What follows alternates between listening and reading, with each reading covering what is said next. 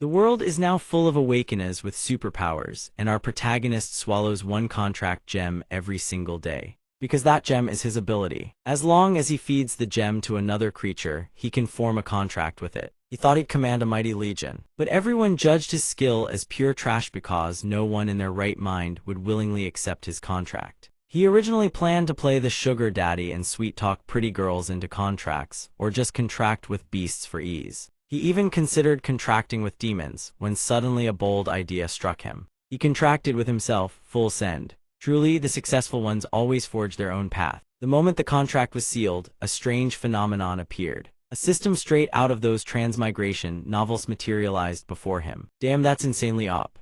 The system can appraise anything in existence and allows him to possess multiple abilities simultaneously. And without any further preamble, let's begin. A blood-soaked hand amid desolate ruins. In my previous life, I was a member of a rescue squad. I died in a freak accident. After death, I transmigrated to a fantastical world where mutated beasts and awakeners exist. The image of a sturdy young man battling monsters flashes through my mind, and in this world, my own ability has awakened as well. The system announced Contract Gem. It consumes physical strength and mental energy combined to condense a contract gem. Once the target willingly accepts the gem, their life, soul, and consciousness will fall under the summoner's dominion. In his hand rests a brilliantly radiant gem brimming with power. It was supposed to be a formidable ability, but it carries one glaring flaw. He was staring intently at his contract gem when a female voice suddenly rang out. "Zhang Ping, what are you doing?" Ping immediately pocketed the gem and turned around with a smile. "Nothing. Su Jingjie wants some candy." She shot him a glance dripping with embarrassment and disdain. "Get lost. Who would ever want to be controlled by you?" She sat right beside him and turned to look at Ping, who lay sprawled limply on the staircase. "I'm just messing with you." The creature has to be completely willing and consenting for a contract to work. Otherwise, even if they swallow the gem, nothing happens. In his heart, he was utterly dejected. The main problem was that his ability was absolute trash. He nearly died of frustration. Fortunately, I transmigrated here and with the mental fortitude from my previous life, kept this body going. Seeing Zhang Ping's dejected expression, Jingjiao grabbed him by the head and scolded, "Don't give up so easily. The world is vast, there's bound to be some creature willing to let you contract them. Easy for you to say, other than you, who else would ever agree?" Suddenly, an incredibly bold idea sprang into his mind. "Wait, myself. That's it, why didn't I think of this before?" Zhang Ping didn't hesitate. He immediately popped the gem into his mouth, shocking Jingjiao.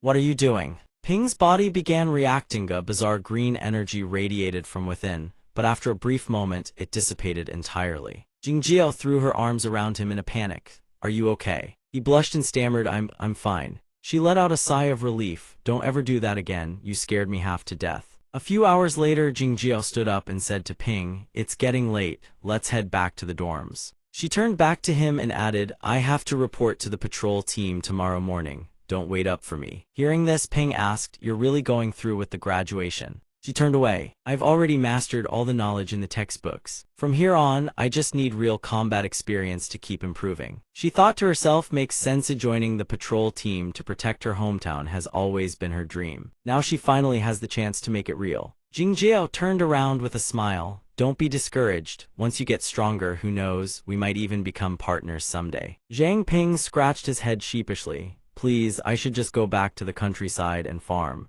Because his ability was deemed useless, the school assigned him the profession of farmer. He forced a smile. No matter how you put it, they probably wouldn't see each other again for a long time. Even though she was the original owner's childhood friend, parting like this still stung with a bittersweet reluctance. His body suddenly lurched forward on its own. His conscious mind, completely unaware, just desperately wanted to hug her. Unconsciously, he pulled her into a tight embrace. His mind raced in a panic. What was happening? Why was his body moving by itself? Jingjiao's head spun. She hastily pushed him away, her voice stammering. "I'm heading out first." He startled and stepped aside, watching her retreating figure, then called out, "Take care of yourself." Hearing this, Jingjiao felt a flutter in her chest. She turned back to look at him and said with a bright, cheerful smile, "You too." He smiled and waved goodbye. Zhang Ping seemed to have realized something about his ability. "Just now, my body acted on its own and hugged her. My subconscious was commanding my own body." Wait, was that just a coincidence? He needed to confirm exactly to what extent this control actually worked. With that thought, he immediately began testing his ability. He issued command after command: fly, shadow split, iron body, but each time the green shadow just knocked him flat, faintly glowing as it did. After a long and grueling testing session, he was utterly exhausted. No good, he'd worked himself to the point of total immobility. His face was haggard as he lay sprawled out, drenched in sweat, completely helpless. What he could confirm now, it seemed he could make his body perform any action, but he couldn't transcend normal human limitations, like flying or shapeshifting into other species. Additionally, some movements he had never physically performed before could be executed purely from memory. So in theory, as long as his physical fitness met the threshold, he could master any martial art at his fingertips. All he needed was a way to enhance his stamina, and he'd become stronger. He pushed himself up from the ground, but there was still one more issue that needed verification. The next day, his eyes slowly cracked open after a long sleep.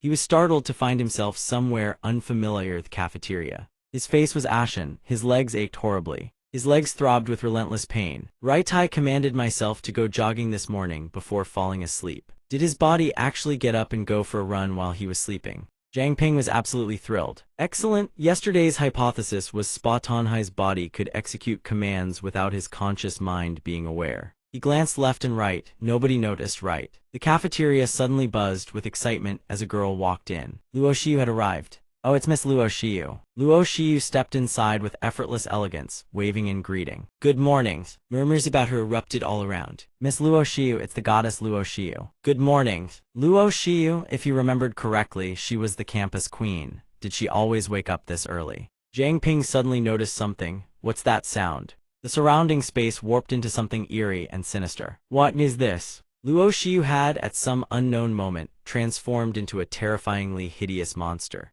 Cold sweat drenched his entire body, terror etched across his face. Could no one else see it? This was not Luo Xiu. What Jiang Ping saw was a monster puppeteering Xiu's body. She spoke in an utterly bone-chilling tone. Your complexion doesn't look so good. Noticing Jiang Ping standing frozen in place, Xiu drew closer to check on him. Jiang Ping, your complexion doesn't look so good. Xiu placed a hand on his shoulder. Are you sick? He realized this wasn't Xiu acting of her own will. Calm down, calm the hell down. Forcing himself to stammer a reply, and no, it's nothing. I just had a nightmare last night and couldn't sleep well. Jiang Ping quickly dodged away. Right, I have class, I've got to go. This made the monster wonder, was the scent of fear just its own imagination? On the way to class, Ping kept turning it over in his mind. Why were there mutated beasts inside the school? Had no one noticed them? Was he just seeing things? He wiped the sweat from his brow and glanced through the doorway. He had to report this to a teacher immediately. His eyes filled with raw horror. Before him, a mutated beast gnawed on the corpse of a girl. He spun around and bolted. Ping collapsed onto a roadside bench, clutching his head and screaming. His face was a mask of sheer panic. This isn't normal. This isn't normal at all. Was this place a living hell? What the hell? He pulled out the gem and held it in his palm. So it was only after I swallowed this thing that I started seeing the mutated beasts. He popped it back into his mouth and bit down. No matter what, let me return to normal first. His body began to transform once more. A crimson streak materialized beneath his feet, seemingly from nowhere. What's happening? System display appraisal successful. Replaying the scene, the image showed a mutated beast chewing on a man's skull, strangling him until he went limp. After the image faded, Ping shot upright, gasping for air. I've truly awakened the appraisal skill. He raised his hand and pointed it at himself to appraise his own body. Sure enough, another notification chimed. Appraising, a control panel of attributes materialized before his eyes. Summoned Beast Jiang Ping Master Jiang Ping Race Human Level 1 Growth Value Power 11 Mental Force Energy 12 Agility 11 Average Human Baseline 10 Innate Talent Contract Gem Level 1 Items created by consuming physical and mental energy. Once the target willingly consumes the gemstone, its life, soul, and consciousness shall be dominated by the summoner. Level 1 effect activated. After reading through everything, Ping grew curious. The contract gem has levels too. Effect activated. What did that mean? Absolute command. You possess absolute dominion over your summoned beast. Summoning. Your summoned beast cannot disobey your commands. Absolute obedience. The summoned beast will faithfully and absolutely obey all commands issued by its summoner. Appraisal skill elementary allows the user to view their own specific stats and perform appraisals on targets. The success rate of appraisal is tied to the disparity in strength between both parties. Jiang Ping was somewhat stunned. This bizarre new talent, could it be related to swallowing the gem a second time? Back in the classroom, Ping twirled his pen and gazed out the window, lost in thought. He decided to break down the current situation. 1. He had become both his own summoned beast and his own contractor. 2. He was merely the contractor. His body and mind were completely shielded from external interference and control. 3. Because of the above two factors, every illusion was rendered powerless against him. That was why he could perceive the true identities of the mutated beasts. He immediately tried to appraise the system itself. However, warnings kept flashing: appraisal failed. Appraisal failed, appraisal failed. Until finally appraisal successful. Mutated beast heavenly constant fox, race mutated fox, growth value unknown, level 26. Innate talent perception distortion alters the target's perception, forcibly preventing them from detecting anomalies. He continued mulling over the images of those mutated beasts. For every one of those mutated beasts was a heavenly constant fox. Their levels were astronomically high. He was only level 1 right now. He stood absolutely no chance against them. 5. Thanks to their perception distortion skill, even if a heavenly constant fox devoured someone right in front of others, all anyone would see were two students chatting normally. That was why no one else could detect the abnormality. He slumped forward in frustration, chin resting on his hand. It's some kind of mental control ability. I remember Su Jingjiao's power is also a mental type. Maybe she'd have a way. After class, he decided to go find Jingjiao. A shadow of worry crossed Ping's face. I can't believe the school has them too. He glanced toward a couple as he walked. Ping recognized the mutated beast and silently wondered, just how many of them are there? Patrol team headquarters. He arrived before a nondescript building. The receptionist greeted him with a bright smile. Hello, how may I help you? Zhang Ping answered stiffly, I'm here to see someone. Su Jingjiao today was her first day reporting in. The mental image of her as a mutated beast grew even more terrifying. All right, please wait a moment, have a seat in the guest area. Ping sank into deep thought. Even the patrol team has heavenly constant foxes inside it. Not even high-level awakeners can see through their illusions. A voice called out as someone approached. Zhang Ping, what are you doing here? Ping scrambled to his feet and scratched his head. I was a little worried about whether you'd fit in, so I came to check on you. She introduced them cheerfully. It's fine, let me introduce you. These are all my teammates. Everyone's been really great to me. Zhang Ping's eyes now carried a faint melancholy. Is that so? That's wonderful then. Jingjiao showed her determination as she spoke. From now on, I'm going to train harder, get stronger. Someday I'll go out there and fight those mutated beasts myself, to avenge my parents. He could only nod silently in agreement. Her boundless cheerfulness left him feeling a bit awkward. By the way, we're still short on manpower. Want me to put in a good word and get you into the patrol team? He politely declined. No need, my abilities wouldn't be of any help. I'm better suited to farming, honestly. She pouted in disappointment. That's a real pity. He turned to leave. As long as you fit in here, that's all that matters. I won't keep you any longer. The smile on Zhang Ping's face gradually faded. He clenched his jaw, lowered his head, and hurried away. Behind him loomed the phantom images of those terrifying mutated beasts, and that was why he steeled himself. Farewell, Su Jingjiao. He walked out of the patrol team headquarters, his heart still churning. What kind of sick joke is this? Isn't the patrol team supposed to be the strongest force in all of Mingzhu City? How could they have been completely overrun? He lowered his head, fists clenched until his knuckles cracked. Su Jingjiao had only just arrived today, and yet an eerie mist was already coiling beneath her feet. This realization made him stop dead in his tracks. He could sense it throughout the entire city. Those monsters were everywhere. The heavenly constant foxes hadn't just infiltrated the school, they had infiltrated the entire city. Every last person in Mingzhu City was livestock penned and fattened by them. Ping kept moving, deep in thought. Let me try running the appraisal skill and investigate. A large portion of the heavenly constant fox's levels fell in the mid to high range. Levels 19 elementary, levels 10-19 intermediate, levels 20-29 advanced, levels 30-39 peak, and yet the patrol team with its large number of high-level awakeners couldn't even defeat them. Those two overwhelmingly powerful heavenly constant foxes that had killed the real Luo Xiu. His instincts screamed that the moment he used appraisal on them, his position would be locked on. He feared they were peak level, or even king class. The other heavenly constant foxes capable of defeating higher level awakeners must also be its doing. He turns back to look. Unlike ordinary mutated beasts, the heavenly constant foxes possess extraordinarily high intelligence. Their specialty is disguising on the surface. They coexist peacefully with humans. He envisions several mutated beasts cheerfully blending into everyday life around them. But that is only a facade. For their primary targets are mostly those with formidable strength or those who hold prominent social standing. Zhang Ping walks on calmly. Everyone else is nothing more than livestock they fatten up for later consumption. Confronting the heavenly constant foxes head-on would be courting death. His eyes darken, but he cannot simply stand by and watch countless innocent people perish, not if he can grow stronger. 1 week later, 3:54 a.m., moonlight spills through the small window. Ping yawns and wakes up for his routine workout. Lately, he has been waking earlier and earlier. It seems the more his physical fitness improves, the less rest his body requires. He feels a surge of pride at his own effort.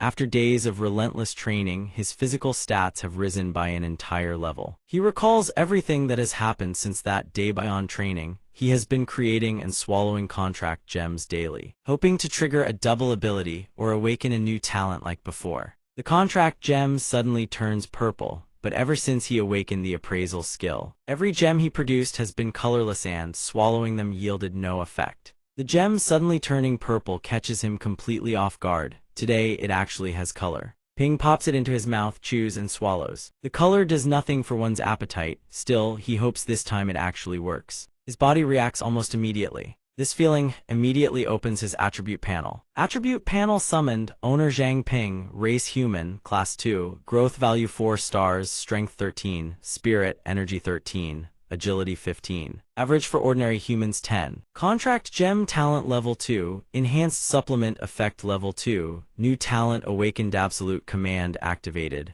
Absolute submission activated. Appraisal skill basic, night walker basic grants night vision. Presence detection at night is drastically reduced. Movement speed increases significantly. Body weight is reduced. The user becomes completely invisible in darkness. He skims through the notifications. Has awakened yet another new talent. From now on, he can conduct investigations under cover of night. He analyzes the situation. Moreover, the contract gem itself has leveled up. Could it be tied to his own class advancement? His eyes brighten and a hint of elation spreads across his face. Could it be that every time he advances a class, he awakens a new talent? Then wouldn't that make him invincible? His body emits a faint purple glow. There is no time to waste, needs to train immediately and test the effects of his new talent. Nightwalker effect activated. Zhang Ping runs while deep in thought. His vision now seems even sharper than during broad daylight. Suddenly, he spots a strange ring glinting in the grass. Ping walks over and picks it. Yupa ring. Curious, he activates appraisal skill. Appraisal failed. Appraisal failed. Appraisal failed. Appraisal succeeded. Assassin's ring. Once equipped, all living creatures will unconsciously ignore the wearer. Awakeners of mid-tier rank and above are immune to this effect. At that moment, a vision of the ring's previous owner begins replaying before his eyes. The scene replays. He watches in silence as heavenly constant foxes again, Luo Xiu, and one other person. The image shows a man wearing a mask, his aura radiating with violent menace. Is he the ring's owner? But in his eyes, Luo Xiu must have appeared human, right? An enemy of Luo Xiu. Before the man can even react, the fox murders him in an instant. He witnesses this and recoils in shock. Impossible. Her true face roll and grotesque twists with vicious malice. Luo Xiu is a fox. Moreover, given his circumstances, he wouldn't willingly make enemies. That leaves only one possibility. He rests his chin in thought and analyzes the situation. Apart from himself, there are others in Mingzhu City fighting these creatures from the shadows. While Ping is mid-investigation, a voice echoes from the distance. Who's there? He startles. This is bad. The fox rushes over in a panic and roars. The ring is gone. Someone must have taken it. It sniffs the air with flared nostrils, scanning for any trace of nearby life. Nothing, not a single wisp of aura. How could anyone possibly hide from me? It has to be a mid-tier awakener at the very least. It turns and leaves, muttering under its breath, I must report to the prince at once. Ping slips into a corner, the pieces finally falling into place. So that's it, they deliberately left the ring here. His eyes fix on the ring. Placing it back now would only raise more suspicion. He has no choice but to keep it. Early morning, 5:36 a.m. Dawn breaks over the horizon. Ping examines the ring. Just now, with darkness still lingering, Night Walker and the assassin's ring had completely erased his presence. It seems true strength is not limited to one's own energy, it can also be augmented through equipment. Outside the dormitory, the sound of footsteps foxes draws closer. From somewhere, an unfamiliar voice rings out. Zhang Ping, hide. Ping hears it and is seized with panic. Hao speaking. The silent soul materializes, wrapping around his spine and delivers a warning. Here a pack of heavenly constant foxes has arrived. A gust of wind sweeps the window curtain aside as they storm into his room. One of them grins dangerously. Is it him? It lunges forward, unleashing a vicious strike with a savage roar. Die! Its claw is inches from Ping's face. It thinks to itself there isn't the slightest fluctuation of emotion. This good-for-nothing if he had the ring, he would have fought desperately by now. Besides, I can't detect even a trace of the ring's aura on him. A subordinate reports from behind.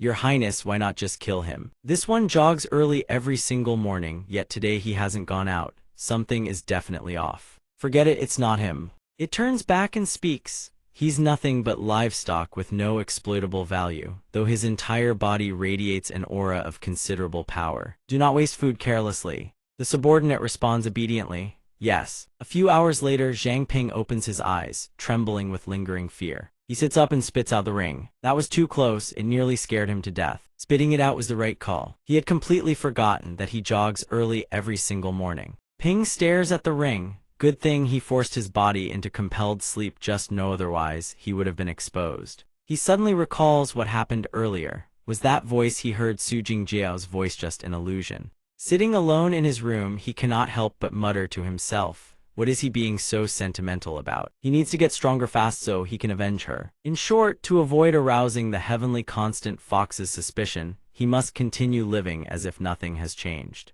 That afternoon in the campus dining hall, whispers have already begun circulating. Hey, did you hear? The patrol team near our campus found a corpse chopped clean in half today. He carries his food tray and listens to every word. Moreover, the corpse belongs to none other than the infamous Black Star #1 assassin of Mingzhu City, who had previously wounded the city lord himself. In the end, his old wounds resurfaced and he died in his prime. Ping finds this puzzling. Chopped clean in half, does that mean the person in white killed even the #1 assassin with such ease? His eyes grow heavy with contemplation, worry gnawing at him without end.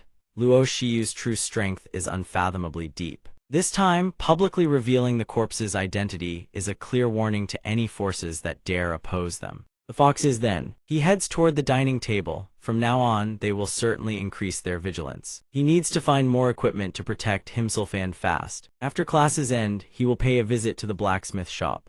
After class, Zhang Ping heads out to search for blacksmith shops. Every shop in the area has been infiltrated and suppressed by the heavenly constant foxes. Appraisal failed, appraisal failed, appraisal failed, he sighs in frustration. All the forges in the city seem to be under the heavenly constant fox's control already. Suddenly, the system chimes in appraisal successful. His eyes widen in surprise. 100 successful appraisals. The basic appraisal skill has upgraded to intermediate appraisal skill. He can't help but be stunned with this upgrade. He can now appraise an opponent's maturity value. Mutated beast heavenly constant fox, species mutated fox, maturity value 1 star. Intermediate mutated beast, level 15.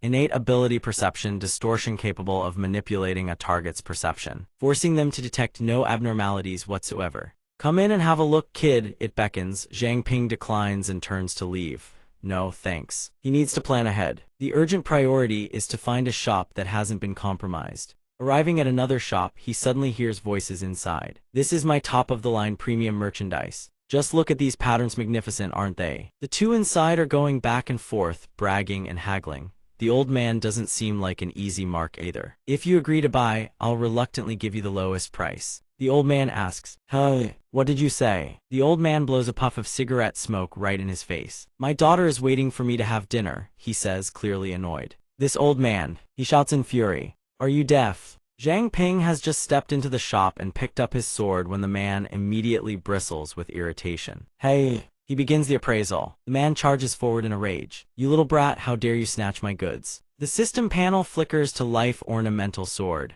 Quality common, a seemingly useless weapon previously damaged and poorly repaired. He shouts in alarm, wait, this sword'll snap in two before you can even finish your sentence. This enrages the man beyond reason. he unleashes his power and bellows at the top of his lungs. Damn you daring to ruin my deal. Energy ripples through the surrounding air. He snarls with rage. Do you have any idea who I am? A terrifying power erupts from his body. I am the personal disciple of Master Ma from the Xingyi Martial Hall. With his internal energy fully unleashed, he moves at lightning speed, circling Zhang Ping so fast that countless afterimages form 5-layer internal palace strike. These afterimages are like clones of himself. Zhang Ping's expression doesn't change one bit, slaps the man squarely across the face. King Hung lies sprawled on the ground, a young man who relies on strength to bully the weak, and yet you stay this calm. Had enough. Appraisal panel: name Liu Beiguo, species human, maturity value 1 star, class Awakener, initial stage, level 1,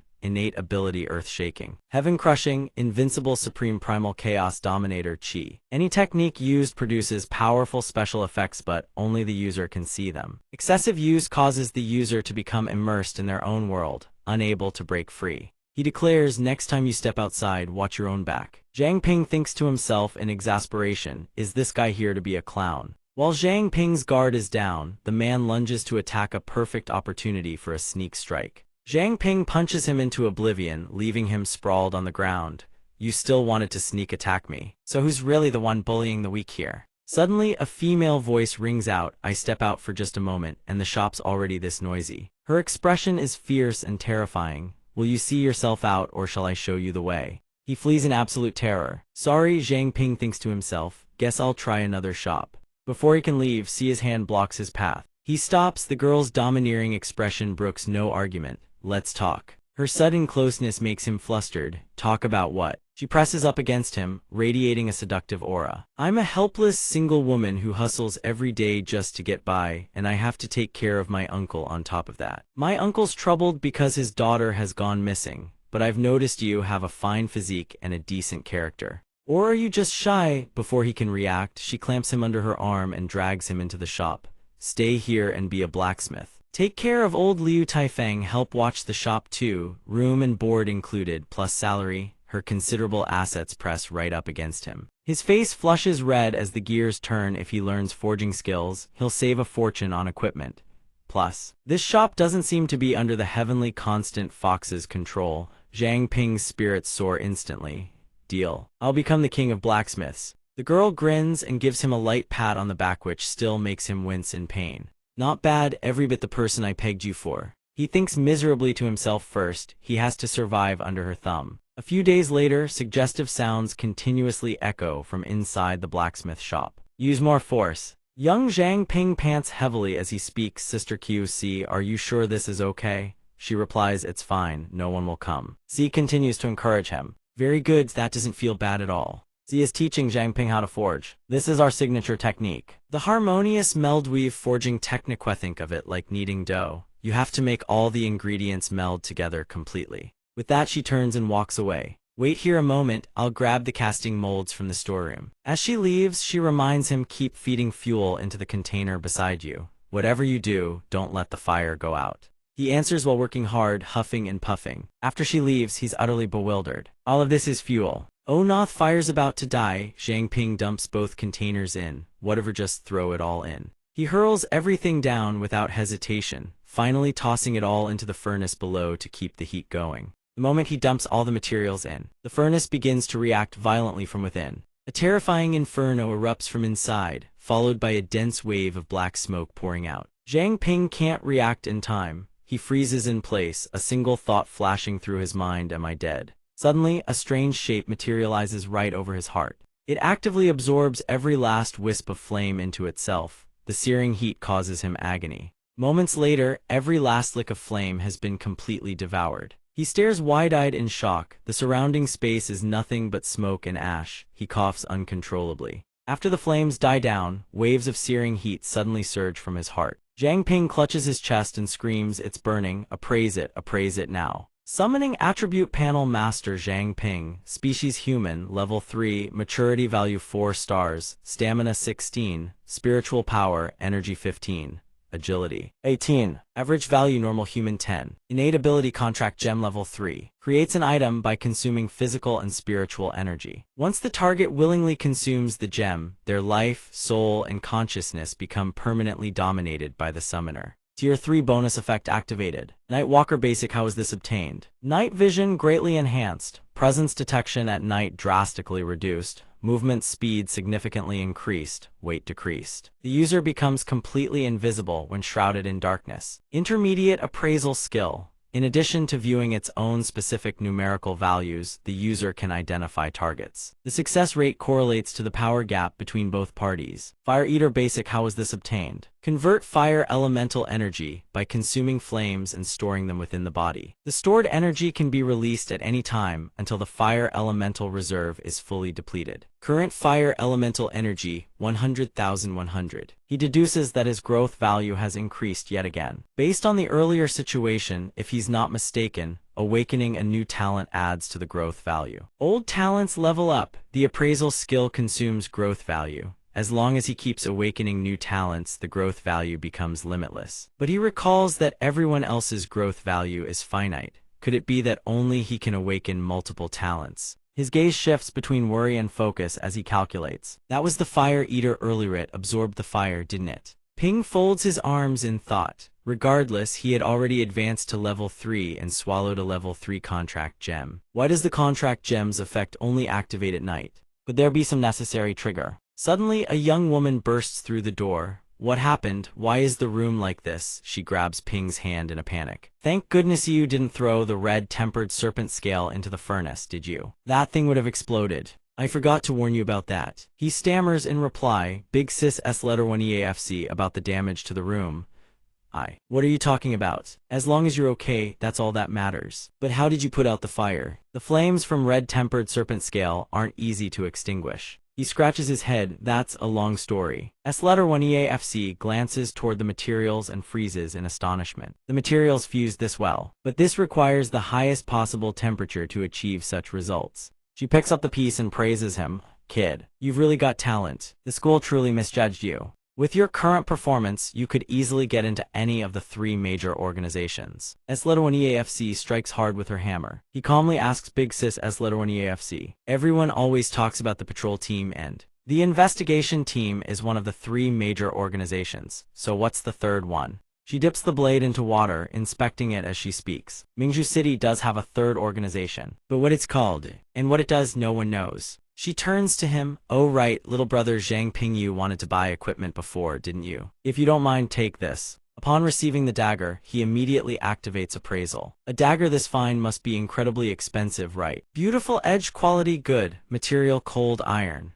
Capable of inflicting damage on mutated beasts of intermediate rank levels 10-19 and below. Based on the market price of its materials, I'd estimate it's worth around 100,000. Hearing this, his eyes go wide. He stammers, my salary. With only 3,000 a month, can I really accept this? S letter 1 EAFC laughs heartily. Consider it a reward for your progress. She waves goodbye and turns to leave. I've got a mission to get to, but are you really okay with not going back to school? Ping replies, don't worry about me. I already completed the graduation procedures ahead of time. She nods, relieved. Take care of the old man. He's been getting a bit absent-minded. Don't let him open for business. He watches her silhouette disappear, thinking, even though the forge isn't open for business and shouldn't attract the heavenly constant Fox's attention, the commotion earlier was too loud. It's hard to avoid catching their notice. While darkness covers the city, he activates his Night Walker ability to patrol the surroundings and see what he can find. In a nearby park, a little girl plays happily on the swings, but in truth, she is a mutated beast. Heavenly Constant Fox species mutated fox. Level 3, growth value 4 stars, rank low tier mutated beast. Talent perception distortion alters a target's cognition and compels them to overlook all abnormalities. He's surprised this is the first time he's seen such a low-level Heavenly Constant Fox.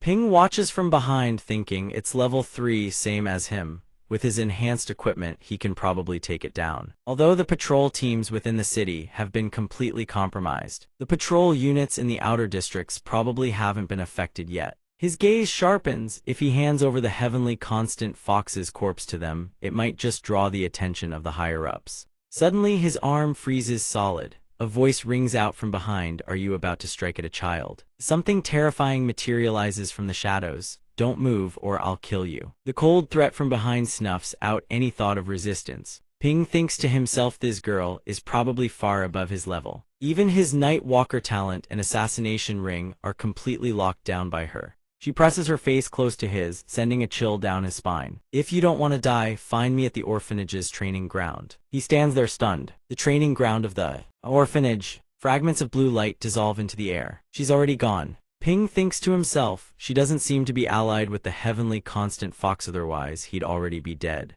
A moment later, he stands before a gate. The orphanage is massive. When he was little, he often came to the small park next door to practice the royal turtle fist. That's why he nicknamed the park the orphanage training ground. That girl knows him, otherwise how could she know his secret? He stands alone in the desolate woods. Not only Thatch's been watching him all along, that's why she stopped him the moment he was about to strike. Leading him here was deliberate. She has a purpose. Right then, a mutated beast appears. He's startled. They're mutated beasts even in these woods. He activates appraisal. Appraisal successful. Mutated beast attribute panel armored venomtail rat. Species mutated rodent. Potential 2 stars. Rank low tier mutated beast. Level 5 talent deadly venomtail. It possesses an internal venom sac capable of secreting toxin through bony spines at the tip of its tail. Seeing its level, Ping narrows his eyes and calculates. This venomtail rat is 2 levels above him, but it's cautious by nature. If he retreats slowly, he can probably slip away. Turn back. His hand tightens around the dagger. No. If he doesn't eliminate it now and just turns his back on this sinister creature, then what? He tells himself if the orphanage children come to play in the park tomorrow, they could be in mortal danger. It's just a low-tier mutated beast. He has the equipment Big Sis S1 EAFC gave him. Beautiful edge quality good, material cold iron. It can easily wound mutated beasts up to mid-rank, levels 10-19. His eyes harden with resolve as he charges forward. He can win. He rushes toward the beast thinking, in his previous life, he'd read plenty of power fantasy novels where freshly awakened protagonists possessed extraordinary combat instincts.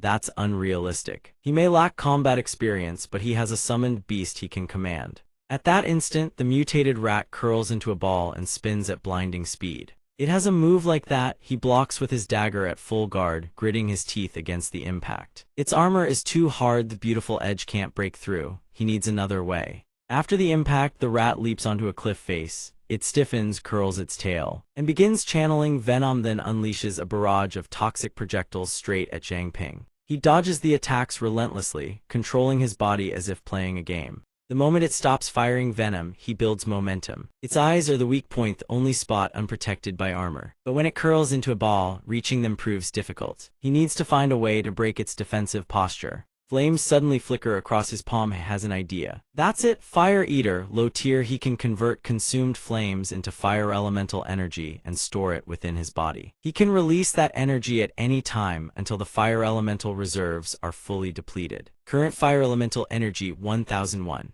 He drops into a combat stance and issues a command. First, activate the Ming Fist Pursuit stance. He never expected that passage about the Mingzhu Fist technique in the history books to actually prove useful. This technique is all about overwhelming force, crushing smaller foes under superior physical dominance. Zhang Ping charges forward with a devastating assault. He closes in on the rat at an optimal distance, feinting an attack first. With one hand, Zhang Ping thrusts his dagger straight at it. You're just a rat, aren't you? He flashes a triumphant smile and unleashes fire. Don't get mad now. With his other hand, he unleashes a flame attack. Fire Eater Flame Entanglement. Die. Seizing the moment its attention wavers, he drives the blazing blade straight toward it. Finally, as it drops its guard, Ping channels every ounce of strength into a single devastating thrust. Rocks and debris explode outward as he strikes directly at its vitals. A massive surge of power erupts. Minutes later, the rat finally succumbs. System notification level 3B, Constitution 1516. Energy 1517. Agility 1819. He pulls the blade free. Sure enough, real combat levels you up far faster than training ever could.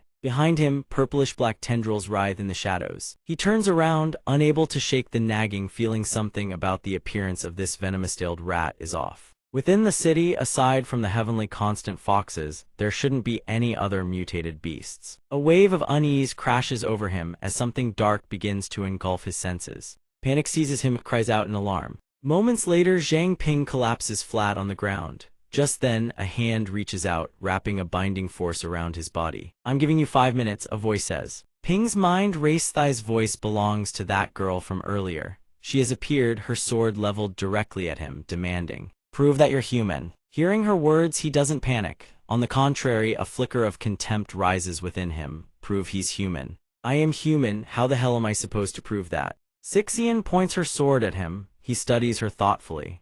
"Prove he's human." Has she also realized that mutated beasts are hiding within the city? She simply can't tell them apart, that's why she needs him to prove it. When he was preparing to deal with the heavenly constant fox, she must have already suspected something. He forces an awkward smile. "Could you give me a hint?" A thought flashes through his mind. Wait, the venomous-tailed rat wasn't her testing me, was it? Ignoring his question entirely, Sixian's cold voice cuts through the air. 4 minutes remaining, the mechanical voice rings out. "Appraisal failed, appraisal failed, appraisal failed attempt 8, appraisal failed attempt 20. She speaks again. 2 minutes remaining, the mechanical voice continues its monotone countdown. "Appraisal failed attempt 999. Intermediate appraisal skill has been upgraded to advanced appraisal skill. Advanced appraisal skill successfully appraising a target now reveals its faction affiliation and special abilities." Ping stares at the information panel, stunned into silence. Incredible. Level 28, the attribute panel reads name Liu Sixian, race human, faction sweep team, growth rating 5 stars, class high rank awakener, level 28.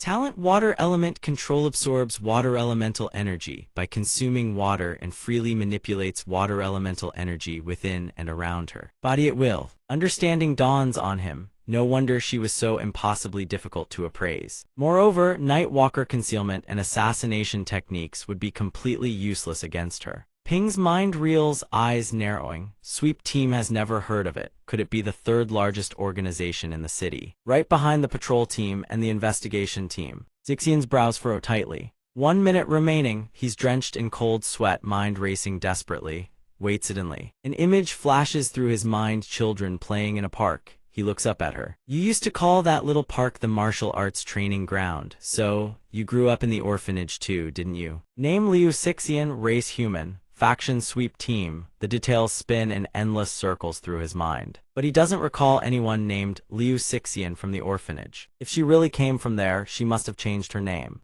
Her magical aura engulfs him completely. Ping throws caution to the wind and blurts out a string of names. Liu Tora and Liu Yishu, Liu Zusheng. He rattles them off without pause, and a flicker of alarm crosses Sixian's eyes. Liu Xingyu, Liu Sisai, Liu Kungko. The tip of her sword grazes his skin, drawing blood. Sixian steps closer, her voice calm and measured. "That doesn't prove you're human." Ping's face pales, eyes widening. That reaction just knows is Liu Sisi. She's 3 years his senior. By the time he enrolled in the Mingzhu Ability Academy, Liu Sisi had already graduated and joined the investigation team. If it's information only the two of them would know, memories surge to the surface. A little girl teaching a little boy martial arts. Today's lesson is the legendary Sissy invincible world-shaking fist. You'd better learn it properly. The little boy looks utterly bewildered. He repeats the words she once taught him as children. His teasing tone makes her face flush crimson. Stance 1, Stance 2, Stance 3, the Sissy invincible world-shaking fist. Ping's face lights up with joy. "You really are Sissy, then." Sissy, the sword in Sixian's hand, gradually fades away. She averts her gaze.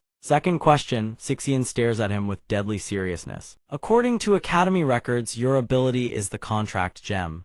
It was rated as useless because you couldn't meet any of its activation conditions. So what the hell have you been doing all this time?" He casts his mind back 2 weeks and begins to speak. 2 weeks ago, I swallowed the contract gem and became my own summoned beast, bound only to my own will. That means I'm immune to the mutated beast's illusion techniques and can see through their disguises.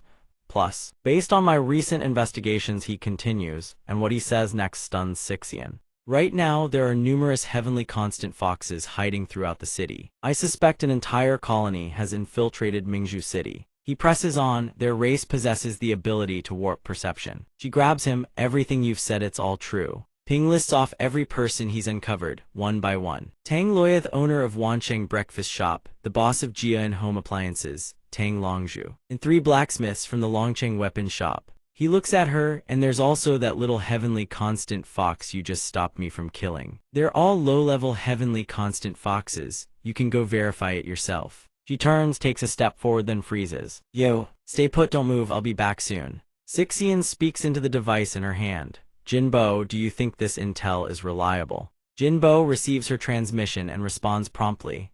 First, I can confirm that no heavenly constant fox-type mutated beasts have been officially detected in Mingzhu City recently.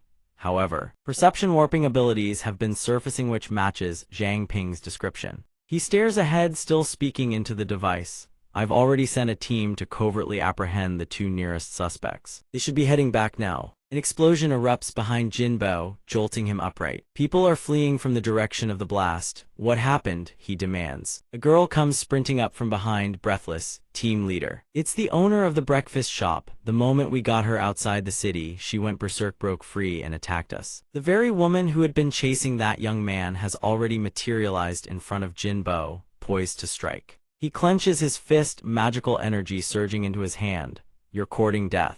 His fist slams straight into her. Jinbo gazes down at the one who dared attack him, now crumpled on the ground. You have eyes but fail to see MT. Tai. Dark sinister magic envelops her body. Moments later, she transforms into a monstrous creature. He realizes the intel is genuine. At last they have identified the enemy. Jinbo raises his hand and orders his squad to relay the message to all other teams. Engage all targets on sight. Yes, sir. Shiyu lounges on the balcony of Mingzhu Academy, basking in leisure. Something catches her attention. Her eyes snap open. Her attendant, a young woman, looks flustered. Meh. Lady, but Shiyu says nothing. She launches herself off the balcony and into the air. Shiyu hangs suspended in the void, her voice dark and chilling. Yuejiu is dead. Someone killed Yuejiu outside the city. Another one has fallen. Tang Loi. Her face twists with murderous fury, dark and powerful magic radiating from her entire being. Whoever did this struck fast, killed clean, and immediately concealed there, or evading her detection entirely. A colossal phantom creature materializes behind Shiyu. Her eyes blaze with furious amber light. Who the hell is it? In the shadowed space of the dark room, Zhang Ping's gaze locks straight onto her. Verified. Liu Sixian answers softly, yet a note of uncertainty lingers in her voice. But we can't fully confirm it. You suddenly possess the ability to see through the illusions of the heavenly constant fox. Was that a deliberate trap you set for them? The swirling magic condenses around her palm as Liu Sixian speaks in a calm, steady tone. Then, you'll serve as our eyes and ears. From now on, I'll be protecting you from the shadows. If you discover anything at night, you can contact me. Zhang Ping shakes off the residual magic clinging to him and reaches up to squeeze his own shoulder. He furrows his brow, puzzled. Protect. Monitor. Fine, as long as it helps deal with the heavenly constant fox, I'll take whatever you've got. She tosses something at him. Zhang Ping snatches it out of the air with a quick hand. Liu Sixian turns on her heel and says, take this. These jade pendants come in a pair. One is called the cold jade, the other the warm jade. He examines it. A smooth piece of jade rests in his palm. She continues, if you ever run into danger, simply channel fire into the cold jade. The warm jade in my possession will instantly heat up. I'll know you're in danger and can come to your aid immediately. Liu Sixian folds her arms, her tone turning serious. That said, I still recommend you strengthen yourself on your own. At the end of the day, no one can guarantee your safety 100%. The jade in his hand pulses with faint warmth. He scratches his head, a bit embarrassed. I've actually been thinking about joining a dojo to learn some martial arts, but I can't afford the tuition. She takes a few steps away, her voice drifting back over her shoulder.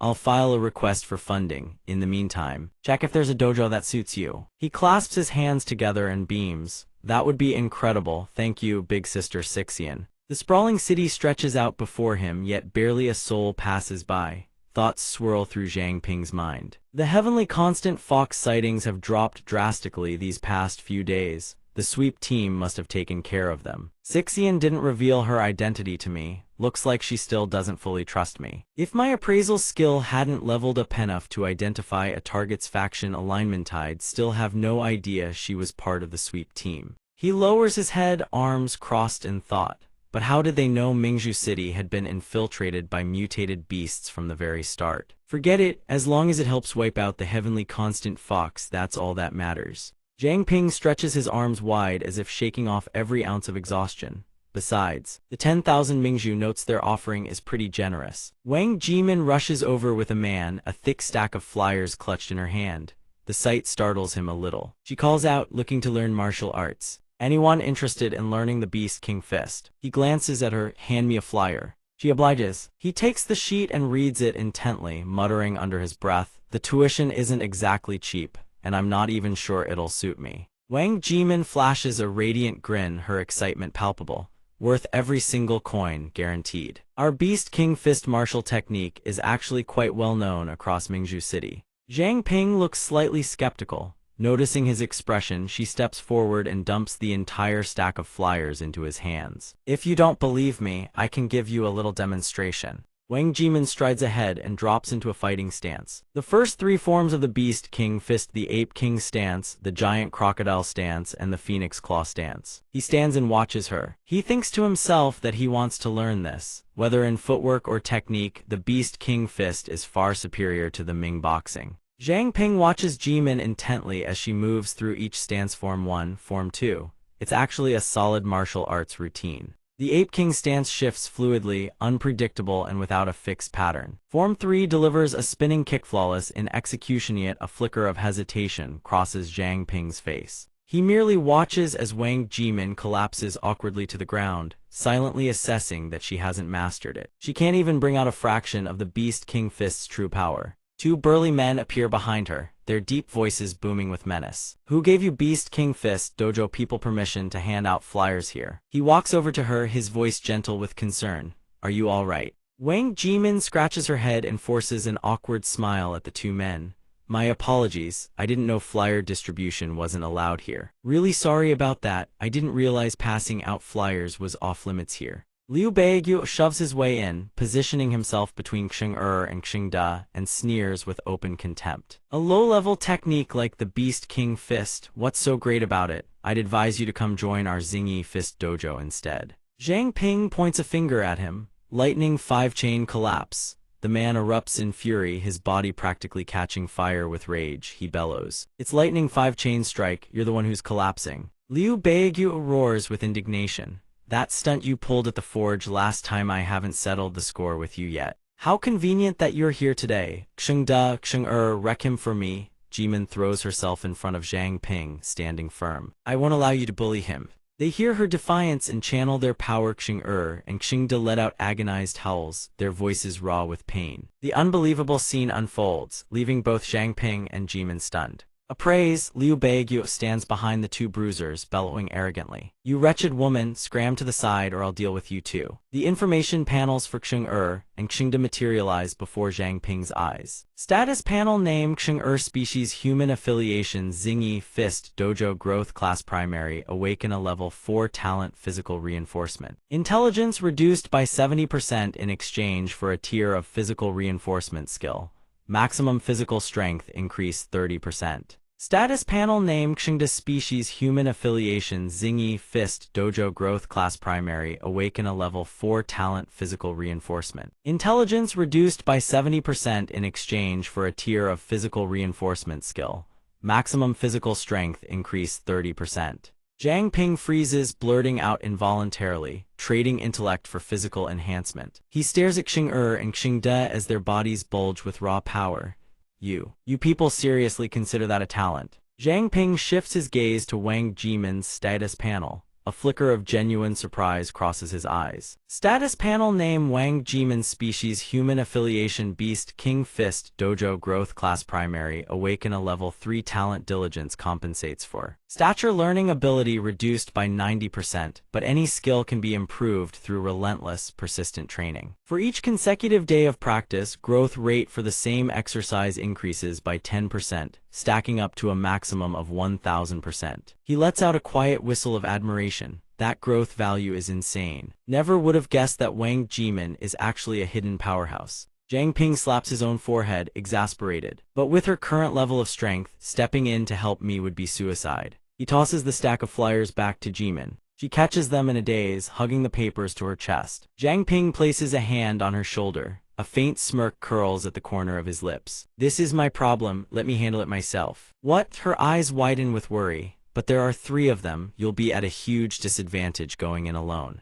A dangerous glint flashes in Zhang Ping's eyes. He glances down at his own hands. It's fine, didn't you just demonstrate the Ape King stance a moment ago? Perfect timing, I'll use them as practice dummies. Xing and Xing charge straight at him. They roar, you arrogant mutt. Zhang Ping's hand snaps out, cracking across Xing's neck. Stance 1. He sidesteps Xing attack and drives a fist into his gut. Stance 2, Liu Baiguo throws himself into the fray. Lightning 5 chain strike. Zhang Ping lifts his leg and slams a kick into Baiguo's groin. Stance 3, he smirks down at Baiguo's splayed, inverted form on the ground, his voice laced with mockery. Too bad you didn't bring those 2 lackeys along. That lightning 5 chain collapse you're so proud of has been downgraded to a 3 chain collapse. Zhang Ping strolls back to Jimin. Let's go, take me to the Beast King Fist dojo, I'm signing up. Her face lights up, you really want to register? Zhang Ping answers without hesitation. Really? She stares at him with admiration. You're incredible. You only watched it once and already learned the Ape King stance. Then in the future, if I can't figure out a move, will you teach me? Zhang Ping doesn't hesitate. No problem. Wang Jimin thrusts her thumb up in front of him, beaming with delight. Awesome, with your help I'll definitely get stronger in no time. Looking at her like that, a thought flickers through his mind, 7-star growth potential, huh?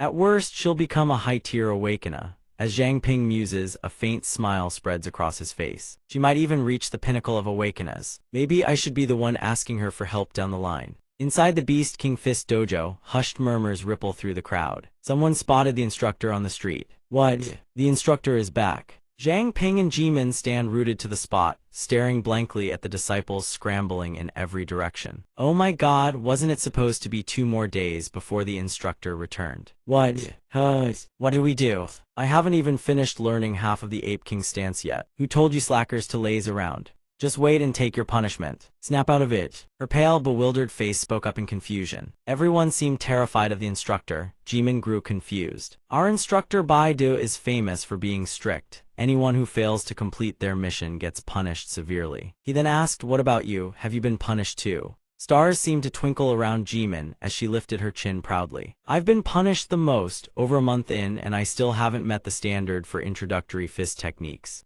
Ping stared at her, utterly helpless. Was that seriously something to be proud of? The doors of the Beast King Fist Hall burst open. All the disciples snapped to attention. They greeted the instructor in unison. She hurriedly shot a glance toward him. The instructor's here, get in line quick. Baidu crossed his arms, radiating an imposing aura. He barked, all of you, attention, your posture is slop 50 laps as punishment. The system hummed to life, initiating a scan on Baidu. A series of system chimes echoed, appraisal successful. Baidu's information materialized before his eyes. Attribute panel name Baidu, race human, physique Beast King Fist Hall, growth value, class initial awakener, level 25. Talent morph body alter one's physique by consuming food. The number of storable forms scales with level. To date, the Swift Wolf form and the Berserker Lion form have been stored. The disciples answered in unison. Yes, sir. Staring at the data, Ping swallowed hard. Incredible. By level alone, Baidu might even rival Big Sis C.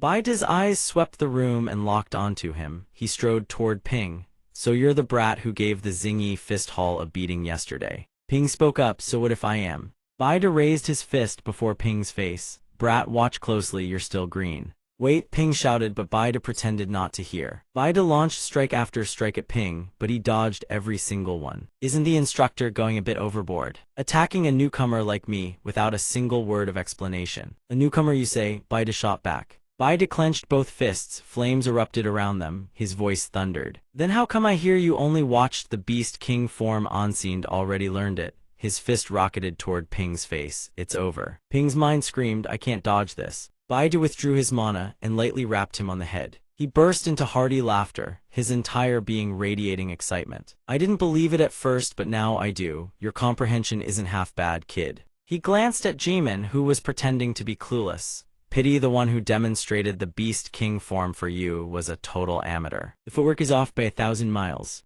Baidu placed a hand on his shoulder, his voice brimming with expectation.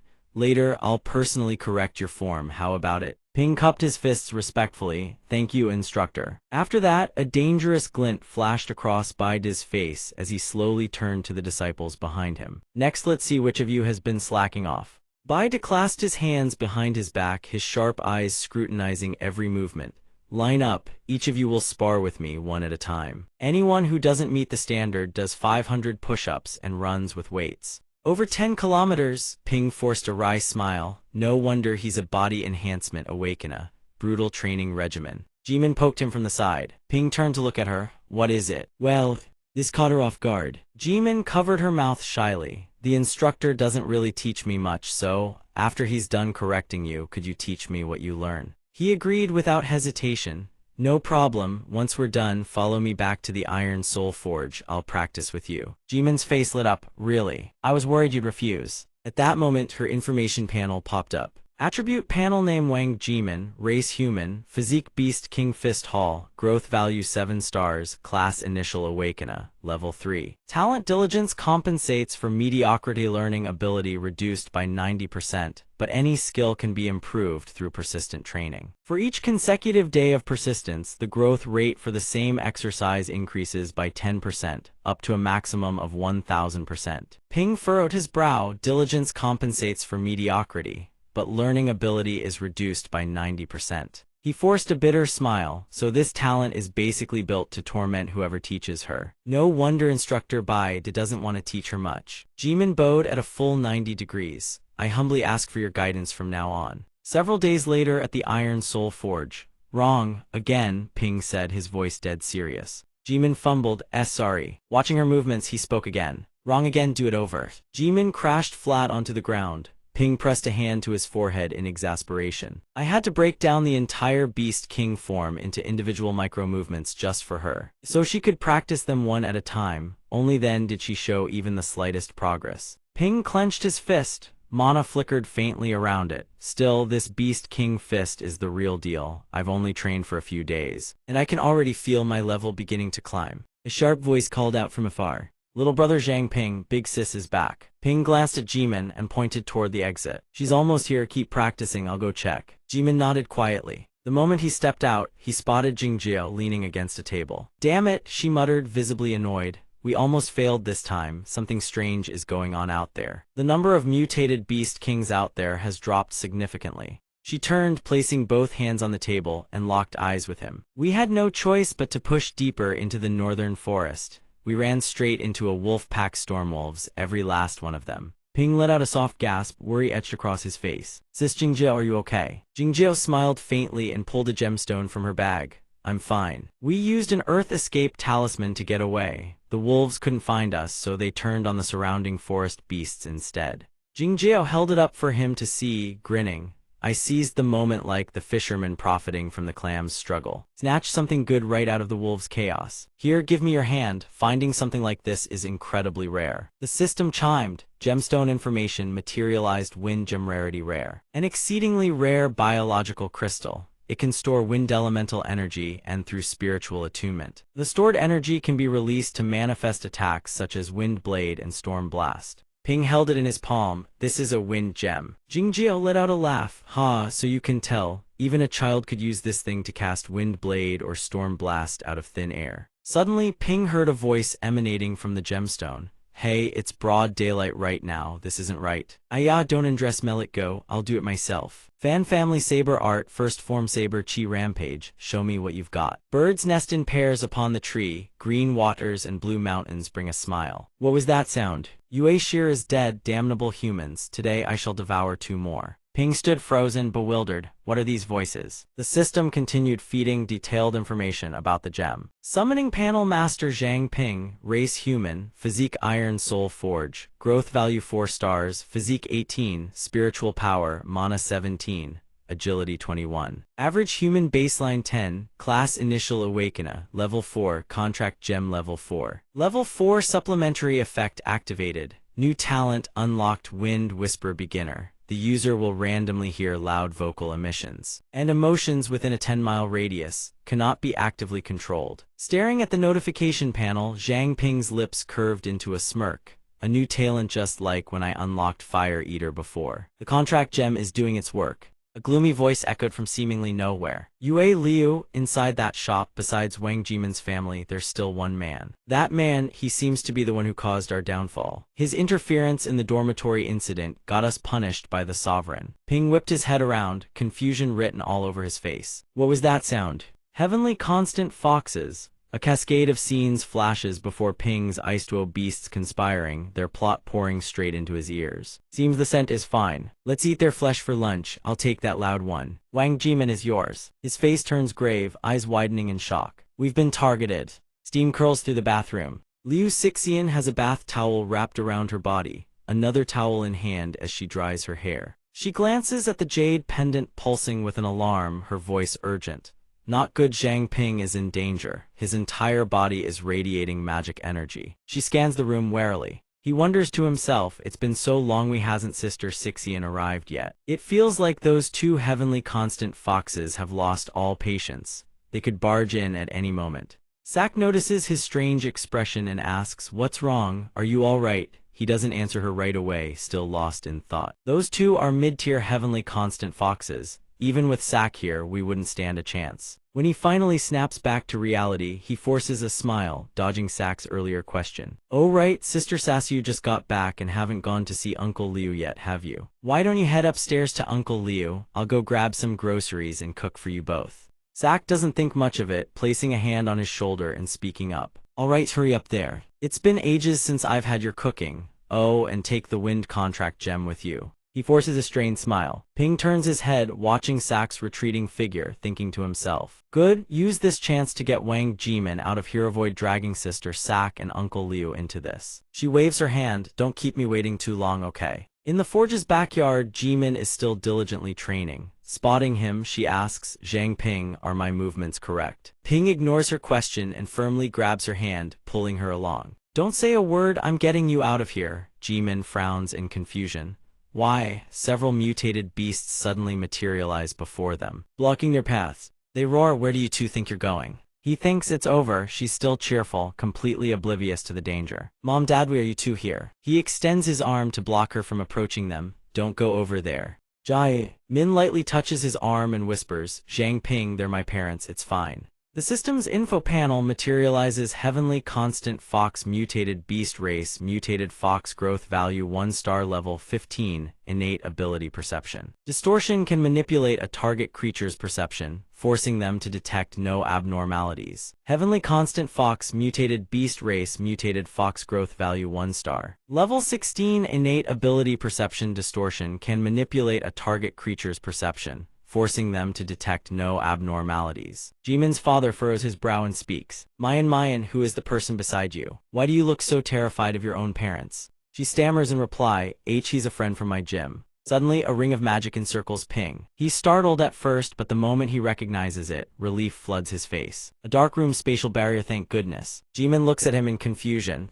"Huh. What is this?" He pulls her inside the magic ring. One of the mutated beasts shouts, "Not good, you're getting away." She calls out to her parents. He holds her back, his voice firm, "Don't pay them any mind." Ping pulls her into a tight embrace. "Hold on to me," he says softly. The two mutated beasts lunge at Ping and Jimin, claws bared. He grits his teeth, "Damn it, they're coming." Its claws rake straight across his back. Zhang Ping screams in agony. Jimin shrieks, "Zhang Ping." Smoke engulfs Ping and the two mutated beasts. Jimin sits on the ground, anxiously staring at his wound. "Zhang Ping, are you all right?" He drops to one knee, gripping a dagger in one hand. Still holding on, Jimin stares at the two figures before her in disbelief, then screams, "Dadwe." Ping warns her again, "Don't go over there, thire mutated beasts." Knowing their cover is blown, one of them sneers, "So you can actually see through our disguise." The beast lets out a roar and both of them charge straight at him. "Then we definitely can't let you live." Its claws slash toward Ping as he raises the dagger to block. In his mind, he thinks, "Too fast, I can't dodge at all, so this is the gap between levels."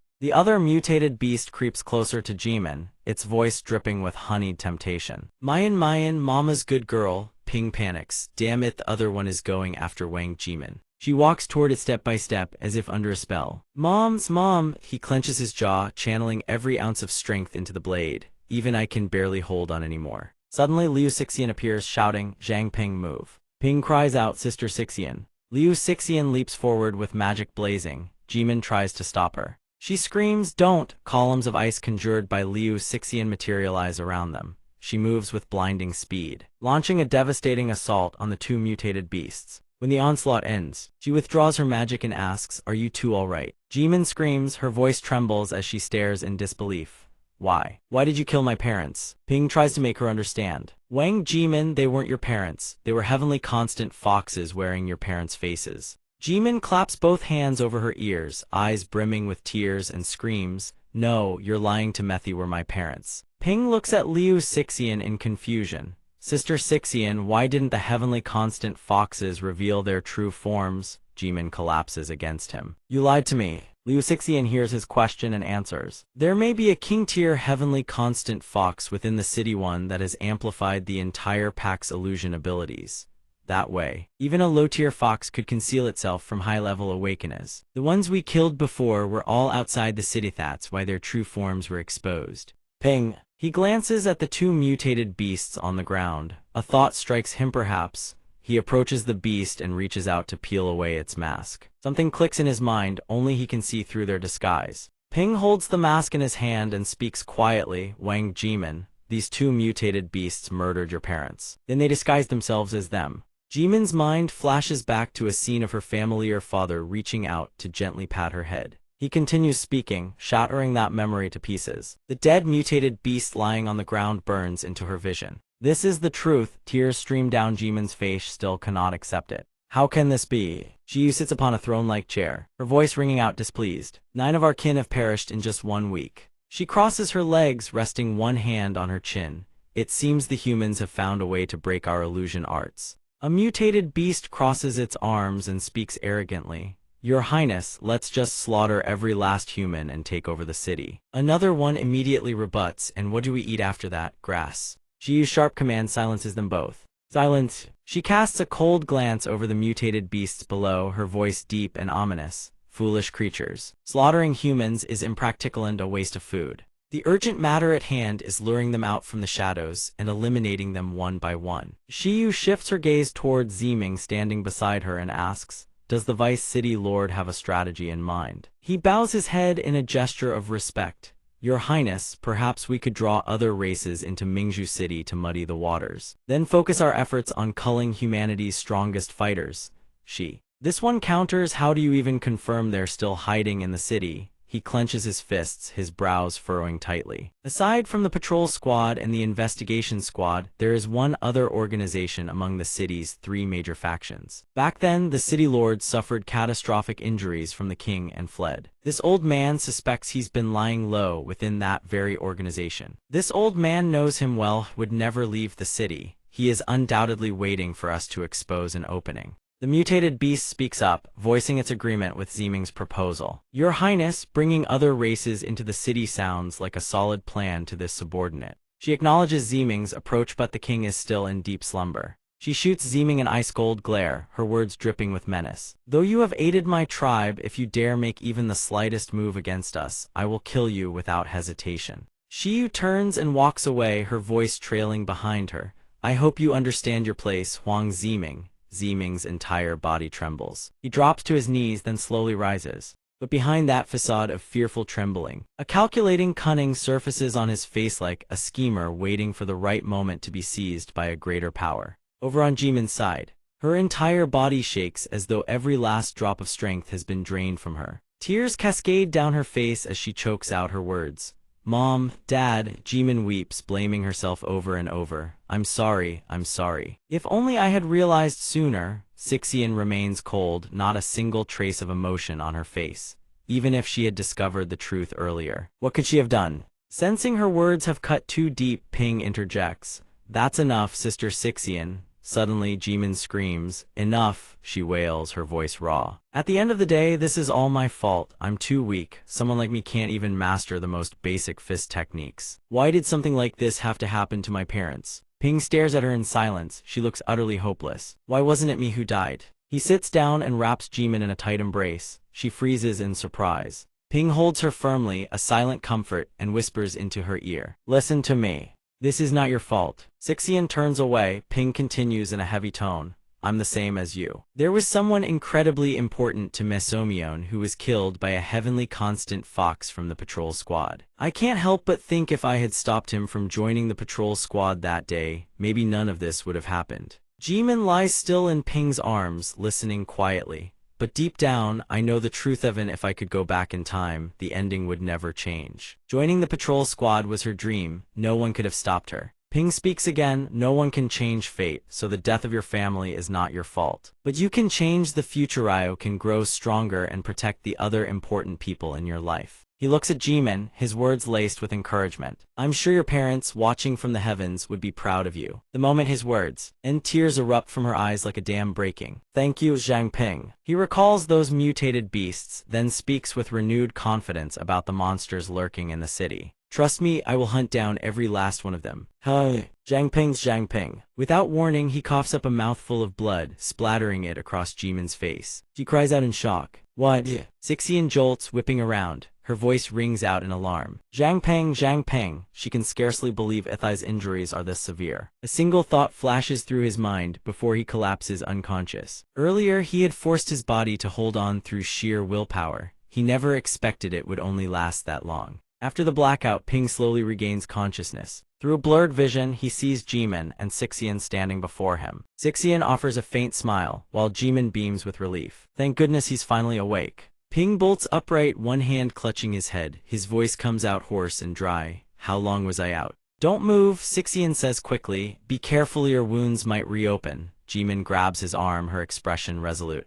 Zhang Ping. I've made my decision, I want to become stronger. She strikes a confident pose, holding up 2 fingers before Ping's eyes. Burning with determination, together we'll wipe out the heavenly constant foxes. He smiles. I believe in you, I know you can do it. Sixian crosses her arms and regards Jimin seriously. Miss Wang, your home is no longer safe. I suggest you stay here for now. If the 2 of you are together, I can keep you both safe. That eerily familiar, sinister voice echoes through his mind once more. The king is still in deep slumber. Confirm Huang Ziming's position. The voice continues. This subordinate would not dare. Ping narrows his eyes, recognizing that voice. It belongs to Luo Xiu. Ping urgently relays what he has heard to Sixian. Sister Sixian, I've intercepted intelligence from the heavenly constant foxes. She stares at him, startled. What did you just say? Moments later, he recounts the entire conversation to Sixian in full. He speaks. Huang Ziming is the vice city lord of Mingzhu City. She plants both hands on her hips, every gesture deliberate. Her tone is measured and calm. He appeared in the heavenly constant fox's dialogue and even addressed himself as a subordinate. That strongly suggests he's already defected. As for the king, its illusion arts are powerful enough to reinforce its disguise, rendering even top-tier awakeners unable to see through it. So the king must be the apex among the heavenly constant foxes. Ping sits on the bed. He listens intently to every word from Sixian. If their king is in deep slumber, then right now is our best window to launch a counterattack. Zhang Ping, we need you to help identify and separate the heavenly constant foxes. Ping answers without hesitation, no problem. Meanwhile, Uncle Liu takes a drag from his cigarette and exhales a plume of smoke. I'm starving. Taifeng stands across from him, speaking casually. Hang tight. Zhang Ping went to buy food, should be back any minute now. At the sweep team's base, Manny stretches her arms wide, shaking off every ounce of fatigue. She lets out a groan. First you tell me to activate the sealed chamber, and now you want the celestial veil open too. Luo Vai glances sideways at Manny, one eye half closed in lazy resignation. Sis CC really knows how to boss people around, doesn't she? The door swings open. Jimin notices Manny isn't drinking coffee to keep herself awake, so she asks, Manny, you're not having coffee. This one's going to take a long while. Manny grins with confidence, jabbing her thumb at herself. Nah, I already had some. Jimin steps into the outer ring of the magic circle. Alright then, let's begin. She stands with both arms spread wide, beginning to chant the incantation. Solar radiance charging complete. Jimin, Manny, and Luo Vai stand at 3 points of the circle. A pulse of dark light surges to life at the circle's center. Manny shouts, Dark Veil complete. Luo Vai follows suit, phantasmal light shifting complete. The entire city becomes enveloped in an invisible luminescence. Phantasmal celestial veil activated, blanketing the whole city. Thoughts swirl through Ping's mind in a relentless cascade. After a period of cooperation, the sweep team has finally agreed to share some of their secrets with him. The sweep team is Mingzhu City's most classified organization. Their purpose to emerge from the shadows whenever Mingzhu City faces catastrophe, and to purge every last impurity from its streets. He reflects further on the sweep team. Each member flashes through his mind ace cards hidden up Mingzhu City's sleeve. The sweep team regularly conducts covert operations, and the unit providing tactical support for those missions is a squad with a uniquely specialized structure. The Barrier Formation Squad recalls what Sixian told him about each member's abilities. According to Sister Sixian, the Barrier Squad has 3 core members. The squad leader is Me. Her ability is called Dark Veil. The sealed dark space chambers he has visited countless times were constructed by her own hands. He ponders each person's ability in turn. Suji, her ability is Solar Radiance Charging. By absorbing light, she generates energy to sustain her allies' combat strength. Isn't that basically a walking power bank? Then he thinks of the last member, Luo Vi. Chen Luovi's ability is Phantasmal Light Shifting. She achieves invisibility by altering the spectrum of light and shadow on the surface of objects. A combined magical barrier conjured by Mani Nai and Luo Wei forms a wall encircling the city. When the 3 combine their power, they can deploy the Phantom Light Sky Veil, a technique capable of dragging any creature at King tier or below into a sealed dark space. The inner world scenery can be adjusted at will to bewilder opponents. This is the Barrier Formation's most devastating technique. If the Heavenly Constant Foxes use distorted perception to silently kill, then we shall repay them in kind, turning their own methods against them. Yue walks through the bustling city, scanning her surroundings as she goes. Yue speaks up. Yue, why don't we grab a few people from here and bring them back? There's some kind of magic behind those 2. Yet nobody's noticed a thing. Yue, be on your guard. The city hasn't been safe lately. Shouldn't we exercise more caution? Yue taunts, what's scared already? Yue glances at Yue. Something feels off, as if an invisible source of magic lurks nearby.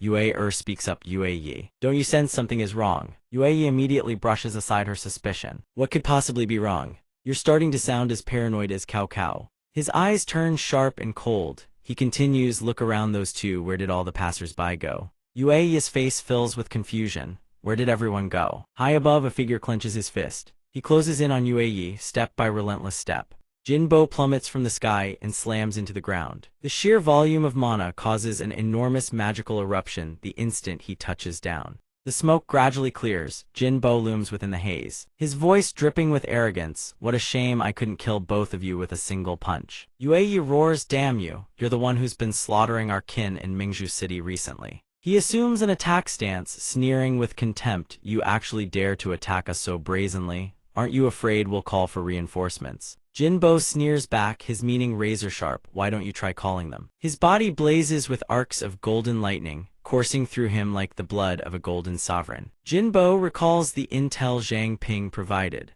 According to his intelligence, these 2 are around level 25. He should be able to handle them after all. Jinbo himself is level 32. The 2 mutated beasts charge at Jinbo. Yue howls with berserk fury. Yue seizes Jinbo's arm. Jinbo throws a punch with his other fist, but Yue has already vanished. Yue lunges from behind, shrieking, little more so. Jinbo stares at his arm, pinned tight in her grip.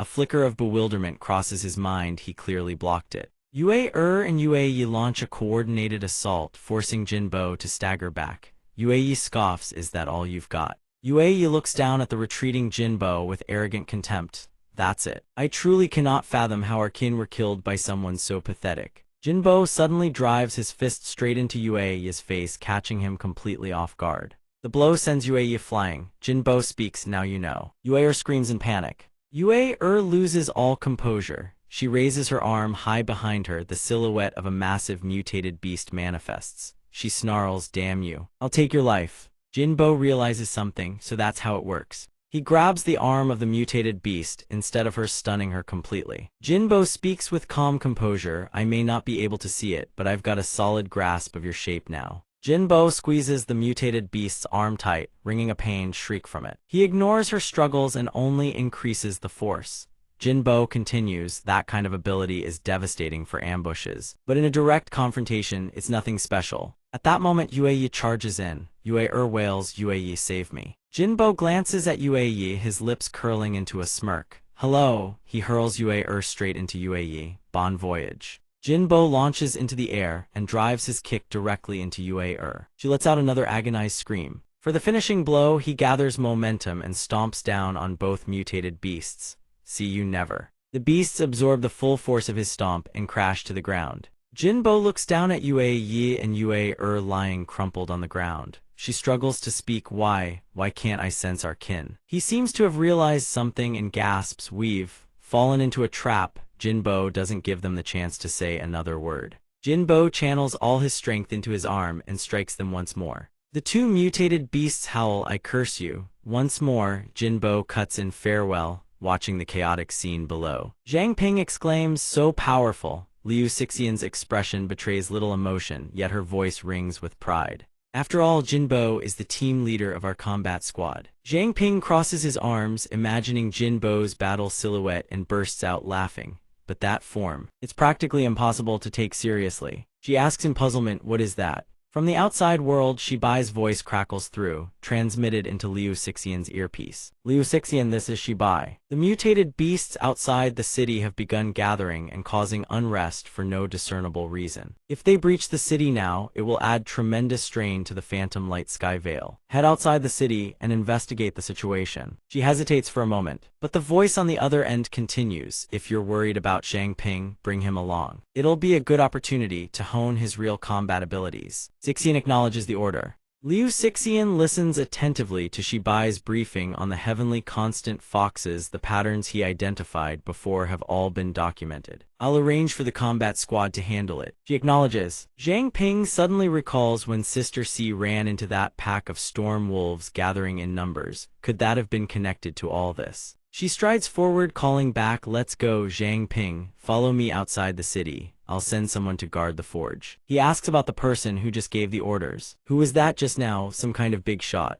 Liu Xixian answers calmly, unhurried, "That's our leader. Once the mission is over, you'll get to meet him." Zhang Ping nods in agreement. Knowledge briefing elementary tier spans levels 1 through 10. Zhang Ping is currently level 4. Intermediate tier covers levels 11 to 20. Most heavenly constant foxes fall within the intermediate tier. Advanced tier runs from level 21 to 30. Liu Xixian is level 28. Some elite heavenly constant foxes also qualify as advanced. Peak tier spans levels 31 to 40. The human limit is level 40. Jinbo is level 32. Transcendent tier begins at level 40 and above. Mutated beasts have no level cap. And the heavenly constant fox tribe possesses beings at the king tier. The scene shifts to a distant forest. Xixian and Zhang Ping enter the woods together. Zhang Ping glances back at her. "I've lived this long, yet this is my first time leaving the city. These things, they're plants." He moves to examine the cluster of crimson trees ahead. Just as he's about to step forward, Liu Xixian yanks him back from behind. "Don't go there." Zhang Ping stares at her, bewildered. Without warning, a flash of light erupts from the cluster of trees. A green seed-like projectile shoots out from within. The projectile arcs high into the air and detonates in a massive explosion. The green substance that sprays outward looks like acid. Zhang Ping stumbles back in shock. As Liu Xixian explains, those bushes suddenly sprout these plants known as acid grass. They're saturated with corrosive acid. Their eroding power extraordinarily potent. She tells him that those green droplets sizzle fiercely wherever they land. Right now is the season when the fruit matures, and once ripe, the fruit explodes like fireworks. Behind Liu Xixian, another bush begins to tremble and writhe. Acid grass scatters its seeds. Through these violent bursts, one must remain ever vigilant. There are also mutated beasts that feed on acid grass. She turns and points at a white creature, canine in shape, yet bearing a rodent-like appearance. "That is your first opponent. I need to go investigate the mutated beast disturbance. Stay here and don't wander too far." Zhang Ping turns to face the creature. He activates appraisal. The system projects its full information. Mutated beast, acidic bullet rabbit, species mutated rabbit, potential 3 stars, class mutated beast, elementary, level 9. Talent: it can fire highly corrosive fluid from the moist sweat glands within its ears. He draws his flame dagger. The rabbit appears utterly harmless, yet its level actually surpasses that of the venomous-tailed rat. Seizing the moment while it remains oblivious, Zhang Ping hurls the dagger straight at the beast and bellows, "First strike." But the creature is no easy prey. The beast dodges to the side with ease. Zhang Ping cuts off its escape route and charges in with a flaming fist. Bright Fist, the mutated rabbit, is no pushover. It sprays venom from its paws. Zhang Ping has no time to defend. He throws up his arms to block. It can shoot that far. From the thicket of acid grass ahead, the plants all fire their acid-laden fruits in unison, forcing Zhang Ping onto the defensive. Not good, the acid's been set off. Several acid orbs shoot into the sky, erupting into a spectacle like fireworks blazing across the heavens. Ping dodges the acid in a flash, his body automatically analyzing the situation. Ping nimbly avoids each drop of falling acid while simultaneously dissecting the mutated rabbit in his mind. First, this rabbit's senses are razor sharp, its reflexes incredibly agile. His ambush failed. Second, it possesses a ranged attack and is completely immune to its own acid. Ping stands face to face with the rabbit, staring it down. Third, it's cunning. It first spits acid to keep him at a distance, then deliberately lures him toward the mature fruit. He can't help but marvel its movements are both swift and devious. This won't be easy. He stares at the hand that blocked the acid, bewildered, and mutters, "Why didn't this stuff corrode me?" He clearly used his bare hand to block the acid projectile the rabbit fired.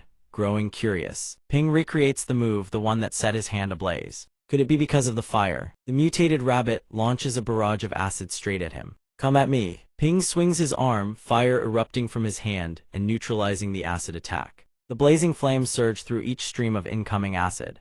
One hand grips his blade while the other gathers fire, poised for the next exchange. As expected, the acid fears fire and evaporates on contact. No wonder Sixian could feel at ease letting him fight an opponent that outclassed him. The monster sees Ping completely unscathed and glares at him with furious red eyes. Damn it all, it just wasted every last drop of its acid. It charges straight at him. Why won't it corrode? Ping has no time to dodge. He raises his arm to block. That familiar sensation, even the little monster has 2 tiers of attack. The rabbit assaults him from all directions, its strikes raining down chaotically. Ping looks at his wounds, the burning pain making his expression darken. Its claw strikes carry corrosive properties too. "You damn thing." It too suffers a slash wound across its back, baring its teeth and glaring at him through gritted fangs. So it knows ranged attacks are useless against me. And now it wants to go blow for blow, does it? Ping's expression darkens as he goes all out. Flames erupt around the fire eater, deploying full firepower, wrapping his entire body in searing heat. If he doesn't want to be corroded, he must coat himself in fire. Fire eater flame capacity 43,100. He lifts his gaze, eyes locked dead ahead. But this method burns through his flames fast. He has to end this quickly. Ping surges forward at full speed, dragging a long trail of fire behind him, using the inferno to encircle the beast. "Little rabbit, you're not the only one who can set a trap." With every step he moves rhythmically, each strike flowing seamlessly into the next, flames roaring around him. Ping charges straight at the monster, blade in hand. Nowhere left to run now, is there? A ring of fire encircles them both. Prepare to die. Fire eater flame capacity 3,100. Ping brings his blade down. The inferno surges outward. It dodged. It's also the moment his flame capacity runs dry. Fire eater flame capacity 100. Ping watches its escape trajectory with a roguish grin, but it just so happens to play right into his hands. The ring of fire gradually shrinks inward. Ping immediately activates Fire Eater to absorb the surrounding flames. Fire Eater flame capacity 4,100. Flame capacity 9,100. Flame capacity 13,100. He stares dangerously ahead. "Let me see how you escape midair now." The mutated rabbit is engulfed by the inferno, howling in agony. Ping surveys the results and lets out a sigh. "That was exhausting. My stats didn't even increase. That rabbit's probably still alive, needs a few more stabs." He swiftly finishes off the rabbit. The system flashes a notification, all attributes upgraded by 2 levels. Current stats: stamina 20, mental power, energy 19, agility 23. Average baseline for an ordinary human 10. Ping happily collects his spoils. A level 9 monster truly lives up to its reputation. Killing just one grants 2 points to all attributes. Unfortunately, his actual level still hasn't risen. The higher the level, the harder it is to advance. After training and grinding monsters, gaining experience that boosts attribute levels without raising one's combat rank is extremely common. The system continues issuing rewards. Flame absorption total energy acquired 1,000. Fire Eater. Upgraded from beginner to intermediate. Flame capacity increased to 300. Zhang Ping is pleasantly surprised by the unexpected harvest. Fire Eater leveled up too, not a bad haul at all. Suddenly, a horde of mutated rabbits emerges from the darkness, swarming toward him. Damn it. At that moment, Zhang Ping can't help but curse under his breath. Ping checks his remaining flame capacity and freezes, speechless. Fire Eater flame capacity 2,300. Screwed. That last attack drained everything, and the monsters keep multiplying, an entire warren converging on him. He can only stand there in stunned silence. And there are way too many rabbits. The pack leader is twice the size of the smaller ones, its fangs razor sharp. Rippling muscles radiate overwhelming pressure. Ping's hand slips into his pocket as something clicks. Right, this amount of energy should be enough to activate the jade pendant. The mutated rabbits launch their assault, charging straight at him in unison. Ping runs while clutching the jade in his hand. Of the 36 stratagems, retreat is the wisest. Running full tilt, he raises the jade and screams for backup. Sixian, save me. But before help arrives, more rabbits appear ahead, cutting off his escape. Behind him, the entire pack closes in like a coordinated hunting party. His stomach drops. You've got to be kidding me. They actually know pincer tactics. Ping is surrounded on all sides. The rabbits form a tight ring around him. This time it's serious trouble. A volley of acid rockets toward his position. He drops into a crouch, arms over his head, using his clothes to shield himself from the first wave. Unexpectedly, a wall of ice erupts upward, blocking the entire acid barrage. Ping looks up in shock. That familiar water element power, it's Sixian approaching. It's her sis Sixian. She withdraws her energy while commanding, fall back. Sixian unleashes her ability. So the rabbit beasts have gone berserk too. A colossal tidal wave materializes before the rabbit beasts, sweeping the entire pack far away. The mutated rabbits flail in panic. They can't swim. All they can do is let the current carry them. Moments later, every last one is frozen solid. Witnessing this display, Zhang Ping can't help but exclaim in awe. She raises a single finger. The wave transforms into a mountain of ice in an instant.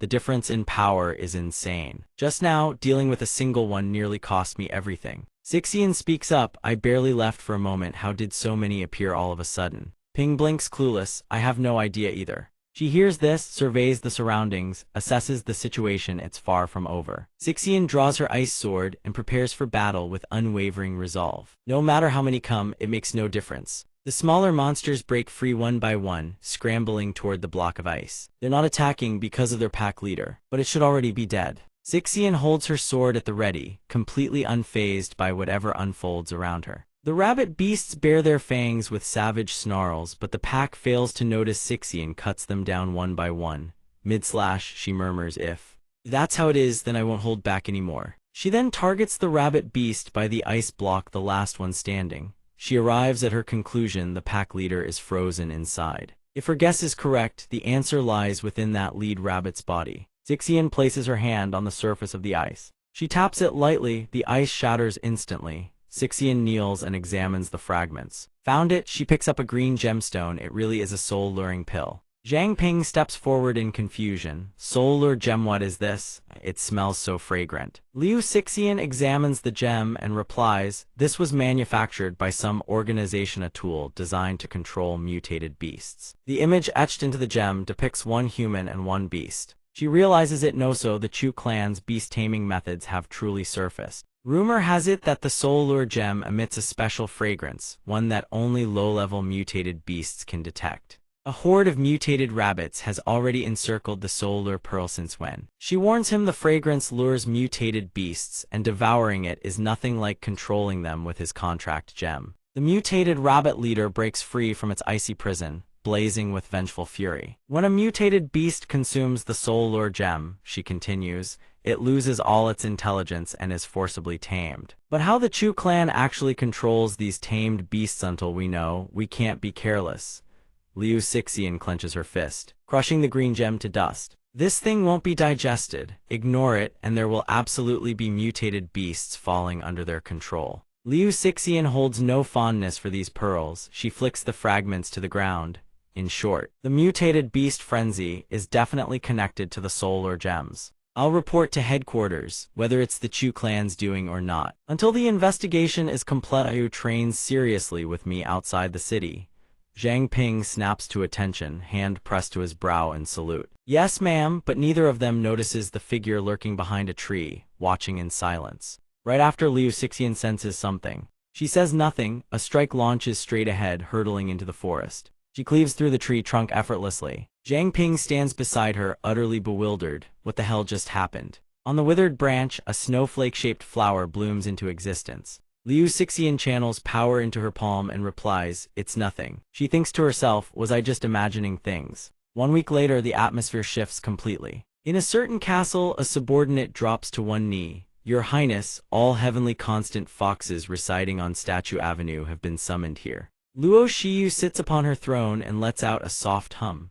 The nighttime skyline of Mingzhu City materializes before her howling winds. Oppressive darkness and a terrifying, suffocating silence. She presses a hand to her temple, pondering. Could the increasingly frequent mutated beast frenzies be orchestrated by Huang Ziming? Luo Shiyu rises from her throne and departs. She cannot rely on that person entirely. It is time for her to act as well. She radiates a deep crimson aura and commands her subordinates below. Surely you all already know humans have recently found a way to counter our spirit control, inflicting devastating casualties upon our kin. Over the past week, I've discovered that our slain brethren are concentrated primarily around Statue Avenue. Those of you living near Statue Avenue are very likely the next targets. I want you to stir up a commotion to make the enemy believe you've uncovered a lead. Luo Shiyu demands Venjin Sesh wants them to panic, to flee, forcing the enemy's hand before they're ready. The beast fiends below hesitate, a flicker of fear crossing their monstrous faces. Luo Shiyu's killing intent blazes. She gazes at her own claw, grotesque, dark, and razor-sharp. I very much want to see just who our opponent really is. Her subordinates roar their approval, pounding their chests in unison.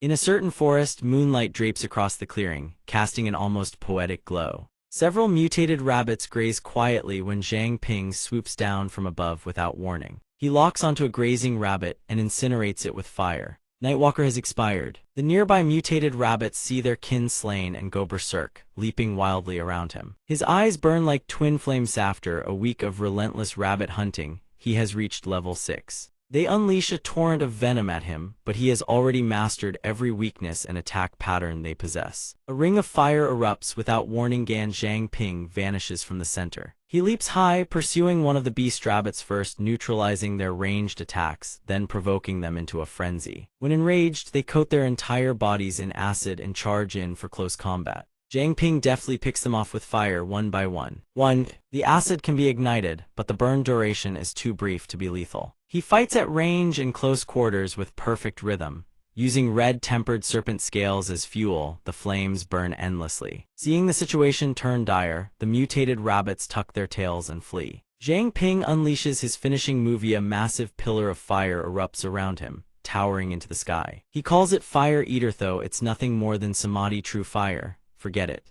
Zhang Ping strides majestically from the pillar of flames as the beasts scream in agony, consumed by fire. He glances back with satisfaction at his handiwork. All the serpent scales he'd stockpiled over time, used up entirely this round. He watches the mutated rabbits, charred black, drop to the ground one by one. Killing this many beasts in one go, that should be enough to level up. Zhang Ping joyfully activates appraisal on his own status panel. Every stat has surged significantly since he arrived. Sure enough, he's leveled up, level 7 reached, all attributes 1. For slaying numerous enemies above his level, all base attributes receive an additional 1 bonus. Current stats: Vitality 24, Spirit Power, Strength 25, Agility 29. The average value for an ordinary person is 10. Contract Gem level 1 increased to level 5. A new function will unlock at level 5. He pauses. Wait, the contract gem leveled up too. Zhang Ping eagerly pulls the gem out to examine it. He'd always assumed the contract gem's level synced with his own. But after he jumped 2 levels straight to level 6, the gem stayed frozen at level 4. This time, though, it's turned blue. Zhang Ping is so absorbed in the problem that he fails to notice the dark aura creeping up behind him. Could it be because the contract gem is harder to level up than I am? I wonder what ability it'll awaken this time. Hopefully something combat-oriented. Suddenly, the dead rabbit's corpse snaps its eyes open, radiating a dark, sinister aura. Zhang Ping senses something wrong and turns. His eyes widen in shock as the rabbit slowly rises to its feet. This one's still alive. Zhang Ping smiles confidently. Come as many times as you like, I'm not who I used to be. He unleashes Fire Eater Relentless, surging flame sand. Both combatants charge straight at each other without hesitation. As he closes in, confidence fills him. But then Zhang Ping frees, immediately pivoting his sword, gripping his weapon tight. Zhang Ping charges head-on, thrusting his sword at the dark shadow, but to his shock, the blade passes clean through without leaving a single wound. Now it's the shadow rabbit's turn to attack. It inflates its body and fires a beam of black energy downward.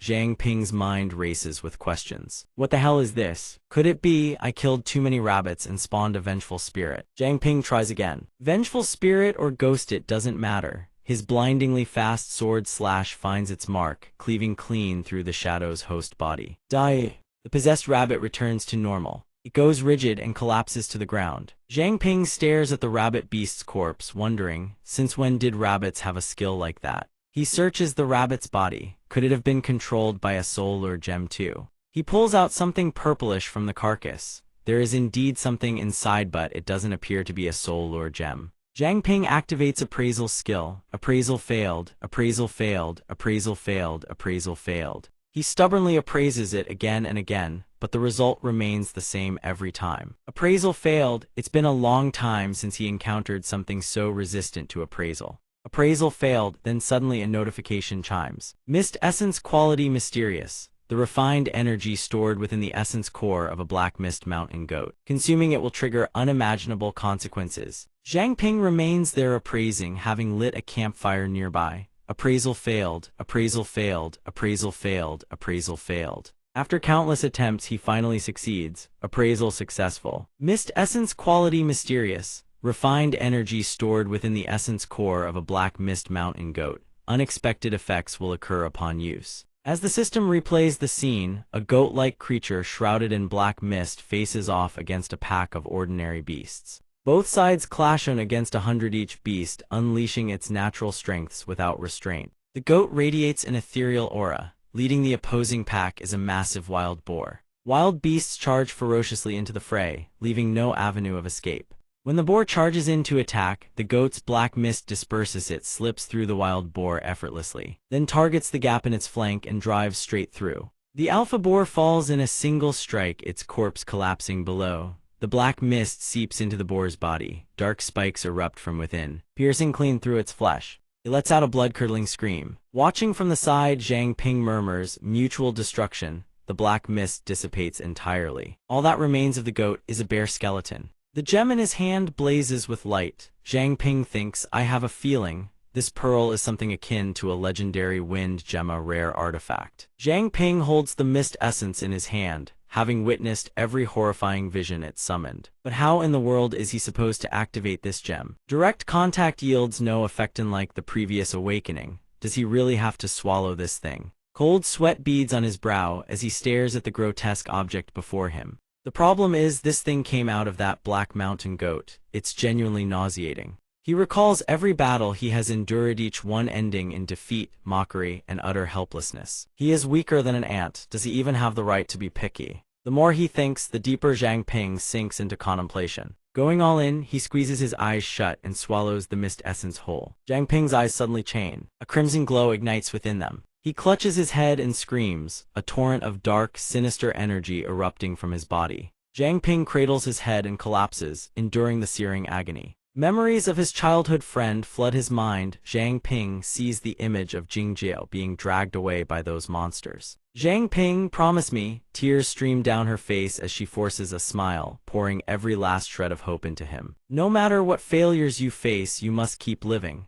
With everything he has, Zhang Ping struggles to rise from the ground. "Su Jingjiao, rest assured, before I slaughter every last one of those foxes, I absolutely will not die." Without warning, the system's notification rings out. Appraisal successful. Summoning attribute panel. Master Zhang Ping, race human, class Awakener. Initial grade 7, growth value 6 stars. Stamina 26, energy 25. Initial ability can convert the fear of living creatures into mist for manipulation.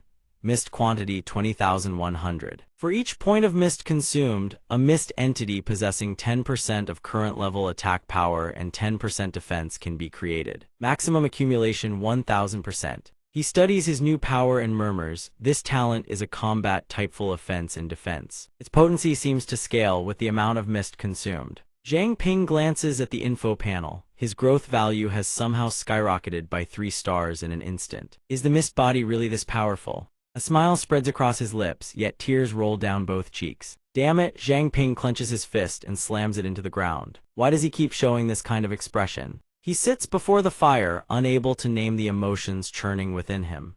Confusion, defiance, joy, tension, anguish, who can say? One thing is certain, very soon, he will avenge Su Jingjiao. From behind, a group of people approaches. The green-haired man at the lead waves, calling out with genuine concern. "You all right, brothers?" But the team members trailing behind shoot, warning, "Looks thee want no part of this entanglement. We need to keep moving, don't go looking for trouble." Exactly, while there are no mutated beasts around, we should hurry back to the city.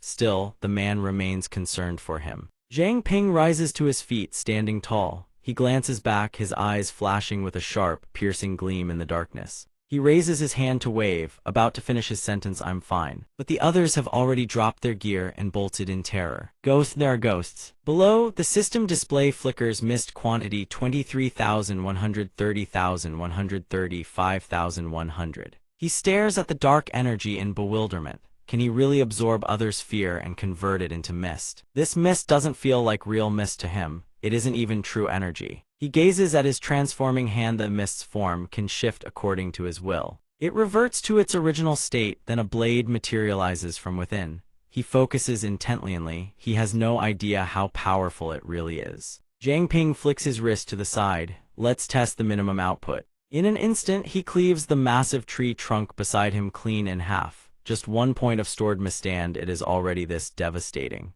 The tree topples toward him. Simultaneously, a notification appears: mist 1, mist -1. The enormous trunk hurtling toward Zhang Ping shatters into a cascade of splinters raining from above. Interesting, Zhang Ping forms a small shield from the mist, delighting in his new ability. It can slice, and it can block attacks. The applications of this mist are far from few. He eyes the pile of wood at his feet with a dangerous glint as he retracts the ability.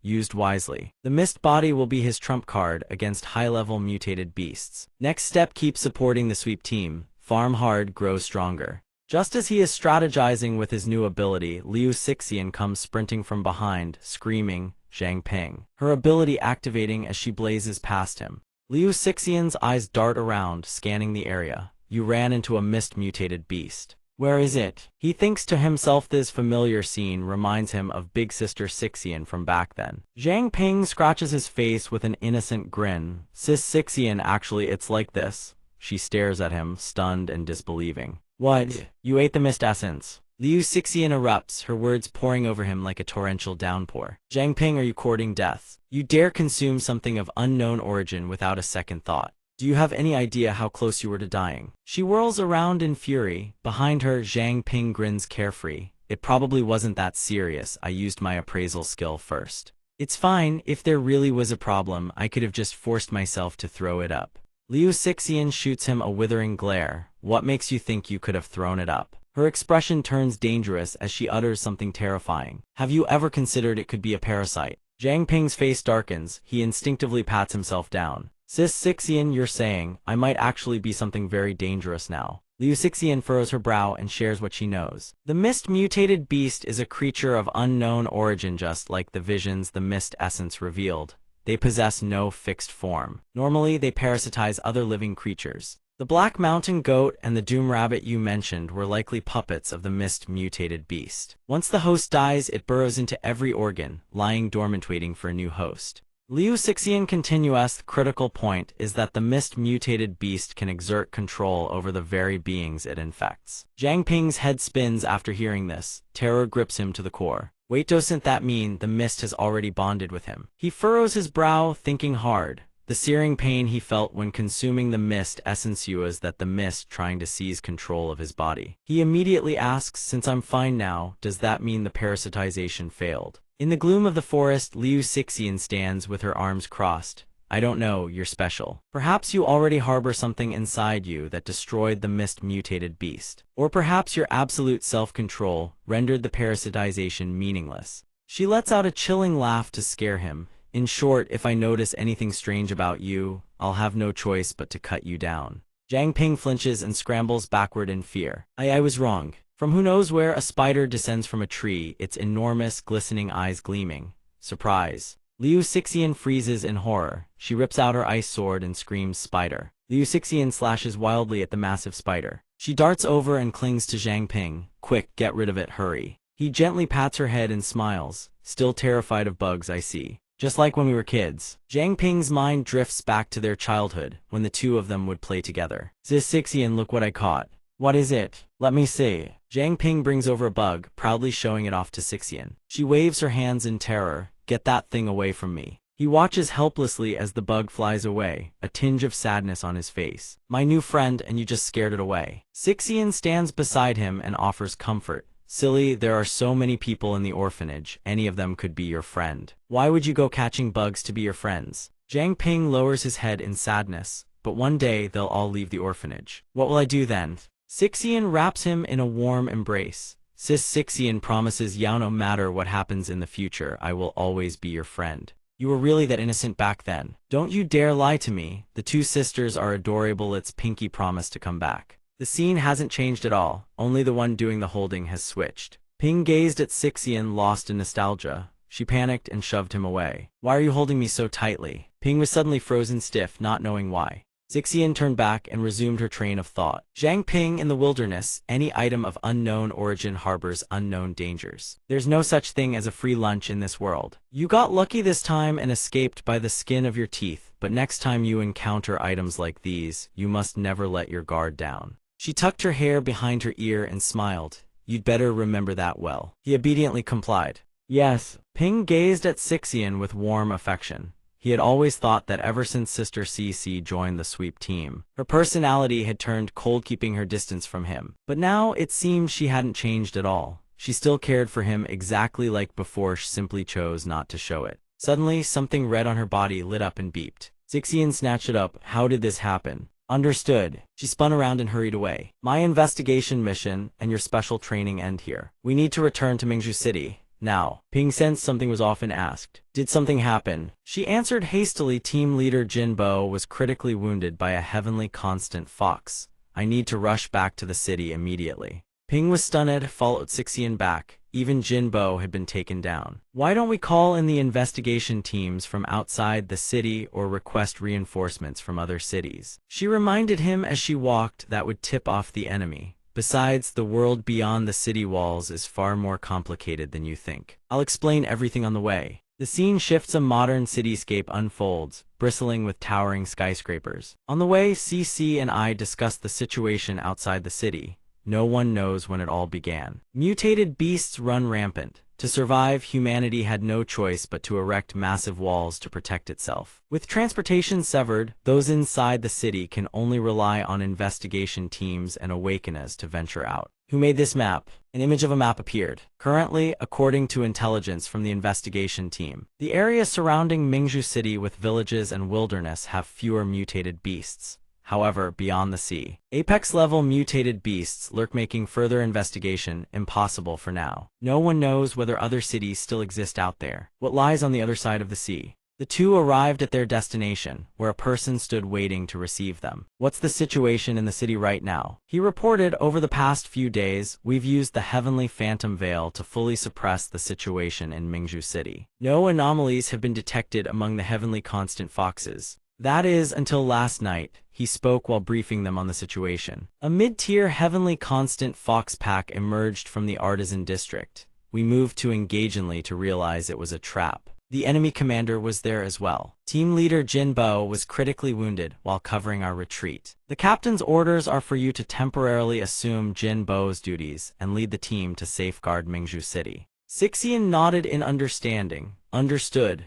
Behind her, Ping, who had been munching on snacks while listening the entire time, finally spoke up. Need any help from me? She glanced back. No need. Head back to Iron Soul. I'll come find you when I have time. He replied sure. He silently watched the two of them depart, hoping that Jinbo and CC would both make it back safe. Ping stretched his arms and loosened his joints. All in all, he could finally relax. These past few days, trudging through the wilderness had been exhausting enough. He wandered around, wondering how Wang Jimin's Beast King Fist training was coming along. Ping passed by a shop. Customers were browsing inside.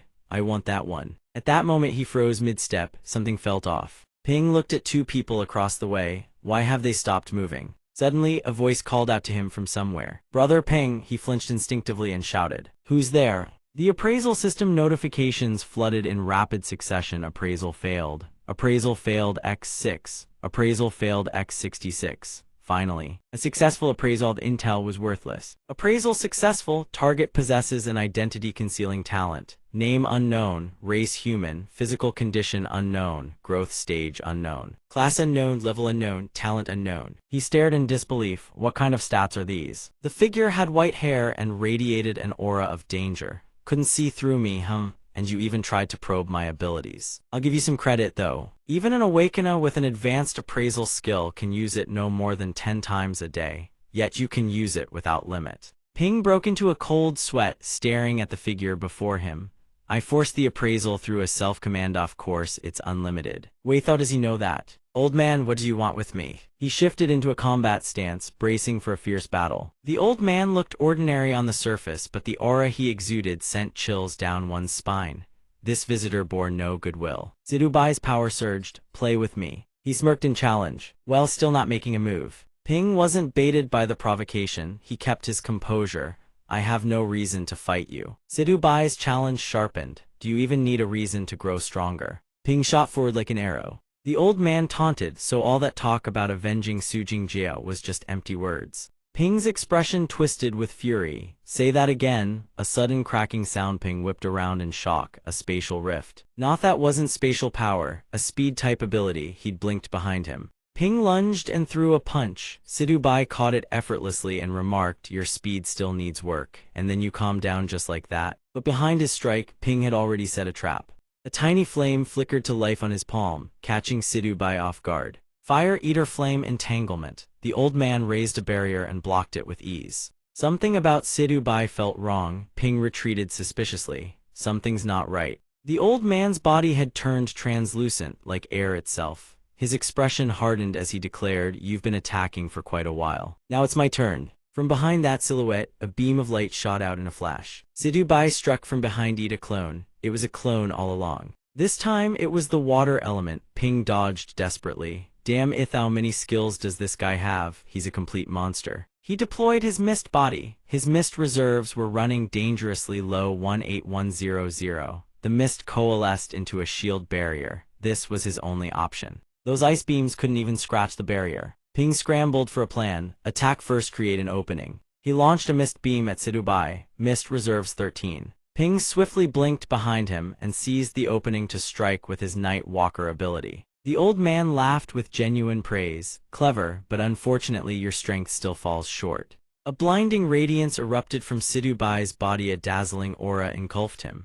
Ping was blasted away. He lay sprawled on the ground, unable to move. He even has psionic power. That's just straight up cheating. Zidubai regarded him with respect, but for someone at your level, possessing strength like this is already quite rare. The old man glanced behind him. Talk to me. Ping struggled upright. He could move again. He fixed his gaze on the figure before him. This person had gone through all this trouble just to test him. His strength far surpassed even Jinbo's and CC's, and he could conceal himself from the strongest. In this entire city, there could be only one such person, the leader of the sweep team. Now both exchanged proper introductions. Ping spoke respectfully. How should I address you, sir? Zidubai raised an eyebrow slightly. Playing dumb, are we? A name exists for others to call you by. Call me whatever you like. You truly have no idea who this old man is. Zhang Ping sits down, no longer bothering with pleasantries. It seems the sweep team already has a complete dossier on him. But what is Zidubai's purpose in meeting him like this?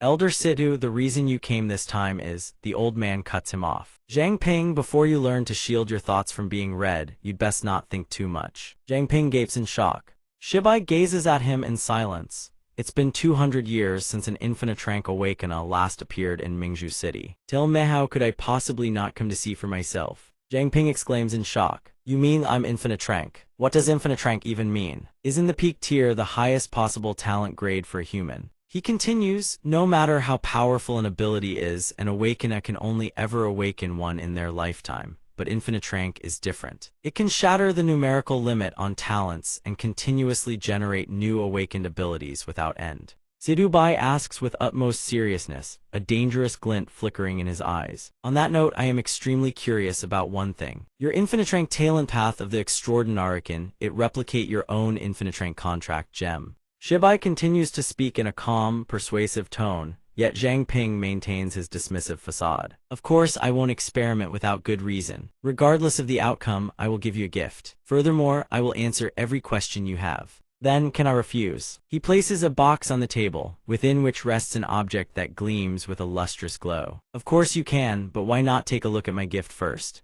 Jiang Ping stares at the bracelet, his expression one of pure astonishment. This bracelet is known as a golden tier treasure equipment I personally used in my youth. It contains a stored skill, storage. I trust you understand what that means. This is exactly what he needs. Jiang Ping's excitement surges, and he changes his mind on the spot. Elder Sidhu, you're far too generous. A storage space that just so happens to be exactly what he's been searching for. Shibai extends his arm and channels a strange power. Give me your hand. Jiang Ping reaches out, flames erupt from Shibai's palm, enveloping his hand entirely. The old man closes his eyes, concentrating for several minutes. Then Shibai withdraws his hand and lets out a strange, heavy sigh. Jiang Ping anxiously grips his own wrist and asks, so that's it? Shibai looks at him gravely and replies, that's it. Your ability, I cannot copy it. Even the secondary awakened talent failed to replicate. It seems you are truly unique. As promised, he pushes the bracelet toward Jiang Ping. Very well, from this moment on it's yours. Thank you, Elder Sidhu. He picks up the bracelet and activates his appraisal skill on it. Appraisal successful, vision replay initiated. Before his eyes, a woman appears bound and suspended by countless restraints. Could this be the forging process of this bracelet? A viscous liquid is poured over her, while someone below activates a skill that forces a blood-curdling scream from her throat. Are all these special forged items, made by trading human lives? Jiang Ping frowns after witnessing the vision such cruelty. He immediately looks up and demands, Elder Sidhu, is the forging process of all special equipment this brutal? Shibai quietly takes a sip of tea and answers, 200 years ago they all were. Even though it's been outlawed, there are still criminals who sacrifice people to forge artifacts in the shadows. I originally intended to destroy this piece, but if you can wield it with justice fighting evil with good, then perhaps the soul trapped within can finally find peace. Jiang Ping grows even more puzzled. What was Mingzhu City like 200 years ago? Did everyone treat human lives as worthless as weeds? Shibai sets down his teacup and answers with blunt brevity. Indeed, he begins recounting everything he knows. 200 years ago, the Chu clan's beast-taming dynasty ruled Mingzhu City. Every human within its walls was a slave to the Chus. Strange, dark sorcery blanketed the skies. There was no future, no hope. Many were reduced to beasts of burden, forced to haul heavy loads day and night. Men toiled endlessly for a pittance of food, and the women, their fate was no better. Women with any semblance of beauty were selected as personal maidservants for the Chu clan. They became playthings for the Chu clan's spoiled young masters. The children endured a different kind of torment entirely. Every child was gathered in one place, indoctrinated day and night with the ideology of absolute devotion to the Chu clan. Worse still, the elderly who could no longer work were butchered as livestock feed for the Chu clan's mutated beasts. That clan would coldly sacrifice a person's body, twisting them into vengeful spirits. Back then, if anyone awakened as an awakener, they would either be enslaved and tortured, or harvested as raw material for forging equipment. Shibai's face contorts with suppressed rage at the sheer evil the Chu clan's beast tamers had wrought. But eventually, brave souls took up their swords. Hidden heroes silently gathered their strength, and together, they rose up to overthrow the Chu clan's tyranny. Jiang Ping finishes his questions, then politely stands to pour the elder another cup of tea. So that's how it was. Any other questions? Jiang Ping asks again. Elder Sidhu, you're incredibly powerful. Why haven't you taken action to deal with the Moon Prince and liberate the city once and for all? Before he speaks, Shibai carefully activates his talent, a secret concealment ability. It's not that I won't act, I cannot act. You might misunderstand and think Mingzhu City's defenses are so weak that they failed to detect the heavenly constant Fox's infiltration. But that assumption is wrong. In truth, Mingzhu City's defense system is quite comprehensive. They have an investigation squad composed of several members. In the outer districts, reconnaissance teams conduct sweeps and drive out mutated beasts. Around the city gates, the sweep teams purge mutated beasts that slip through. In the shadows, monsters are defeated one after another. Beyond all that, the city possesses a royal divine artifact, the Sun Moon Bright Pearl. Within the Sun Moon Bright Pearl's range, 2 orbs sun blue, 1 red hover above a Bagua formation. All creatures within are forcibly suppressed to level 40 or below. This means even if a king-rank mutated beast breaches the city, it will be suppressed to peak tier at most. Shibai turns away, a smile on his lips. Moreover, I myself am the strongest, unquestionably the strongest among peak tier. Yet after those words leave his mouth, a mysterious undertone lingers in his tone. But without him needing to spell it out, Zhang Ping catches on immediately. Elder Situ, you're saying there's a mole inside the city. Shibai turns to look at him and continues. After the city lord vanished, aside from myself, only the remnants of the Chu clan's beast tamers know how to forge a divine artifact.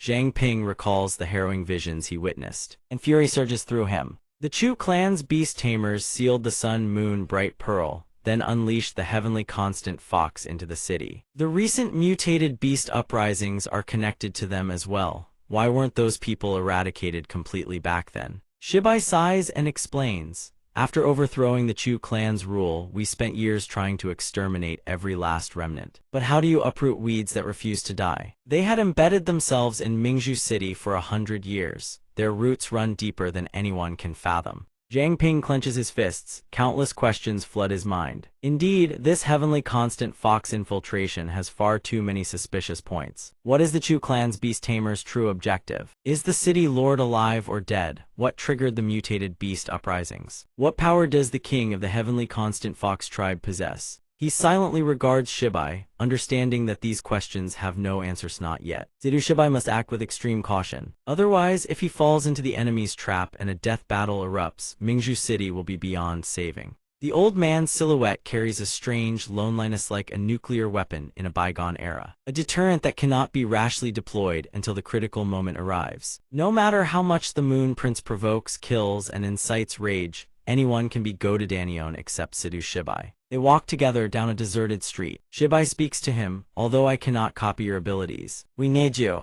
He faces Zhang Ping, extends his hand, and makes his intention clear. Brother Zhang Ping, would you be willing to join the sweep team? Shibai patiently awaits his answer. Zhang Ping doesn't hesitate, clasps the old man's hand firmly. His face radiates unwavering resolve as he declares, I will. Inside the Forge of Iron Soul, Jimin sits by the window, curious.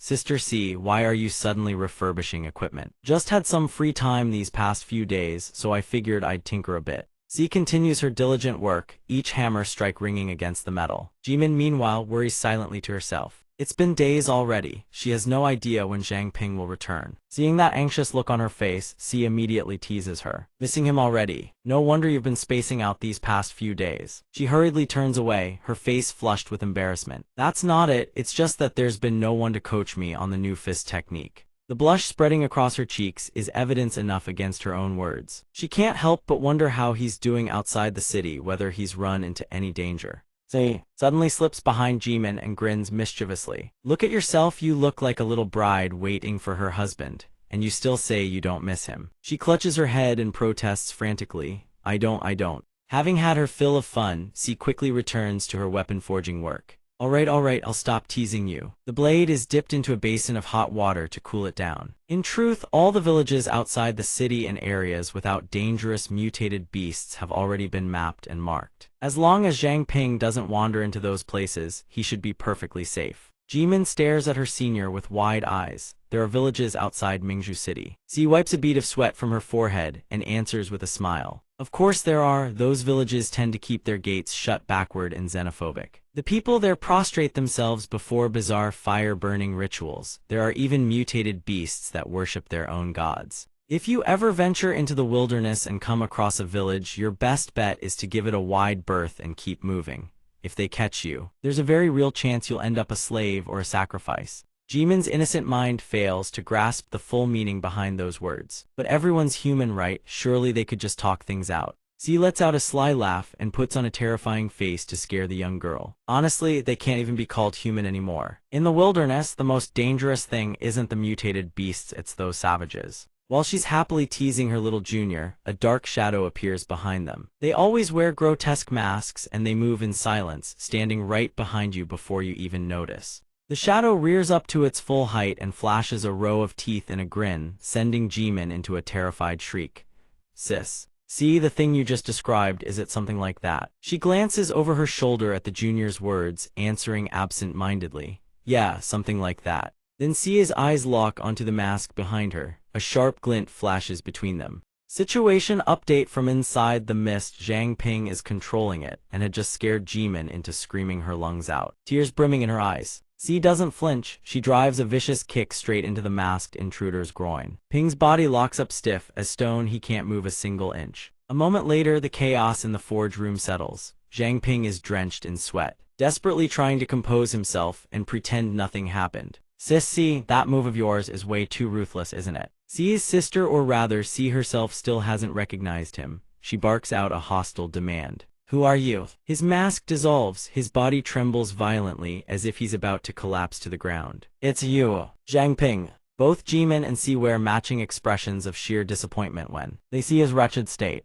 But Cia's expression quickly shifts to delight as she seizes him by the head and starts grinding her knuckles into his skull. You brat, you come back without saying a word, then sneak around playing ghost to scare us. Ping coughs up a mouthful of blood and tries to explain. I only just got back and heard you two talking about those wilderness savages, so I wanted to add a little atmosphere for you both. I didn't expect you to spin around and kick me like that. C picks up her red coat and turns to him. Does this count as your training being complete? He answers, yes. Next I'll stay in the city and consolidate my strength. She throws her coat on and beams at them. Perfect timing then. Just today we found a new lead related to Sanson. Then C hurries off without another word. I'm also heading outside the city for a bit. I'm counting on you to look after Uncle Liu, okay? Zhang Ping is somewhat taken aback. You're leaving that quickly. She waves a hand and tosses out a parting jab. Not everyone has the luxury of haunting a place like some ghost waiting for a certain someone day after day. I won't intrude any longer. Jimin at this point also scrambles to make her escape.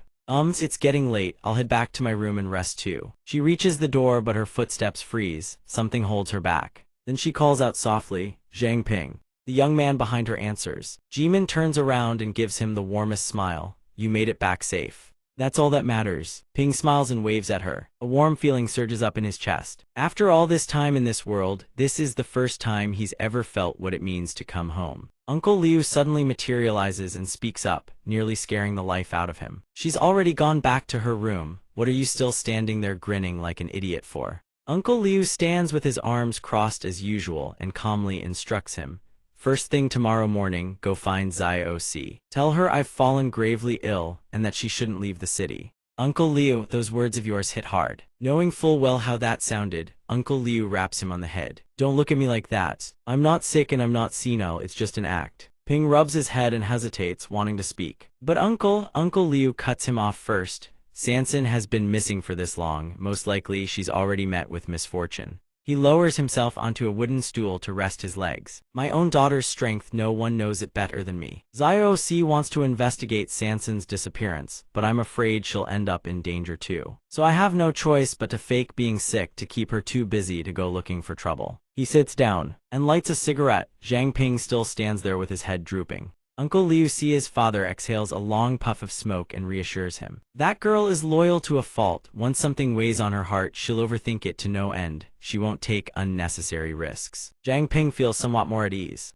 Uncle Liu, thank you for everything. The old man taps out the ash from his pipe. You have real talent in forging, but Zioc, she's never been good at teaching anyone. And she doesn't put much stock in the forging arts either. So there are quite a few gaps in what she's shown you. Over the next few days, I'll teach you the harmonized face forging technique myself. Uncle Liu turns to look at the young man brimming with potential and speaks with full seriousness. Our craft may not be some grand secret art, but it is the exclusive trade of the Liu family. You'd better learn it with everything you've got. Ping clenches his fist with fierce determination. Yes, I will not let you down, Uncle Liu. At that moment, a faint wisp of ethereal mist coils around his body, startling him. Zhang Ping. A beautiful girl's silhouette grows increasingly distinct from the smoke. She cheers him on brightly. It's me. Keep going, I'm waiting for you. Zhang Ping's face freezes the moment he recognizes who it is. The name tears through his mind. Su Jingyao stands outside the Soul Forge. A glinting leaf drifts down onto the empty street in the dead of night.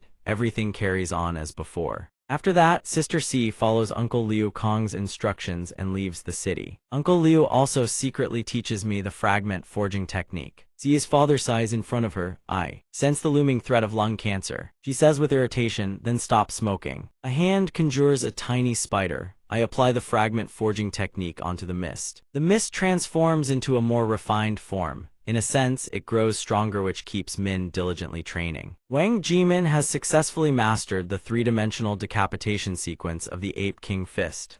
Level 1. But what weighs heaviest on his mind is the wind carrying that girl's silhouette. That night, I confirm it, I definitely heard Su Jingjiao's voice. Curiosity leads Zhang Ping to dig deeper. The feeling is like something he has encountered somewhere before. So that night, I have the sweep team search for evidence. He uses the communication device to report in. Captain, are you near the forge where the heavenly constant fox was disguised? I just heard something very strange. Sidubai holds an egg in his hand and answers solemnly.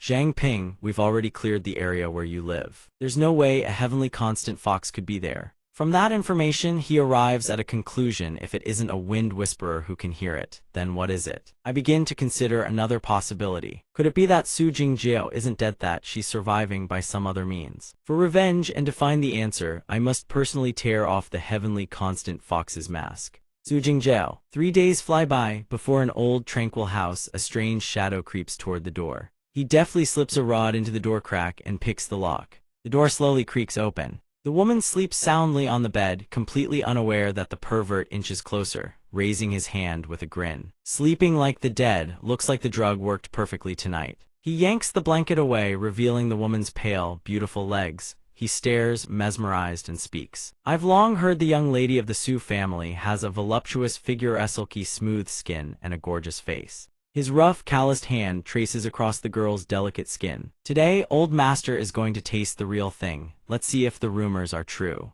Suddenly, a familiar stream of dark energy floods into the room. The intruder's name rings out, Zhang Xiaofan. He startles and whips around. A mask adorned with a pink flower comes into view. Who's there? Those eerie sounds keep echoing, leaving Zhang Xiaofan panicked and frantically scanning his surroundings. Zhang Xiaofan, nicknamed short-legged Testens, 1.5 meters tall with a vulgar, wretched appearance. Who's there? The shadow gradually coalesces into a tall figure and speaks. You were never liked by women. Until your mind twisted and you became a pervert. Over the past 10 years, you've killed countless women. Am I wrong? Zhang Xiaofan cries out in terror. Who the hell are you? The shadow gazes down at him from above. A red flash gleams as it answers his question. I come on orders to take your life. Zhang Xiaofan bolts in sheer terror. His mind screams everyone in the Su household should have been drugged unconscious by now. The shadows give chase. The mist binds tight. Escape is nearly impossible. Is this thing human or a ghost? A black spike pierces forward and impales Zhang Xiaofan's calf. He crashes to the ground.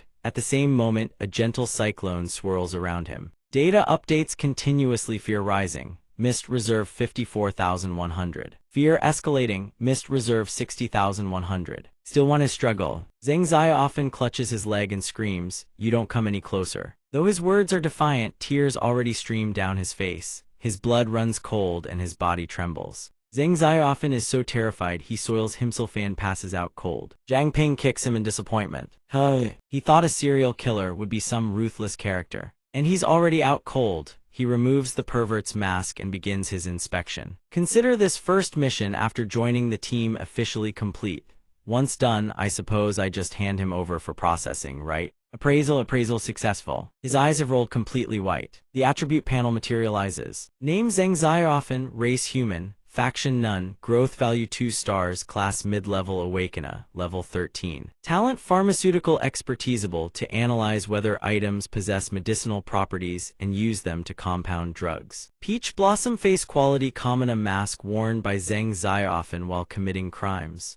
Zhang Ping exclaims in fury, such a strong awakener ability. And he squanders it on evil. What a worthless piece of trash. The system auto-replays a scene. A helpless woman reaches out and begs, please let my daughter go, but Zhang Xiaofan replies nonchalantly. You've already taken my drug and you still haven't gone numb. If you want to blame someone, blame that husband of yours. If he hadn't died early, I never would have set my sights on the two of you. He kicks the woman, sending her flying backward with a scream. Just a lowly clerk in the patrol team, always yapping about living and dying to protect Mingzhu City. Well, he's dead for real now, isn't he? How laughable. He unleashes his perverted voice on them once more. But hey, I gotta thank him for leaving you two for me. The daughter lies helpless on the bed, crying out. Zhang Xiaofan grabs the girl by her neck and hair, extending his tongue to lick her. Don't rush. Once old master is done with you, I'll send you to meet him. In his twisted mind, dozens of women he has violate dozens while he cackles with laughter. You're all my toys. After viewing those memories, Zhang Ping's face darkens with shock. Just then, the cowardly pervert clambers to his feet and launches a surprise attack. Eerie mist surges around Zhang Ping's body. A accompanied by the man's triumphant laughter. But at that moment, lightning crashes down from the sky. Zhang Ziya often roars in fury, "Where the hell did this brat come from? You ruined my plans." That dose was strong enough to bring down a large mutated beast. "Once you're asleep, old master will make you pay properly." But his boasting is short-lived. Zhang Ping furiously incinerates the mask in his hand. "You wretch!" Zhang Ziyaofen's hideous face goes blank with shock. "What? How is it not working? Could it be because of the rain?" He doesn't get a single moment of peace. A cold, merciless slash sends the criminal's hand sailing through the air. His agonized scream tears through the sky as lightning crashes down once more. Zhang Ping's arm surges with another current of power. "Missed," he speaks to the man. "This one is for every mother who gave her life to protect her daughter." Next he conjures 3 more blades. His words are calm, but he is barely restraining the fury within. The blades follow his command and pierce into Zhang Ziyaofen's body. This is for every girl who chose death over submission. His tears and snot streamed down like rain, yet the punishing blows only grew more ferocious. Each slash commemorated a hero of the patrol team. He had not stupid. This was retribution dealt on behalf of all who harbored hatred against this twisted criminal. This slash is for that righteous scout. The rain continued to pour relentlessly, yet Zhang Ping's blades did not cease their descent. This slash is for that nameless awakener. After the brutal punishment, Zhang Ziyaofen could no longer move his body. He cried and cursed through his tears. "You lunatic, you're a damn madman." Zhang Ping's fury had not yet subsided. He ordered them. "With current medical techniques, if treated in time, you can still be saved. I'll give you one chance." He pointed a finger toward a door. "As long as you can walk out through that door, I'll spare your life." The criminal, of course, had no idea what Zhang Ping was truly thinking. "Zhang Ziyaofen, you brought despair upon those people. I will return it to you tenfold." Ping extended his hand, pointing at the door beside them.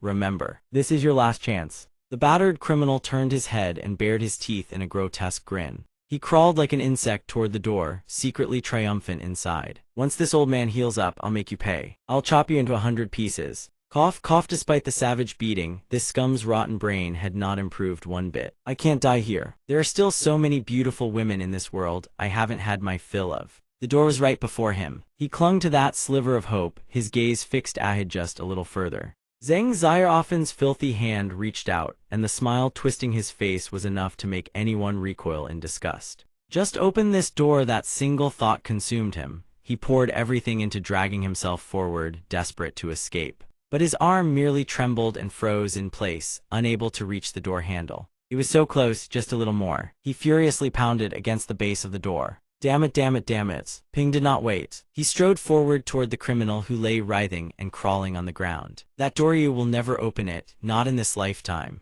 Mist coalesced in his palm, and a terrifying glint flashed in Ping's eyes. "I gave you a chance, and you didn't know how to use it. Zhang Ziyaofen, you failed." Zhang Ziyaofen let out a blood-curdling scream. Without wasting another word, Ping brought his strike crashing down, sending the man offline permanently. Scum. After eliminating the threat, Ping's spirits did not improve even as the system delivered its notification. System for eliminating an opponent above your level, all attributes 1. System current personal stats: vitality 28, spiritual power energy 29, agility 29. Those lifeless eyes dared not meet his gaze. He blamed himself. He had believed that killing the heavenly constant fox would restore peace to Mingzhu City and save everyone. The young man raised his head.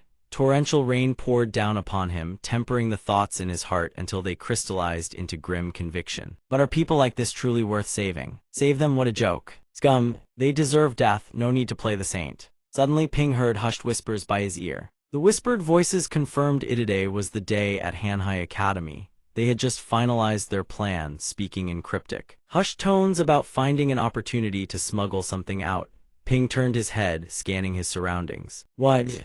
Another scumbag just like Zhang Ziyaofen." Ping immediately rolled up his sleeve and pulled out the sweep team's communication device. His expression darkened as he reported the situation. "Captain, the rapist mission is complete. Additionally, I've intercepted intelligence near Manhua Academy through the Wind Whisperer ability. They appear to be planning to move something out." At the sweep team headquarters, Tu Shibai heard the report clearly and signaled to Manny, who was positioned at the rear of Manhua Academy. She activated her ability, but the results were far from promising. "I can't sense anything from that location. Someone has set up a barrier. If even you can't probe it, then these are clearly no ordinary people." The situation was roughly understood. Tu Shibai continued issuing orders. Zhang Ping, head over there and report the situation on the ground. I'll contact Liu Sixian immediately. He carefully reminded him, don't act rashly until reinforcements arrive. Ping was already sprinting at full speed. Yes, sir. Beneath Hanhai Academy, a red barrier enveloped the structure, generated by a strange artifact coiled around a pillar. 3 figures, their faces hidden beneath deep hoods, walked through the school grounds carrying lanterns. They appeared to be searching for something. Zijun clicked his tongue in frustration. Damn it, we've been searching for 15 minutes already. Where the hell did Chen Zuli hide her? Huang who was with them, suddenly jolted. Boss, something's wrong. Somion's breached the barrier. The portly Huang San panicked. What? Could our operation have been exposed? But Zijun refused to believe it. Nonsense, with the dragon suppression stones and double-layered concealment protecting this place, there's no way anyone could detect us. Still, that warning raised his vigilance another notch. That said, whoever breached the barrier, if they alert Chen Zuli, we're in deep trouble. Even if we conceal our presence, we can't abduct someone right under his nose. The 3 urged each other on and hurried up to a higher floor. Hurry, time is running out. No matter what, we must find her. Meanwhile, outside the academy, Ping had arrived. He stood in silence, staring at the glass panels installed along the upper floors. He also spotted the strange dragon head device and activated the system's scan. What is this? Appraisal initiated. Result failed. Appraisal unsuccessful. Appraisal failed. Nevertheless, he persisted, forcing the system to run a deeper analysis. Finally, the appraisal succeeded. Dragon Suppression Stone High-Grade Corpse Refinement. When 4 Dragon Suppression Stones are placed at their corresponding positions, they form a barrier. The Dragon Suppression Battle Array can engulf and shatter most barriers, yet it's classified as a mere corpse refinement grade artifact. The scene replay function activated automatically. Countless ordinary civilians had lost their lives. Their blood was forced into a grinding vortex and flowed down through carved channels. A funnel had been set in place to guide the crimson stream steadily. Behind it stood other strange objects bearing arcane patterns, also stained with fresh blood. The final stream of blood poured into the dragon's eyes, activating them. Ping's face darkened. Dragon suppression stones powered by human sacrifice, but these things were banned long ago. He turned his gaze back toward Hanhai Academy. The theories forming in his mind didn't match the modus operandi of either organization. Could it be remnants of the Chu clan? The Chu clan's family history was quite notorious. The Chu clan's beast tamers were the masterminds behind it all. 200 years ago, they ruled Mingzhu City and committed countless atrocities. 200 years ago, 3 organizations rose up and overthrew their reign. 2 months ago, they seized the Sun Moon Bright Pearl. 2 months ago, they made the newly appointed city lord vanish. 2 months ago, they lured the heavenly constant fox into the city. Half a month ago, they rallied mutated beasts outside the walls. And now he had come to Hanhai Academy to smuggle something out. He had already reached the main entrance leading inside. Inside and out, everything was shrouded in gloom. The Chu clan had lured the heavenly constant fox and assembled mutated beasts outside the city. What exactly is their purpose? Perhaps he could find a clue through their actions this time. Following Zhang Ping's line of sight, he notices something at the window. Something seems to have slipped outside. I need to hide first. Activation successful. Nightwalker. From the enemy's perspective, Zhai Jun and his underlings crawl out from a grate. He orders them to seal the entrance. Zhai Jun scans the room warily, his gaze sweeping across every corner. The person who entered the barrier earlier doesn't seem to be here. Confirming the surroundings are safe, he turns to speak with Huang who hoists an unconscious girl's body over his shoulder. Should be fine now. He kills the light to conserve its last reserves of energy for emergencies. The extinguished lamp plunges the already damp space into deeper darkness. All 3 of them begin to move out. I'll go retrieve the dragon-suppressing stone. We can't leave any traces behind. Meanwhile, Zhang Ping is hiding at a different location, maintaining contact with his team and sending a continuous stream of intel. Appraisal. Sure enough, the enemy belongs to the Chu clan's forces. One has a level 20 detection skill, another possesses level 17 psionic power, and there's one more with level 15 hypnosis. Received, the system continues to relay information. Appraisal successful. He reads through the data stream and thinks to himself, no wonder he couldn't spot them earlier. The night lantern can conceal its user's aura and scent. Current energy 161. So that's what they were using to mask their presence, but it looks like the thing is about to run out of juice. He shifts his gaze to the kidnapped victim, and his eyes widen in even greater surprise. Is that girl their kidnapping target? Attribute panel name Chen Junding, race human. Affiliation Hanhai Academy. Growth value 14 stars. Class mid-tier Awakener, level 13. Talent Blood of the Holy Mother. Her blood enhances affinity with living creatures, capable of turning all unfamiliar beasts into fanatical devotees. Upon upgrade, this ability can become a passive skill with an expanded area of effect. Note those who drink the holy blood will be unable to use their abilities and will suffer continuous misfortune. Growth value is unbelievable. And her ability is practically an evolved form of the contract gem. Zhang Ping's brow furrows deeply. He is burning with curiosity about their true intentions. Does the Chu clan intend to use her to control someone? No matter what, this girl is innocent. A bolt of lightning descends from the sky, accompanied by a piercing crack of thunder. Zhang Ping makes his resolve. He absolutely cannot let the Chu clan have their way. The moment that thought crosses his mind, all three enemies employ some kind of technique and vanish right in the middle of the academy grounds. By the time he rushes out, not a single trace remains. The system can't track them either. Appraisal is interrupted and fails. So Zhang Ping frantically contacts his team. Manny, where did they go? Can you track them? Back at the sweep team's base, Manny is concentrating with everything she has to pinpoint their location. Magic radiates throughout the entire room. I've got them. They're heading toward the outskirts of the city at their speed. I'm afraid Sissy won't be able to catch up in time.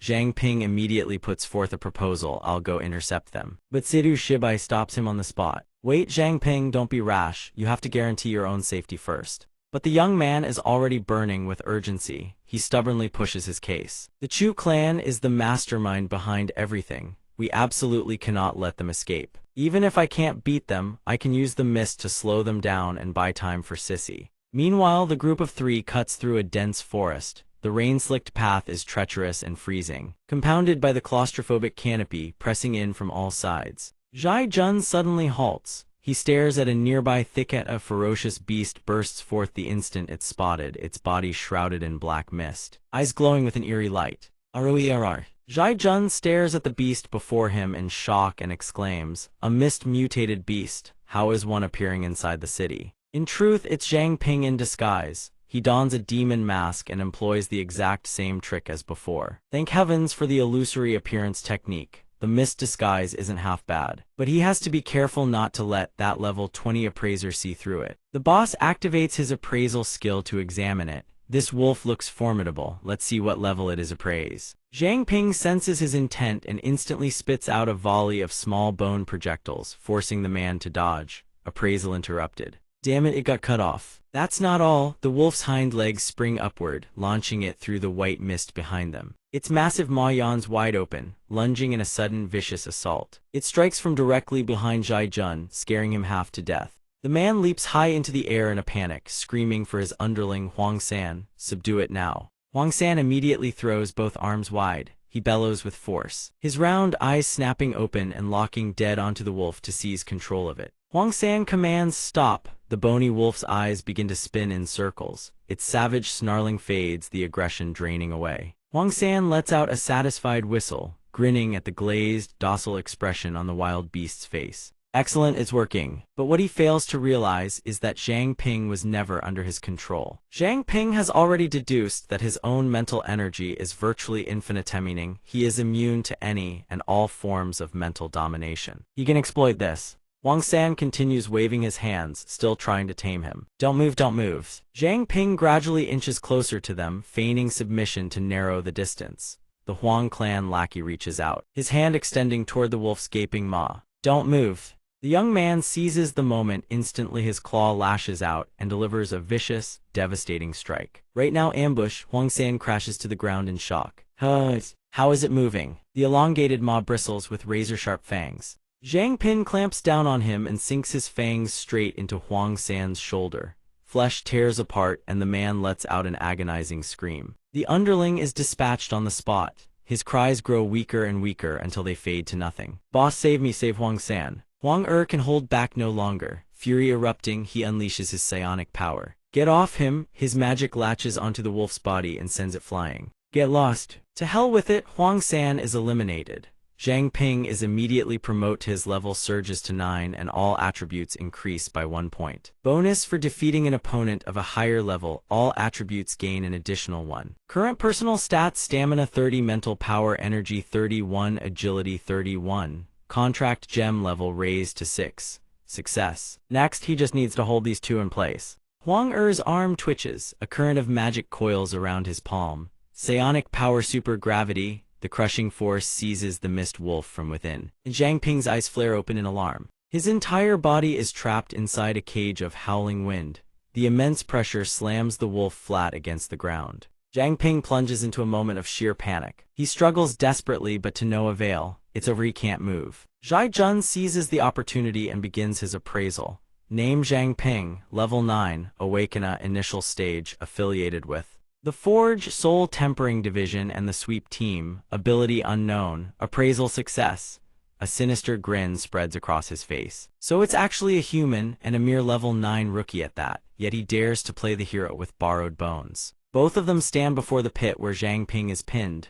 Zhai Jun mutters, "If you're one of Sidhu Shibai's people, this super gravity techniqueth, same one Sidhu Shibai used on me last time, then I can't leave you alive." Zhang Ping fights to steady himself. Stay calm, there has to be a way out. The sky churns with storm clouds that keep rolling in. Layers of black clouds stack upon one another, heavy and oppressive, on the verge of unleashing their rain. Huang Er's power still holds Zhang Ping in its grip. He is carefully analyzing them. Although the appraiser himself has no offensive skills, his special weapon is troublesome and it turns out to be corpse puppet grade. Zhang Ping shifts his body into human form to narrowly dodge a bone arrow. It seems the Chu clan's main combat strength relies on mist-based equipment.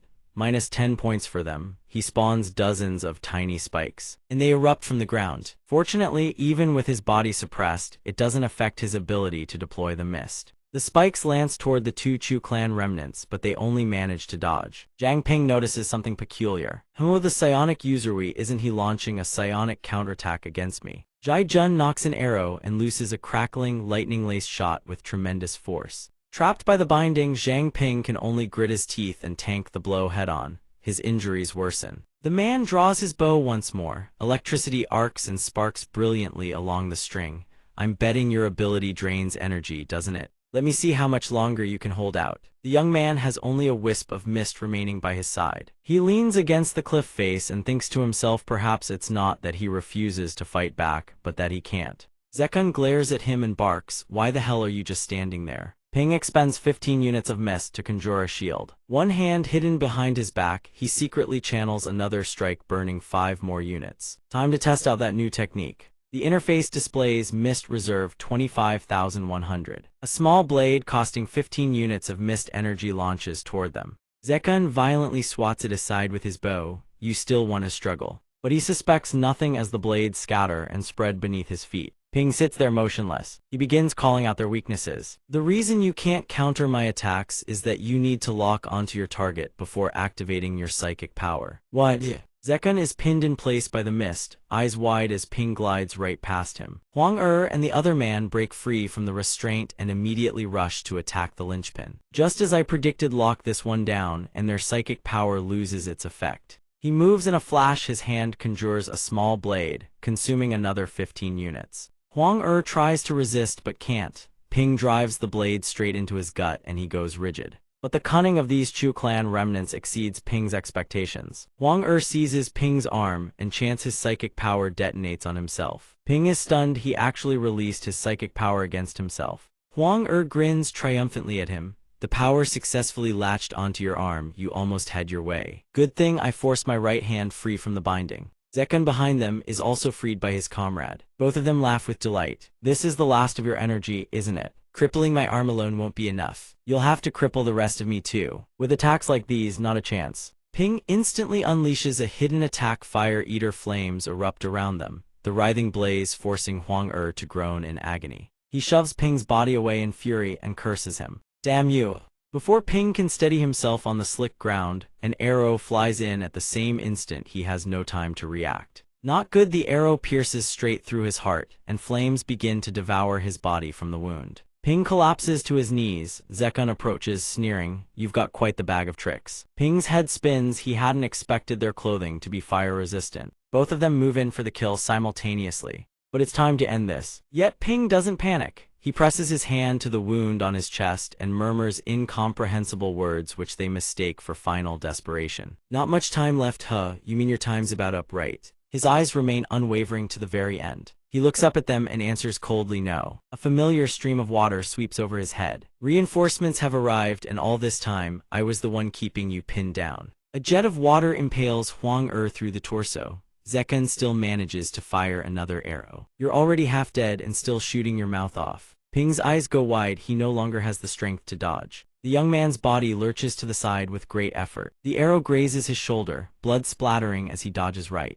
Liu Xixian materializes behind Zekun, and now he's the one caught off guard. Reinforcements. His jaw drops, his mind screaming in disbelief. This girl took out Huang in a single move. Liu Xixian swings her blade at Zekun with cold precision, forcing him to parry with his bow. They clash in a blur of steel. Zekun fights while retreating, demanding, "Who the hell are you?" Liu Xixian doesn't answer. She presses her lips together in thought, then accelerates, her blade carving lethal arcs through the air. Zekun is driven back until he hits a dead end. Sweat pours down his face. Damn it! That bastard drained too much of my strength. In this desperate moment, he hastily pulls a small object from his pocket. I have no choice but to use this. A ring shaped like a bolt of lightning slides onto his finger. Power flares as Zekun activates it on himself. Liu Xixian watches with suspicion. A massive lightning bolt crashes down between them, crackling as if about to explode.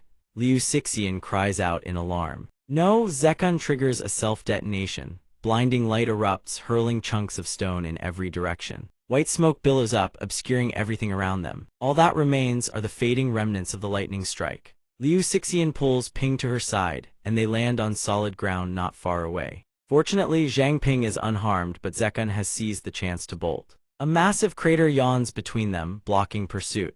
Liu Xixian can only watch him flee and mutter, "A pity we couldn't take the Chu clan remnant alive." She glances at Ping sprawled beside her, utterly spent, tongue lolled out, looking half dead. Then her communication device suddenly vibrates. Manny's voice crackles through the calm sea. "Get Zhang Ping back here now." Xixian asks what happened. Manny's shout hits like a thunderclap. The heavenly veil illusion has been breached. Liu Yu stands in the rain, a black umbrella in hand, silently gazing down at the city below. Ziming approaches hesitantly. "Your Highness, may I ask why you summoned me back?" Liu Yu turns her gaze back to the world beyond. She asks coldly, "What is the status of the mutated beasts gathering outside the city?" Ziming bows his head low and reports, "Your Majesty, everything is prepared." Suddenly, a bolt of lightning cleaves the sky in two, crashing down with a deafening roar that startles everyone. Liu Yu's eyes lock onto that direction. She asks the one behind her, "What was that sound?" Ziming stammers out a flimsy answer. "That's the myriad lightning conduit." Chu Zekun has gotten himself into trouble way to draw the fox's attention. Perhaps it was just thunder. Liu Yu's face turns toward him. Her true form speaks. "Have you noticed anything abnormal?" Ziming answers in terror, praying he won't be executed on the spot. No, no. Both her shadow and her translucent silhouette ripple with irritation in the rain. Lightning strikes again, and the air turns suffocating. "Then why are you so tense?" Ziming drops to his knees at once, clasping his hands together.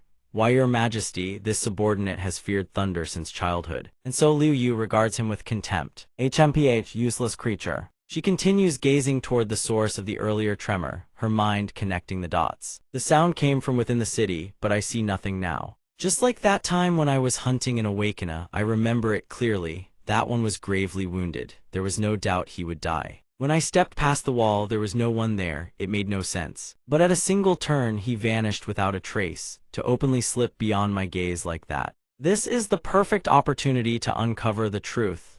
Liu Yu leaps from the balcony. It seems this is merely an advanced concealment technique. Her body floats in midair, eyes flashing crimson. "Human illusions cannot affect my clan, but one could use something else to indirectly obstruct my vision. Perhaps all of Mingzhu City is nothing but an illusion." Both eyes blaze a furious blood red. She speaks aloud, exactly as I predicted. From behind Liu Yu, a torrent of dark energy cascades down into the streets below. Her power continues to expand. Meanwhile, Liu Xixian gazes up at the sky, wondering where did the girl from Hanhai Academy disappear to. The sword-shaped earring on Liu Xixian's ear sways as she grows anxious. Although she doesn't know what's happening, the heavenly veil is indeed disappearing. Zhang Ping gradually regains his clarity. He slowly shifts his battered body and says, "Easy." Pointing at the cage dropped by Huang San, he tells her to use it. The Night Lantern, activate it now. Luo Shiyu's bizarre powers continue to grow, sprouting outward like gnarled tree trunks. Two crimson eyes snap open, sweeping their gaze across the surroundings. From Luo Shiyu's tendrils, countless eyes sprout searching every corner of the city. Luo Shiyu peers through them into every inch of her domain. Something suddenly startles her. Those cold eyes lock onto one direction. She's found the rat. Someone is hauling the cage and fleeing in a panic. In his rush to escape, he nearly forgot to bring the Holy Maiden. A voice suddenly rings out behind him, sending a jolt of terror through his body. So late at night, someone dares to leave the city courting debt hand. It's already been spotted. Zhejian can only watch helplessly as Luo Shiyu rockets away without a shred of hesitation. Why, Your Majesty, W8, he clenches his fists. Panic seizing him, it's over, I can't stop her. Zhejian immediately contacts the others in the team. Emergency intel, emergency intel. There is a hidden agent of the sweep team still lurking in the city. His name is Zhang Ping. The group nearest to him listens in silence. Tonight's operation has been compromised by him. Huang San and Huang Er are dead. Zhejian's words come out in a frantic rush. In the end, the sweep team's reinforcements arrived. I had no choice but to deploy the Myriad Thunder lead. His older brother speaks up. Little brother, you are saying that Zhang Ping is still alive. Yes, his tone is absolute, but I've already dug into his background. Other than the sweep team, he's also connected to a forge called Soul of Iron. They nod, absorbing the information. Understood. But the immediate priority is for you to get the Holy Maiden out of the city. Now. Everything seems to end there until Zhejian's panicked scream tears through the connection. Luoxi, why are you here? His brother demands an answer. What did you just say? Zhejian lets out an agonized scream and then his voice cuts to nothing. His brother's face darkens as he desperately tries to re-establish contact. What happened? Answer me. Chu Zhejian. Huang Ziming arrives at their location and bellows, you fool, stop calling, the plan has failed. His expression is grim. Chu Zhejian was killed by the fox. Zhejian's brother furiously hurls the communicator to the ground, shattering it. Damn it. Are you telling me all our years of effort have gone to waste? Ziming steadies them with another piece of intelligence. No, the Holy Maiden is still alive. She is the lodestar of the heavenly constant fox tribe. The moon. Prince has realized she cannot kill the Holy Maiden. She will definitely bring her back to the city lord's manor. The hatted man rounds on him. Then tell us, what the hell do we do? Without the Holy Maiden, how are we supposed to control those foxes? Ziming remains calm. The city lord's manor has a secret passage leading straight out of the city. I can confirm that right now, only I know of its existence. He then lays out his plan to the creatures. Have your mutated beasts enter the city lord's manor through that secret passage. It will sow chaos among the foxes. As for me, I'll seize the cage and make my exit. I'll use the confusion to smuggle the Holy Maiden out. The one seated above shrugs. HMPH, easy for you to say. The Moon Prince is guarding the city lord's manor. With just the mutated beasts we've scraped together, what can we possibly accomplish?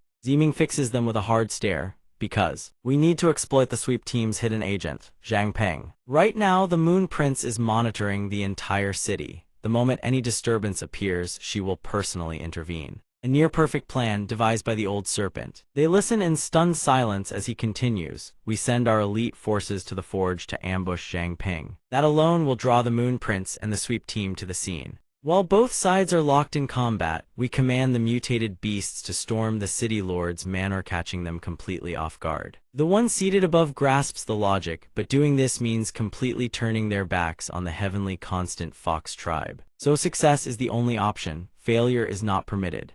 Ziming adds one final reminder, also when you move, do not expose my identity. The others nod in agreement. All right. Truly worthy of being the Chu clan's inheritor. The one seated above reveals a single eye, glinting ominously in the dim silence.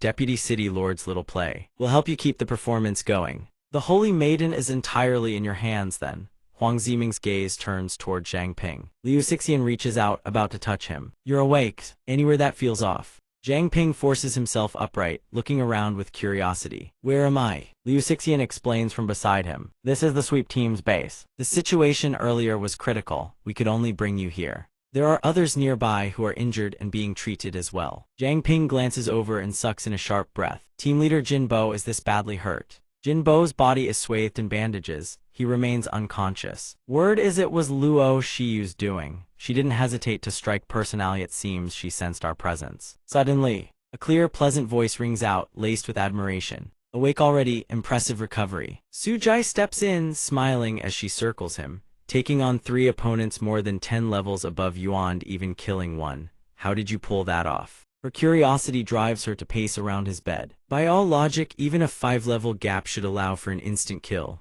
let alone 10. Liu Xixian introduces her. This is Su Jai. As I mentioned before, her ability is Solar Surge. She's the one who treated your wounds. Zhang Ping remains cautious around Su Ji as a newcomer, and it's better to stay discreet. He smiles and answers with practiced deflection. Call it luck, those who survive great calamities are destined for fortune. This time, it's all thanks to Sister Su and everyone else. Without you all, I'd have died who knows how many times over. I heard Sister Su was the strict type, but she doesn't seem like it at all. Su Jai doesn't press further and lets it slide. It's nothing, really. Besides, I don't need to maintain the celestial veil anymore anyway. However, her expression hardens into immediate seriousness. All right, enough pleasantries. Now that you're awake, let's go meet the others. Regarding tonight's incident, we need more comprehensive intel. Zhang Ping silently retracts every nice thing he just said about her. Manny groans at her desk in the office. Why is there always endless work? She slams her face onto the desk and wails, Captain, I'm submitting my resignation. Loi raises a hand in solemn agreement.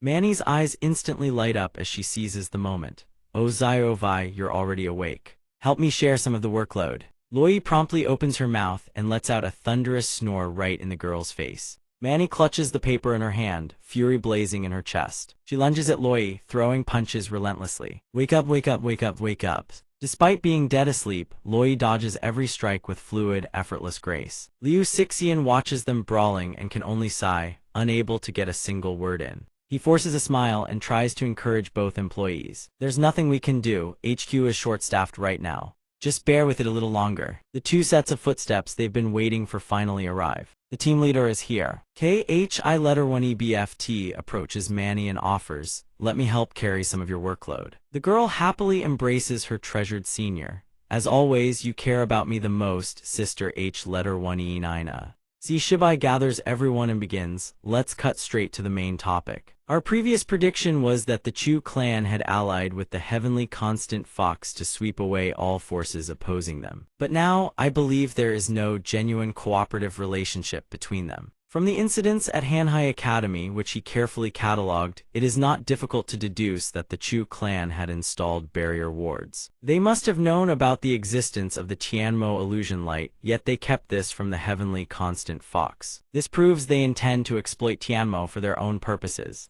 However, the contradictions here are significant. Submitting to others is not the Chu clan's style, yet with their current strength, they simply cannot contend with the heavenly constant Fox. Therefore, the girl they smuggled out of Hanhai Academy last night may be the key to dealing with the heavenly constant Fox. KHI1EBFT opens the book in her hands and adds, the Hall Master of Hanhai Academy, Chen Zuoli, has only one son, Chen Haowen. Records indicate he passed away 40 years ago and was never married. That same year, Chen Zuoli suddenly announced to the outside world that he had a granddaughter named Chen Junding. The identity of that saintess is also brought up. Based on our investigation, this Chen Junding does not carry the bloodline of Mingzhu City. She most likely comes from a village in the outskirts. KHI1EBFT highlights additional details worth noting, and it appears Chen Zuoli dotes on her dearly. For 40 years, he has never once allowed his granddaughter to come into contact with anyone. Her civic records are as clean as a blank sheet of paper.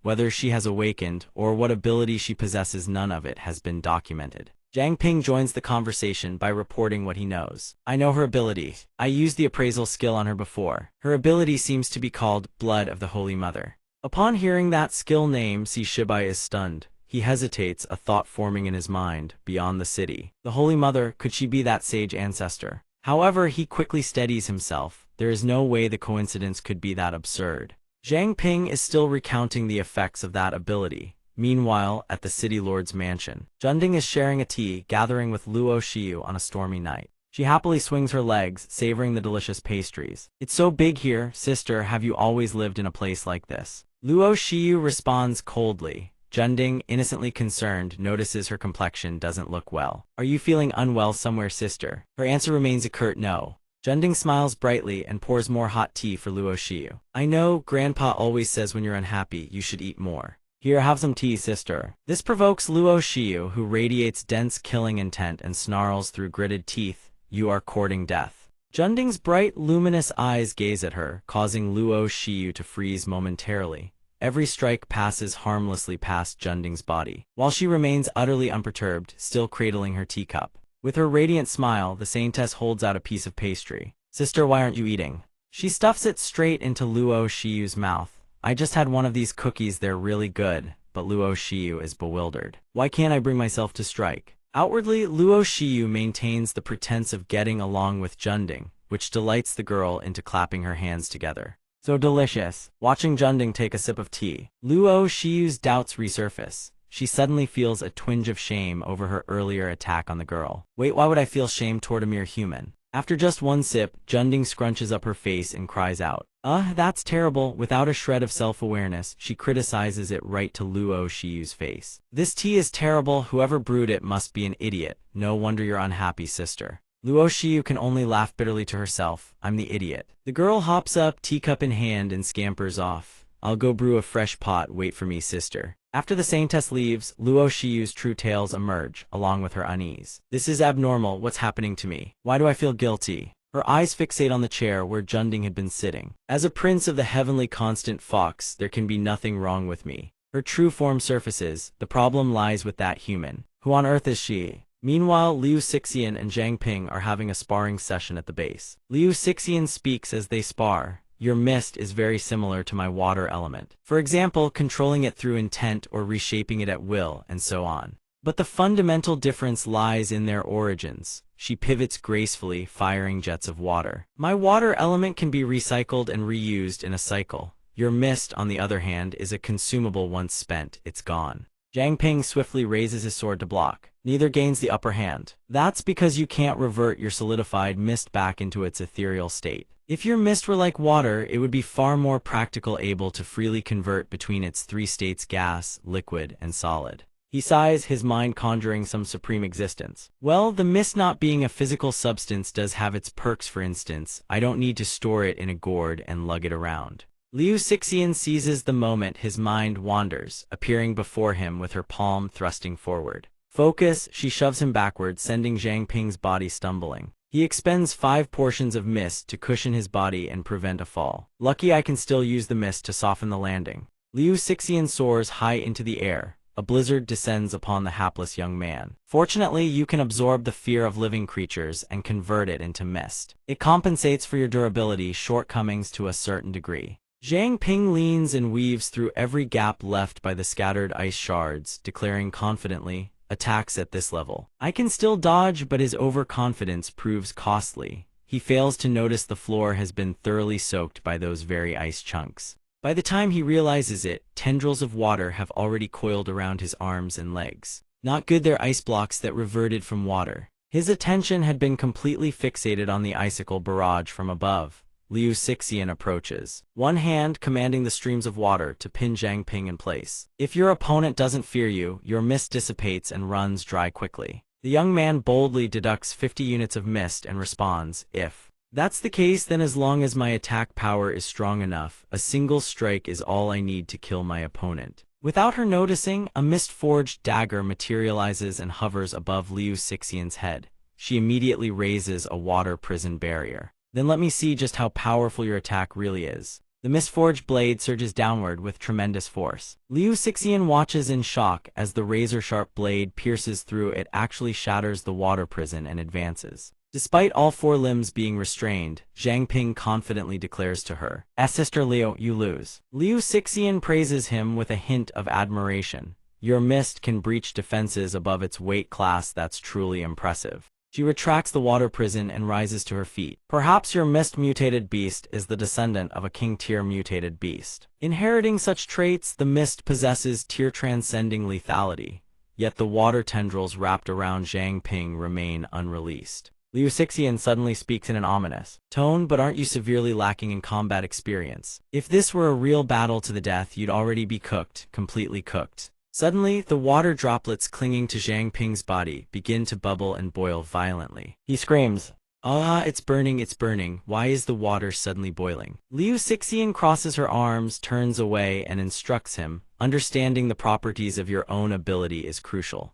When you have nothing to do, polish your skills." She remains absorbed in her lecture, unaware that Zhang Ping has already hatched a mischievous plan shaping the mist in his hand, experimenting with how, just like water, it can transform into ice, scalding water, or back into mist. Any of those could produce unforeseeable consequences during combat. He pulls out a toy spider, and Sixian nearly jumps out of her skin. Like this, right, Sis 6? Immediately after, Sixian blasts a stream of water right into his face, letting out a terrified shriek. This time, Ping goes even bolder, opens his mouth, and gulps the stream right down. Sixian stares in shock, turning to look at him with an entirely different expression. Terrified, she immediately blasts another stream of water into his face. "Spider, get away, get far away from me," she screams, then lunges forward, grabs his neck, and shakes him violently. "Spit it out, my water element is pure water." Ping gasps weakly, "Even if the poison doesn't kill me, you'll still shake me to death." Realizing she's gone overboard, she quickly releases him. "Sorry." Still dazed, Ping murmurs, "But my current form feels kind of strange. My body's gone completely soft, I can't control it." Suddenly, his lower half dissolves into water, his pants drop to the floor, soaking wet. His entire body gradually liquefies. Leaving both of them mortified, she immediately activates appraisal on him. Could it be I've awakened a new skill? Appraisal successful, attribute panel retrieved. Summon Zhang Ping, owner Zhang Ping, species human, faction sweep, team location Iron Soul Forge, potential 6 stars, rank 9th state. Low level, awaken a strength 30, spiritual power, immeasurable energy 31, agility 31, talent contract, gem level 6, supplementary effect level 6 activated. Command absolute obedience skills, advanced appraisal skill, Nightwalker, Fire Eater, intermediate mist body, low level wind speaker, low level anomalous. Consumer. When swallowing special items, there is a 10% chance of acquiring a corresponding special physique. Pure water body, low level. The body can transform into pure water to resist various physical attacks. This time, the level 6 contract gems effect actually awakens 2 talents.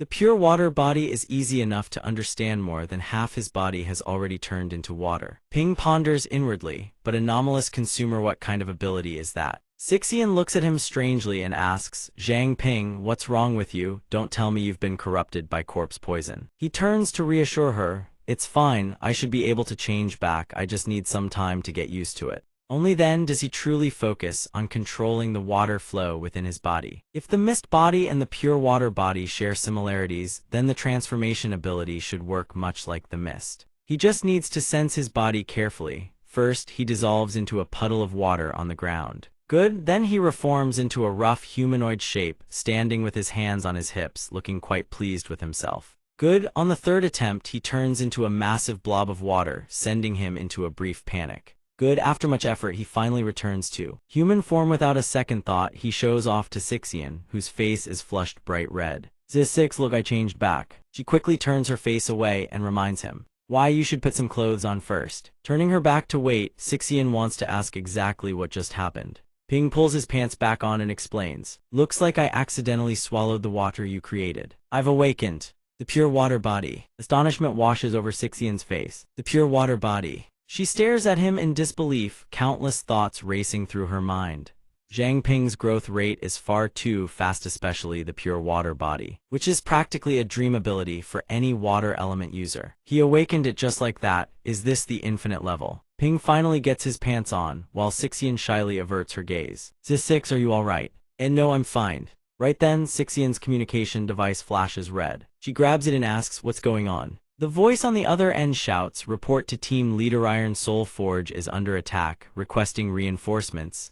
Sixian instructs them, "Contact the nearest teammates for backup first, I'll be there right away." "Yes, ma'am," they respond. The moment Ping hears this, he immediately resolves to go along. "Wang Jimin and the others are in danger, I'm going too." Sixian reaches out to block him. "You can't go. This could very well be a trap." But Ping, brimming with confidence from his newly awakened ability, says assuredly, "Don't worry. I just awakened the pure water body today. If things go south, I can turn into water and escape." Knowing she can't stop him, Sixian gives in and dashes forward. "I really can't do anything about you. Stay close to me." At the Iron Soul Forge. When Zhang Ping's group arrives, countless bodies lie scattered across the floor. How did so many assassins show up? Sixian orders the sweep team members into formation, while Ping rushes inside. He leads a squad to search for survivors. She commands a defensive unit to guard against the remaining assassins. Ping charges outside, anxiously searching for the people he knows. Uncle Liu Wang Jimin, cis S-letter 1 EAFC. A shadowy figure weakly calls his name,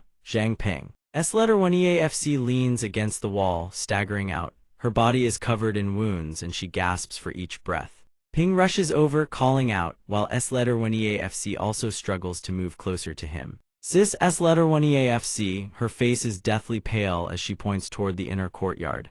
Hurry. Uncle Liu and Wang Jimin, a familiar arm lies on the table. Maybe I'm the only one who can still walk. They're all injured.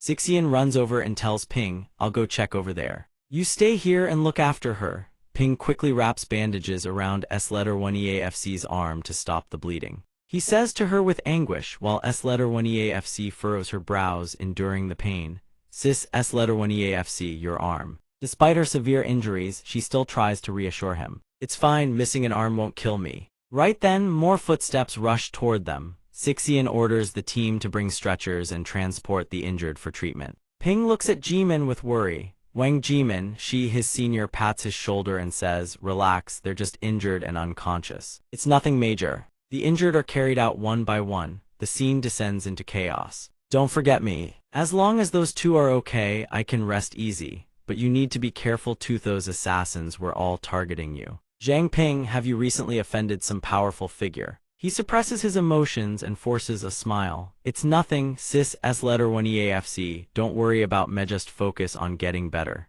Sixian, standing beside him, begins making plans. The city is no longer safe. The sweep team will transport them to a safe house outside the city for treatment. Ping bitterly blames himself. Damn it, it's all my fault. He clenches his fists in fury. The Chu clan's beast tamers and Mingzhu Sidathi are the ones who want me dead. It's mostly them. His senior nods in agreement. I'll arrange for people to investigate immediately. Right then, a very familiar voice echoes in Ping's mind. The energy fluctuation from just now came from here. Many of my clansmen died around this area before. Could it be connected to those two? That voice belongs to Luo Xiu. This wind speaker transmission is crystal clear. She's nearby. Something invisible descends from the sky. Luo Xiu's thoughts show no sign of stopping. These are dangerous times. Rather than waste resources, I cannot overlook any threat. Ping urgently pulls Jimin into his arms and dodges a lethal strike. The attack leaves a deep crimson gash on the ground. Luo Xiu gazes at them and murmurs, interesting. She makes no effort to conceal her killing intent, fixing him with a cold stare. You could actually sense my attack. Both of them scramble to their feet, exchanging cautious whispers. Are you all right? I'm fine, but this operation was supposed to be completely secret. How could she have shown up here at this exact moment? I suspect she has been surveilling the entire city. Luo Xiu's eyes morph into monstrous shapes. She freezes in surprise upon taking a closer look. Luo Xiu exclaims. Zhang Ping realizes she has already recognized him, so he casually greets her. Sister Luo, long time no see, still calmly appraising. Appraising. While he struggles to finish the appraisal, Sixian instantly charges forward and takes the initiative to attack. Appraising, kid, get out of here, let me hold her off. Appraising. She unleashes a barrage of storm lightning bolts at Luo Xiu, darkening the sky.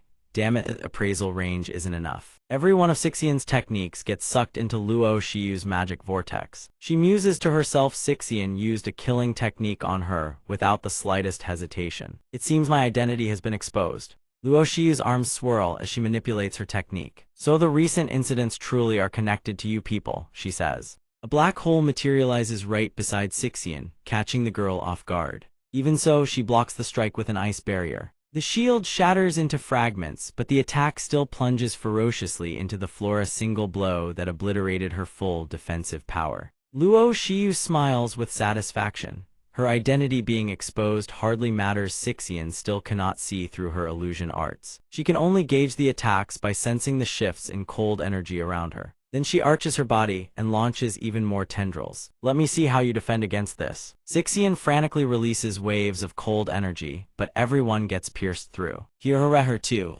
Ping stays right by her side the entire time. He shouts out a warning to his senior, Sister Sixian upper left. She glances at Ping with absolute trust in her eyes. Thank goodness Zhang Ping is here, otherwise she wouldn't even be able to mount a resistance. Following his directions, she focuses on dodging at the 3, 7, and 9 o'clock positions. She then seamlessly shifts from defense to offense, counterattacking the remaining tendrils. 10 o'clock, 1 o'clock, 2 o'clock, 11 o'clock, 12 o'clock. Luo Shiyu's earlier amusement vanishes. She furrows her brow intrigued. How does Zhang Ping know? She decides to test her theory, launching a tendril straight at Ping. He immediately senses the attack and activates a full-force evasion skill to dodge. Watching Ping's movements, Luo Shiyu's suspicion deepens. Sure enough, every time she attacks, he dodges with pinpoint accuracy. It appears Zhang Ping is the one who can see through her tribe's disguises. She arrives at her conclusion then, I should kill him right now. The attacks intensify, spurred by Luo Shiyu's bloodlust. Let me see how long you can keep dodging. Ping looks toward Sixian in a panic. This is bad, I can't dodge and call out positions for Sixian at the same time. He spins around with movements more graceful than a ballet dancer's, shouting out directions 3 left, 3 right. Ping then dashes to Sixian's side just in time and conjures a maximum level mist shield. She glances over in surprise. Zhang Ping, you made it. Sister Luo's rage is a bit over the top. Did she get dumped recently? Luo Shiyu's mouth curls into a wide, wicked grin, her razor-sharp fangs fully bared. She bursts into cruel laughter, and even more tails erupt from her body. Zhang Ping, you hit it well, every single probe, and you fooled me every time. She channels all her power into her tails, launching them at the two of them, but this time you won't escape your doom. A terrifying pressure slams down on them. You can block 3 tailswood about 3,000. Sixian pours every ounce of strength into the fragile shield. The incoming force is far too overwhelming. Ping grits his teeth and holds on. The system relentlessly flashes warnings about the fog's declining integrity. Fog integrity 50% degradation rate 0.1 sec. Fog integrity 30% degradation rate 0.3 sec.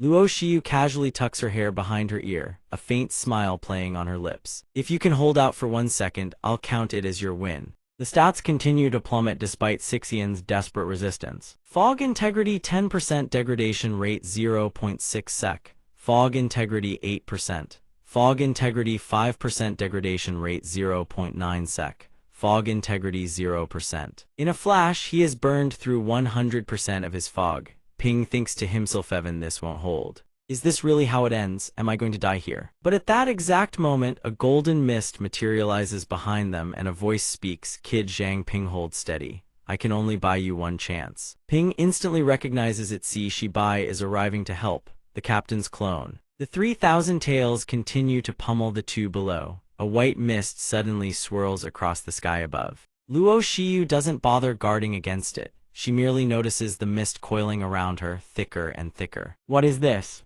Shibai calls out the signal, Kid Zhang Ping now. Ping instantly roars, unleashing every ounce of his power. Roger, he lets out a battle cry and detonates the shield, sending all the tails flying. Without a moment's hesitation, he grabs Sixian's hand. Ping drags her into a full sprint as the fog wraps around their bodies. Not so fast. Half of Luo Shiyu's face has already reverted to her true form. She tilts her head and furious refuses to let them escape. With a single sweep of her arm, she shatters the containment Shibai had created. Break for me. But those few precious seconds are more than enough for Ping to vanish. She roars in frustration. All of you here may hunt down Zhang Ping at all costs. Every resident in the district hears her thundering command from above. After a brutal battle, Ping and Sixian manage to return to the sweep team and take shelter in the safe room outside the city. Jingjiao is being treated for her wounds here. She tells him plainly, so now I'm a member of the sweep team too. Has Mingzhu City really become the domain of those stinking foxes? Ping replies, yeah, although they don't dare act recklessly. The city still isn't safe. The young man looks dejected, blaming himself. I'm sorry, it's because I was about to find out why you were upset, and I wanted to offer some words of encouragement too. Come on, it's just an arm, it's not like I'll die. Besides, you should be thanking me for saving Uncle Liu and the others. Sixian walks in just as Ping is making his bold declaration. I swear I'll find a way to reclaim the forge. Before that, all I can ask is for everyone to bear with the hardship and stay outside the city for a while. She suddenly recalls the moment he saved her, and gently rubs her own hand. He's already grown so much without me realizing it. Jingjiao notices Sixian standing at the doorway. She gently tells him that girl is still waiting for you. Go take care of things first. Ping steps out of the room with Sixian. He asks curiously, Sixian Jai, did you need me for something? Sixian suddenly asks in a huff, Kid, what did you just call me? Ping realizes his mistake and quickly looks away. Sister Sixian, it's all your fault for calling that girl weird things. That's what made me slip up. He squeezes his eyes shut in embarrassment. But honestly, back when we were just acquaintances, calling you Sister Sixian was fine. Now that we're closer, it feels kind of awkward. Good or bad, I've already lived 2 lifetimes. I'm not exactly younger than you. Sixian doesn't argue with him. Instead, she continues speaking, catching Ping completely off guard. Forget it. It's just a form of address anyway. Whatever you prefer. Call me however you want. Come with me. They head to another room together. Liu Sixian, true to her cautious nature, gives him a few reminders. Your identity has been exposed. I'm afraid you won't be able to enter Mingzhu City for the time being. Wait for the captain to arrange things, she says, pulling out a vial of medicine with a smile. The intel you provided on the Sane test was incredibly useful. Plus, you handled the rapist mission flawlessly. So this is the sweep team's reward for you. Zhang Ping takes it, visibly surprised. It's golden blood. He holds it up close to his face and mutters, this can't be that golden blood, right? Liu Sixian nods. Yep, Jinbo's golden blood. Every so often, he has to have blood drawn and stored. It's normally used to heal teammates or to extend the lifespans of elderly contributors. Try it out in the training room, see if you can extract any energy from it. They step into a vast training yard. All the while, Liu Sixian continues to remind him. Oh right, this golden blood is an energy-type bloodline, so it can potentially be passed down to the next generation. You'd best brace yourself, careful you don't catch the eye of some lawless woman. Zhang Ping holds the golden blood in his hand, pondering for a moment. It's only a chance of inheritance and not 100%. Besides, whether he'll even have a wife someday is far from certain. Why think so far ahead? He downs the entire vial in one gulp, focusing his mind on the ability he desires. He prays the mutation devourer power activates. The mist body and the pure water body from before were both obtained through it. Liu Sixian stands at a distance and asks, how is it? Any new abilities? Zhang Ping stares at his own hands. Seems like nothing's changed. The moment the words leave his mouth, a stream of crimson liquid trickles down from his fingertip. He immediately triggers the system's appraisal. His heart sources acquired a new skill. It worked. Mutation consumption has activated. Pure blood body. The body can transform into a pure blood state. It can merge into a target's body, rapidly healing all wounds. Mutation devourer, also a skill of limitless potential. The liquid looks exactly like blood, melting and flowing across his hand. Liu Sixian grows worried. It seems the pure blood body can accurately perceive a target's condition. What's wrong with your hand? From Zhang Ping's perspective, his gaze drifts to the crack on her glasses. Sissy, there's a wound on your face. She hurriedly covers her face and turns away. It's nothing, don't worry about it. But Zhang Ping clearly does. It seems her wound hides something deeper. Liu Sixian redirects the conversation. So besides this, did anything else change? Zhang Ping closes his eyes and describes what he sees. In this state, I can sense the vital signs of all nearby allies. I can also merge with their bodies and heal every wound on them. Of course, even those scars can be erased. Liu Sixian's face brightens at the news. Then you might be able to restore Jius's severed arm. Zhang Ping clenches his fist and adds, as long as there's enough blood. Theoretically, even if a person is reduced to nothing, but a layer of skin eye can regenerate their entire body. The pure water body lets me dodge, the pure blood body lets me heal others.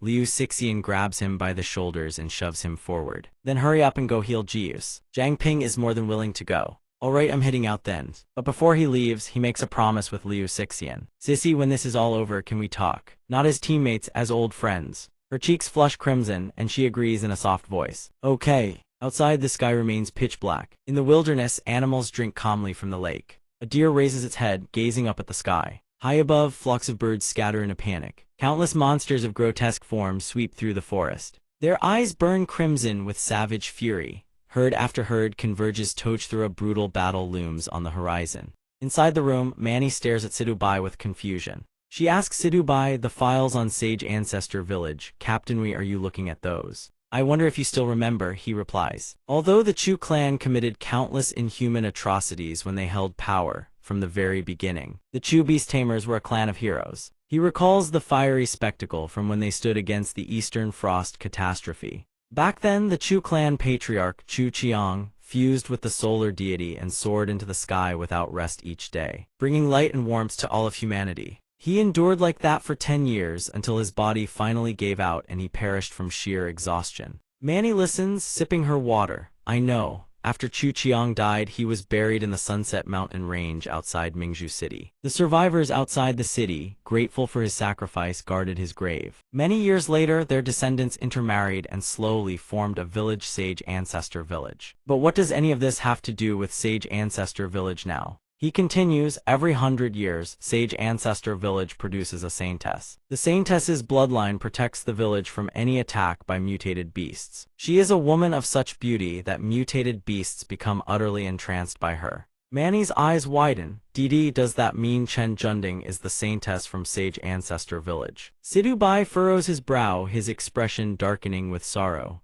The Chu clan intends to use the Saintess to control the heavenly constant foxes. Manny gapes in shock, then ponders for a moment. But why would the Saintess appear at the Maritime Academy, and with everything that's happened? How can Sage Ancestor Village have no trace of involvement at all? What if they did it on purpose? He fires back, his voice edged with anger, using the excuse that the Saintess is being held captive within the city. Sage Ancestor Village could declare war on Mingzhu City at any moment. The answer leaves Manny both stunned and heartbroken. Why would they do such a thing? Sidubai's mind drifts back 150 years. Mingzhu City once had a tyrannical city lord. Not wanting to repeat the Chu clan's mistakes, the sweep team listed her as a fugitive and issued a bounty.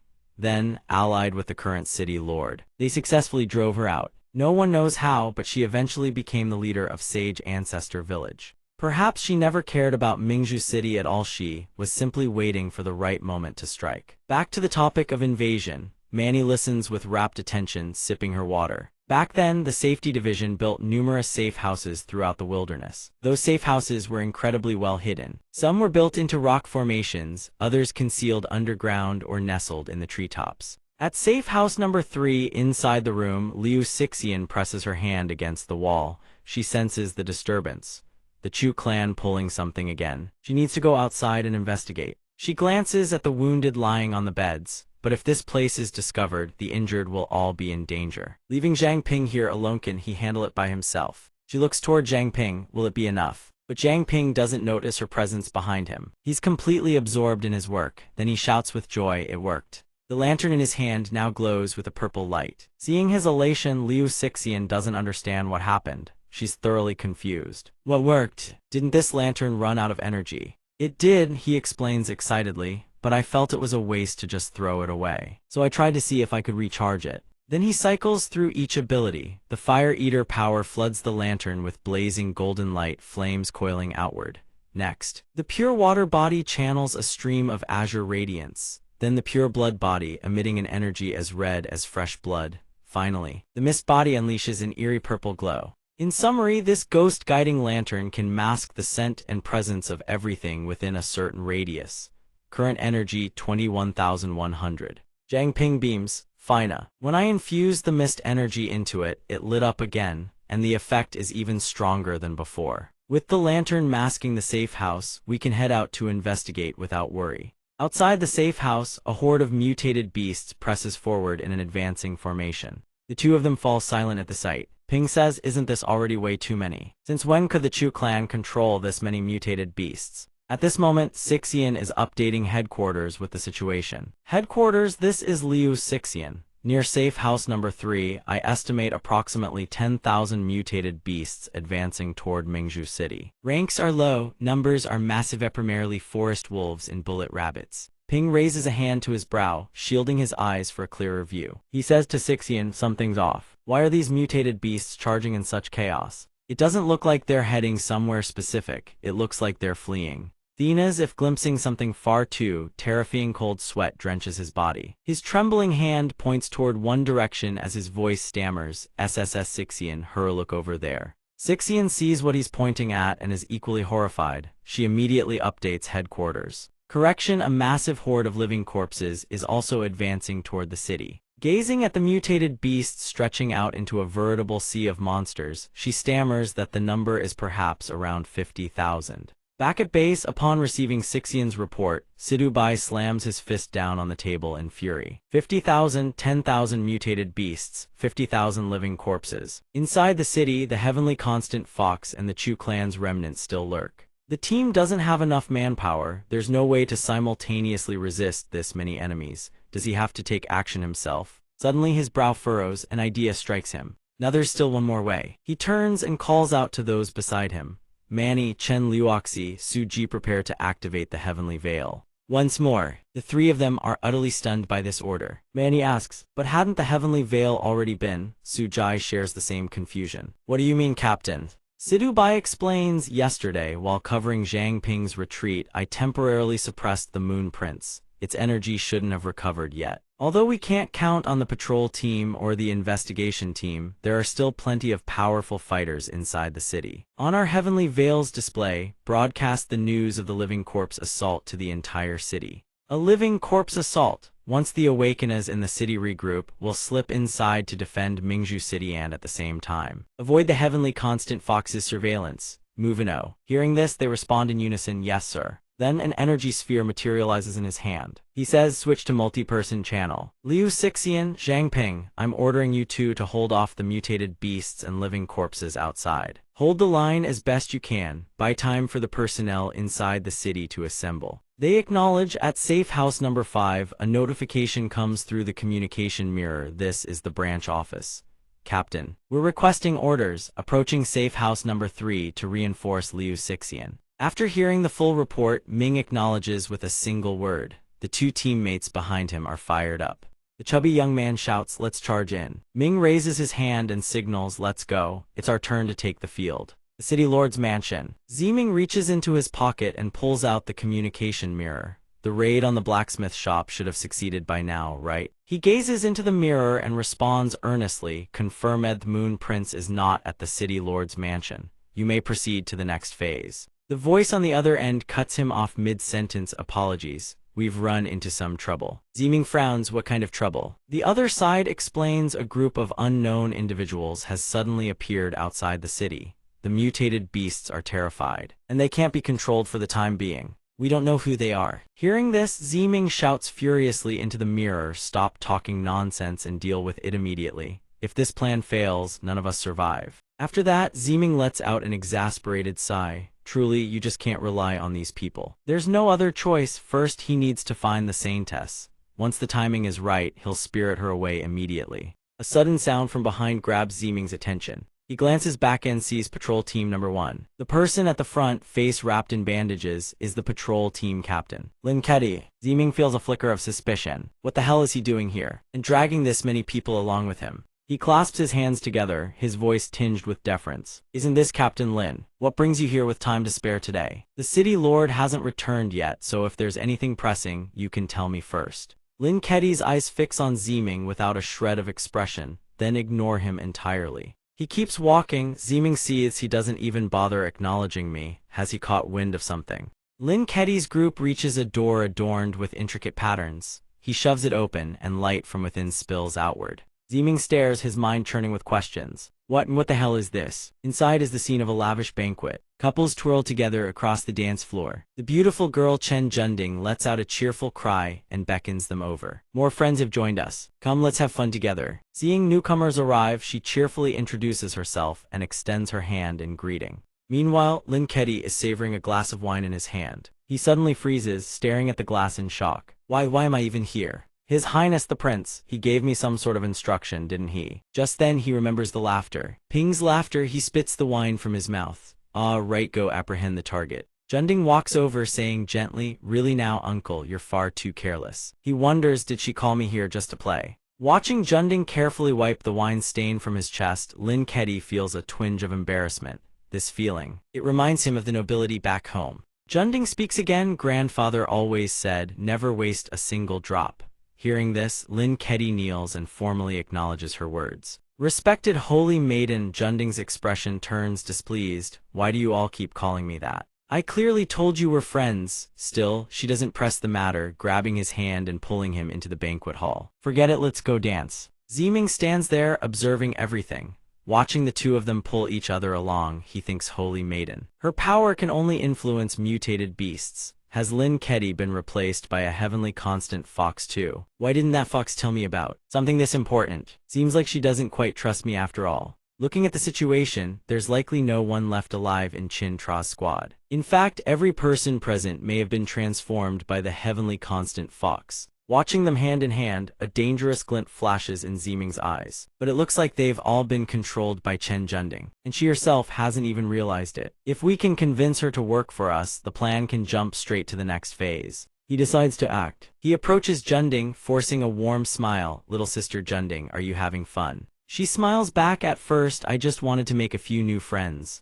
I never expected Sister Luo to throw such a grand ball for me. Then she asks casually, why hasn't Sister Luo come back yet? Hearing this, Ziming freezes, his face stiff as he can only stammer out a reply. Perhaps she still has unfinished business. Inside, Ziming curses viciously, you rotten girl, you are the one who lured these people here. Despite his thoughts, he keeps a cheerful expression plastered on his face as he coaxes Zhending along. Uncle, I know a place that's even more fun. Wanna come play? She doesn't care, she tosses out a dismissive reply and walks away. She rubs her arm and says, I haven't had enough fun yet, besides I don't know you. The banquet hall lights cut out, her eyes, sharp as blades, pierce through the darkness to interrogate him. But how do you know my name? The surrounding space warps in an instant, shifting in a deeply unnatural way. Every single gaze locks onto Ziming. The eyes of the surrounding guests shift to a blood-red hue. Near safe room 3, Sixian's expression is drawn taut with tension. Sixian slams her palm against the floor. A wave of ice erupts outward from her position. Dark Mist 30, surrounding Ping now radiates a powerful purple halo. He says, Sissy, I've herded them all together, freeze them now. The mutated beasts sneer, sure thing. Sixian unleashes a technique, freezing the mutated beasts solid, but in the very next instant, they shatter the ice. Like ravenous predators, they continue charging forward. Seeing the situation spiral, Sixian shouts, this is bad, there are too many. Hearing this, Ping leaps into action, leave holding them off to me. A purple aura erupts from his body, coalescing into the form of a savage mutated beast. He thinks these mutated beasts should accumulate a massive amount of fear energy for me, which means he can now freely expend Dark Mist. Current Dark Mist 100. Then comes a rapid cascade of additions and subtractions. Dark Mist 100. Dark Mist 100. He thinks next up, another continuous output of Dark Mist 100 incoming. He commands the constructs to assault the mutated beasts. Another system notification, Dark Mist 100. Then he activates the technique Dark Mist Art Dragon Transformation. His mutated beast, bearing a head marked with 3 white stripes, lunges at the swarm. He thinks to himself he has to hold out until reinforcements arrive. Ping says what you're seeing are mutated beasts. That dragon keeps flying into attack. Dark Mist 100, Dark Mist 100. Ping stands observing the battlefield and thinks what I see is an endless stream of dark mist energy and experience values flowing in. Heavy blows land in rapid succession. Experience 10, 10, 10. Taking devastating strikes, the mutated beasts are relentlessly hurled through the air. Ping thinks killing a few hundred of these should be enough to level up his attributes or his rank. But these beasts aren't stupid. They signal each other. The group splits up to entangle the dragon, then fans out in 2 directions to evade it. The dragon observes this and is rather impressed. Clever. These mutated beasts are only trying to flee. They have zero intention of fighting. Meanwhile, Sixian assaults them with ice. They signal again, brothers ahead, no dragon, we're safe. Beside her, Sixian has been watching everything. She points at them and declares, I'll handle the stragglers. The mutated beast roars in fury, snarling, you tricked us. Ping praises Sixian, well done. If only the system could track exactly how many monsters he's killed. Sixian quickly cuts him off with a warning. Don't lose focus, they're coming again. Seeing this, Ping curses, damn it, it's not over yet. They attack together and a third aura forces its way in, ice and fire intertwining.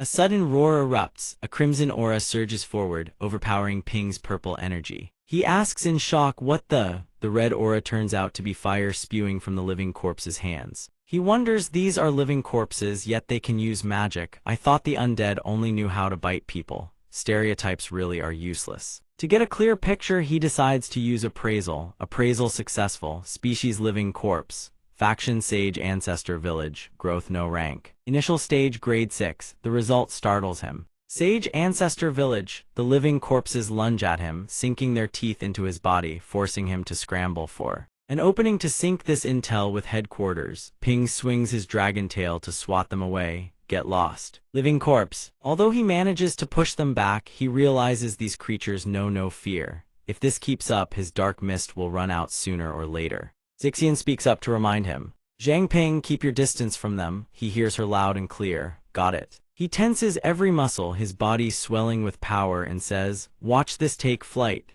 a dragon leg snatches up 2 or 3 people, then unleashes a searing beam of light onto the ground. He then activates his fire technique and calls out a warning: "My flames are a bit intense, brace yourselves. Fire Eater Flame Entanglement. Experience 20. Finally, he hurls red fireballs down like a barrage of artillery shells. Corpse Fireball Barageth experience counter keeps climbing. Experience 20, all attributes 2. Seeing the results, he's deeply satisfied. His attributes are now nearly double those of same level Awakeners. At the same moment, a streak of power as fast as lightning slams straight into the living corpses' heads. Sixian is also locked in a fierce battle against the living corpses. She unleashes her sword, Technoquest blades flashing like blooming flowers, each strike precise and masterful, cutting them down with ease. The living corpses howl and counterattack Sixian, but Ping rushes in to support. He yells, "Eat this, Heaven Earth Shatter Invincible Kick." Sixian asks, bewildered, "What did you just say?" But Ping just plays dumb, "Nothing."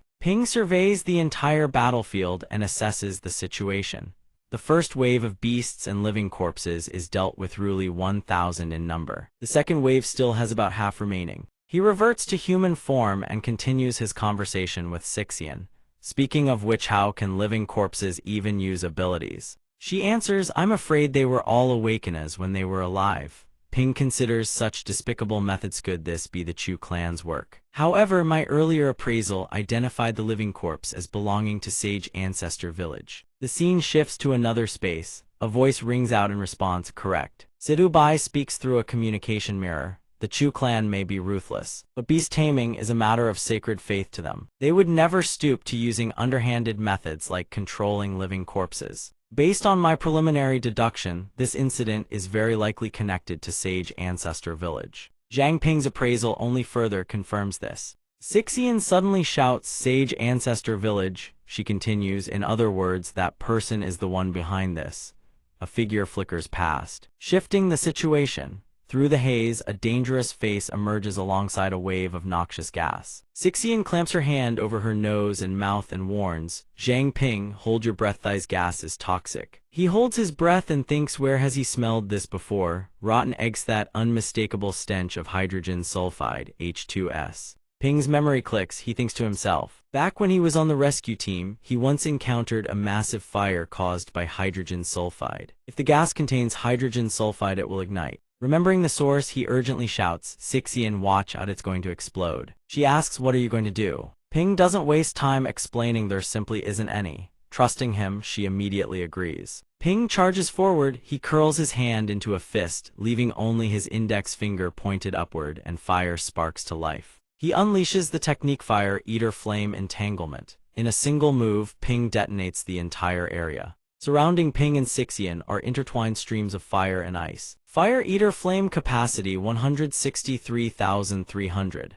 Fire Eater Flame Capacity 213,300. Fire Eater Flame Capacity 263,300. Ping suddenly realizes the second wave is about to hit. Sixian asks, "Didn't you just say we still had half an hour?" Then he spots something and calls out, "Wait, what is that?" Appraisal. The system roars to life. Appraising, appraising, appraising. An old man dressed in somewhat scanty attire strokes his beard, surveying the space below. "So you can actually break through this old man's corpse poison? You two brats have quite the nerve." Ping stares in disbelief. Wait, the appraisal of the team leader earlier succeeded, but this one failed, just like with Luo Xiu. Is it because his training is still insufficient, so he can't appraise high-level targets from a distance? In that case, he orders a mass appraisal of every living corpse visible in the field. A notification chimes, appraisal successful. Species living corpse, faction Sage Ancestor Village, growth no rank, initial stage grade 6, species living corpse, faction Sage Ancestor Village, growth no rank, initial stage grade 8. System notification, appraisal successful 16,888 times.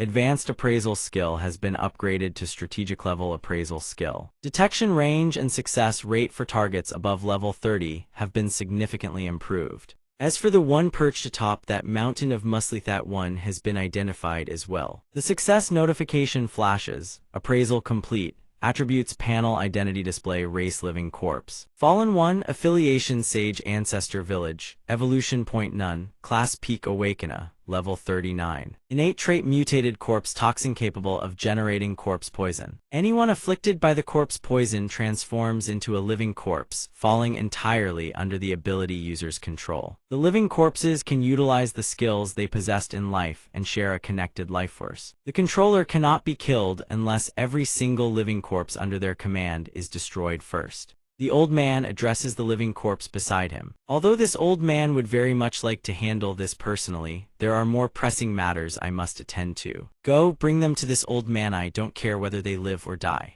Ping relays the appraisal results to Sixian, along with his own doubts. The appraisal shows this one is a level 39 Fallen One. Sixie, what exactly does Fallen One mean? She doesn't answer his question instead, she's too astonished by the absurdly high stats. Level 39. She then explains that an Awakener's special ability gradually evolves based on their habits of use. Over time, it transforms into the form best suited to its wielder. But if an Awakener's spiritual power isn't strong enough, their own ability will backlash against them, ultimately turning them into a slave to it. We call those people Fallen Ones, and make no mistake, Fallen Ones are terrifyingly powerful. That's what it means. As she finishes explaining, Ping announces that they've arrived. Sixie takes one look at the situation and says, "This time, we're in real trouble." The zombies bare their fangs and lunge toward Ping. He slashes out a streak of purple sword chi, system mist body, from the other side. Sixie lets out a surprised gasp, then a barrage of killing blows rings out from a single living corpse. It attacks Sixie next, forcing her to parry with her ice sword. After hurling her opponent back, she immediately contacts command. Headquarters, this is Liu Sixian. A Fallen One has appeared. He's riding a giant living corpse. My strength alone is not enough to withstand him. He's leading a massive horde of living corpses, advancing toward the city's north side. She transmits every last piece of intel without omitting a single detail. His level is 39, extremely dangerous. Meanwhile, Ping activates his ability once more to appraise another monster. Appraisal successful. Attributes panel: race living corpse, affiliation sage ancestor village, evolution point none, class advanced, level 29. With the results in hand, he makes his decision. First to subdue it. Ping charges up a devastating purple mana punch. Mist body -20, remaining 60. The energy transforms into a chain of magic that coils around the monster, racking it with searing pain. Ping mutters to himself, no good. Thigh's living corpse is on a completely different level from the last one. Suddenly, a thunderous sound reverberates through the entire area. Zixi thinks to herself, that sound, it's coming from inside the city. Has the enemy already breached the city? He demands. At Mingzhu City's north gate, the mutated beast army presses toward the gates like an unstoppable tide. A brawny man leads the vanguard, his fists blasting out powerful shockwaves to beat back the monstrous horde. The man frowns and announces himself. The hall master of the Beast King Fist Hall, Feng Lai Xian, stands here. He draws a deep breath, his boot crushing down on a mutated beast's skull. With imposing authority, he declares, today, not a single one of you gets past this point. One of his subordinates shouts, let's push forward together. We absolutely cannot let these beasts take another step. But Lai Xian is still taken aback by something. Indeed, even as the battle rages, a single living corpse leaps out from the horde with the apparent intent to flee. Seeing this, Lai Xian rushes to intercept. Halt, I wasn't paying attention before, but your movements are nothing like those ordinary living corpses. The living corpse strikes with ferocious force, and his arm begins to bleed. Red light flashes in the corpse's eyes. The hallmaster parries the living corpse's relentless assault. Thinking as he blocks these technoquest here from the Beast King Fist, the ape stance. Seeing the living corpse press its attack without pause, the hallmaster roars his challenge. Who are you? A wild thought flashes through his mind. Could this be his foolish junior brother? The battle rages fiercely. Banshee slashes a streak of magic at Lai Xian's head. He barely dodges in time. He crouches low, his eyes narrowing with intense focus. Lai Xian seizes Banshee's shoulder and unleashes his technique Beast King Fist Taudi Iron Cauldron stance. Lai Xian vaults skyward, gripping Banshee tight. He channels an immense surge of power, and violet flames erupt into Banshee's body. Both crash to the ground. Lai Xian plants his feet firmly, his strength stat surging as crimson flames engulf his surroundings. He roars Scarlet Phoenix Immortal Body Ultra-Rapid Regeneration. Banshee, having endured that overwhelming power, collapses in defeat. He lies motionless on the ground, utterly unable to move. A command token lies beside him, catching Lai Xian's curiosity. He approaches, picks it up, and mutters, did this fall off that living corpse? Why does it look so familiar? Lai Xian reads the inscription on the token, his expression turning to shock.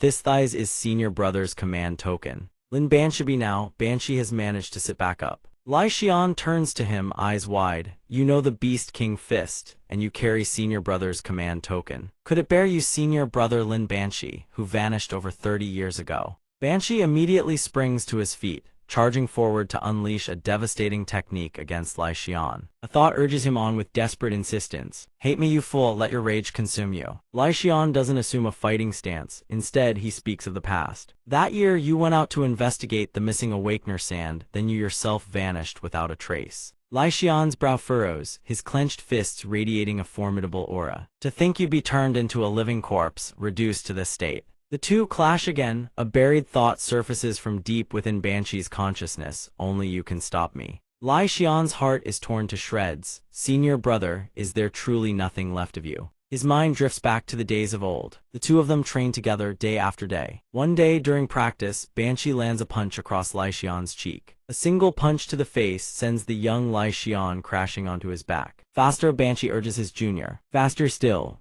The Ape King's stance movements need to flow, you can't be that stiff. Banshee continues to coach him relentlessly. The young Lai Xian still barely more than a boy. He sits up, pulled to his feet by Banshee's outstretched hand. Master may have never thought much of you, but your improvement is obvious to anyone with eyes. Back then, Banshee had not yet been turned into a living corpse. He smiles warmly, arms wide open, pulling his junior back to his feet and cheering him on. Come on, let's keep going. Once you master this, won't the old man have to eat his words? The memory fades, reality comes crashing back, cruel and unforgiving. Banshee lunges forward, fists flying at Lai Xian. But Lai Xian is stronger now. He catches the blow with a single hand. Lai Xian thinks so this is how it is. By now, Lai Xian can no longer hold back his tears. They stream down both sides of his face without restraint. He swallows the agony in his heart and asks, Senior brother, why has your fist grown so weak and powerless over the years? Lai Xian suddenly hurls Banshee away, bellowing, How dare you desecrate the Beast King Fist, how dare you defile my senior brother's legacy? He pounds his chest, a brilliant golden radiance blazes around him. Lai Xian tears off his shirt, golden light enveloping his frame. He declares with thunderous conviction, I don't care who the culprit is today. I will drag them into the light. Flames erupt around him. His hair and beard shift to the color of fire. Behind him, a massive inferno roars to life. Scarlet Phoenix immortal body, Scarlet Phoenix flame blood. The status panel flashes temperature 500, stamina rising, mana rising, agility rising. After this transformation, Lai Xian's will to win burns fiercer than ever. He shouts with booming authority, everyone else fall back, don't get caught in the crossfire, with his power surging. A single leap brings him face to face with Banshee. One arm locks Banshee in place, the other rises high, poised to strike. The flames surrounding them burn as fiercely as his burning resolve. Lai Xian brings his fist crashing down again and again. Each time his arm rises, his eyes grow wetter. He pours everything into this final blow. The force carves a devastating line straight through. The streak of destruction stretches on. Banshee, caught at its epicenter, endures the most catastrophic damage. His body goes deathly pale, his expression frozen in shock. Yet even so, one final thought flickers through his fading consciousness, you've grown strong, junior brother.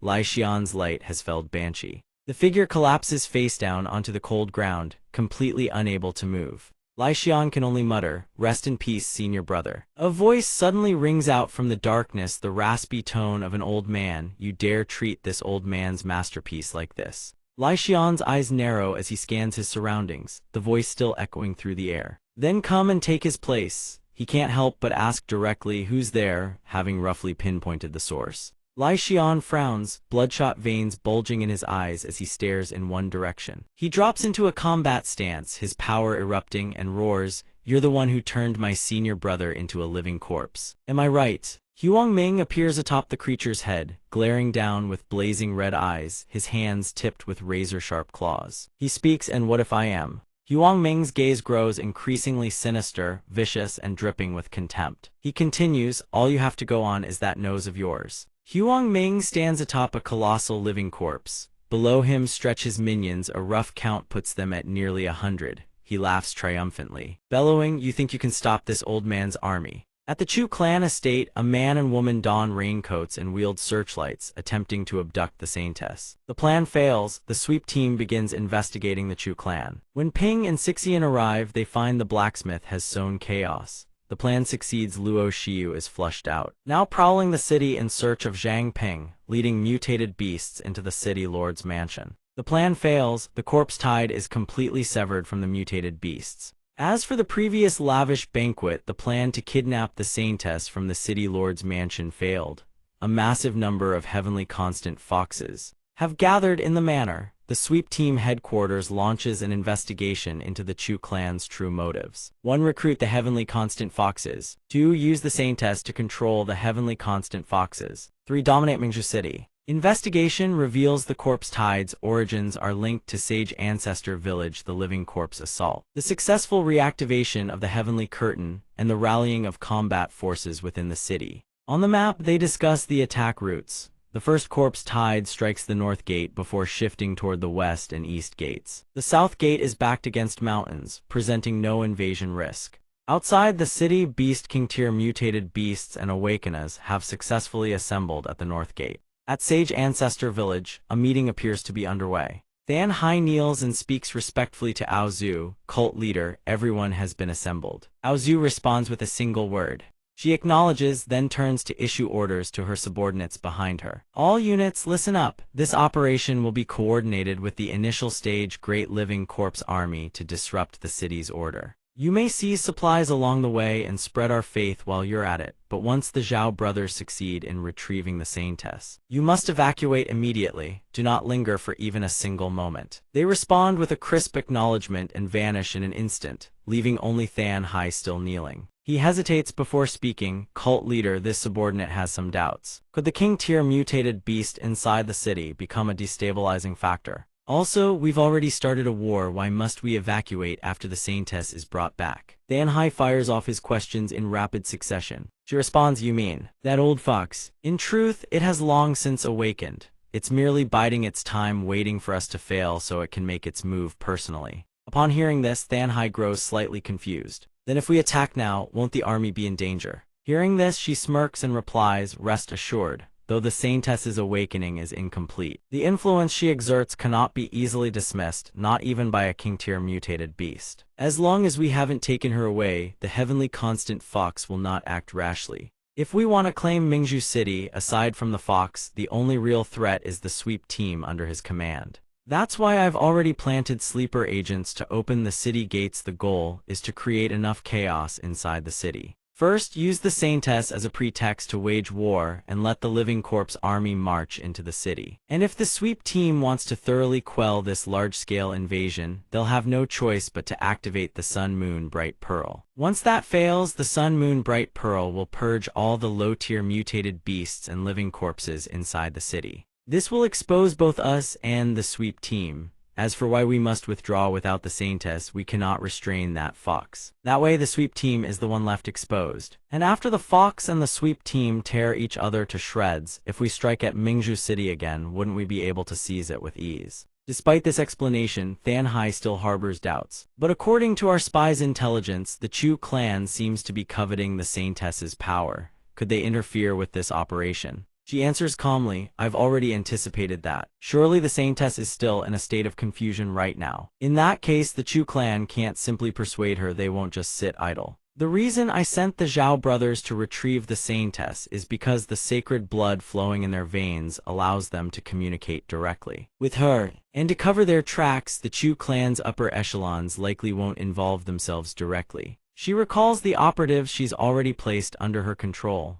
Even if the Chu clan members in the city attempt to seize the Saintess by force, they won't be a match for the Zhao brothers. Hearing this, he speaks with full conviction. The cult leader is truly brilliant. Ao Zhu takes the lead, her voice sharp. Let's go, it's time we set out. As you command. Than Hai responds. In another part of the city, Sixian is still battling mutated beasts. Her ice sword strikes combined with Ping's combat prowess tear the beasts apart. Mid-swing, Ping shouts, there are too many of them. At this rate, we'll never finish them off. A powerful gust of wind whips past Ping's face, snapping him to a halt. Even mid-battle, he quickly surveys the situation. Spotting a mutated beast lunging at Sixian, he shouts, Sixian, watch out. Sixian has just cut down a living corpse. Hearing Ping's shout, she tenses and reacts on instinct. Thanks to the warning, she manages to pivot and block the mutated beast's attack, but it's too powerful. It shatters her ice sword on impact. The blow sends Sixian hurtling backward. The living corpse seizes the momentum and charges at the fallen Sixian. A notification flashes, missed body 10,100. From behind, a mutated beast seizes Ping, his power already waning. Damn it, the missed body is almost depleted. Another beast is charging straight at Sixian. Sixian, watch out. Ping shouts a warning. The axe slams into the protective shield guarding Sixian. A male voice laughs, speaking with bravado. Ha ha ha, this old man's shield doesn't just roll over and take a beating. Looking at the figure before her, Sixian asks suspiciously, are you Zhang Shuzhang? A volley of ice swords hurtles straight ahead. On his end, Ping watches the sword slam into the living corpse horde, puzzled. Phantom sword barrage, the rear team's signature assault. The living corpses shriek in agony as the blades tear through them, sending them flying in every direction. A beautiful, fierce young woman arrives, her legs sweeping each living corpse away with devastating kicks. The newcomer is Chen Tiat type. She calls out, sorry we're late. The enemy doesn't relent, an axe-wielding living corpse, its face twisted in fury, lunges forward. The rear team fighter raises his shield and chains 3 blade strikes, driving them straight into the remaining living corpse. Chen Ming stands beside Sixian and asks, gotten used to the sword techniques yet? Sixian reacts hastily, Luo Zuo, is that you? Ping shouts from nearby, don't let your guard down. These monsters don't have a single scratch on them, physical attacks barely faze them. He rushes to regroup with his teammates. I figured out roughly how to bring them down. Ping approaches Chen Ming and says, Senior, help me hold it down. Chen Ming processes the information and understands immediately. After acknowledging Ping's request, Chen Ming charges straight at the monster. He barely brings his sword within range before the creature counterattacks. Ping seizes the moment while its attention is locked on Chen Ming. He slips behind it. Last time, the appraisal skill revealed that the Fallen One controls living corpses through corpse poison, and corpse poison cannot be burned away through normal means. While it's distracted, he prepares to unleash his technique. Taste my crimson serpent scale. The only way is to incinerate the corpse poison festering inside the living corpse's body. The missed body readout dips below 100. He channels every last drop of power into the strike and plunges his dagger straight into the monster's back. Only this way can he completely sever its master's control. Ping grits his teeth and pours every ounce of his remaining strength into the dagger in his hand. Snake scale oil courses through his body. He activates the technique, flames erupt in a fierce blaze. A true fire user, chaotic flames spiral as the technique launches straight at the living corpse. It takes the full hit, the thing crumples to the ground, its body wreathed in smoke. Tiat type steps forward and stretches. That's that, then mission accomplished. These guys are tougher than they look, huh? Ping doesn't respond. The truly dangerous ones have already entered Mingzhu City. Ping immediately turns around and briefs Ming and his team on the situation. Senior, there are still many wounded trapped in safe house number 3. I'm using concealment items to mask their aura right now, but I don't know how much longer it'll hold.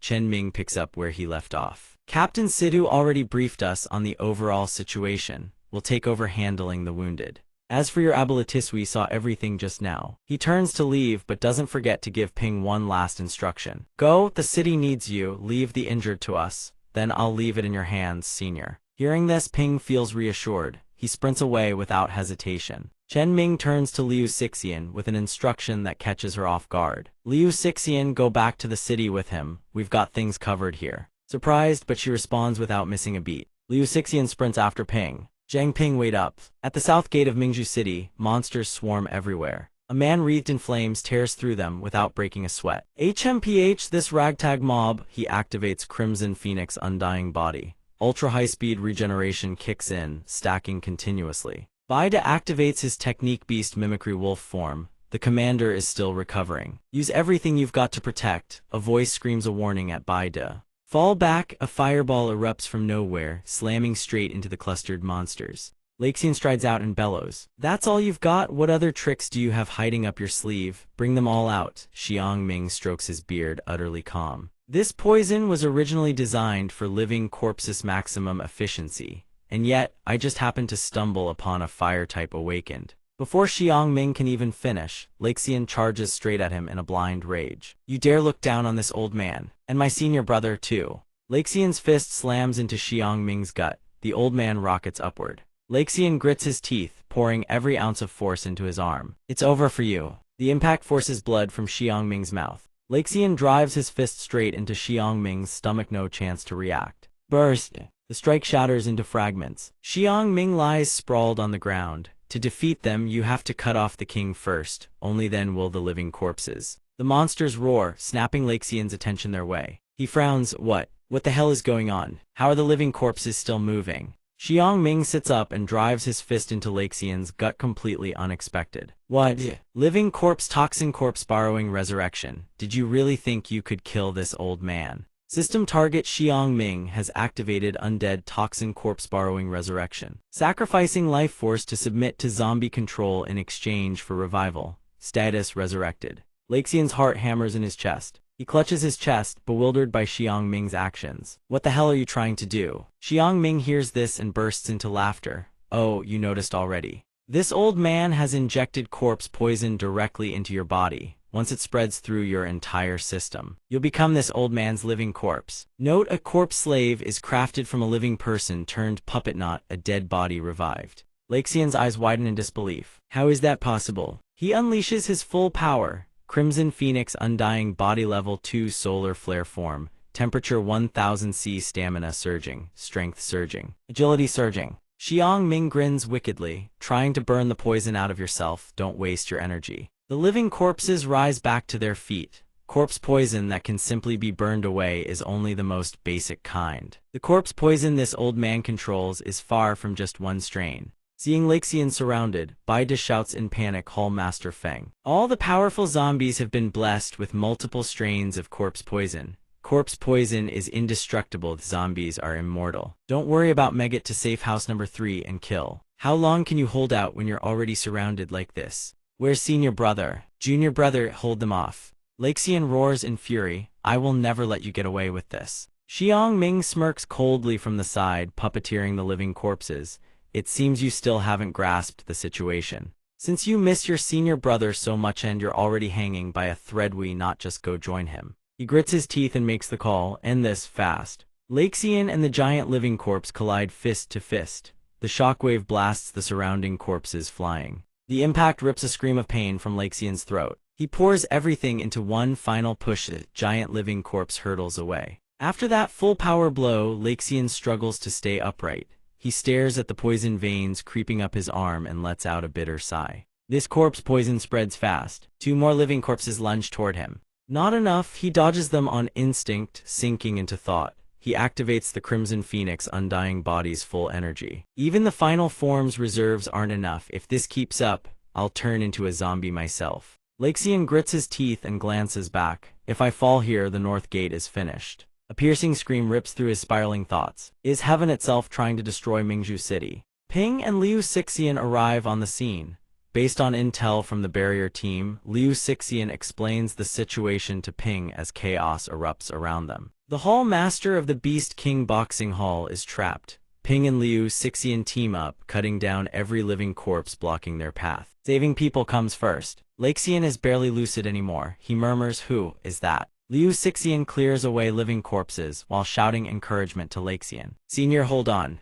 Lexian spots an opening among the living corpses and seizes it instantly. There's a gap. He channels everything into his fist. Lexian pours all his remaining power into the Beast King Fist technique, delivering a crushing blow to the hardened shell. Ping reaches the heavily wounded Lexian. Lexian sees him and gasps, kid, get back, it's dangerous here. Senior, don't worry, I came prepared. Ping's eyes burn with determination. Let me heal you first. But my injuries. Ping activates his skill immediately, stunning Lexian. Purified blood body, kid. Lexian stares in utter disbelief. Seeing his reaction, Ping speaks calmly. Relax, senior, this is just my healing method. Your method is truly something else. Lexian stares at the healed wound on his hand in amazement. Not only have the external injuries vanished, even his stamina has fully recovered. Kid, you've really got some skills. Unfortunately, I can't purge the poison in your body. At most, I can only slow its spread. Lexian clenches his fist. You can suppress the corpse poison this well, that's more than enough. Ping silently activates in his mind appraisal. Then he speaks, "Give me a moment, senior. I'll go settle that thing that's neither human nor ghost." System appraisal successful. Target Feng Laxian, race human, affiliation Beast King Boxing Hall, potential, class peak awakened, level 38. Talent Crimson Phoenix, undying body wound regeneration speed 200%. Can control cardiac rhythm. System passive Crimson Phoenix Flare blood emits terrifyingly high temperatures upon activation. Comprehensively boosts all physical stats. System when body temperature reaches critical threshold, user may enter solar flare form. Strength x10, all abnormal conditions cured. The Crimson Phoenix flame transcends into the great solar truthfare. The sinister-faced creature sneers. "Easy for you to say, the opponent is a fallen one." De Feng hesitates, but the Hall Master stares him down. Zhang Ping calls out, "Identify him. The mutant leader is taunting us. I will turn him into my own living corpse." The scan completes. "Forget it," he replies. The identification results are in: name Feng Laxian, species human, affiliation Beast King Martial Arts Hall, potential 3-star, rank peak awakened, level 38, innate talent Crimson Phoenix immortal body. Regeneration speed increased by 200%. He can control his heart rate and activate the Crimson Phoenix blood flame, erupting with terrifying heat while comprehensively boosting his physical attributes. Upon reaching a body temperature of 6,000 degrees, he enters the solar flame state. Strength increases tenfold, and all abnormalities are instantly purged.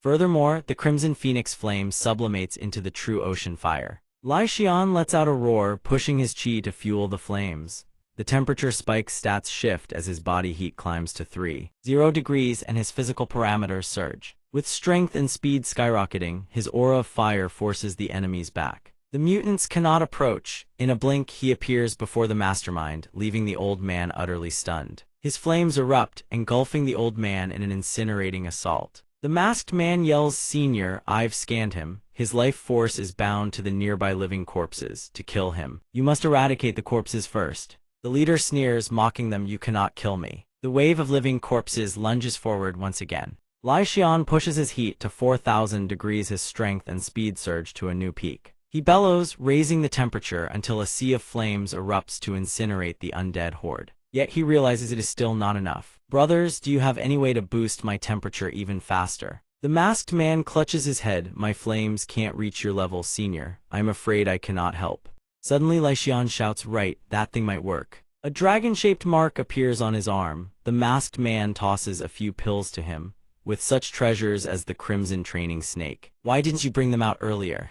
The man replies, "You never asked." Lai Xian swallows them down. The masked man laughs, "Excellent, now that is the true fire user." Lai Xian's power ripples violently. Nearby, a blast of glacial chi shatters another horde. Seeing the mutated beasts frozen solid, Liu Cixin asks, "What happened? I never expected to see this form of the Hall Master while still alive." Sidu Bai grinds his teeth. The battle is concluding. Crimson Phoenix immortal body, solar flame state, 6,000 degrees, all toxins are purged. Witnessing the sight, the masked man exclaims, "What a tyrannical form. Even a true fire user would struggle under this heat." Lai Xian warns him, "Brother, this ultimate form places a massive burden on my body. Leave the recovery to you, leave the rest to me." He orders, "Fall back, don't get caught in the crossfire." Hearing this, someone shouts, "Run, did you all hear him? Retreat to the city." The living corpse leader is shocked. "How is this possible? The corpse poison I planted in his body, it's gone." He commands his army, "Kill him, capture him for me."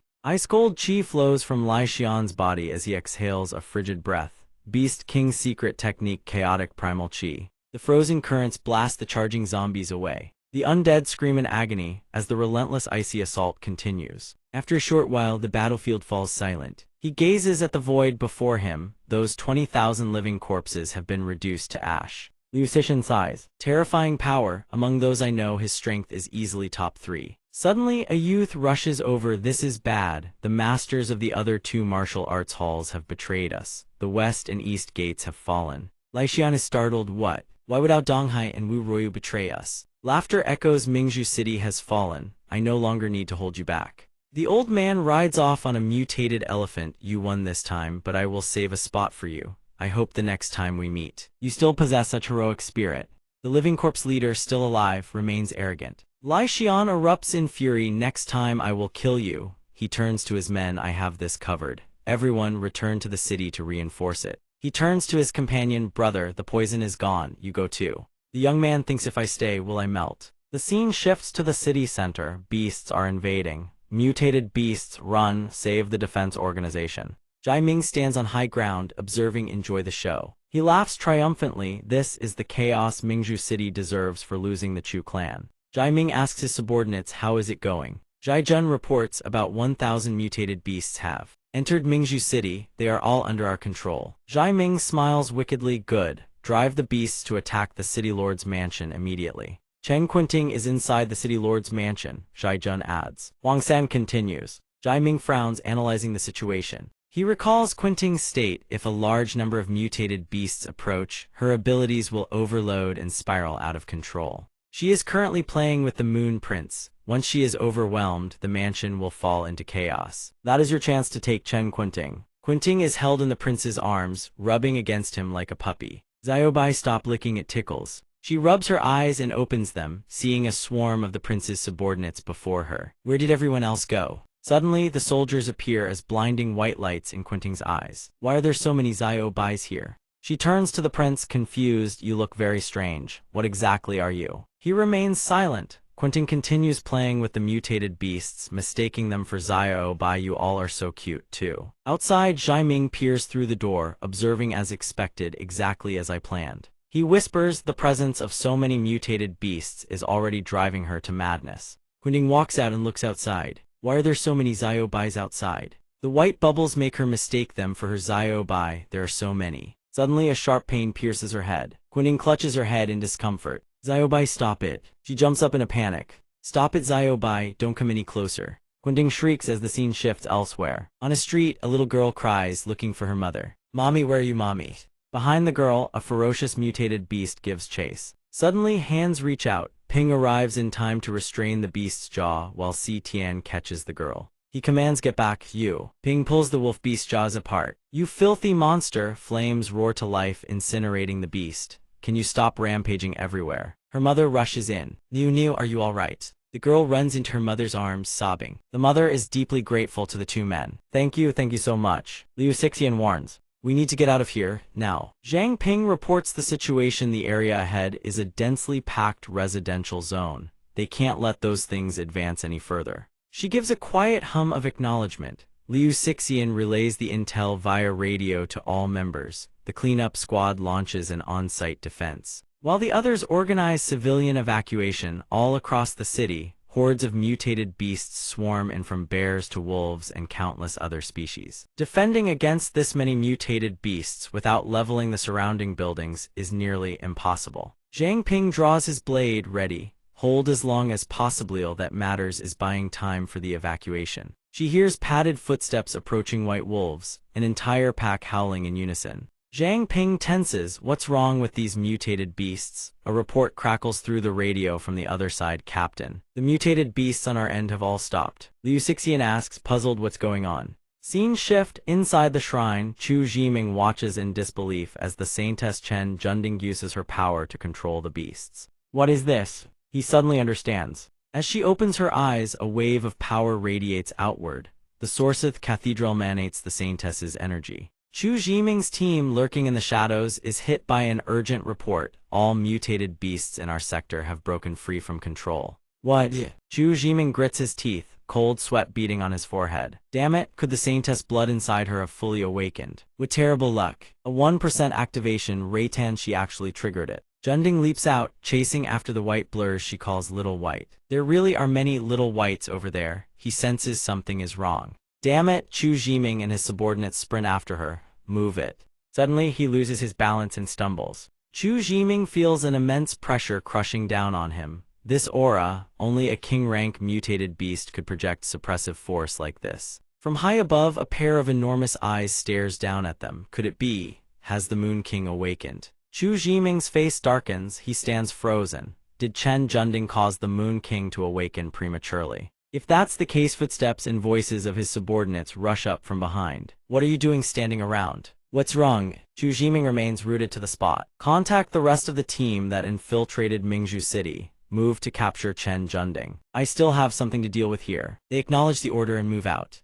Chu Jiming watches their retreating figures and thinks to himself, the Moon King's awakening means Tiantan Lake now has a king-tier combatant. Revealing himself at this point would be suicide. Behind him, a massive dark shadow looms unnoticed by Chu Jiming. Better to observe how things unfold, safer that way. Scene shift to the city. The damage is extensive. A group of trainees gathers as the drill instructor barks order. Severion teams up in threes and clears out the remaining living corpses. The group shouts in unison, loud and clear. Uncle Liao asks Feng Laxian, how's the boss holding up? He pats his own body a few times. I'm fine, Zhang Ping healed most of my wounds, just a bit tired, a little rest and I'll be good. Uncle Liu clenches his fists beside a large boulder, grinding his teeth in fury. Those traitorous bastards there, not even worth the dirt beneath our feet. Feng Laxian places a hand on his shoulder. Things are what they are now. All we can do is clear the living corpses at the south gate as fast as possible. Then head back to the city for reinforcements. Uncle Liu is deeply moved. Boss, over there smoke is rising in thick plumes. This isn't the time for chit-chat. Feng Laxian gestures at the surrounding wreckage. Look at the state of this place. Every life we save is one more person who makes it through. In the distance, two young men, one of them points ahead. Look, a group of awakened is approaching from the north. The one beside him ventures a guess, could it be reinforcements? Before them, a column of people advances. Restrain them for me, not a single one gets into the city. The two are confused. The Blazing Sun Dojo. This just got complicated. Ryu leads the marching column. Their battle cries ring out sharp and clear. Feng Laxian grits his teeth. Wu Ryu, you still have the nerve to show your face here. This side doesn't back down. A line of muscular, battle-hardened fighters. Everyone braces for combat. Uncle Liao joins the ranks. The Blazing Sun Dojo abandoned the west gate and it cost Mingzhu City its defenses. What? You bastard! The two sides face off. Both squads ready themselves. Uncle Liu roars, Dojo Master, why did you betray Mingzhu City? He just smirks. Ryu radiates menace. Dojo Master Feng, have you ever thought about changing the way you live? Feng Laxian doesn't know his intentions yet. What are you getting at? Ryu gestures with a sly grin. Look at this Mingzhu City, a sprawling metropolis. Monsters attack, civilians panic, thousands of lights. Bright but fragile, every year hundreds die from mutated beast attacks. It seems like we can only protect a third of this territory. Have you ever considered what would happen if we gave everything to create a king among humanity? What that would look like. A better world if a king were born in Shangzhou village. Forget this tiny Mingzhu city. Even to the ends of the earth, humanity would no longer be playthings for mutated beasts. Feng Laxian understands, so that's what this is. The students spreading theories about human supremacy in our dojothos were your people. Ryu spreads his arms proudly. That's right, too bad you kicked them all out. Ha ha ha, otherwise you could have been one of us. He drops the pleasantries, join you. Then the whole of Mingzhu City would have to be buried along with it, wouldn't it? Ryu's side brims with fighting spirit, staking their claim. Both sides are evenly matched. Relax, this time we only want to capture one key individual so the king of Shangzhou village can be born. We have no intention of wiping out Mingzhu City entirely. Of course, if you stand down, don't enter the city, don't report. Then Feng Laxian, I won't lay a hand on you. Say no more, you understand. And if we refuse? Ryu throws the first punch, then the only option left is to take you down hard. Scene shift. In the forest park of the northern district, Chen Junding hovers in midair. Below, a pack of beasts worships her like a deity. Zhang Ping and Liu Xixian witness the spectacle. You're telling me that's Chen Junding? Zhang Ping stares up, the mutated beast suddenly freezing up. That's because of her. System appraisal Chen Junding, mental state dazed, resembling Little White. You guys are so adorable. System appraisal complete. Status panel name Chen Junding, race human, affiliation the Fallen Shadow faction, classified potential 12 stars, class high rank awakened, level 20, talent Saintess, blood the blood coursing through her body possesses the ability to influence all living creatures. System effect all living creatures in proximity receive a significant enhancement. System secondary effect all living creatures in range have a probability of being charmed, converting into devout followers. System warning, those who ingest Saintess blood will be unable to use this ability and will suffer repeated misfortune. System affiliation the Fallen Shadow faction, classified. Zhang Ping stares at Junding in disbelief. She's become one of the Fallen too. Liu Xixian is equally stunned. What? How is that possible? Two figures suddenly appear from the distance, both quickly ducking behind the bushes. Someone's coming. In the distance are two of Jiming's subordinates, Zhejun and Huang San. Huang San asks, so what do we do now? Maybe we should head back first. Jejin reminds him of the plan. What kind of nonsense are you spouting? Our mission is to bring that girl back to the Chu clan at all costs. Wang San still looks hesitant, but you saw what happened on the way here. Behind the bushes, the two sisters deduce that these men are from the Chu clan. Wang San is terrified. Right now, living dead are everywhere in Mingzhu City, and all our mutated beasts have been taken over by that girl, haven't they? Plus, we can't even reach the others. He's panicking. With just the two of us, there's no way we can complete this mission. Zhejian stands beside him, his conviction unwavering, undaunted by any challenge. Don't say things like that, even if it kills us. We fight to the bitter end. A voice suddenly rings out from somewhere unseen. I can't believe the Chu clan is the type to do dirty work behind people's backs. And they even have scum like this. Zhejian shouts, who's there? Two figures step forward. You two actually have more backbone than the Chu clan lackeys we've been running into. Might be worth considering. Ping seizes the opportunity and appraises the two newcomers. Appraisal system display panel activated. Appraisal successful. Stats panel name Zhao Yanlong race human faction holy ancestor village potential class high grade awakener level 25 talent holy disciples. The blood contains extremely potent stimulants that continuously enhance physical strength, but it is also highly toxic. Skill evolution intermediate super fortification. As emotional fluctuations intensify, blood circulation in different parts of the body is stimulated. This makes the body healthier and more robust. Advanced miasma venom, the toxins within the blood seep out through sweat, evaporating with body heat, forming an expansive toxic domain. Then I'll just turn you into living dead and put you to work for us. Appraisal successful. Stats panel name Zhao Yanhu race human faction holy ancestor village potential class high grade awakener level 22 talent holy disciples blood. The blood emits a rich, alluring fragrance that attracts all surrounding creatures.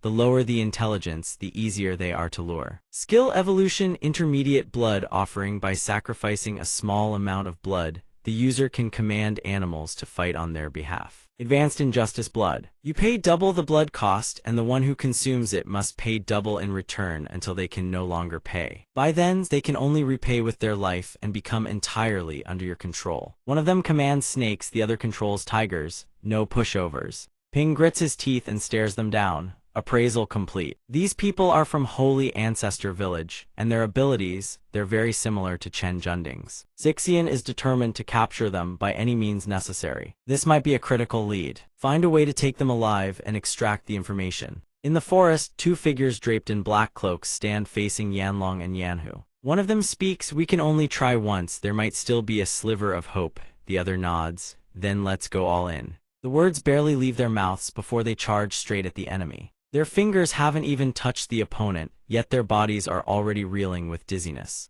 Their vision blurs, their entire bodies lock up, paralyzed. They can barely pry their mouths open. It's Yanlong, he gestures for his mutated beasts to attack. He speaks calmly, the more you struggle, the faster you die. Mutated beasts ahead, toxic miasma all around. The two black-cloaked figures are trapped between a rock and a hard place. One of them screams, watch out, there's a poison domain. The mutated beast closes in on its prey in a flash. They try to resist, but it's useless, they cry out in agony. He strolls over leisurely. One victim is being crushed in the snake's coils, the other has already been knocked unconscious by the massive tiger. He speaks casually, not bad reflexes. Shame you won't last long though. Give up and surrender, become living dead for us, that's your best option now. A surge of blue light engulfs the snake-mutated beast, causing it to writhe in pain. At the same instant, the black-cloaked figure screams, don't even dream of it. Sensing danger, Yanhu immediately orders his mutated beast to shield him. He calls out in alarm, bro. Dodge it. Both mutated beasts are swallowed whole by the blast of power. Smoke billows everywhere. All that remains are the lifeless bodies of the snake and the tiger sprawled on the ground, no signs of life. Yanhu roars in fury, damn it, nearly went down with them. Good thing the mutated beast took the hit for me. Suddenly, a girl appears hovering in midair from out of nowhere. Her body radiates a blue aura that envelops her entirely. From above, Junding the girl emanates a presence so terrifying it freezes everyone in place. Her voice rings out, why are you two little novices all beat up? Seeing her, he panics and stammers, though, the Saintess. The two of them immediately drop to their knees and bow. We greet the Saintess, we have come to escort you home. Then her hands begin to emit a miraculous green glow, and she smiles gently, don't worry, let me heal you. Yanlong and Yanhu stare in utter astonishment. Under the force of her power, two streams of red liquid begin to drain from the mutated beasts' bodies. Yanlong and Yanhu scream in agony. Please stop, Saintess. If you forcibly strip the holy disciples' blood from the mutated beasts, the backlash will hit us. She doesn't even glance at them. There's something unhealthy inside you. I'll help you remove it. The tiger mutated beast begins to feel her power flowing into its body. Its expression turns blissful, utterly content. After feeling that surge of power, Yanhu and Yanlong exchange bewildered looks. What's happening? Why does it feel like our holy disciples' blood has lost its effect? Wasn't the Saintess supposed to not have awakened yet? Why? The snake and tiger mutated beasts, now fully recovered, walk over to Junding. She holds 2 holy disciples' blood essences in her hands. She says with delight, now that's much cleaner. After being healed, the snake and tiger mutated beasts happily curl up beside her, listening to her voice. You don't like it here, do you? Then let's go, I'll take you and the other little ones somewhere else. Yanhu and Yanlong clutch their heads. Watching her leave with the 2 mutated beasts, they speak in turn. That was bloodline suppression. Could the Saintess already be in a state of full awakening? That must be it. We can no longer guide the Saintess back to Holy Ancestor Village through the bloodline bond. Supported by Yanhu, he clutches his chest and groans.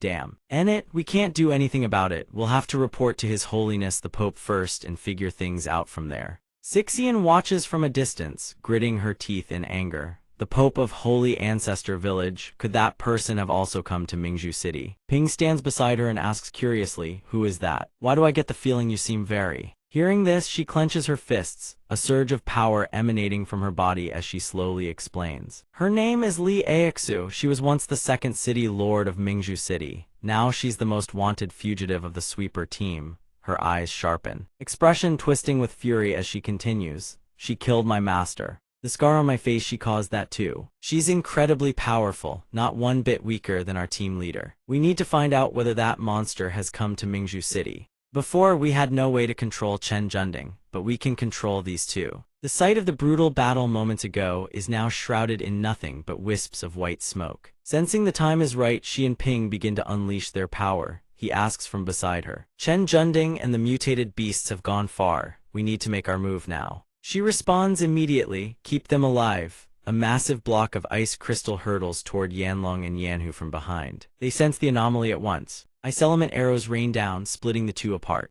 Yanlong says sharply, there's still someone hiding in the dark. Holding a sword crystallized from ice, she points it at him and orders, stay still. Seeing his brother in danger, Yanhu rushes over, shouting, bro. He quickly binds him with black-purple mana, making him scream in agony. His eyes shift to a deep, ominous purple. His voice carries a chilling threat, if you dare release the toxic miasma. I guarantee he'll die a gruesome death. After subduing the opponent, she raises her voice and demands. What is your purpose in coming to Mingzhu City? She presses on. Has Li Aixu arrived? Where is she, confronted by the lethal edge of her sword? He answers calmly, nothing to say. The instant those words leave his mouth, a slash tears across his body. He screams, the sound echoing through the trees. A demonic face looms before him. The boy's hands rest on his shoulders. With a sinister grin, he speaks. You might not talk, but she definitely will. I'll handle the healing. I'll never let you die easily. Looking at the figure behind him, he struggles to choke out the words. You demons. A relentless chorus of anguish screams echoes without end. In another location, inside a simply furnished room, someone speaks up to report. Captain, I've found a crucial clue. A reply comes through shortly after. Sixian, what is it? Dubai and Manhua listen in silence as she reports. Zhang Ping and I have captured 2 people from Holy Ancestor Village. According to their explanation, one of the objectives behind Holy Ancestor Village's operation this time is to seize Chen Junding, the one who has awakened the Saintess bloodline. And her next words make both him and Manhua jolt in shock. Li Aixu is also in Mingzhu City. His expression turns deadly serious, experienced eyes sharpening as he gives the order. Understood, you 2 continue interrogating the Holy Ancestor Village operatives. If the worst-case scenario comes to pass, I'll take action myself. Upon receiving the order, a crisp acknowledgement rings out. He stands and turns to Manhua. Manhua, prepare the teleportation array. She doesn't respond immediately. Instead, she asks, Captain, are you really going to activate the Sun Moon Radiant Pearl? She frowns again, her worry spilling out. The Sun Moon Radiant Pearl is hidden inside the city plaza. Once you activate it, your identity will be exposed. If the Heavenly Fox King doesn't show himself, revealing your true identity right now would be extremely dangerous. Regardless of the danger to himself, he clenches his fist and responds with iron resolve. The original plan was to lure the Heavenly Fox King out first, then have you all pin him down. That way, there would be no obstacles during the activation of the Sun Moon Radiant Pearl. But now that Lee Aixu has arrived, with her unpredictable behavior, she's guaranteed to throw countless variables into the mix. Golden light surges, enveloping Dubai's entire body as it merges with the twilight sky. He turns around and speaks with unwavering determination. All I can do now is make one final activate the Sun Moon Radiant Pearl before they can react. This is the only way to save Mingzhu City now. We cannot afford to delay. At the Monument Plaza, a magical gateway tears open. Moments later, Dubai leads a group stepping through. Once everyone has arrived, he speaks. All of Mingzhu City has descended into chaos. At this rate, the people's hearts will waver, forming an unstoppable tide of panic. He turns to face everyone and continues. I can hold back the Zhou clan, I can hold back the beasts. But how do I hold back the storm raging inside people's hearts? At that moment, a voice suddenly rings out, seizing everyone's attention. Planning to rely on the Sun Moon Radiant Pearl for one last desperate gamble. Seeing the newcomer, he sighs in resignation. It's over. Looks like the plan won't go smoothly after all. Manhua panics. Why are you here? I clearly checked the plaza was supposed to be empty. She immediately snaps into command mode. Everyone prepare for combat. Aixu approaches with confident strides, surveying everyone before declaring clearly, by failing to stop me from the very beginning. From the moment you showed up here to deal with the living corpse crisis, I had already won. He frowns, lets out a deep sigh, and fires back. Why are you so obsessed with winning or losing? Have you ever considered that your path to becoming king of humanity goes against the natural order of the world? Forcing a change in the rules will provoke every mutated beast king on the entire planet. And besides, if you can't break through to the king tier, what happens to humanity then? Hearing this barrage of lectures, she remains stubbornly defiant. I cannot afford to fail. Dubai's fury boils over, his eyes turning bloodshot as he roars. Before you even swung your blade at the innocent, you colluded with that traitor Xiang Ning, stopping at nothing, resorting to every dirty scheme imaginable. That means you've already lost. You're walking the path of a demon, not the path of a king. The path she's chosen is one paved by trampling over mountains of bleached bones. An unrepentant voice rings out in response. As the ancient saying goes, one general's triumph is built upon 10,000 bleached bones. Since I seek the king's path, how could there be no bloodshed? Whether it's the path of deception or the path of kings, in the end, the one who wins is the one who wears the crown. She laughs in the face of his relentless criticism. The greater her ambition, the more people she'll slaughter, dragging all of humanity toward eternal extinction. Aixu pays no heed to his words, giving a hand signal accompanied by an announcement. I knew I couldn't convince you, so I brought some extra company. Behind her, rows upon rows of living corpses lurch into motion. At the same time, her mind races with calculations. Once the Sun Moon Radiant Pearl activates, it will quickly attract the Heavenly Fox King. That can't happen. At the very least, she needs to wait until she's taken the Saintess away, then let the Fox King deal with Dubai. Having found her strategy, she shouts. Today, no one activates the Sun Moon Radiant Pearl. Only now does Dubai notice another familiar face besides her. He demands in shock and fury. You Chenghai, you're the city lord of Mingzhu City. How can you stand among these living corpses? Chenghai answers calmly. Dubai, big brother, the Heavenly Fox is incredibly powerful. Sister Aixu is right. Humanity needs a single leader. We should unite, not remain fragmented like this. No matter how either of them tries to justify it, he stands firm in his conviction.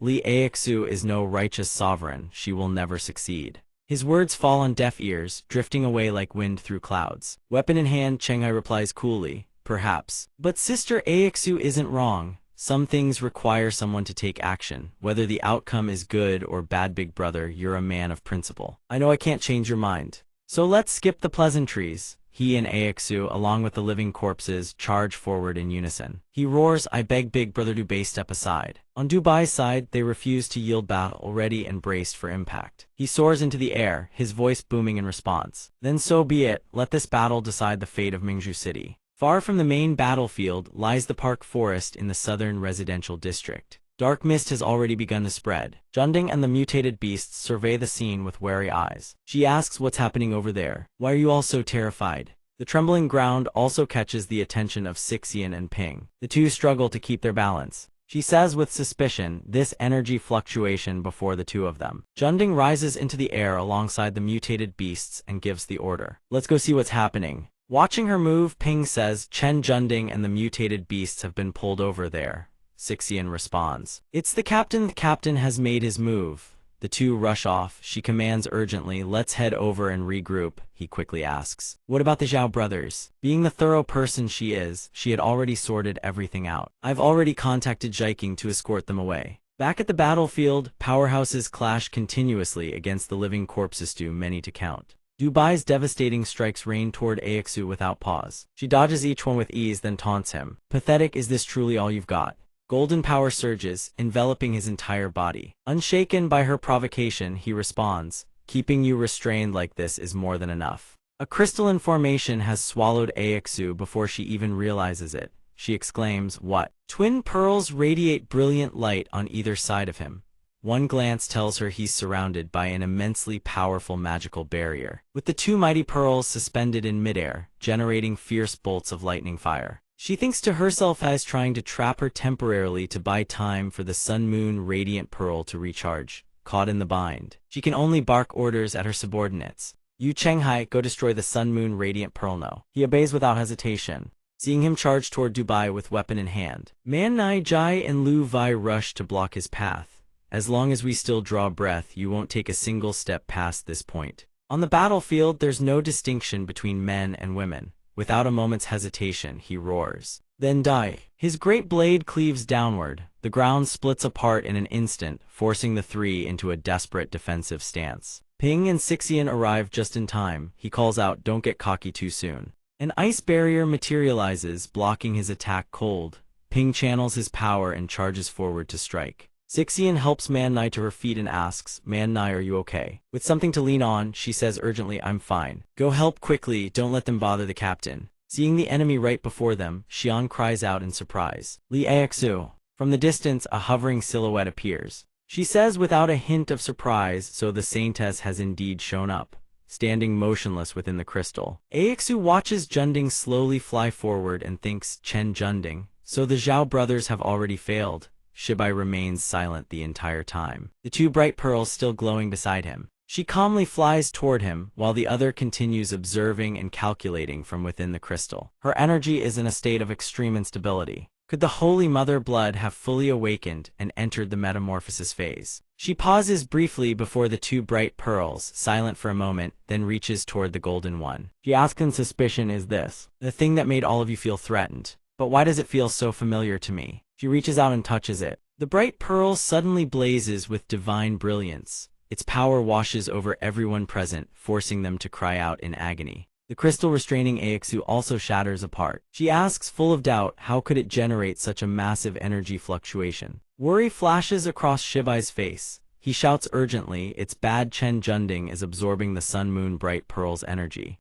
Under Junding's influence, not only the living dead but the mutated beasts as well are all affected. Ping's group fares no better. He clutches his head in pain and asks Xian CC, are you okay? Ignoring the chaos below, she stares mesmerized at the golden bright pearl and murmurs, I feel like Father is calling me. After a brief pause, she drifts onward at a great distance. Watching her state, Aixu can't help but think with glee, perfect. The Sun-Moon Bright Pearl's energy has accelerated the Saintess's metamorphosis ahead of schedule. She doesn't stop her, merely watching from the side as Junding departs. Then she delivers her message. Zaya Abai and the rest of Yao come with me. Even though there were complications along the way, the outcome is still exactly as I calculated. She thinks with delight the Saintess, after completing her metamorphosis, must have sensed the calling from Chengzhou village. This way, she'll return to the village on her own without any need for our intervention. She secretly orders Chenghai to conceal their plan. I've hidden the Saintess in this city for over a decade.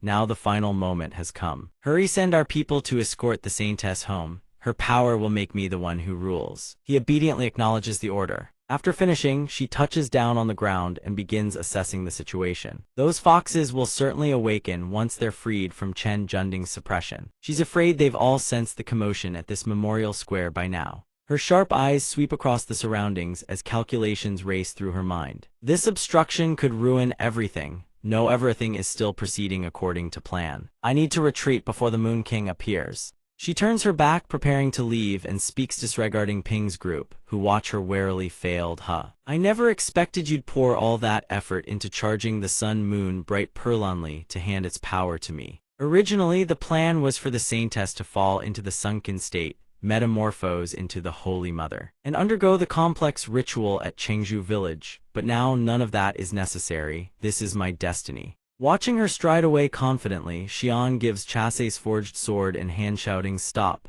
with breathtaking speed. She closes the distance and snarls, "I will kill you to avenge my master." The blade tip is inches away, but she doesn't flinch. She asks with contempt, "With just you?" With that, she spins around, counterattacking with a single hand. The reckless girl doesn't stand a chance. Before even a second passes, Xian's body is sent hurtling backward at blistering speed. Ping rushes out and catches her. He calls out her name in worry. Easy now, he channels his power into a protective barrier behind them, cradling her body against his. They're both enveloped by the force, which drastically reduces the impact of their collision. Aixu walks through the air, speaking with excitement. Failed. See you soon. Lakvai stands beside Shibai and asks curiously, "Captain, aren't we going after them?" He replies without urgency, "First, let's deal with the crisis inside the city." Manhua rushes toward the two of them, voice laced with worry. "Zhangpeng CC, are you two all right?" He's still holding her hand and quickly answers, "We're fine, just a few injuries." Xian beside them isn't as fortunate. She replies in disappointment, "I'm still far too weak."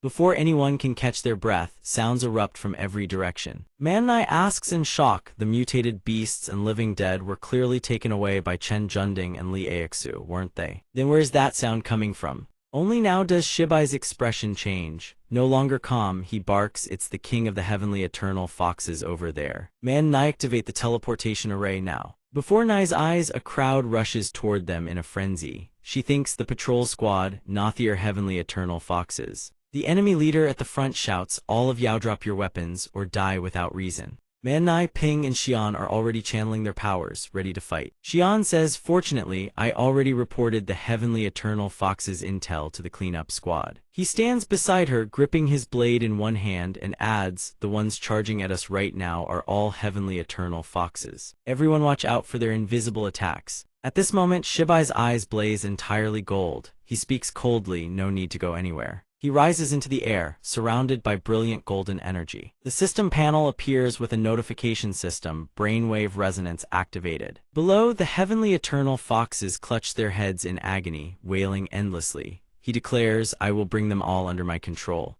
Then he orders, "Everyone evacuate Mingzhu City now." Standing below the already opened magic gate, Jai calls out anxiously, "Captain." His face turns stern. He roars, "That is an order."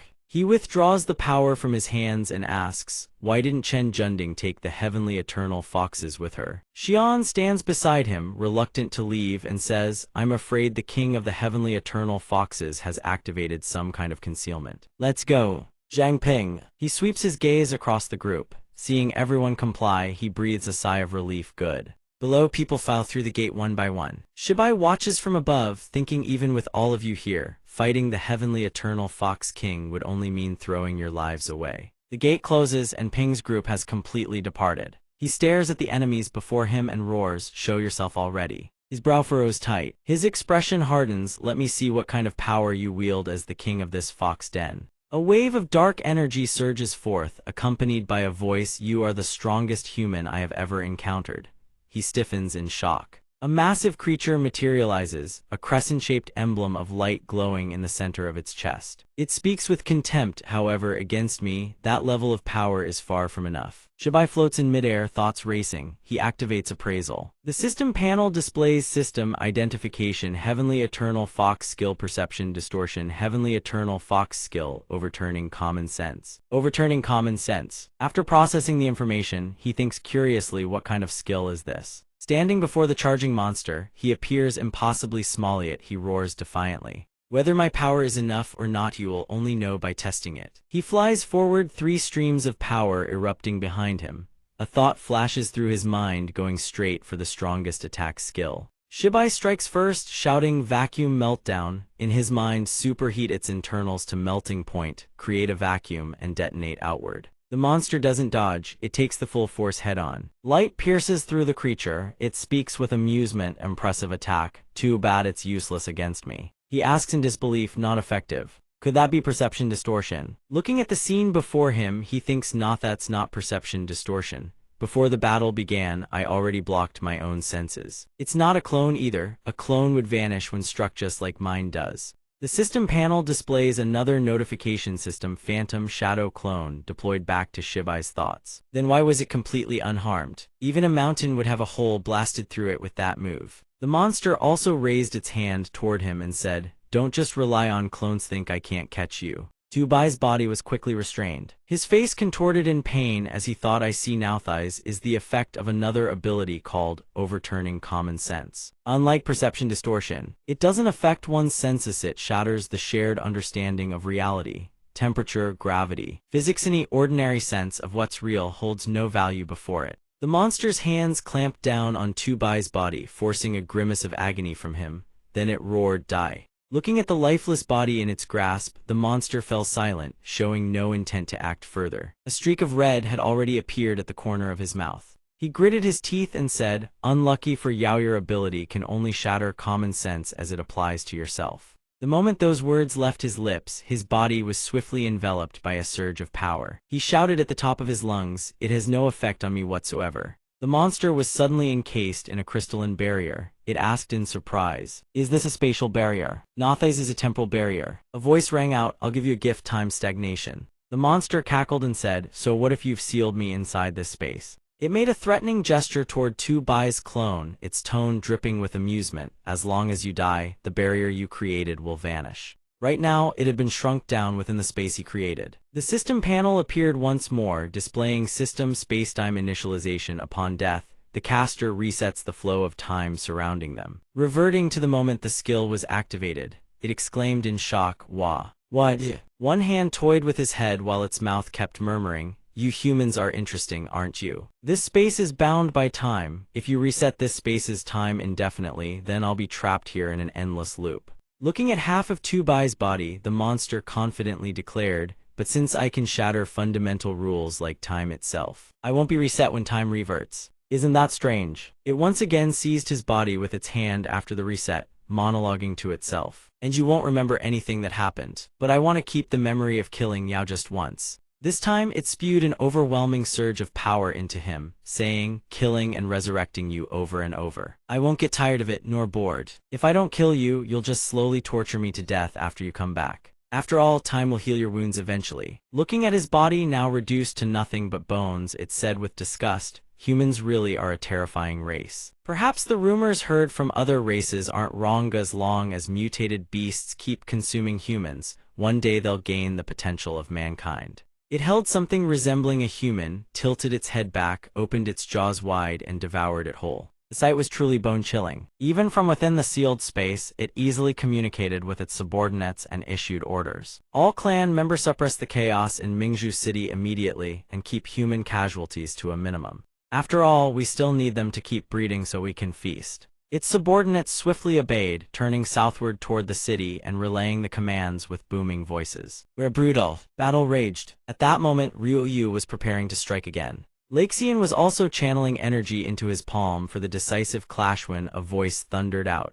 A figure leaped between them, easily blocking both their strikes with a single hand. Laxian roared in fury, "Let go, Lin Kedi, what the hell are you doing?" Seeing his rage, the man hesitated and thought to himself, catastrophe looms over us all, and these humans are still slaughtering each other. What a bunch of idiots. Behind him, furious, he pointed at Ryu and bellowed, "He's a traitor, he betrayed Mingzhu City." Another voice suddenly cut in. Sharp and commanding, "Stop all of you." Beneath the heavy silence, the voice continued. "Enough, be honest with me." Ryu's expression shifted. He began calculating in his head. The patrol squad had arrived too. If things kept going like this, having already thrown the spear, he had to follow through. He poured all his strength into his palm, pressing close to Lin Kedi and snarling, "You die too."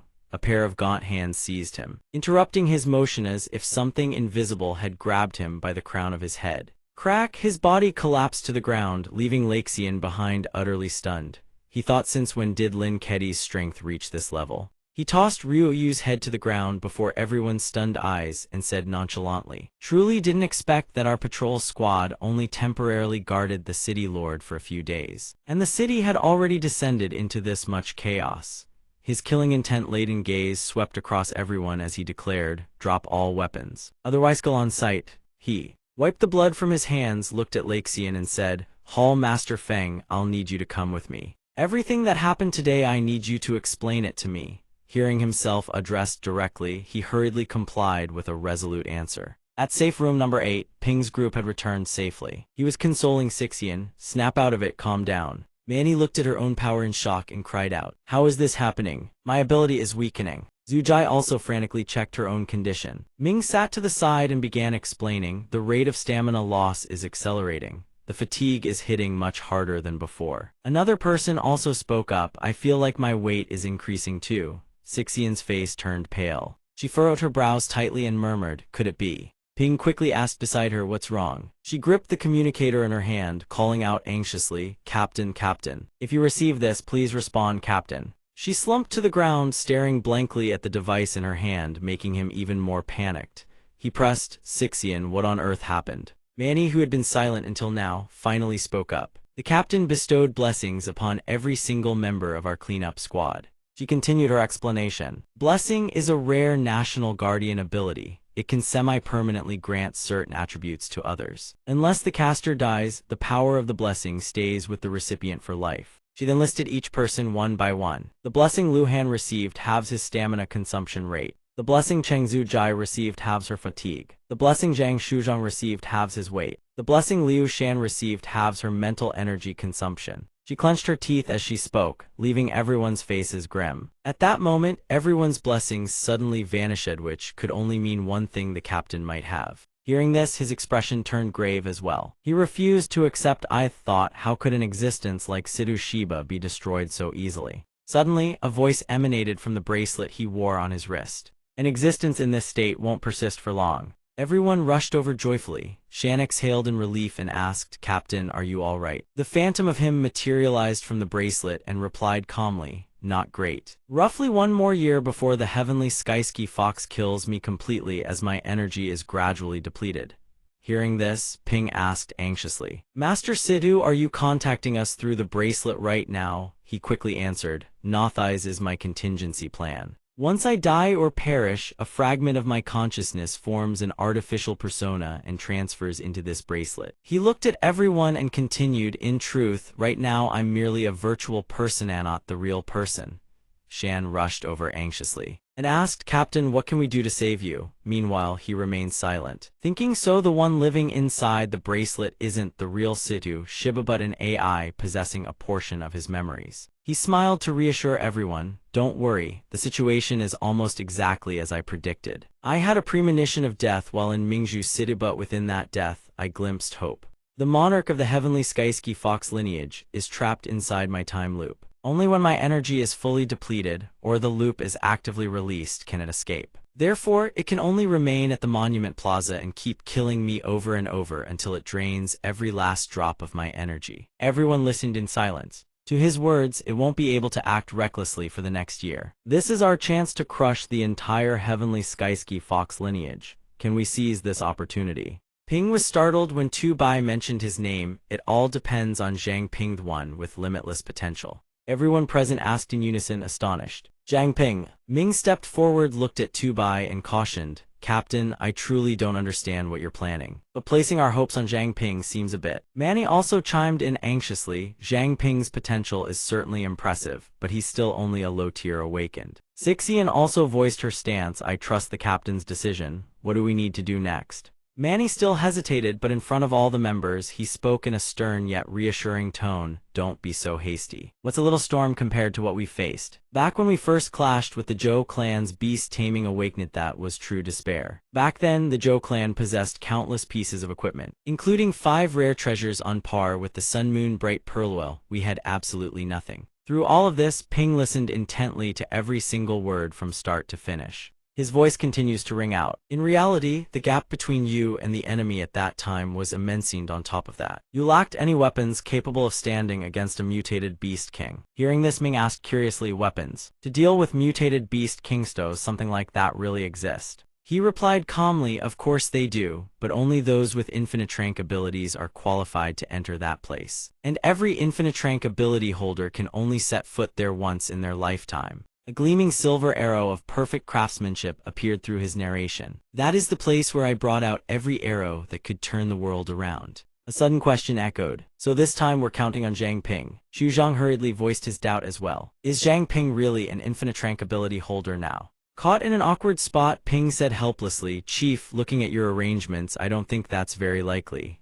The old man smiled. He placed a hand on Ping's shoulder and answered cheerfully, this is actually good for you too. That place can be considered the very foundation of our humanity. You can use those ruins to unlock secrets about the world that belong only to you. After hearing the explanation, Manny excitedly grabbed Ming's hand and bolted. No more dilly-dallying, let's set out right now. But Tu Bai raised his hand to stop them. Don't rush. Before we depart, there are still a few things that need to be addressed. Zhang Ping, come with me. At the cleanup squad's safe room number 8, Ping followed behind him and asked curiously, Chief, is there really no way to save you? Hearing this, he burst into laughter and explained, this is a choice I made after careful deliberation. If I hadn't gone to intercept the king of the Tianchenghu clan, there would have been only two possible outcomes, neither of which I wanted to see. Ping asked back what outcomes. He answered gravely, the first scenario, we fail to stop Saint Ancestor Village's assault. The result, Mingzhu City falls into Li Aixu's hands, and roughly 50% of all Awakeners perish in the ensuing civil war. The second scenario, we successfully repel Saint Ancestor Village's attack. But because of my death, the Tianchenghu king would personally target every high-level expert in the city whose strength has been revealed. In that case, at least 30% of the Awakeners would not escape alive. Now the Tianchenghu king has been lured into my trap. Inside, the strongest one left is only the Moon Prince. In a one-on-one, the higher-ranked experts might not be its match. But if multiple people gang up on it, even the Moon Prince probably won't hold out. He and Ping stopped before a door. Inside, the unconscious Yan Long was locked away. His voice came out steady. So even if it wants to kill and replace every Awakener who has revealed their power, it would take at least 1 to 2 years. A thought flashed through Ping's mind. Thighs was indeed the best possible outcome given their current strength. The two of them remained standing outside, not yet stepping in. Not long after, he issued an order. Go draw some of Zhao Yanlong's blood. After hearing his command, Ping felt curious and turned to ask, what's the purpose of drawing Zhao Yanlong's blood? The old man didn't answer right away. Instead, he asked back, you've been stuck at level 9 for quite a while now, haven't you? Ping nodded in confirmation. That's right. During the last battle, there were signs of reaching mid-rank level M. He clenched his fist, tried to channel his energy and continued, but at the critical moment of the breakthrough, it was inexplicably blocked. Not only did I fail to level up, it felt like something was stuck in my throat. Tu Bai snapped his fingers, looked at him, and gave the answer. Try drinking some of Zhao Yanlong's blood. Then awaken your new skills first. After that, I'll show you the way to break through. Dark crimson liquid was drawn out as the explanation continued. There's no bottleneck between basic rank and mid-rank. The reason you couldn't break through is that you have too many abilities. He watched Ping focus on his training and said, most Awakeners with only a single ability have no choice. They have to decide their path early on. Those who awaken with multiple abilities need to choose one from among them. Otherwise, it leads to a stagnation effect when leveling up. From all his understanding, he shared with Pingans, you identify what you truly want and the path you wish to walk in the future. Breaking through to mid-rank will come naturally. System Abnormal Eater has taken effect. New talent awakened. Talent Monarch's decree, the body can draw power from its own pain. System, the more agonizing the experience, the greater the effect. System, note anything that fails to kill you will only make you stronger. In another dimension of space, Tu Bai's voice echoed once more in Ping's ears. Now you need to make use of your new talent. Sense the shifts between the other talents residing in your body. Carefully perceive each of your abilities. Keep them in a state of activation, activated, yet not triggered. After that, you need to examine your own heart. Clarify the path you want to walk and understand your deepest, truest desire. Ping's eyes changed in an instant, and the old man continued. Your abilities will naturally respond to the thoughts within your heart. A cascade of lights in every color appeared. Contract Gem, Dark Mist Nightwalker. Gate Sealer, Abnormal Eater, Dark Mist Body, Devourer, Pure Water Body, Pure Blood Body. Ping hesitated. The old man stood to the side, observing. Seeing that Ping was ready, he asked, how do you feel? Have you made your choice? Ping asked back with a tinge of regret. There are too many choices. Isn't there any way to have both? Tu Bai answered plainly, that one you'll have to look into your own heart for. I can't make that decision for you. Gazing at the abilities enveloping his body, a thought formed. In truth, what made him hesitate most was the choice between Contract Gem and Abnormal Eater. Contract Gem was his foundational ability. He closed his eyes. Continuing to sensei realized that the vast majority of his abilities actually stemmed from it. The image of a blue crystal surfaced in his mind, but Abnormal Eater was the ability that let him nurture those 4 powerful abilities. Whether it was Dark Mist Body, Pure Water Body, Pure Blood Body, or the Ancient Monarch's Bloodline, very single one of these skills was top tier in power. One could say that although Abnormal Eater originated from Contract Gem, its potential was no less than Contract Gem itself. What he needed to do now was choose one of these 2 abilities as his core to advance. Sensing the shift in Ping's aura, the old man said without surprise, "Looks like you've found your answer. System evolution successful." Status Zhang Ping level 10 mid-rank awakener. Ping sat cross-legged, eyes closed. He steadied his mind. A thought surfaced, did I just level up? System appraise, a notification appeared. System appraisal successful. The screen then displayed the attribute and summon panels in succession. Status Zhang Ping Master Race Human Potential Awakener level mid-rank 10 Contract Gem LV 7 Unactivated Passive Effect Mid-Rank Skill Enhancement. Skill Mid-Rank Contract Limited Form. System during the contract formation process, the Contract Gem can modify contract terms based on the user's will. System The Contract Gem has received 3 special forms. Form 1 Contract Gem War Seal. System The War Seal can channel attack type abilities into the gemstone. System Destroying the gemstone releases a one-time amplified version of the stored ability. Form 2 Contract Gem Gem Seal. System The Gem Seal can fuse Contract Gem with special equipment, enhancing the equipment's latent potential. System Each equipment can only be fused once. Form 3 Contract Gem Word Seal. System The Word Seal allows Contract Gem to envelop a contracted beast, shrinking it to the size of a grain of rice for storage. System Maximum Storage Capacity 10 cubic meters. Ping opened his eyes, a glint of resolve shone in them. He affirmed silently, although it was only 1 level, the gap between a basic rank awakener and a mid-rank awakener was a world apart. He raised his hand. The fire devourer's flames began to seep out from his palm. He looked at the fire and marveled at his physical strength and mental power had both improved significantly. He could release the fire devourer's flames with pinpoint precision. His control over his abilities had become far more refined.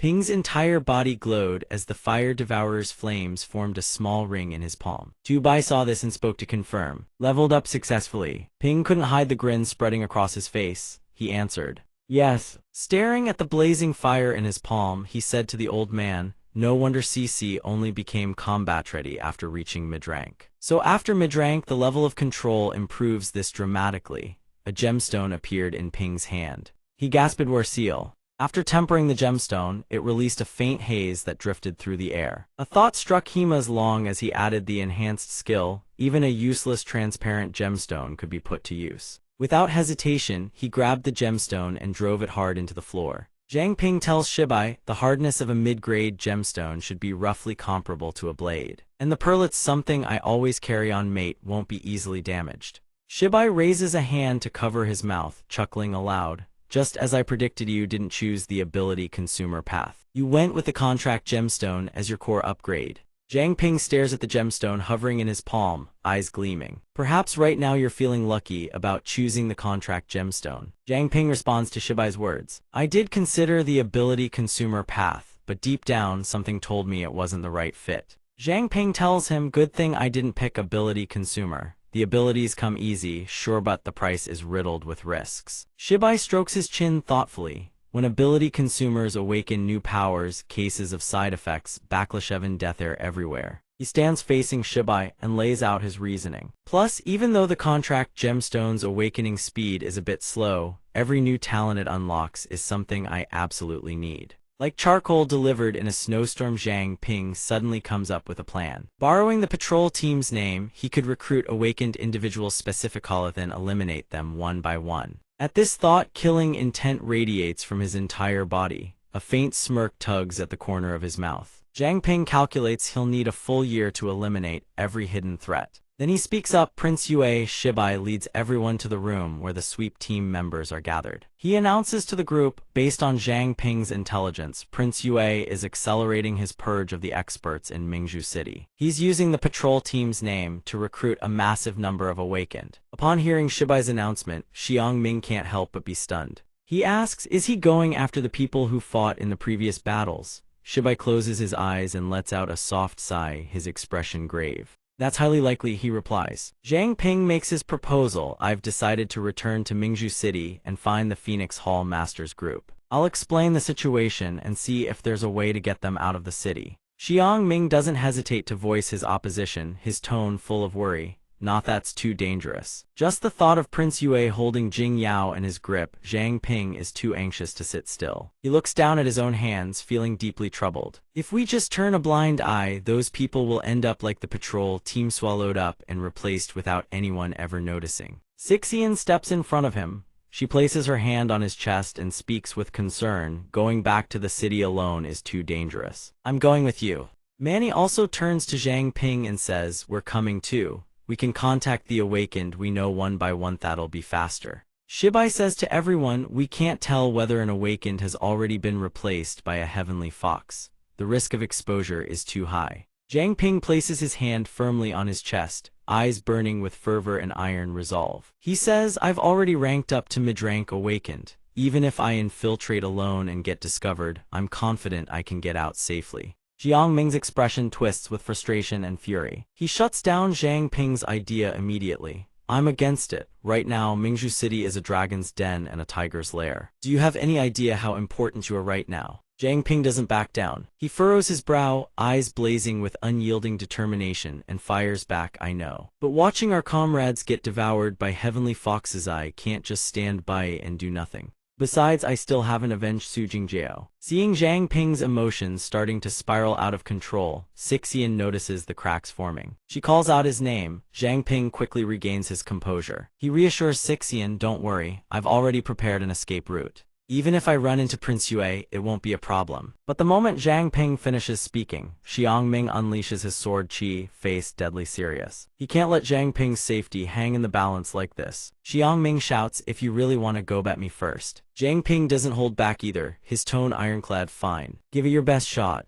The instant the words leave his mouth, Zhang Ping's aura surges straight at Xiang Ming, a devastating strike aimed right at him. Xiang Ming is hit by a sudden force. He can't react in time and staggers backward. Xiang Ming grits his teeth, a question screaming in his mind, so fast when did he attack? He didn't even raise his hand. Spiritual energy surges through Zhang Ping's entire body, rich and powerful. He tells Xiang Ming, looks like I win. Xiang Ming's brow shoots up in shock, ethereal mist. He has to admit Zhang Ping's strength since his rank up, the difference is night and day. Seeing him wield that power, Shibai speaks, his words laced with admiration and awe. Someone with limitless potential is no ordinary awakened. Back in my day, I could only kill mutated beasts after ranking up to mid-rank. But Zhang Ping was already slaying mid-rank awakened while still at low rank. He surpasses even me, his potential is far greater. Shibai offers his opinion, that's why I don't oppose Zhang Ping returning to Mingzhu City. But before that, I have a treasure I'd like to entrust to you. Zhang Ping suddenly remembers something. Wait a moment, I also have a small favor to ask of Zhang Shuzhang. Shuzhang blinks in confusion. Pointing at himself, me. Shuzhang grins, a system screen materializes before him. He thinks for a moment, then says to Zhang Ping, what can I help you with? The system screen begins displaying relevant information. System appraisal successful. Body fat science converts body fat on the user's body into materialized energy. The user can then synthesize various crafted items within their knowledge range using that materialized energy. The user can reabsorb materialized energy and crafted items back into their original body. Zhang Ping quickly throws an arm around Shuzhang's shoulder and walks outside. As they walk, he tells Shuzhang, you can help me with a huge favor, but it's not convenient here, just follow me. Everyone watches the two leave. Shuzhang's scream from outside makes them all grimace. What? Zhang Ping, leave some for me, don't be so stingy. Your flesh grows back anyway. Zhang Ping shouts back, easy for you to say, it's not your flesh. A while later, Zhang Ping steps back inside. Manny asks curiously, what did you have Zhang Shuzhang do? Zhang Ping doesn't answer. Instead, he turns back toward Shuzhang and speaks with genuine sincerity. Thanks. Shuzhang is trembling all over, his body now half its original size, gaunt and emaciated. Seeing Shuzhang's appearance, Manny lets out a horrified scream, words stuttering. Zhang Shuzhang. W, what happened to you? Inside the sweep team's secret chamber, Zhang Ping and Shibai stand facing a scythe. He stares dumbfounded at the treasure radiating powerful spiritual energy. Zhang Ping asks doubtfully, Master Sidhu, what is this, recalling his glorious past, when Shibai wielded this very scythe to slay heavenly foxes. He tells Zhang Ping this scythe is called the Dread Scythe. It doesn't just inflict terror on living creatures, it can also evolve by absorbing blood. In my youth, I used it to slaughter tens of thousands of mutated beasts, drinking in the blood of countless creatures. Even now, whether in hardness or sharpness, this scythe remains a rarity in the world. Calling it a divine weapon wouldn't be an exaggeration. The Dread Scythe is the most suitable weapon for you right now. It's a treasure brimming with powerful spiritual energy. Bring it with you to Mingzhu City when you face enemies. It'll boost your chances of victory. The moment Shibai finishes, Zhang Ping reaches out and grips the scythe tight. The instant he grabs it, a demonic spirit manifests, eyes blazing crimson, gazing upon the divine weapon in his hand. Zhang Ping says, "Thank you, Captain." Shibai suddenly glances toward the door. He lets out a soft exclamation, then laughs and says to Zhang Ping words that leave Zhang Ping slightly puzzled. Shibai makes his excuse to step out. Looks like someone still can't rest easy. As it happens, my energy is all used up. I'll head back into the armband to recharge. The two exchange a few casual words. Only then does Zhang Ping glance toward the doorway. Sixian stands there, arms crossed over her chest. She's been there since who knows when. He looks at her, then speaks in surprise. Sissy, the wound on her face. She ignores Zhang Ping's remark. Sixian's eyes bore into him, deep and meaningful. She speaks, "We agreed before to talk as friends, not as teammates." Under a clear moonlit sky, on a vast meadow, Zhang Ping and Sixian sit together, talking. Sixian opens up, "I've overcome my inner demons. I had Wei Hua heal the wound on my face. The last incident made me realize just how weak I really am, so I'm no longer fixated on blind revenge. I'll rely on everyone's strength. Dojder will take down Li Aixu." Then she turns to Zhang Ping and continues, "You're insisting on going back to Mingzhu City alone, is it also because you're fixated on avenging that friend of yours?" Hearing this, Zhang Ping falls silent. He closes his eyes before speaking. "After ranking up to mid-rank awakened, I did have that thought. After all, I could feel my power surging completely and utterly transformed." He recalls the moment the prince closed in and whispered, "No longer a helpless weakling who can only pretend to sleep," when the moon prince ransacks the house. Suddenly, Sixian calls out to him. Zhang Ping still gazes calmly up at the sky and says, "Don't worry, Cici, I know what's at stake. This time, going back to Mingzhu City, I'm going to save people." He lowers his head and continues, "As for Su Jingjiao's grudge, if the right opportunity doesn't come, I won't act rashly." Sixian leans back slightly, staring at the sky as she says, "But you're going back alone. I still can't feel at ease." A hint of a smile flickers in Ping's eyes as he speaks to Sixian, trying to set her mind at rest. "I've still got the secret weapon I took from Zhang Shuzhang. I'll be fine." Inside Mingzhu City, countless sky foxes roam the streets. Ping wears a long overcoat, a mask covering nearly his entire face. He strolls leisurely through the streets, scanning the current situation. Already, he's grasped the general picture. Clearly, the sky foxes in the city have ramped up their patrols. He presses himself into a wall corner, peering out. Two sky foxes are speaking loudly, temporarily sealing off Mingzhu Square. Unauthorized personnel are prohibited from entering. Tu Bai speaks from beside him, "Don't worry about me. For a while yet, that old fox can't do anything to me." He asks Ping with concern, "The question is, have you figured out how to handle this?" Ping's eyes flash with resolve as he answers Tu Bai. "Already figured it out. In the study at the Beast King boxing gym, the room is arranged neatly and Spartanly.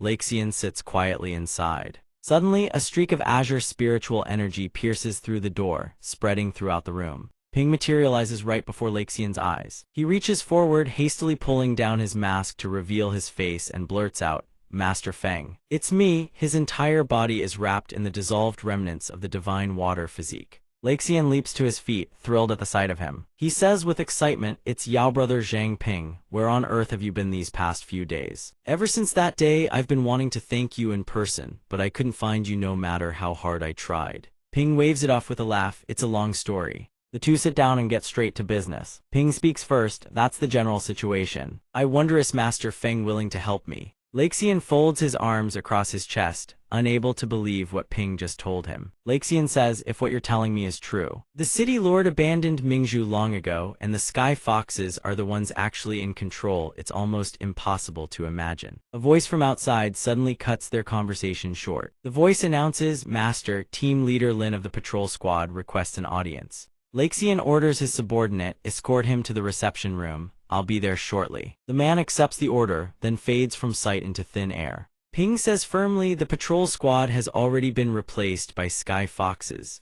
Master Feng, one look and you'll be able to tell whether I'm lying or not. In the reception room, a group of figures waits on the other side. Lexian opens the door and steps out, a warm smile on his face. He raises his hand in greeting to those before him. My apologies for the delay. I didn't expect Team Leader Lin to grace us with a visit. Qi Dai crosses his arms, then breaks into a grin. I've come to congratulate Master Feng. Lexian studies him with a deep, probing gaze. I'm flattered, but what exactly is there to congratulate me on? He suddenly notices several Sky Foxes standing behind Qi Dai. Qi Dai tells him, the City Lord has decided to appoint Master Feng as Vice City Lord of Mingzhu City. A formal announcement will be made to the entire city in a few days. He freezes, staring at the sight before him. Storms churn silently in his heart. These are the true forms of the Sky Foxes. Lexian breaks into a gracious smile. I am truly grateful for the City Lord's generous regard. Qi Dai rolls his blood-red eyes, casting one last glance at Lexian, not forgetting to leave a parting remark, message delivered. I shall return to report my mission complete. Lexian silently endures his blatant posturing, making sure to say, thank you for your trouble, Team Leader Lin. Please convey my gratitude to the City Lord on my behalf. But inside, Lexian is cursing these damn beasts. How dare they, one by one. The Sky Foxes file out of the room. Ping activates his pure blood body's visual resonance and calls out to Master Feng. Lexian responds, relax, I won't make a move when the power gap between us and the enemy is this wide. He reaches back and closes the door, then turns to Ping. You came to find me, so you must already have a plan. Ping nods lightly. The two open a side door and step outside together. Lexian asks about his intentions. Go ahead. What do you need me to do? Ping strolls casually alongside him, then lays out his request. I hope Master Feng can use the Vice City Lord promotion as an opportunity to host a banquet, inviting all the Awakeners who fought to defend Mingzhu City that day. The two walk down the corridor. Ping says, we'll brief those who haven't been replaced by the Sky Foxes on the situation. Lexian stands at the top of the stairs, hands clasped behind his back, gazing down at the training grounds. Ping tells him, anyone willing to leave with me will exit the city through the transport gate. Those who choose to stay will at least know the Sky Foxes' plans. That way they can be on guard, prevent themselves from being controlled so easily. Lexian's expression darkens at Ping's words. Indeed, some people have families to worry about, they may not choose to leave. Ping responds, in the current situation, this is all we can do. Looking down at Lexian's gym, a wave of unease washes over him. From Zhang Ping's vantage point, even the Beast King boxing gym has had no small number of students replaced. Lexian never expected it either. Right before his eyes everywhere, he looked Sky Foxes. I never imagined my little boxing gym had so many of these beasts hiding in it. He turns back to Ping, his tone serious. What you've done is already more than enough. In a situation where friend and foe are this hard to tell apart, no one can protect everyone. Lexian steps over to Ping's side and places a hand on his shoulder. Lexian makes his decision, we'll do it your way. I'll cooperate with everything I've got. Ping bows his head, clasping his hands in gratitude. Thank you, Master Feng. Lexian closes his eyes briefly, then says, we should be thanking you. At the very least, you've given us hope of wiping out those damn beasts. But suddenly Ping spots a figure walking below the gym. He lets out a sharp breath. A Sky Fox with a braid on its head identical to Jingjiao's. Ping grits his teeth, fury surging through him.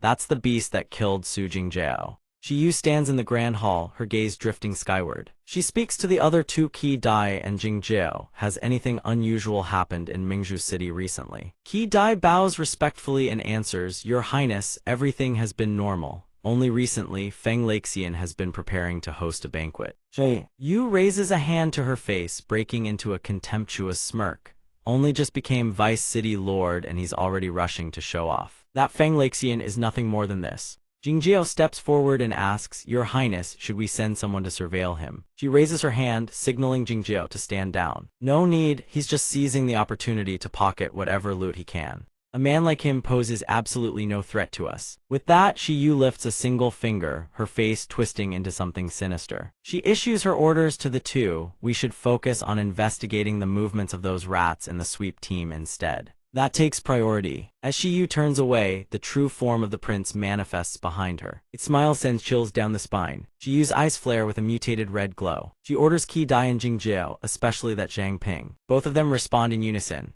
Yes, your highness, at Laxian's banquet, guests arrive in droves. Bustling with excitement, voices ring out in congratulations, congratulations, Master Feng. Oh, forgive me, you should call you Vice City Lord Feng now. We hope Vice City Lord Feng will look after us from here on. Indeed, we humbly ask for Vice City Lord Feng's guidance. Laxian raises his hand toward the guests, smiling warmly. You all flatter me. Just then, one of his subordinates rushes over with news. Master, the man leans in close to Laxian's ear and whispers. Laxian's eyes shift subtly. He quickly raises his hand to excuse himself.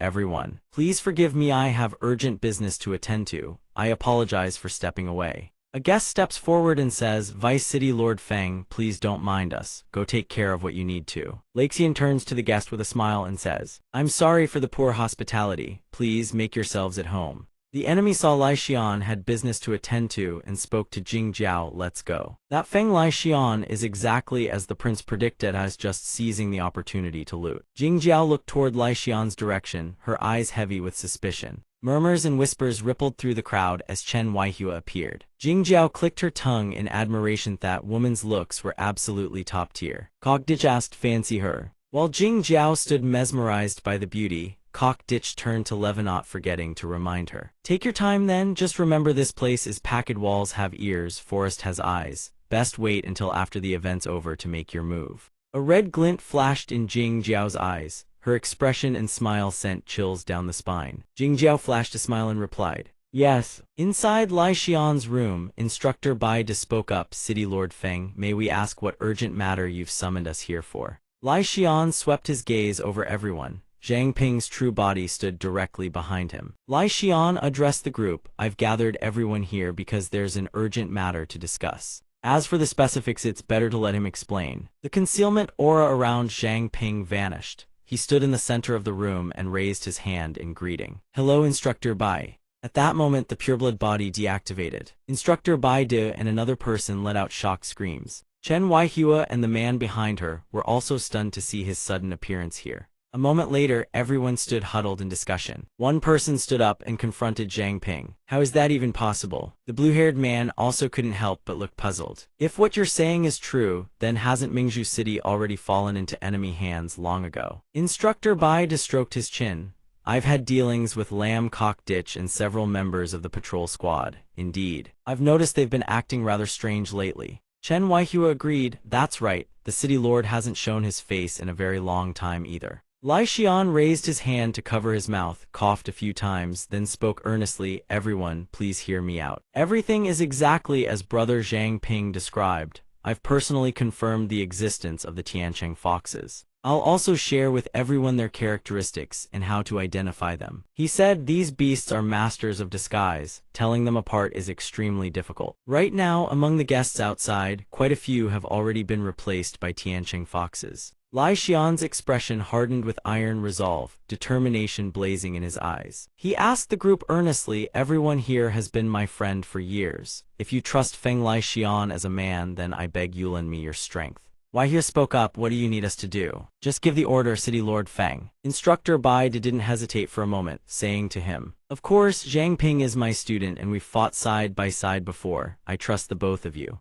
Zhang Ping was heartened by everyone's support. But right now, to deal with the Tiancheng foxes, they needed to bide their time and preserve their strength. He handed everyone a list and instructed, the people on this list have not been replaced by Tiancheng foxes. Split up and inform them of the current situation. Zhang Ping looked toward Bai De, then said, shortly, the Can squad will activate a teleportation array at this location. Guide everyone on how to escape using the teleportation array I've set up. If they're willing to leave with us, have them come back here after exiting through the main entrance and evacuate from here. Through the teleportation array, the young man turned to Zhang Ping. He really wants to help, but he can't drag his family into danger that quickly. Can he? What about our families? Lai Xian placed a hand on his shoulder and reassured him, this is merely a last resort. Right now, the only person who can identify disguised Tiancheng foxes is Zhang Ping himself. With this list, we can't determine in time whether there are Tiancheng foxes among their family members. His words left everyone visibly anxious and uneasy. If the information leaked, the Tiancheng foxes might accelerate their slaughter of awakened. So if you choose to stay, you must remain vigilant of any abnormal personnel around Yaoer. Temporarily move your families out of the patrol squad's surveillance range. Baida stood with arms crossed, shaking his head. Right. With so many people involved, keeping the information completely airtight is going to be difficult. Zhang Ping raised his hand. A blazing flame ignited in his palm. I'll handle that part, he said. I'll observe covertly. If any Tiancheng fox at the banquet shows irregular behavior, I'll use this flame to signal everyone. Lai Xian looked at the group with deep gratitude. From here on, I'm counting on all of you. Baidu and Lai Xian stood to see everyone off, both bowing respectfully. The man also waved goodbye. Yes, Mr. Baidu, I'll take my leave first. Next time we're free, let's share a few drinks. Lai Xian spoke solemnly. Thank you. I'll be sure to host a proper feast for you, Mr. Li. Let's have a good long chat then, City Lord. I also take my leave. Please forgive me, Lai Xian. If our hospitality fell short, I hope you'll understand. Zhang Ping pressed himself into a wall corner, watching everyone's every move. He thought to himself, I've notified nearly everyone at the banquet. Looking at the situation now, the Tiancheng fox should be. No abnormalities detected,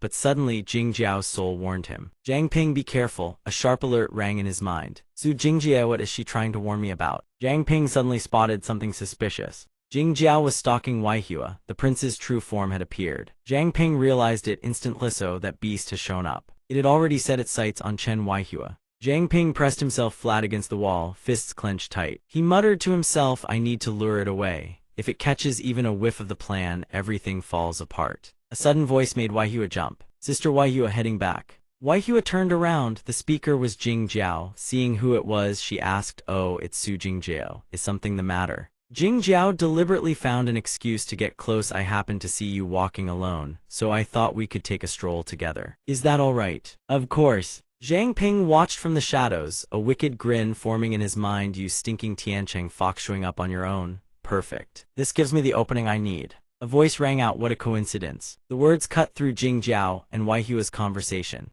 Zhang Ping appeared out of nowhere. His stealth suit had been stored in the golden bracelet. Purple limbs coiled around his entire body. He spoke up casually. Su Jingjie, long time no see. Zhang Ping walked up beside Waihua and said to her, Go find Dean Feng, tell him I'm in Trouble's Kim to come meet me at the West District. Jing Jiao was startled by his sudden appearance. She exclaimed, Zhang Ping. Inside, she was bewildered. How is he inside the city? Jing Jiao's eyes lit up, a sinister smile hidden beneath. Looking at the two people before her, her heart surged with excitement. She had only planned to snag a light snack, never expected to hook a big fish. If she could bring him back, the prince would surely be delighted. Without warning, Zhang Ping bolted away, leaving Jing Jiao stunned. Jing Jiao called after him, Zhang Ping, where do you think you're going? Ignoring her calls, Zhang Ping surged forward at full speed. He immediately activated Ethereal Mist Night Walker. Agility up, speed up. The moment the ability kicked in, his body shot forward like an arrow loosed from a bow, blazing down the street. Jing Jiao chased from behind, a strange suspicion rising in her heart. Oh, is this guy so fast? Zhang Ping quickly darted into a narrow alley. Jing Jiao came to a stop. She stood in the middle of a wide road. Narrow alleys and hidden passages branched off in every direction. She stands there disoriented. Jing Jiao wonders, where is he? Suddenly, Zhang Ping bursts out from nowhere, wielding Tu Bai's divine axe. He swings once the razor-sharp blade nearly cleaves through Jing Jiao. Her eyes go wide in shock. Zhang Ping stands still, the axe resting on his shoulder.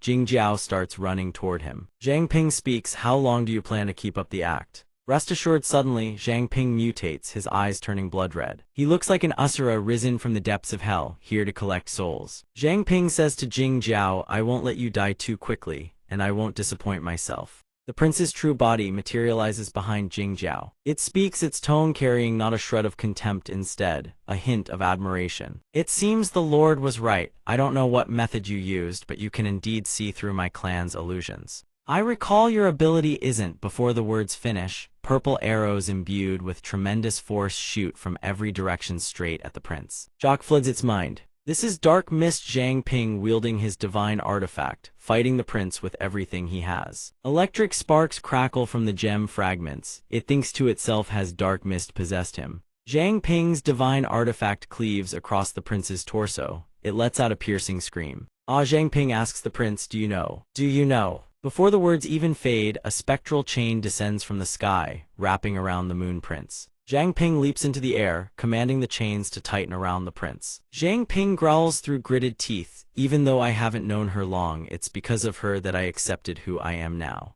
At this point, Zhang Ping has fully transformed, his entire body radiating a wave of frigid spiritual energy. He tells it, she's the one who calmed my heart, who silenced the anxiety within me. The prince is fully restrained, chains binding its arms and legs, countless razor-sharp gemstones aimed directly at it. The prince stammers, what are you talking about? Before it finishes speaking, the gemstones rocket straight into the prince, piercing through its body. Blood sprays everywhere. It howls in fury, its face twisted, never imagining he could unleash such devastating combat power. Since when did Zhang Ping become this strong? The prince's body trembles uncontrollably. Zhang Ping responds, his voice ice cold. To me, she's my childhood friend and the most important person in my life. It hesitates, frozen in place. Before it can even finish its sentence, Zhang Ping drives a gemstone straight into the prince's chest. He roars with fury and grief. She only wanted to pursue her ideals. When Zhang Ping wrenches the gemstone free, a torrent of blood gushes from the prince's body. Zhang Ping screams, why did you want to hurt her? Its blood pools into a dark crimson puddle on the ground.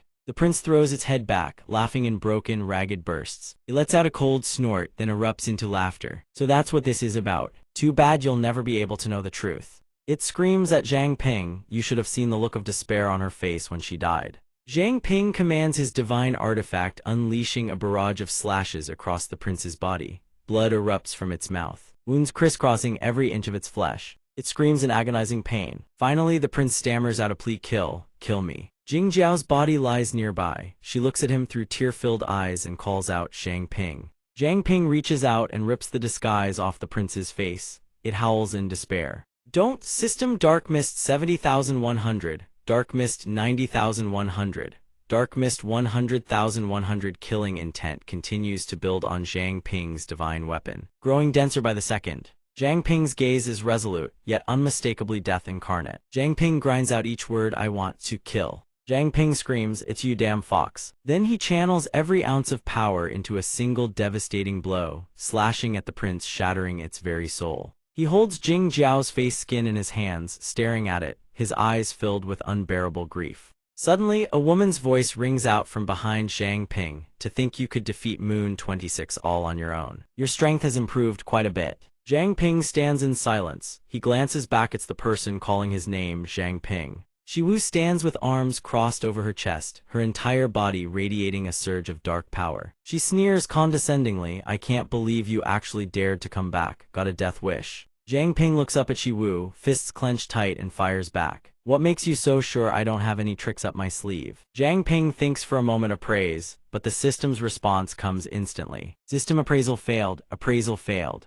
Xiwu's true nature begins to surface. Xiwu sneers, you're already dead and you still want to struggle. The system keeps attempting to appraise her, but every attempt fails. System appraisal failed. Appraisal failed. The prince's true form manifests in all its colossal glory. It spreads its arms wide, very well. Below, Xiwu's eyes blaze crimson. She hisses through clenched teeth, then I'll make sure you die with your eyes wide open. Suddenly, the system finally appraises successfully. The prince's info panel materializes. System appraisal successful. Name, Heavenly Skyski Fox, Moon Prince Race, Mutated Fox Faction, Moon Clan, Potential Class, Mutated Beast, Peak Tier, LV. 39 Talent, Perception Distortion, capable of altering a target's perception and forcing them to perceive abnormalities as normal. Note, Phantom Fox Tail, Sovereign upon maturation. Tails can be freely reshaped and possess multiple special functions. Note, Scale of Transformation and Function, Type Scale with Level. Xiwu rockets upward, whipping her tail to strike, but Zhang Ping reacts in time, using his dark mist body to conjure a barrier that blocks the blow.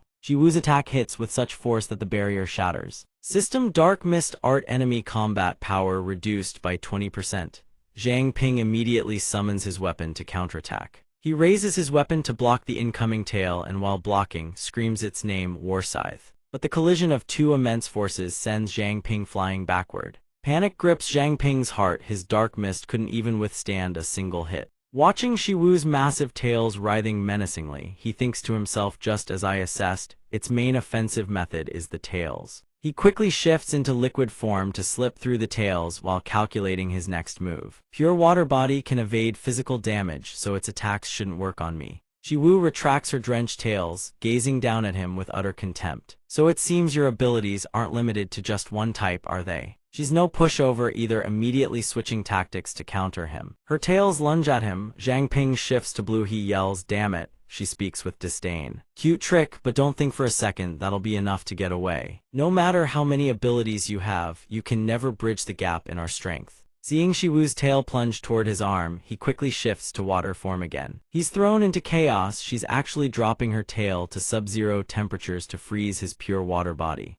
Then Shiwu speaks. However, there's one thing that really piques my curiosity. Her face darkens as she advances, killing intent radiating off her in waves. Even Sidhu Shibai couldn't see through the king's illusions. So, what method did you actually use? Zhang Ping remains lost in his own thoughts. Although I can't activate two talents simultaneously, Shiwu gradually stops, planting her feet, arms crossed, and asks calmly, "Red gemstone?" The instant she asks, Zhang Ping immediately unleashes his technique. The combat contract can compensate for that. System Martial Contract Blazing Fire Forge. The contract gem can temporarily imbue attack-type abilities into the gemstone. All stored power can be released in a single burst by shattering the gem.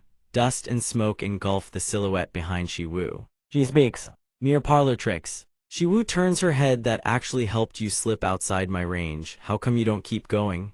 Yeah. Zhang Ping spreads his arms and says, "Relying on my own strength alone, I probably can't break out of this encirclement." Then his eyes flash with sharp brilliance, his expression turning dangerous. "That's why I chose to ask for help." A booming voice suddenly rings out. Shiwu stands there utterly baffled. Zhang Ping. From the other side, Feng Laxian and Guand rush in. Laxian said, "Dr. Tran Vi Hoa said you're in trouble." "What's happening?" Sta chimed in. "Everyone else got out already. You're the last one." Thai Vu eyed the three of them in thought. Could it be that Feng Laxian got dragged here because of the explosion? So he's in the same group as Zhang Ping. She lowered her gaze to her own tail, calculating. If they won't let her use it, then they can die. With that thought, she immediately whipped her tail at Ping in a devastating blow. He quickly shoved Laxian out of the way. "Watch out," Laxian warned. "Kitty, your back." Ahead, Thai Vu stood brimming with murderous intent and overwhelming pressure. Ping lay face down on the ground. His back was injured, but he still reassured everyone. "Don't worry about my wound. She's that fox." Laxian let out a sigh upon hearing that. "So that's how it is. A real headache, this one. Bida, look after your student, will you?" At that moment, Ping was slowly liquefying. Du was slightly startled, the heavenly Skyski fox. But clearly her form, Ping had liquefied into a pool of pink fluid that latched onto Du's body. He cried out in alarm, "You damn brat, what the hell are you doing?" Ping quickly reassured him. "Relax, Instructor Bai, I won't harm you." Thai Vu activated the pure blood technique Visual Resonance, transforming into the Moon Princer form, now resembling a terrifying fox spirit. He said to Du, "Take a good look at what she really is." Du stared at the monster before him and screamed, "Oh my god." Laxian immediately charged forward, placing himself between Thai Vu and the others, ready for battle. A voice warned him, "Phoenix Hall Master, watch your abdomen." He leaped to dodge Thai Vu's strike while replying, "Already." Noted. Every wave of her attacks shattered the ground into massive chunks that hurled toward Laxian. He muttered, "Her attack power is that strong." Mid-battle, Laxian shouted to Du, "Officer Bay, open your left hand, palm facing up, try it." Like this. In his palm was a red liquid. It was Ping. He immediately ordered him, "Find a way to feed it to the Phoenix Hall Master." Du heard this and a plan instantly formed in his mind. "Got it, I've got a plan." He hurled the liquid toward Laxian and shouted, "Fang Laxian, catch, swallow it, no it's good stuff." Laxian turned his head and opened his mouth, letting the liquid slip in. He thought to himself it was a signal. Then he swallowed in one gulp. The moment it went down, some kind of new power surged through him. Laxian stared straight at Thai Vu, radiating intensity. "Beast, no, I can see you for what you really are." She swiped her claws at him, but he dodged just in time. Du had already summoned the spirit beast within himself, roaring with full force. "We're joining the fight too." Laxian now blazed with fire, a radiant golden circle of flame manifesting behind him.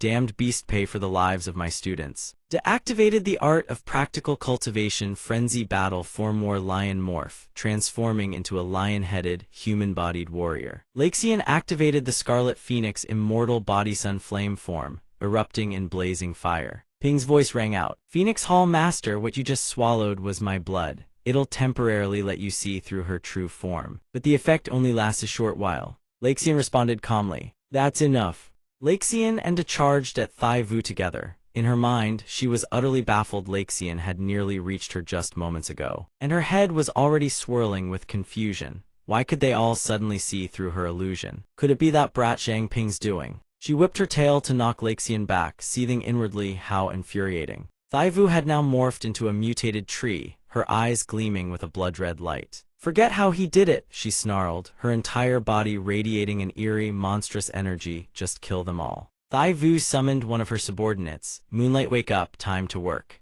A clawed hand reached out from Thai Vu's shadow. A fox emerged from it. Moonlight. As you command, your highness. Laxian turned to Da. Be careful. I can sense it. The fox that emerged from her shadow is extremely powerful. Ping, still inside Da, also sensed something strange. This wasn't an illusion. How could that heavenly skyski fox have been hiding in the shadow all along without anyone noticing? Staring at the two mutated beasts before him, he could only sigh in frustration.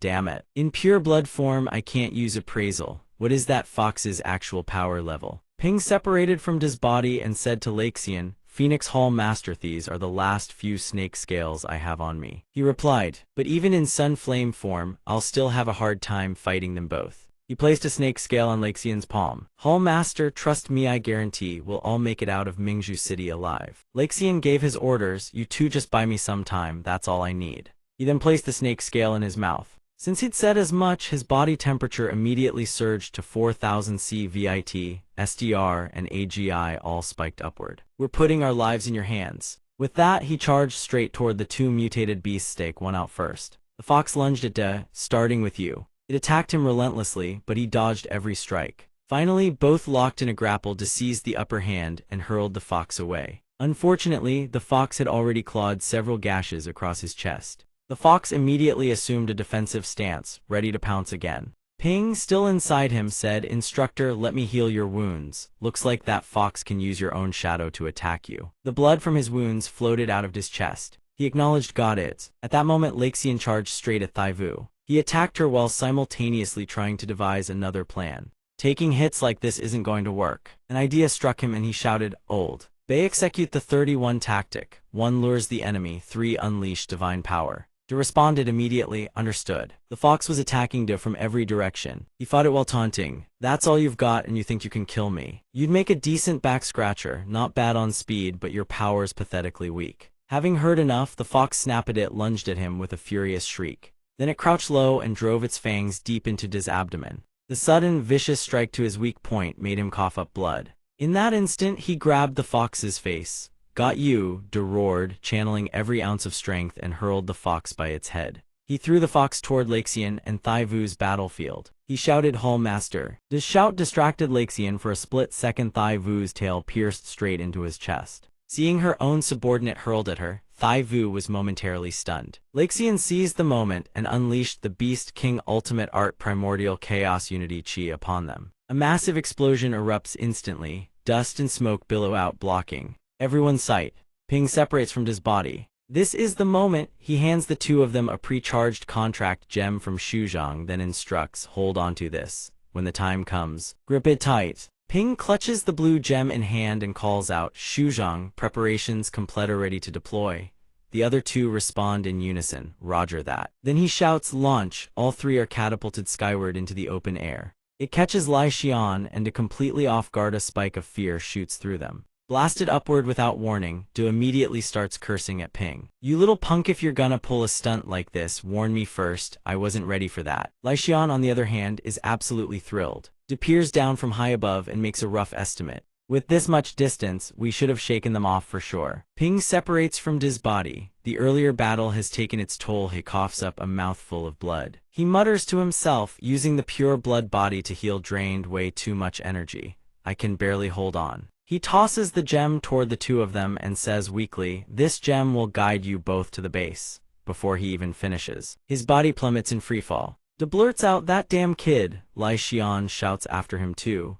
Zhang Ping vanishes, reappearing outside Mingzhu City in the Lost Forest. The sky has already gone pitch black. This is where Ping crashed down. He lies motionless on the ground, unconscious. A single leaf drifts down onto his face and he slowly cracks his eyes open. He stares up at the sky, nothing but darkness and silence. Ping forces himself upright, his mind foggy. I'm still alive. A voice cuts through the stillness from somewhere nearby. Finally, you're awake. He's still holding the leaf when he turns, bewildered. The captain face still unseen responds. You were in bad shape, out cold for a long time. Your face is covered in wounds. He clenches his teeth and winces. Damn, that hurts. The other person continues, I gave everything I had just to stop the bleeding temporarily, but I'm reaching my limit now. The wounds on Ping's body seep crimson through his outerwear. It looks severe. The voice keeps going, sorry, I need to rest for a bit.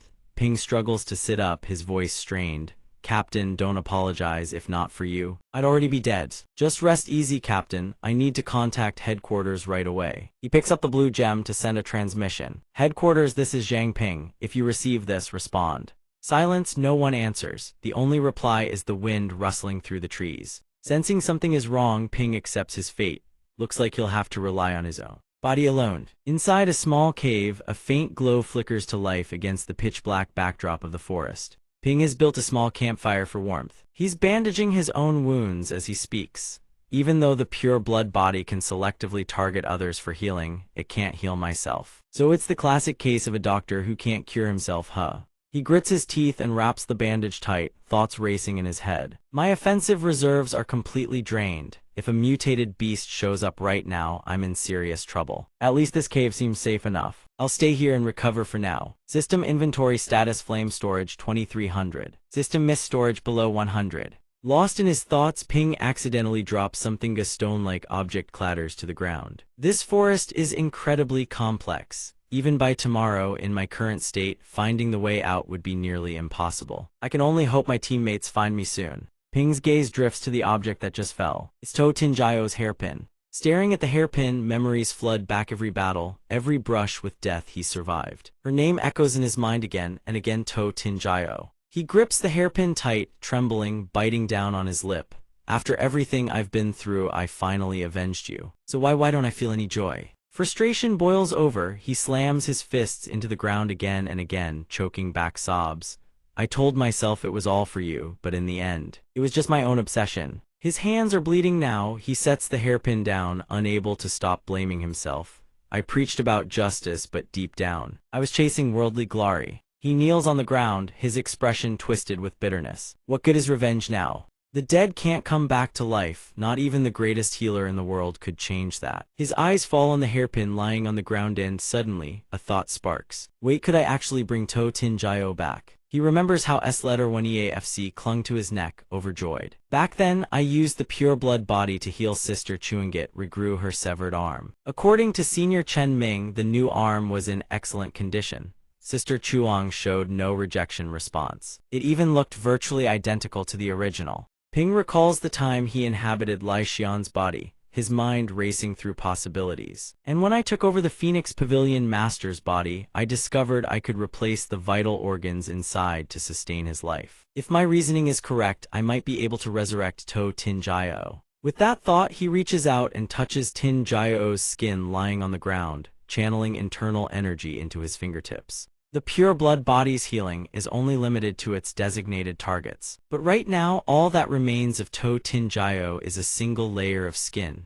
I don't know if it'll even work. System pure blood body activated. His fingertips slowly begin dripping onto her skin. The liquid flows steadily, spreading into a pool of crimson that covers Tinjayo's skin entirely. A grin breaks across his exhausted face. Exhausting, but it's working. He pours every last ounce of strength into the technique. Both arms dissolve into pure blood. Then he unleashes maximum output, every bit of energy and power at his disposal, all channeled into regeneration. The pool of blood begins connecting, tracing along golden veins. Then it spirals into a vortex, wrapping around Tinjayo's forming body. She's being rebuilt from it. The body, halfway complete, suddenly withers like leaves crumbling in autumn. Ping's eyes go wide. No. What's happening? He stands amid the rivers of blood, confusion and panic flooding his face. Is it because I'm injured? Am I too damaged to reconstruct the full body? But he refuses to stop. No, I will not give up. He stares at the half-formed Tinjayo. Only the upper half of her body exists, and resolve. No, sheer recklessness fills his eyes. Even if it drains every last drop of energy from me, I will not lose you again.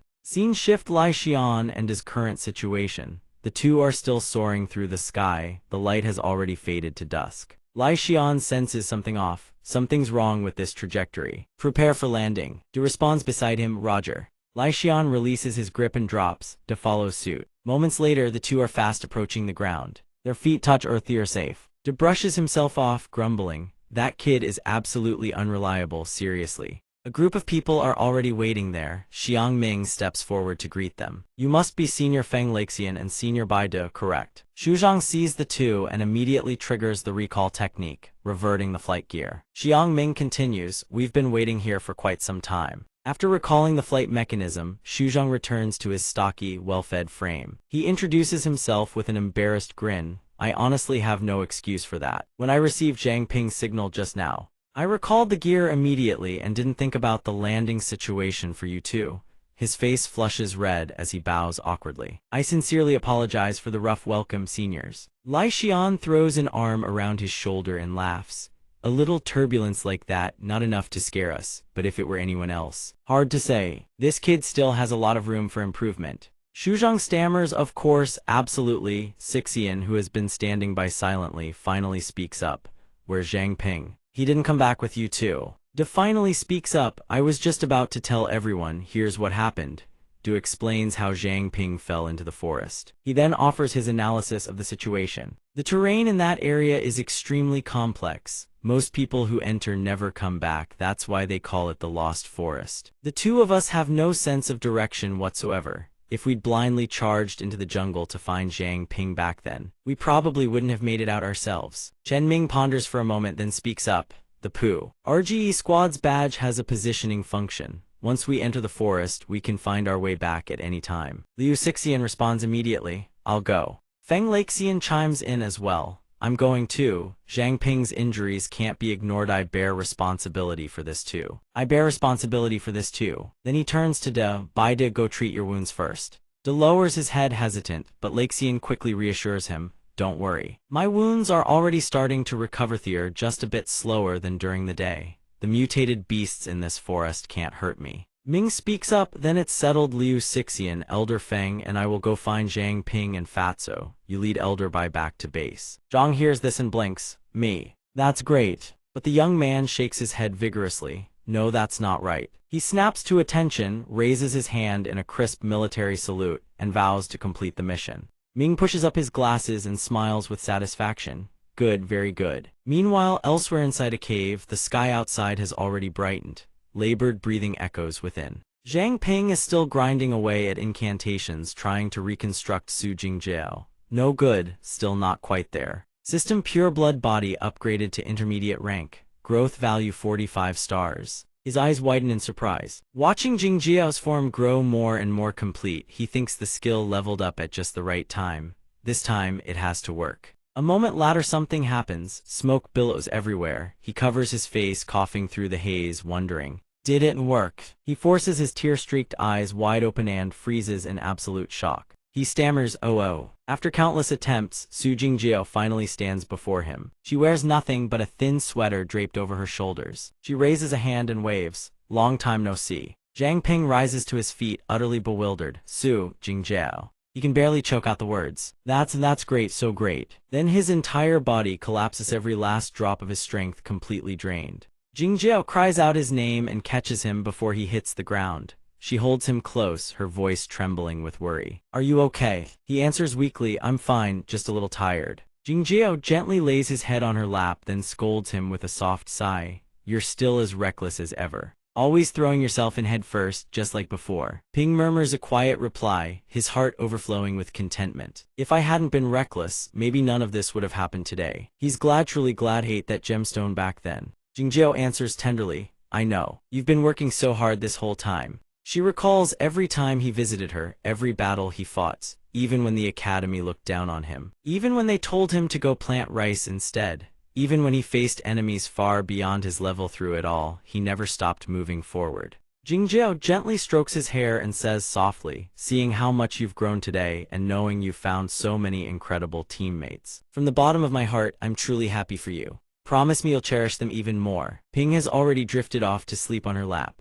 She notices and whispers, "You're tired, aren't you? You've done more than enough today, rest now." Then a few drops of water fall onto his face. Jingjiao is suddenly crying, tears streaming down her cheeks as she chokes out, "I want to keep walking forward with you too." She gently wipes her tears and continues, "But it's already too late, my soul energy is depleted." She raises her hand already, beginning to dissolving, lightly touches him. "But I believe, if it's you, you'll definitely find me somewhere out there someday, right?" Her entire body gradually fades away. She forces out her final words, "I hope by then, I'll still be able to remember you." In the end, she vanishes completely, leaving Ping lying there alone in the silence, with only her parting wish lingering in the air. Jiang Ping is still inside the cave. By now, the sky outside has gone pitch black. His eyes snap open, he bolts upright and screams her name. Sujinjio. He glances to the side and sees Jingjiao's body lying there. Relief washes over him. He lets out a breath and shakes her shoulder.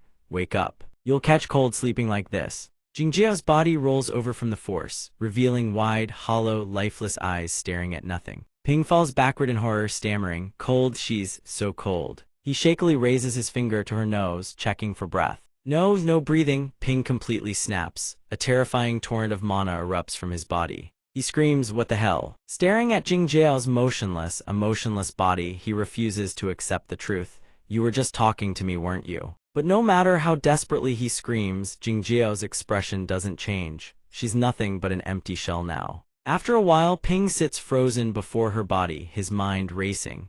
"Every time before this, I heard Su Jingjiao's voice. So this time can't be an illusion either. She said something about soul energy earlier." He wonders, could the revival have failed because there was no soul to anchor it? Lost in thought, he doesn't notice something creeping up behind him. Countless thoughts swirl through his mind. Enough, if reviving someone were really that simple, something would be seriously wrong. If she was forced into a false revival, would she really still be her? But as she sighed, "As long as I find her soul, there's still a chance." A strange creature slowly approaches Ping. He glances over, a mutated beast. The creature still looks dazed. Outside, the world is silent under the pitch-black night. Only inside the cave does a faint fire flicker. Inside the cave, Ping and the creature stare at each other. Neither knows what to do. He finally speaks, "You're awake." It chirps back a few times in response. He offers it a small piece of food. "You look pretty weak, must be hungry, right? When I was unconscious, you didn't attack me." The mutated beast takes the food, its expression radiating pure happiness. Ping continues, "Whatever your reason, I'm not just going to leave you to fend for yourself." Mid-bite, the creature suddenly turns and starts searching for something.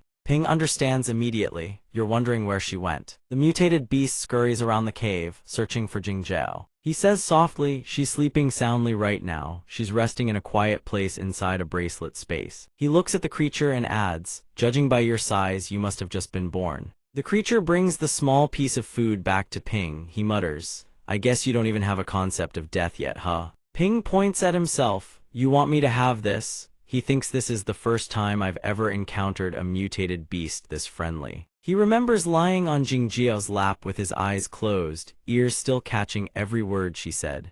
Was she telling me to cherish what I have now? She's right, moping around won't change what's already happened. He snaps out of his thoughts and turns to the creature. "By the way, I still don't know what species you even are." He activates appraisal. System appraisal successful. A status panel materializes, displaying the creature's information. Mobile Fortress Ant Queen classification D rank mutated beast potential 10-10 tier 1 talent Iron Fortress. Boosts defense and expands internal spatial capacity in proportion to body size. Ping stares at the ant stunned, an Elder Queen talent. System Elder Queen capable of asexual reproduction. Commands swarm units within its subterranean hive network. Possesses a powerful intimidation aura against foreign ant species. Effectiveness scales with body mass. Ping reads the notifications and cannot help but sigh. Who would have thought this tiny brat had the potential to become a king, escaped the Moon Prince, and now I encounter another one. I wonder if this can be called fate. Nearby, a pile of small, black creatures clusters into a dense bush. Ping is curious, what is that?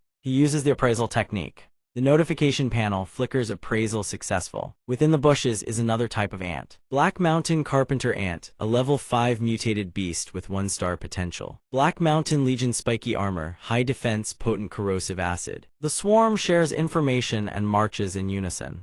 Ping exclaims, "Mutated ants." He turns to the beast beside him. "Kid, your comrades are here to pick you up." Instead of joy, the mutated beast trembles in terror. Ping asks curiously, "What's wrong with you?" He holds the creature, glancing toward the cave entrance. Doubt stirs in his heart. Could it be? Suddenly, the black swarming mass floods into the cave. Ping instantly unleashes pure physical force to break free. Once clear, he stares at the ant, resting his chin in his hand. "You don't seem very popular, do you? Those wounds on your body weren't caused by them, were they?" One of the ants detects Ping's position. He scoops up the little ant and bolts. "Not good, they've spotted me." A teeming ocean of ants surges after him. He calculates his options while sprinting. The royal talent of this ant queen should strike fear into the legion, maintaining order and stability within the colony. Behind him, the massive swarm continues its relentless pursuit. He ponders, but because it's still low level, do they view it as a provocation instead? Ping looks at the little ant in his hand, deep in thought. "Kid, it seems your royal talent still needs time to be honed." He spots a bear sleeping nearby and realizes he must find a way to stall them. He leaps onto the bear's back. "Got it." The bear jolts awake, its eyes burning blood red with rage, its claws tearing into the earth. The ant swarm descends upon the furious bear. Leaving the two to clash, Ping slips away. That should be safe enough. Suddenly, Ping catches sight of something. The thick-skinned, fat bear is reduced to a skeleton in mere moments. He cries out, "Damn it, these are ants." A cold wind whistles through the leaves beneath the moonlight. Ping dashes at high speed, thinking, "Thankfully, these insects can't fly. Moving through the canopy will be more advantageous." He shudders as he looks at the destruction behind him. This pursuit is terrifying. They topple every tree in their path. In a blur, Ping vaults into the branches. He sits still, wondering if there is more activity. Is this an earthquake? His expression changes abruptly. Damn it. Before him, an ancient tree with glowing red eyes appears. He asks, shocked, "What is this thing?" Changchun lifts a foot, the sound echoing through the entire forest. "Where do you insects come from?" A single step shakes the heavens and quakes the earth. Changchun roars, "How dare you disturb this seat's rest?" Countless creatures begin to swarm around the tree's base. Green, vine-like lights emerge, rapidly coiling around the ancient tree's roots while a vortex manifests beneath. Ping observes silently from the branch. It can speak human tongue, so plants can also undergo mutations like beasts. But at least it has driven away the black mountain ants. Time to slip away. He unleashes his power, and the system notification activates Nightwalker. As he prepares to leave, vines snare his body, accompanied by a voice. "Wait, human."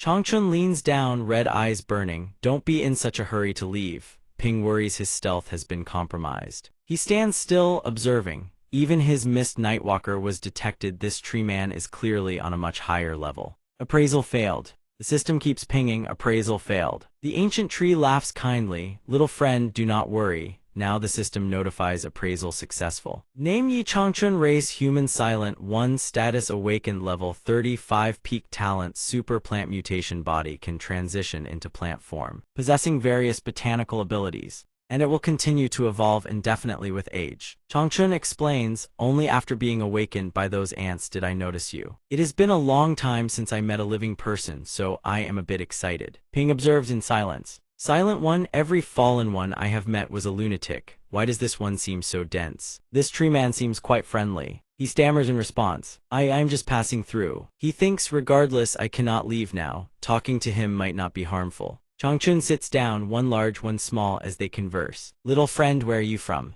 "I am from Mingzhu City." Hearing this, the tree man responds with delight, "Oh, what a coincidence. I am also from Mingzhu City." He grows somber. "However, other than that, I cannot remember anything. Perhaps I have truly grown old." Ping asks curiously, "You don't remember Senior Yi?" The junior boldly asks, "Does your excellency know that you are a silent one?" He rolls his eyes. "So that is it. Silent one. What is a silent one?" Suddenly he looks surprised, pointing at Ping. "Wait, you know my name?" Ping doesn't hide it. "I dare not lie to you." This junior knows a bit of the appraisal technique. "After appraising you, your name, Yi Changchun, appeared." Just then, the bracelet on Ping's wrist glows and a voice speaks, "Yi Changchun, your excellency is Uncle Yi." Ping wonders, surprised, "Captain, you are awake." He asks concernedly, "Captain, have you recovered?" The bracelet emits another sound. "I woke up while you two were talking." Changchun looks on in wonder, saying delightedly, "This friend of yours can actually dwell within a magical bracelet. How fascinating. From your tone, it seems you know me. Can you tell me about my past?" The light from the bracelet flickers rhythmically. Images of Tu Bai and Changchun fighting together appear through the narrative. "In the beginning, to overthrow the tyranny of the Chu clan, we established a resistance army. And you were a member of that force. You not only possessed immense strength but also mastered the art of disguise. you infiltrated the Chu clan as a spy. The moment Changchun was gravely wounded flashes by as the story continues. During a reconnaissance mission, you were discovered by the Chu clan and ambushed. You sacrificed yourself to save us. Never did I imagine I would meet you here. Hearing this, he beams with excitement at his own past resistance army. That sounds quite impressive. But I remember nothing of these events. The spectral image of Tu Bai appears and says to Ping, "Zhang Ping, I need a favor." The man in the phantom watches Changchun plays with the birds. He says the so-called fallen state is actually a form of spiritual disorientation. Just like Mr. Yi here lived in tree man form for far too many years. His consciousness gradually adapted to that abnormality and treated it as everyday life. His human memories faded away over time. This state even caused him to unconsciously forget who he used to be. Moreover, the fallen are no longer ordinary humans. Their spirits have long surpassed mortal limits. A bird casually relieves itself on Changchun's nose, but he merely stares in silence. The explanation continuous any conventional method of spiritual control has zero effect on them. That's why there's no precedent for a fallen being cured. But Tu Bai speaks up, affirming to Ping that he, however, is different. He asks back suspiciously, "You're telling me to have Senior Yi eat the contract gem?" Hearing this, Changchun speaks with a hopeful tone, "You can free me from the fallen state." Looking at the level 7 contract gem in his hand, its effect still unactivated, he answers without confidence. Theoretically, the method is to have him swallow this gem, but restoring a fallen being's spiritual power absolutely requires external guidance, which means the senior would need to hand over full control of his body to the junior. A cheerful voice rings out again, "I thought it was something serious." Next, vines quickly coil around the gem. Changchun swallows it without hesitation, answering, "What's so hard about that?" The contract gem begins vibrating as it merges into his body, drawing a panicked cry. He actually swallowed it. Changchun stands motionless before Ping, and the system panel chimes with a notification. System contract successful, contract beast established. Ping looks up at Yi Changchun, stunned. Did he really just go through with it that decisively? And the contract is already complete. Half believing, half doubting, he casts the magic wall thinking, "Let me try issuing a command." A swirl of green energy surrounds him. He raises his hand and issues the command, "Yi Changchun, I order you to cease your fallen state now." Ping extends his hand toward the towering tree man standing before him. He thinks in disbelief, "I was just testing on a whim, it actually worked." Changchun, still in tree man form, lets out a massive roar. After transforming from a towering tree back into human shape, an elderly man appears, long hair, long beard, and 2 thick branches sprouting from his head. He thinks in amazement, good heavens, the fallen state was actually dispelled that easily. Changchun stares at his own body in shock. It's a human body. He cries out in pure joy. Mingzhu City, the Chu clan's beast taming arts. I remember now. I remember everything. Ping's info panel lights up. System level 7 contract gem supplementary effect activated. New summoned beast contract has been unlocked. Ping stares wide-eyed at Changchun, thinking to himself, so signing a contract is just like awakening an ability. You can get unexpected bonus effects from consuming a gem. This is the first time he's ever learned that. The more he thinks about it, the more unbelievable it seems. She's current expression looks exactly like the face in that famous painting, The Scream. But in that case, could he also awaken new abilities through a level 7 contract gem? But then, seeing Changchun's beaming, overjoyed face, he thinks, forget it, consider it a good deed done. He'll just have to wait for the gem to upgrade to level 8. Just look how happy the old man is.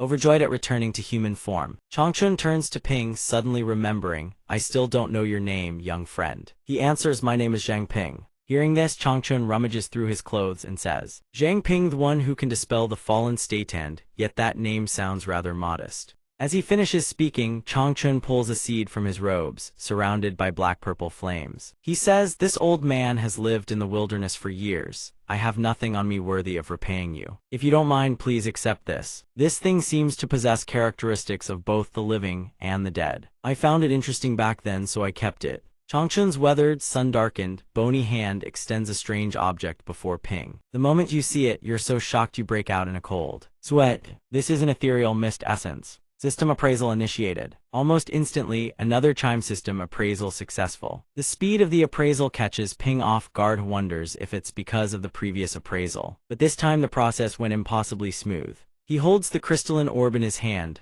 eyes locked on it as the info panel appears. Item: ethereal mist essence, quality refined. an energy essence stored in the gallbladder of an ethereal mist black bear. Effect upon consumption, highly unexpected effects will occur. Ping finishes reading the info panel and thinks with quiet glee, this time it's bear gallbladder, huh? Well, at least it's better than sheep bile. Changchun sighs, looking dejected as he thinks his thank you gift isn't valuable enough. He apologizes, saying he wishes he had something better to offer. Changchun hasn't even finished speaking when Ping cuts in. It's fine, Senior Yi. This is actually very useful to Metroli. Besides, I helped you willingly.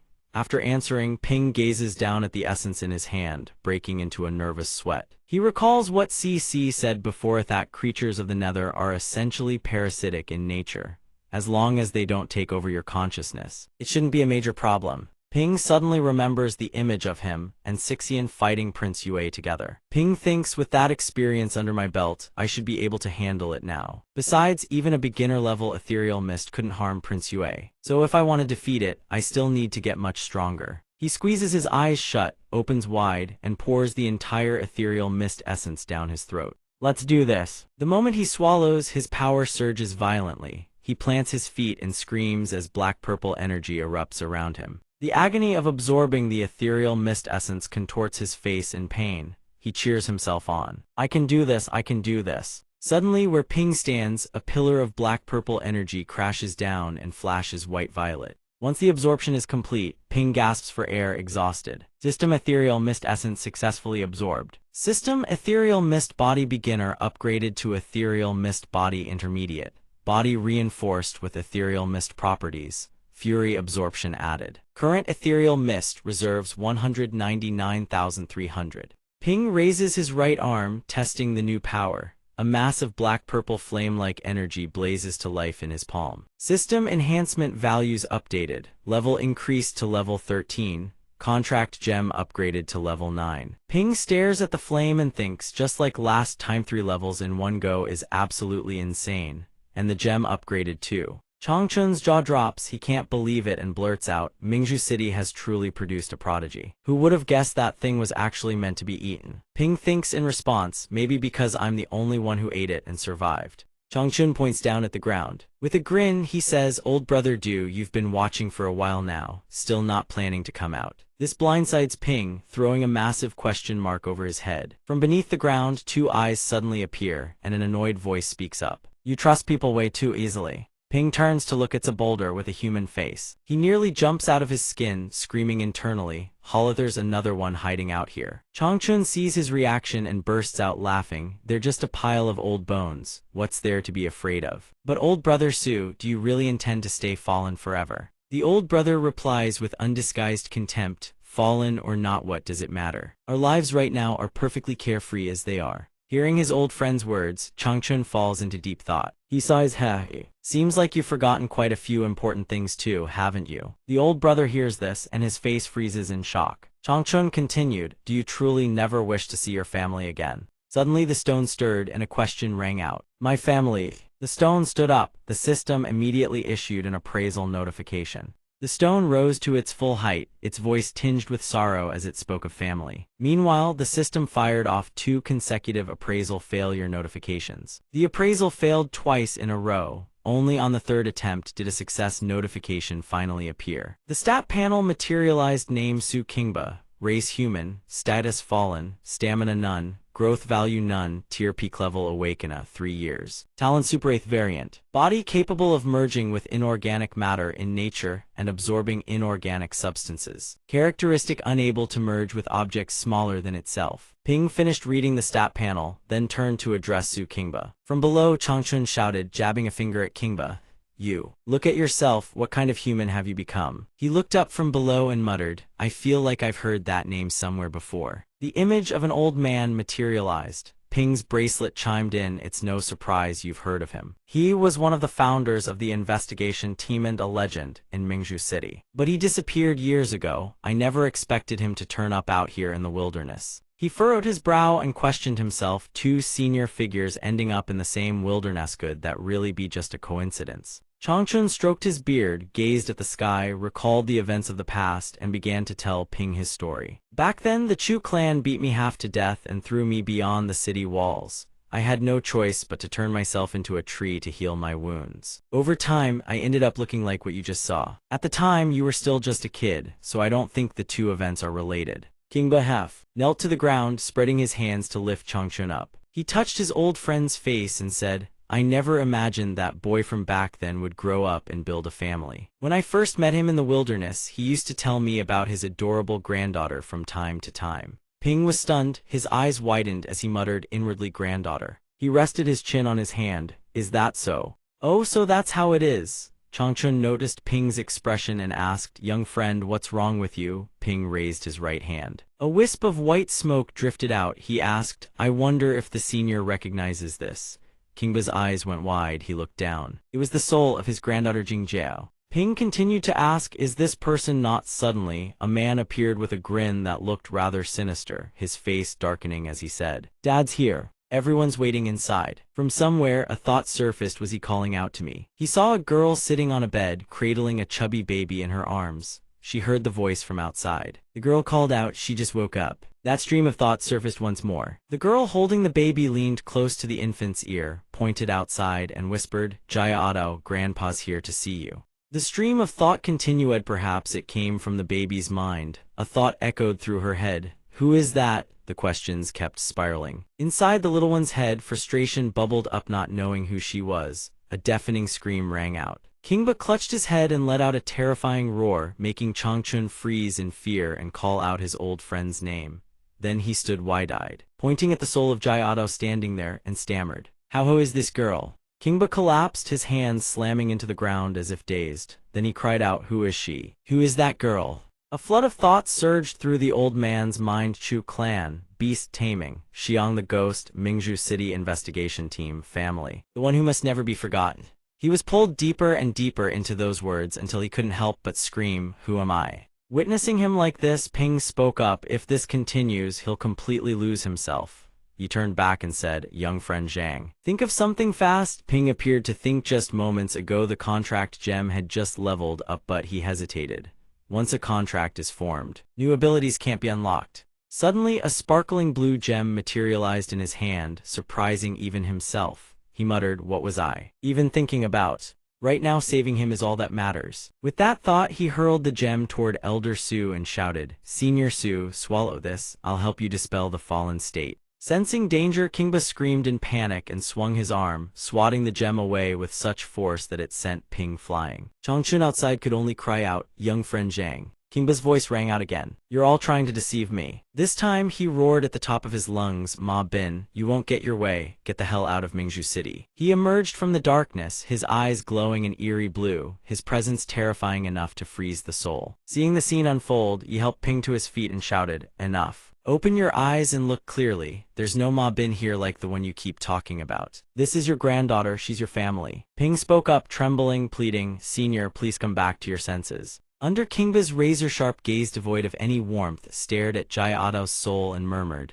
My granddaughter. Yes. Then Changchun raised the gem and held it before him, saying, Swallow this, then you'll be able to remember. It seemed he had been convinced. He reached out as if to take the gem, speaking slowly, My family. The gem activated, a notification blazed across the air. Contract successful. Summoned beast Su Kingba. A voice rang out, I command you to cease the fallen state. Then Su Kingba's body began to transform. Slowly he returned to his original form and fragments of his old body crumbled to the ground. Suddenly he raised a trembling hand and called out her name, Jaya-Ado. He reached out toward the glowing soul of Jaya-Ado and whispered, Why is it like this again? Who did this? He collapsed to his knees, sobbing uncontrollably. He pressed his forehead to the ground, looked at her, and said, I couldn't be by your side. Grandpa is so sorry. Through his tears he muttered, Could it have been Ma Bin who did this to you? From afar Ping's bracelet spoke up. After you disappeared, Ma Bin was promoted to captain of the investigation team. Was there some kind of grudge between you two?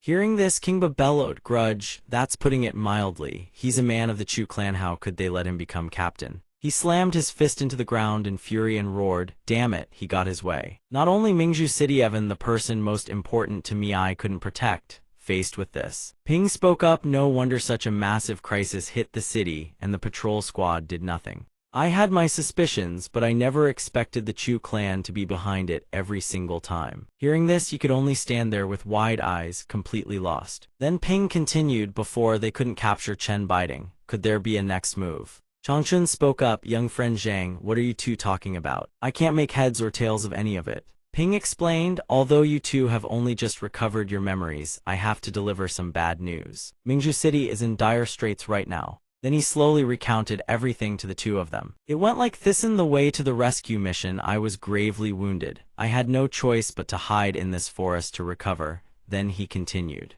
Ping glanced down at the beast nestled in his arms, gently stroked its head, and said, if not for Senior Yi's help, both me and this little guy would have lost our lives here long ago. Then, Changchun realized so many things had happened. Elder Su spoke up again. Earlier, you said you'd heard Jia Adao's voice more than once and even saw visions of her. Ping answered, yeah, sometimes it's as if she's guiding me. He continued, but I clearly saw her. Before he could finish, Elder Su told him that perhaps it wasn't an illusion. This caught him completely off guard. He couldn't help but exclaim, what? As Elder Su spoke, both a human figure and Jia Adao's soul appeared in his mind.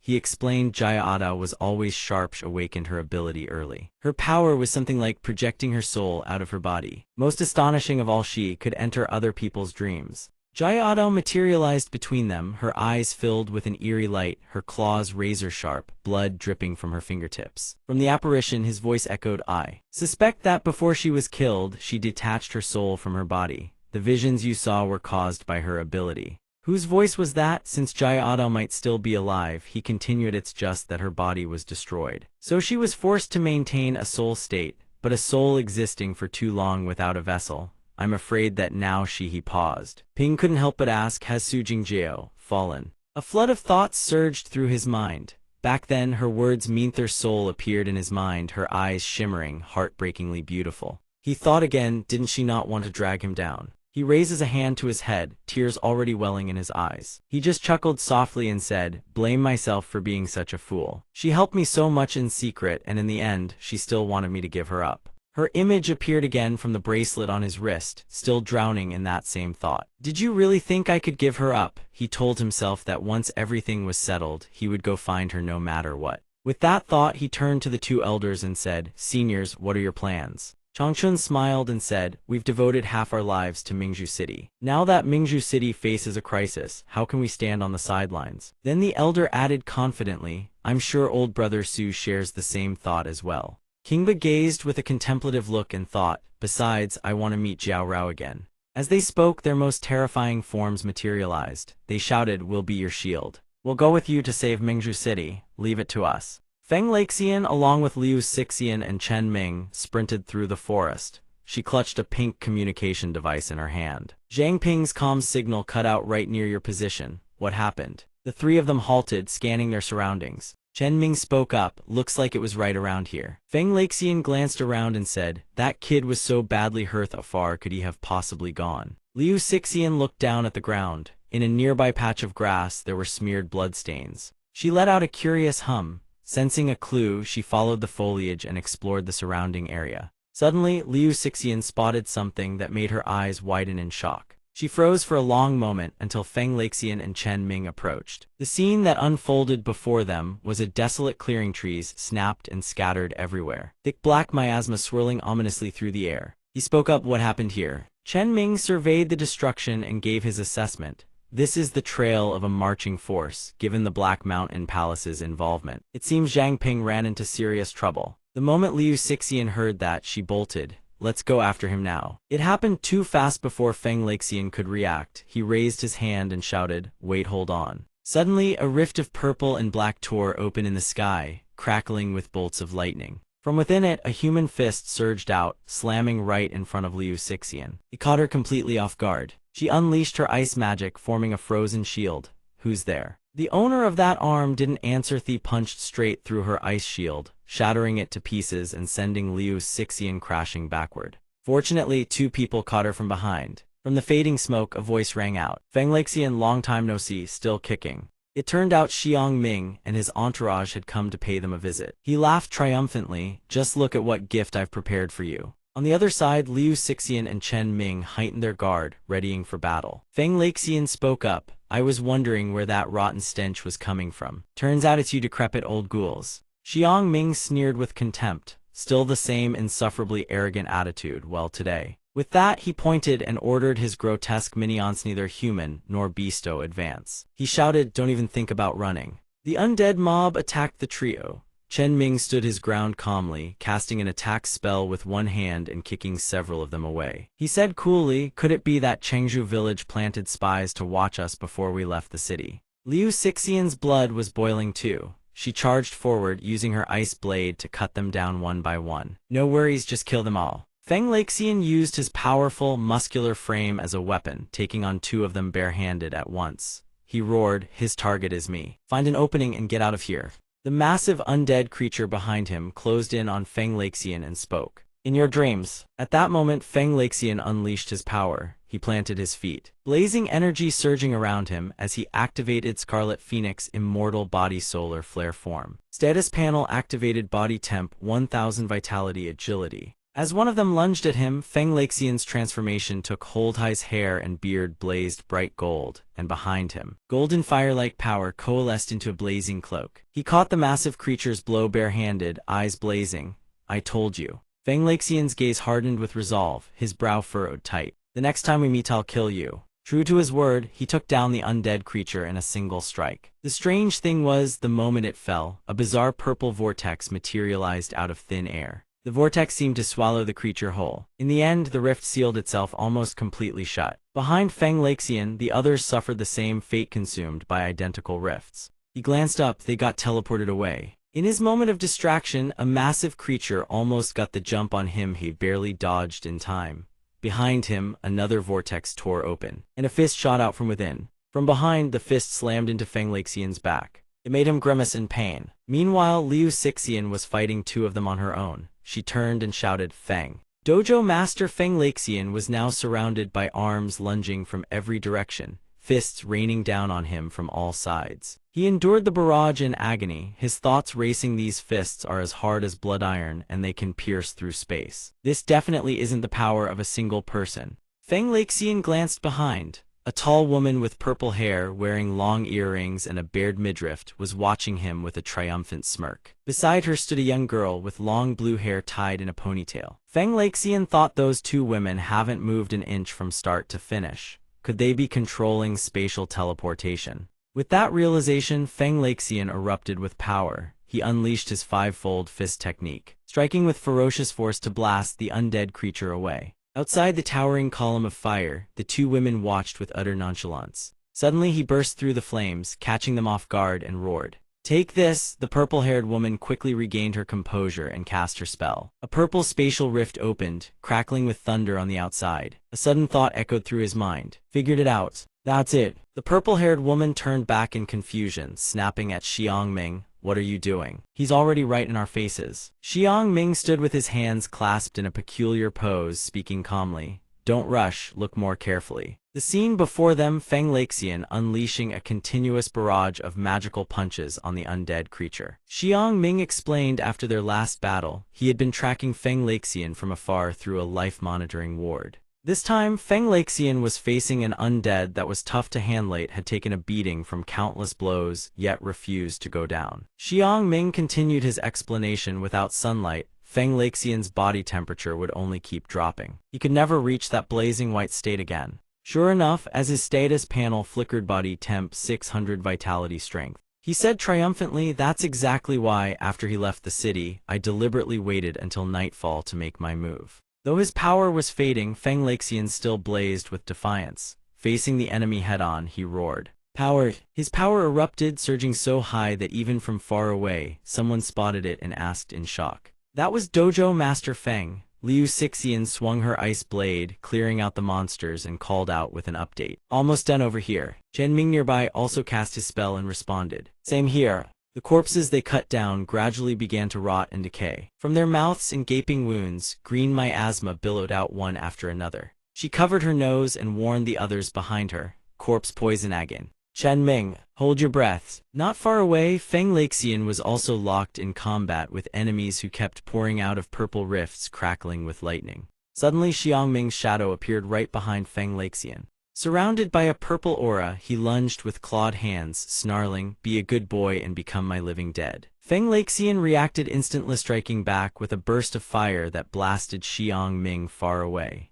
Delusional fool. He clenches his fists in fury, his body radiating blazing heat as he continues. "The same moving, you think you can hit us with it twice." Xiang Ming gets countered and crashes down right in front. A horde of living corpses stares at him, their eyes burning crimson. He sneers, "I didn't expect you to fall for it that easily either." A sinister grin spreads across his face. "But I'm afraid your little friends won't be so lucky." Right behind Liu Xixian, that strange circle appears once more. Liu Xixian is busy clearing out the living corpses and doesn't notice. Feng Laxian turns and shouts a warning, "Watch out behind you." A living corpse leaps out of the teleportation circle, attacking by surprise. Liu Xixian fails to react in time and takes the hit. She staggers forward in pain with a cry, "Og." She manages to steady herself, but the living corpse has already vanished back into the swirling teleportation portal. Chenming turns back and asks, "Team leader, are you okay?" She got hit, the corner of her mouth is wounded as well. She replies, "I'm fine, watch your own back."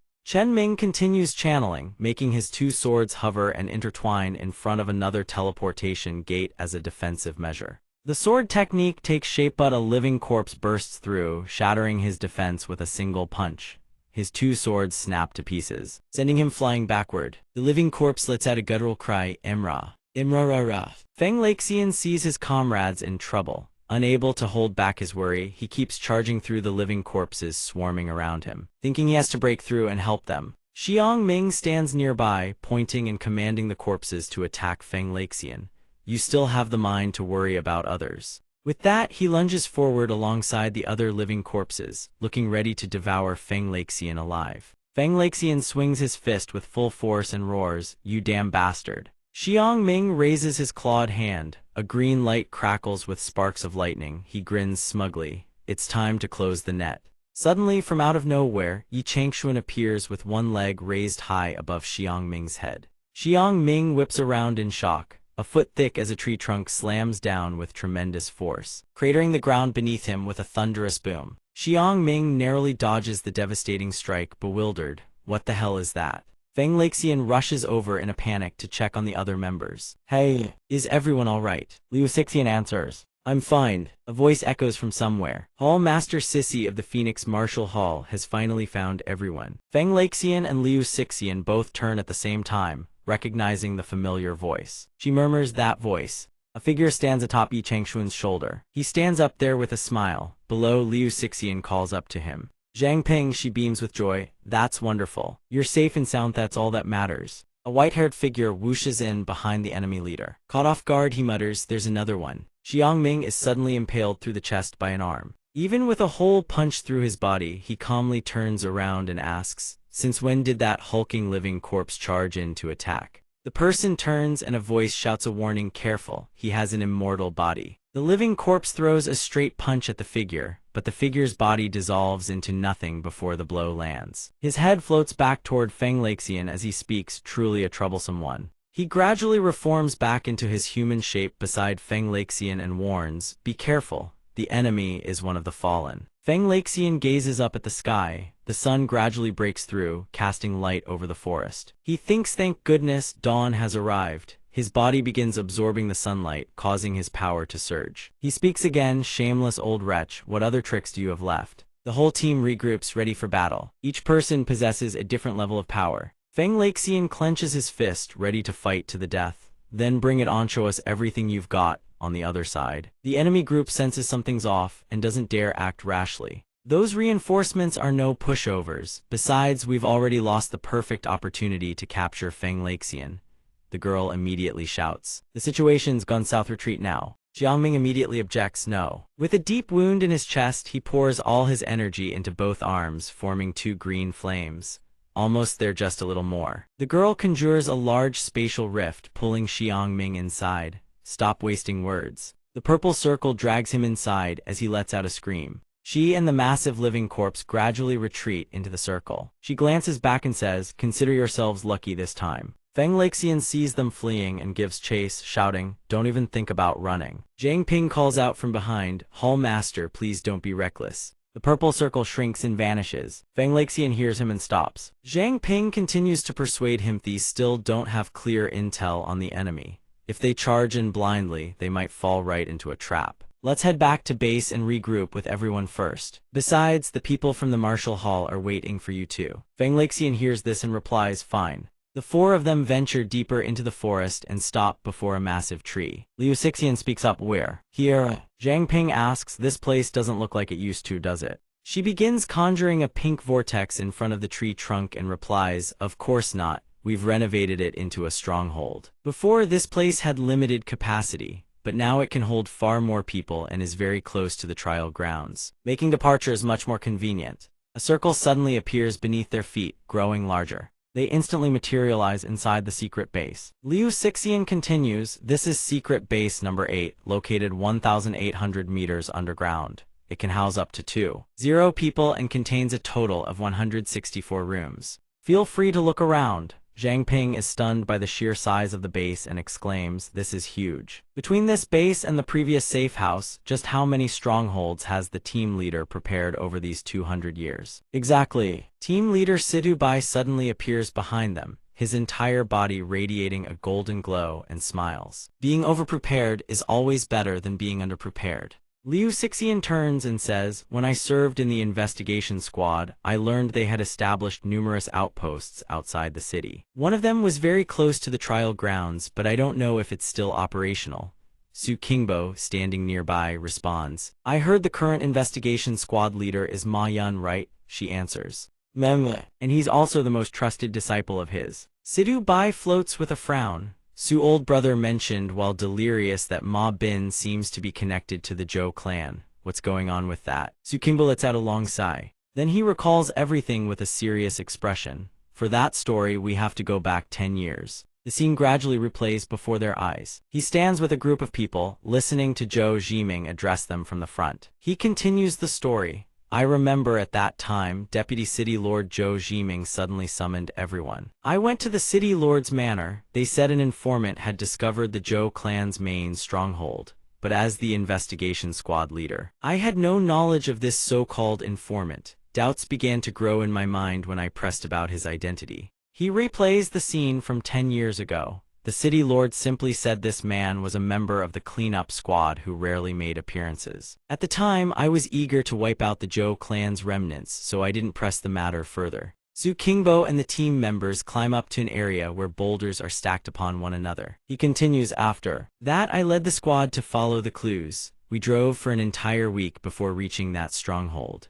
Suddenly, a group of mysterious figures heads wrapped, armed with daggers and swords ambushes them without warning. Just as we were discussing our plan to storm the enemy camp, the Zhou clan launched a surprise attack on us. At the time, I was still wondering how our position had been compromised. Now it's clear it was obviously a trap they had set all along. In the chaos, Ma Bin approaches with a dagger in hand. The surprise attack and exhaustion from the long journey have left the squad members drained, resulting in devastating casualties. Just as I sensed something was wrong and was about to order a retreat, Ma Bin lunges at him with the dagger, catching him completely off guard. He recounts, Ma Bin attacked me by surprise. I couldn't dodge in time. After being stabbed in the back, he collapses to the ground in agony, the dagger still embedded in his spine. It was a dagger of sinister, dark origin. Once it pierces the body, all abilities are rendered null and void. I endured a great deal under their torture. During that time, I also heard them address Ma Bin as Sir. He recalled that, fortunately, the dagger's lingering effect wasn't permanent. Once I realized that, I tricked them by playing dead only to be thrown into the river. I then escaped using my ability to conceal myself underwater, blending my body into the river current and slipping away for good. But the injuries were too severe. I lost consciousness quickly and drifted in the darkness for who knows how long. Those painful memories gradually faded into oblivion. Changchun listened to the story and responded with sympathy. No wonder you were so guarded the first time we met. Turns out you were hiding a secret like that all along. Every time I asked, you never had an answer. Perhaps your soul has already begun to sink into the fallen, hasn't it? Baida stroked his chin and assessed seriously. Huang Zhiming again. From this angle, it's clear the investigation division was under their control as far back as 10 years ago. It seems the Chu clan's conspiracy runs even deeper than we thought. We've been kept in the dark for far too long. Xixian stood nearby, lost in thought. if the captain hadn't been on guard from the start. Staying with the investigation division would have been more curse than blessing. Suddenly, 3 other members of the cleanup squad appeared from behind.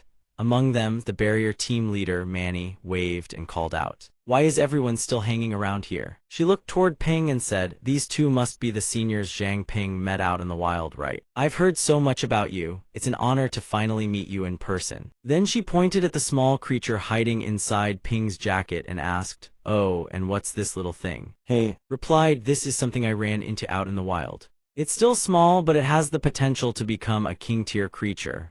He lifted the creature with both hands and continued, "Plus, it's very friendly, no hostility toward us at all. Down the road, it might just become one of our best partners." Seeing the creature, Jai also came closer, her face and eyes lighting up with excitement.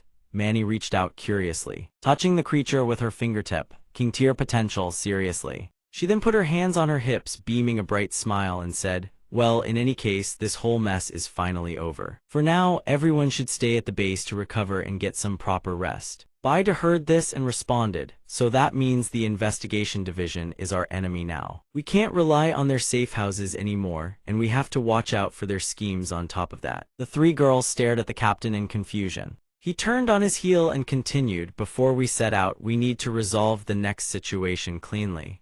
They followed behind him one by one. The 3 girls hurried after them as well. Manny asked in confusion, "Since when did the investigation division become our enemy?" Zhang Ping turned back and explained, "It's a long story. Let's wait until everyone's gathered, then we'll explain together." Outside the walls of Shangzhou village, both atop the ramparts and within, soldiers stood guard with spears in hand alongside vicious red-eyed mutated beasts. Deep inside, a crowd of people stood in neat formation. Standing in command was Cheng Hai. He barked orders at the top of his lungs. "These are special times. The cult leader has issued a decree. Outsiders are strictly forbidden from approaching within 10 li. During patrols, inspect every last inch thoroughly." Right behind Cheng Hai, a swirling purple vortex opened Yupa teleportation portal. Xiang Ming was spat out right next to Cheng Hai. He crashed to the ground with a painful thud. He sat there fuming. "That wretched woman," the soldiers noticed and rushed toward him. Cheng Hai raised his hand to stop them. 2 more members stepped out of the vortex, one after another. Xiang Ming shot to his feet, shouting furiously, "Why the hell did you ruin my business? If I'd known earlier, I would have refined you first." A voice cut through the air, making him whip around.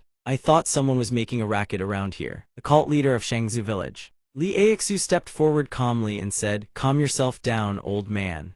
The entire formation below, along with Cheng Hai, bowed before her and said in unison, "Welcome, cult leader." He continued his tirade, scowling, "This isn't what we agreed on in the beginning. I let you mobilize my troops to seize my living corpses. In return, you promised to help me obtain the materials for corpse refinement, and now you're going to burn the bridge after crossing it." Li Aixu cast a cold glance at him and said, "I, Li Aixu, always keep my word. I will never let you come out at a loss. Take a good look at the situation you're in." 2 new assistants, Changchun and Kingba, flanked Feng Laxian, radiating an intense, blazing aura. She declared that these 2 new assistants were no weaker than Feng Laxian himself. If he wanted to break through them and capture Feng Laxian alone, his odds were slim at best. Moreover, the sun had already risen. Feng Laxian could shift into that white state at any moment. When that happened, his poison corpse techniques would be useless against him. Li Aixu stepped forward and reassured him, "Rest easy. Capturing Feng Laxian is only a matter of time. Now that the Saintess has returned to the village, if we harness her power." Inside a room, Chen Junding floated in midair, surrounded by a halo of pink light. Li Aixu continued, "Then I believe it won't be long before I can break through to King Tier." Junding's eyes flickered. She murmured under her breath, and instantly, 3 soldiers bowing at the front of the formation exploded. She told him, "Feel free to use these high-level awakened for your refining." Xiang Ming's face drained of color. She turned to leave and said, "I'll be entering seclusion for a while." She didn't forget to throw him a warning glance. "So behave yourself, understood?" He bowed low, submitting before her. Xiang Ming trembled with fear, drenched in cold sweat. "I understand." 1 week later, inside the training room at the base, Ping and Jai Min charged forward together, attacking in tandem with fierce battle cries. They blocked both their attacks simultaneously with both hands. Ping threw punch after punch relentlessly, while Min matched him blow for blow with rapid kicks. The instructor defended while taunting them, "Way too soft. Have you 2 even eaten today?" Ping leaped high, focusing his stance as he prepared to unleash his technique. purple streams of power coiled around his arm. A massive vortex descended before the Beast King Fist Ox sundering form. Jai Min coordinated by dodging to the side. De casually caught the attack with one hand, smirking. Decorative nonsense. Min seized the moment, circling behind the instructor and locking his arms, leaving him no time to react. Beast King Fist. Jai Min combined her move with Ping's. She wrapped her arms tight around the instructor's body. With all her strength, she lifted him and drove him straight through the purple vortex. She shouted the name of the technique, Steel River Summit Form. The vortex reversed direction, spiraling downward toward the ground. Jai Min and De slammed straight into the floor, the impact cratering the surface. After defeating De and injuring him badly enough to require medical attention, he snapped, "You two brats, do you even know the meaning of restraint? Are you two taking this chance to get revenge on me or what? Old wounds haven't even healed, and now I've got new ones on top." Jai Min looked guilty. She clasped her hands together and stammered, "I'm sorry, instructor, I couldn't pull back in time." Ping muttered under his breath nearby, "Well, whose fault is it for telling us our power was too soft?" Of course, De heard every word. He shot to his feet bellowing, "What did you just say? The little punk's grown some real feathers now, hasn't he?" The medic beside him steadied the instructor and warned, "Your injuries will only get worse if you keep moving like this, sir. Please don't make my job any harder." Ping casually grabbed the worried Jai Min and pulled her along. "Let's go eat, I'm starving." De sat there battered and bruised, yet a smile crept across his face. He thought with pride in just a few days. Both of their fist techniques have improved at an insane rate.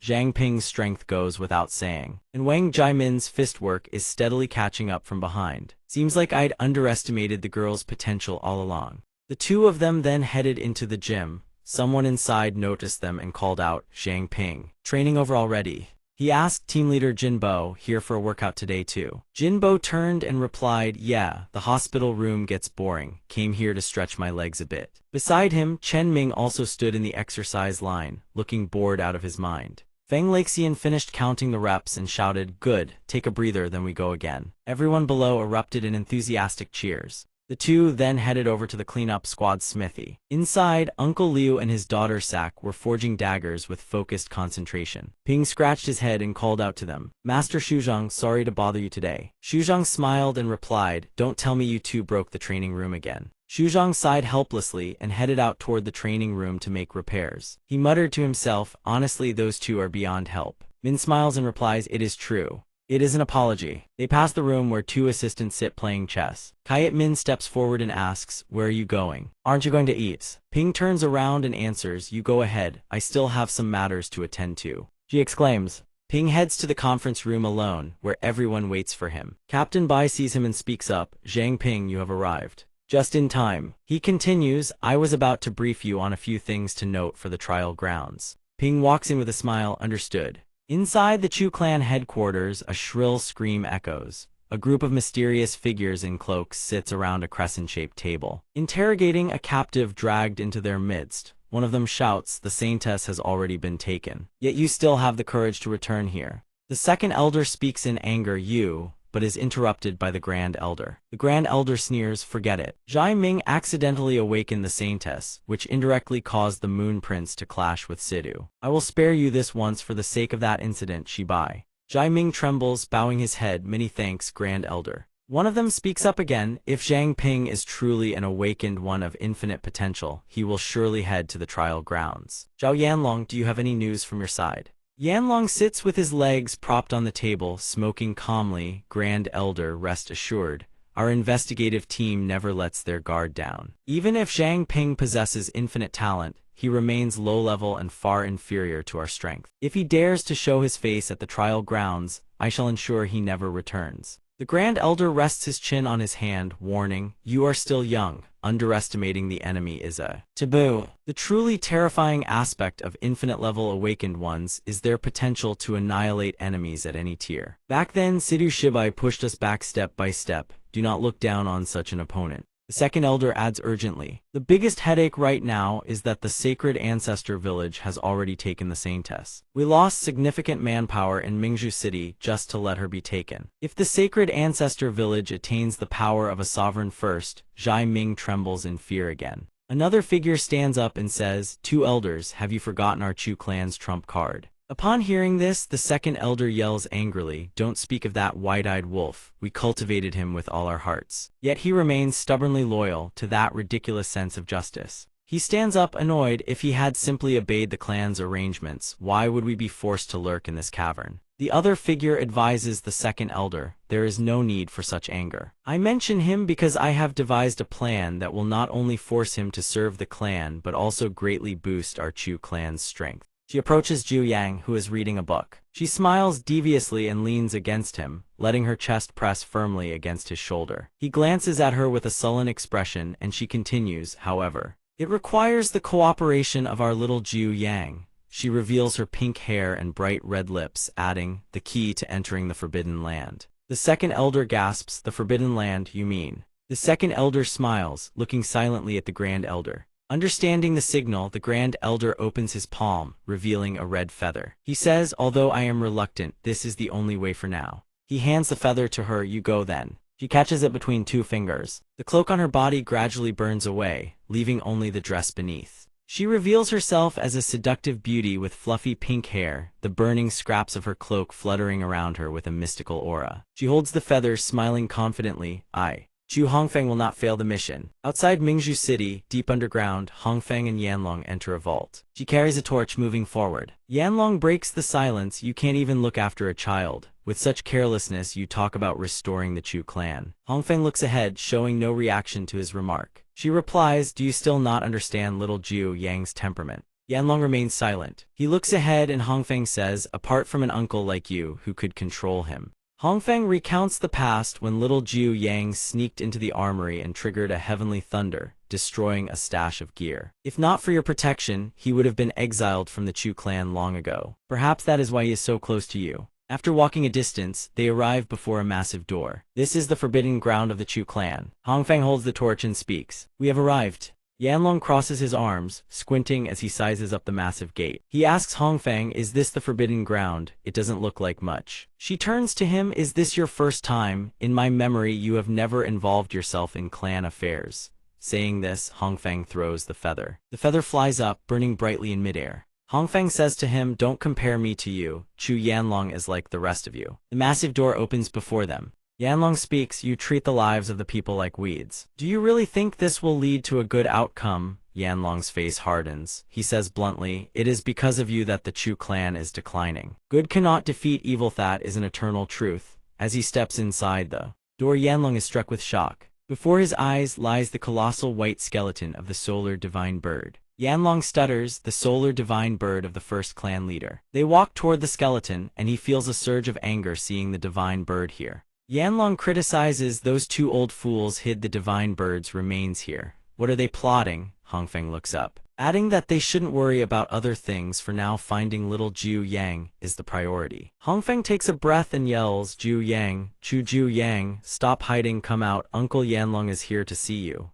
Yanlong takes a few steps, spots something on the ground and kneels to pick it up. Hongfeng stands by and realizes it belongs to Zhu Yang. "Where on earth did that kid run off to?" Yanlong's face darkens. He finally sees through Hongfeng's words, his voice dropping low. He says, "Stop pretending. The moment I entered, I felt it. Zhu Yang was never here." Yanlong asks bluntly, "Tell me, Hongfeng, what exactly are you planning?" Hongfeng drops the act, clapping her hands, her gaze shifting. She applauds his sharpness. "Not for nothing are you one of the Chu clan's most outstanding awakened ones." Hongfeng gets to the point, "Since that is the case, I won't beat around the bush." She steps forward. Yanlong watches her silhouette and she says, "I want you." Hongfeng raises her hands, her face showing clear ambition. She shouts, "Spirit of the divine bird." A silhouette of the bird appears on the ground. Yanlong recoils, becoming the divine bird. "What nonsense are you spouting? This is nothing but a set of remains. Are you planning to abandon our beast-taming faith to control wild beasts instead?" Hongfeng touches the remains, then says to Yanlong, "Although the Chu family has different methods of beast taming, the core principle has never changed." She looks at Yanlong, raising her hand, finally getting to the point.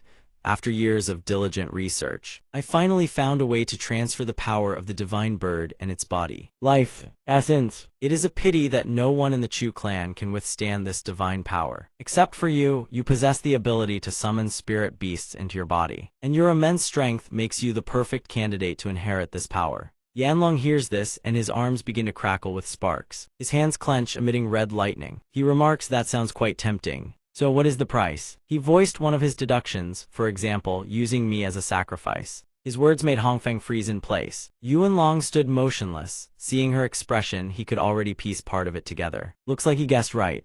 At some point, black-clad assassins had materialized around Yuanlong, forming a tight encirclement. He spoke up, "These assassins here's too." Yuanlong spread both arms wide, fists clenching. A roar ripped from his throat, and behind him, the spectral form of a white ape king materialized. The surge of power made Yuanlong look absolutely monstrous. He summoned his spirit beast, Avatar Lightning White Ape King. Yuanlong bellowed, "Then bring it, send every last one of them." Electric arcs crackled across Yuanlong's entire body. The black-clad assassin swung his blade. Yuanlong's fighting spirit didn't waver one bit. The clash of combat echoed through the space. The assassin unleashed a vicious blade technique straight at Yuanlong. He answered with the full might of the White Ape King. In an instant, Yuanlong seized the assassin's weapon. He spoke with cold contempt. Yuanlong hurled a devastating punch that sent the assassin flying. The man screamed. Yuanlong barely held his composure, snarling at the chaotic rabble around him. Just as Yuanlong was about to throw another killing blow, two more assassins burst from the shadows, catching him off guard.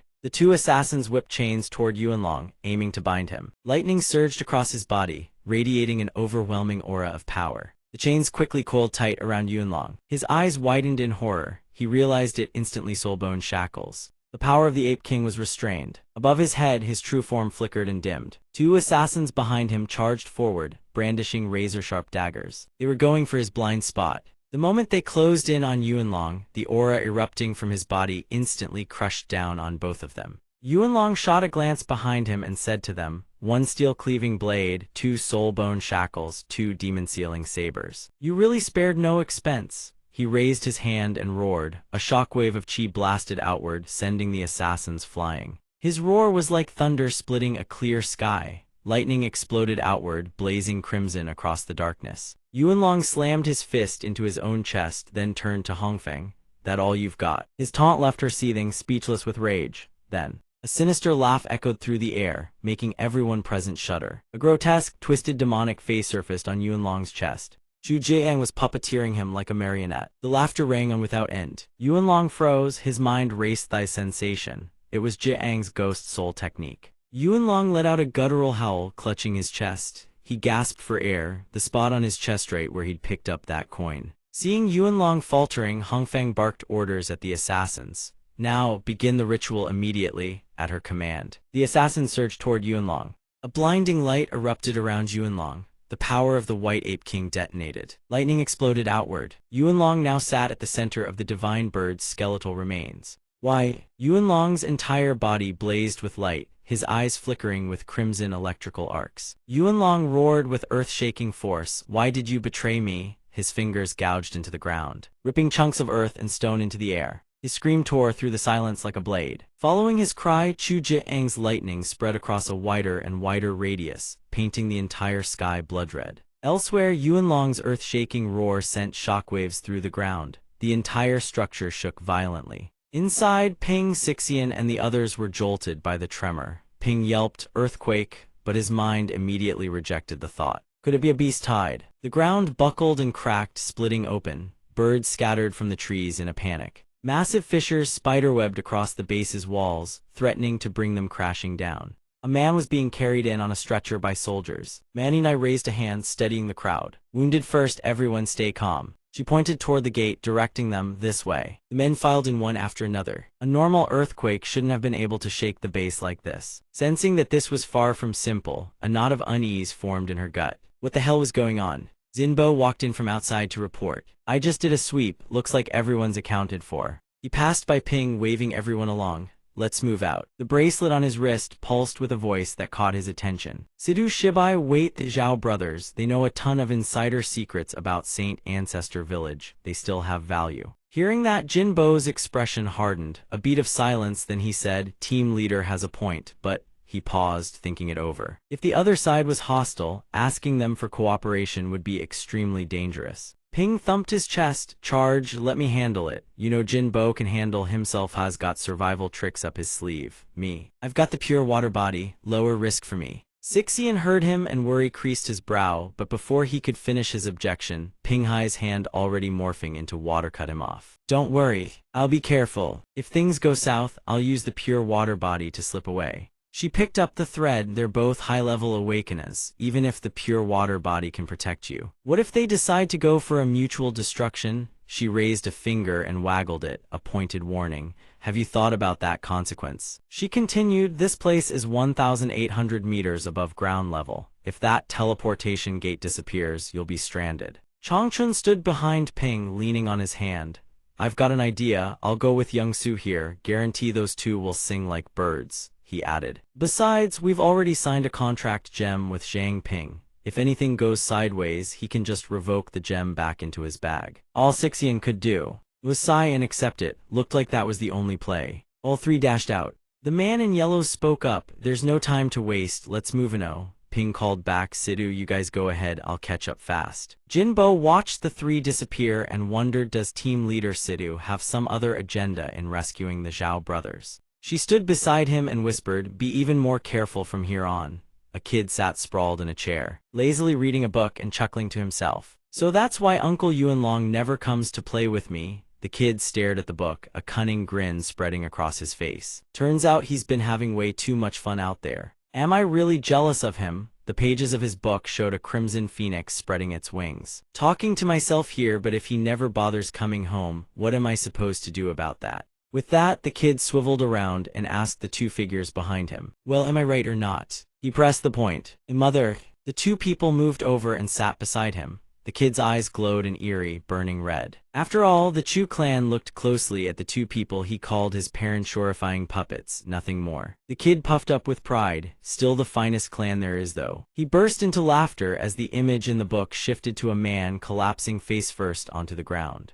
Elsewhere, the very man the kid had been watching in that book was on his knees beneath a phoenix-shaped blaze of fire, screaming. The pink-haired girl stood among masked figures. A cloaked boss type spoke, stop struggling. The ritual is complete. She addressed the man, no matter how powerful you once were, you're nothing but a mortal now. The blazing phoenix unfurled its wings triumphantly as she declared, becoming part of the divine bird. What's so bad about that? A masked figure stepped forward and asked, if you could resurrect the divine bird this way, then why did you bother allying with the celestial fox in the first place? He was bewildered. Not to mention all the effort you spent kidnapping the Saintess to Saint Ancestor Village. She cursed him for being an idiot. She gazed at the divine bird before her and said, the alliance with the celestial fox was because only the Moon King could hold Sidhu Shibai at bay. She recalled. The elder said Sidhu Shibai has been waging war against the Chu clan for over 100 years, deploying more than 10,000 types of abilities.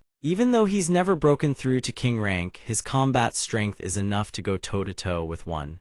And after all those years of fighting, we've managed to identify some of his weaknesses. Back in the early days, the Chu clan lacked strong mental control specialists. He had no idea. His resistance to psychic-type abilities is genuinely pathetic. So we spared no expense. We finally found the nearly extinct celestial fox species, struck a deal with the Moon King. And that's how we managed to critically wound Sidhu Shibai. A crimson orb materialized in her hand. If circumstances hadn't forced my hand, I wouldn't have chosen this method to resurrect the divine bird. You said it yourself, we don't have the luxury of choice. The cloaked figure pressed for more. Why would you say that? She replies, this drop of blood is the result of 40 years of my tireless labor. Tendrils of black aura emanate from the glowing blood in her palm. Because of it, I have never been able to practice beast taming, suffering through countless insults and icy stares all this time. The drop of blood drifts from her hand, and despite the heavy price I have paid, the control this blood exerts still cannot compare to the Saintess's blood. It makes contact with the divine bird, causing it to erupt in tongues of fire. The girl continues to explain to the man in black. Now that the Saintess has returned to the Holy Ancestor Village, Zhang Ping of the cleanup squad can also enter the trial grounds and attain power equivalent to a sovereign. If any of them step into the sovereign realm first, our Chu clan will surely face the risk of being overthrown.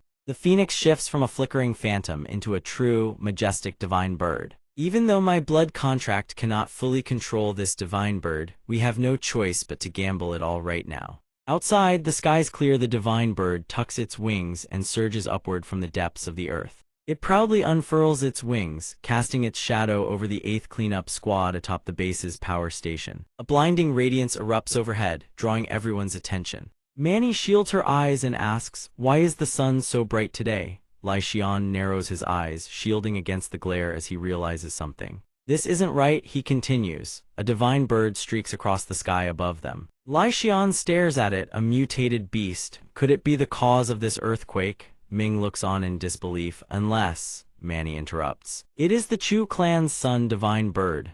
The pink-haired girl standing on the cliff beams with joy. "Success! I have succeeded," she cries out. With the divine bird now resurrected and Sidu Shibai controlled by the Moon Prince, there are no more threats. The divine bird continues to grow to a gargantuan size. Standing beneath it, she boasts, "From this moment on, the Chu clan shall rule over everything." Suddenly, the phoenix rockets upward. The pink-haired girl gasps, eyes widening in shock. "What?" It slams into the cliff face, shattering it into fragments before taking flight and vanishing. Inside the base's detention center, 2 hulking men lie amidst the rubble. The one in orange says, "We've exhausted every ounce of our strength and still couldn't escape." He adds, "We are going to die here." "Yeah." Zhao Yanlong turns to Zhao Yanhu. "When we were captured, we should have foreseen this day would come." He comforts him, "Don't be afraid, I am with you." A massive boulder falls from the ceiling, plummeting directly toward the brothers. Having accepted their fate, the two close their eyes, letting the rock draw ever nearer. An explosion of violet energy rushes in from nowhere, accompanied by the roar of the myriad martial body. Zhang Ping struggles, using his back to brace against the boulder. He utilizes the beast's sovereign fist technique, Gluttonous Peak. Zhang Ping arrives at the perfect moment of crisis, occupied with holding up the stone while the other two have just. He carries and supports the pair of brothers as he runs out. The bearded man shouts, "What are you just standing there for? Go now." As they exit the door, he exclaims, "We've made it out." The other man calls out to him, "Zhang Ping, hurry up, you're still inside that room." "Understood," he replies. Zhang Ping bursts forward with incredible speed, and the boulder crashes down behind him. He moves so quickly, he leaves only a streak of violet light in his wake. Zhao Yanlong, supported by the man in yellow, gasps, Are we saved?" Zhang Ping stares into the detention chamber and replies, "Not yet, let's move to the teleportation room." Suddenly, Zhang Ping senses something is wrong. Everything begins to tremble, another boulder crashes down, and visions of rescuers searching through the wreckage flash through his mind. This feeling is hauntingly familiar. Thoughts keep surfacing like being buried in ruins. This time, something flickers in his mind. Am I to die here again? Zhang Ping jolts awake. He wakes to voices calling, Zhang Ping, can you hear us? Wake up." The two elders who accompanied him have transformed into tree men, bracing the falling debris to shield the three beneath them. One man speaks up, "We can't hold this much longer, you must think of something." Zhang Ping realizes, "Seniors." Zhao Yanhu leans against the ruined wall. "Who told you to be so meddlesome?" Zhao Yanlong sits beside him, unhappy with his brother's attitude. "Shut up, can't you stay quiet for once?" Zhang Ping touches the walls. "The base has collapsed so completely, I fear the teleportation gate is beyond hope," Zhao Yanlong tells him. "Just find a way to escape, leave us behind." Zhao Yanhu holds up 3 fingers, the third person. "Yes, if you stay any longer, you'll be the third person to die by our side." Zhang Ping points at them and barks, "Nonsense. You are hostages, you have no right to ask for an easy death." He suspects the 2 dead men are Chu clan members and urges the brothers to pull themselves together. Trunk Spring speaks up, "I can drill a path, but it will take several days." He adds, "Although little brother Su can merge with the stone, he cannot carry you both out."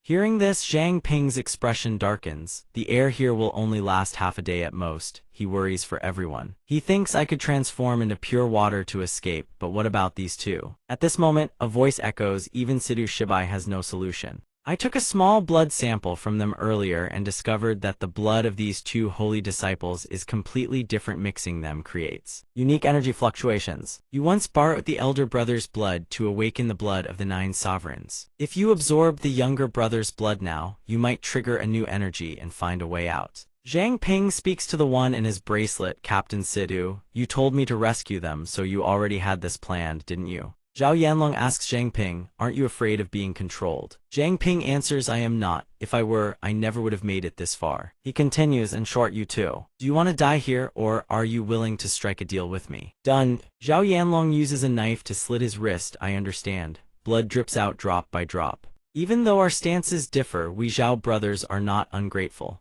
Zhao Yanhu extends his bleeding arm toward Zhang Ping. "Take as much blood as you need." Feeling something is off, Zhang Ping mutters, strange, why is there no change at all? Doubting himself, he says, could it be because I didn't drink enough? Suddenly, he coughs up a mouthful of black blood. Zhang Ping collapses to the ground, his entire body emitting a bizarre crimson glow. An elder accompanying him shouts, Zhang Ping. The other too is anxious. It was just a little blood. Why did he react like this? What kind of effect does this blood have? Zhao Yanhu watches Zhang Ping's reaction in a panic. Hey, are you all right? Eyes. Zhang Ping begins to glow, and white mist swirls around him. The system notifies him the awakened aura is now active, awakening a new talent. Sovereign's Gem, the Gem of the Sovereign. The Sovereign's Gem acts like a command from a sovereign. It can significantly enhance the strength, skills, and base attributes of a contracted beast. In a brief flash, a phoenix burning with crimson fire appears. Manny says, as long as that troublesome bird is here, the flames will never go out. She turns to her friend, see, we must leave quickly.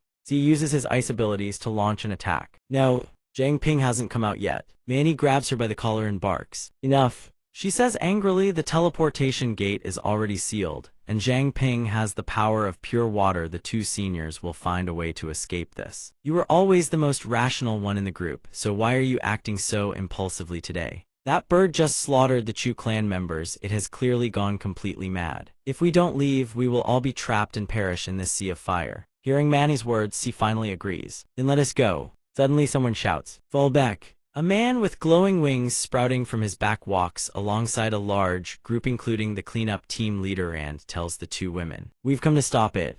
The bird charges at them in a frenzy. They refuse to stand idle and rush forward. A blast of fire erupts from the bird, its power sending nearly everyone flying. Only the white-haired man from before remains standing, barely holding on. He says to his comrades behind him, I can't hold on any longer.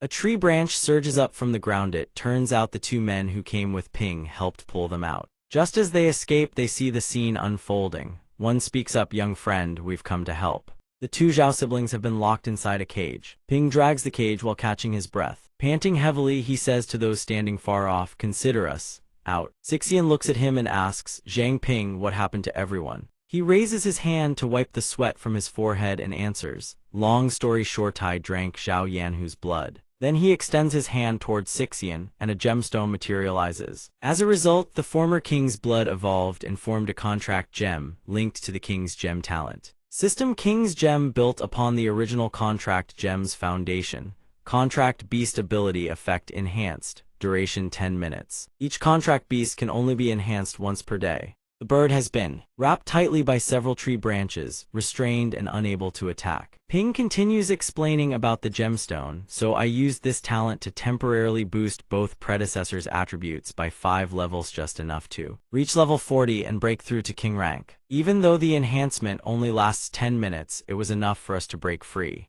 Ping stares at the gemstone, lost in thought, thinking about the images he saw after drinking Zhao Yanhu's blood. A dark void filled with blazing red orbs. Inside each orb, a man floats unknown whether alive or dead. He mulls it over and finds it deeply unsettling. What on earth were those things? Ping looks at the cage holding the two siblings and says, looks like there are still plenty of secrets in Saint Ancestor Village we haven't uncovered yet. He looks up and sees Changchun struck by the phoenix's power. He cries out, Senior Yi. He glances to the side. The bird has broken free at some point and is now attacking everyone. Changchun is knocked flat by it. He groans in pain. My ass is cracked wide open. The winged man also takes a hit but manages to land on one foot. He says, this is bad. My ability is fire-based too. He plants one hand on the ground to steady himself, but its flames carry the power of the sun. They surpass any ordinary fire. I can't withstand it. The other two struggle to their feet. One says, an Elder Yi's condition is being suppressed by it too. He looks somewhat despairing. Only Elder Su can barely hold his own against it.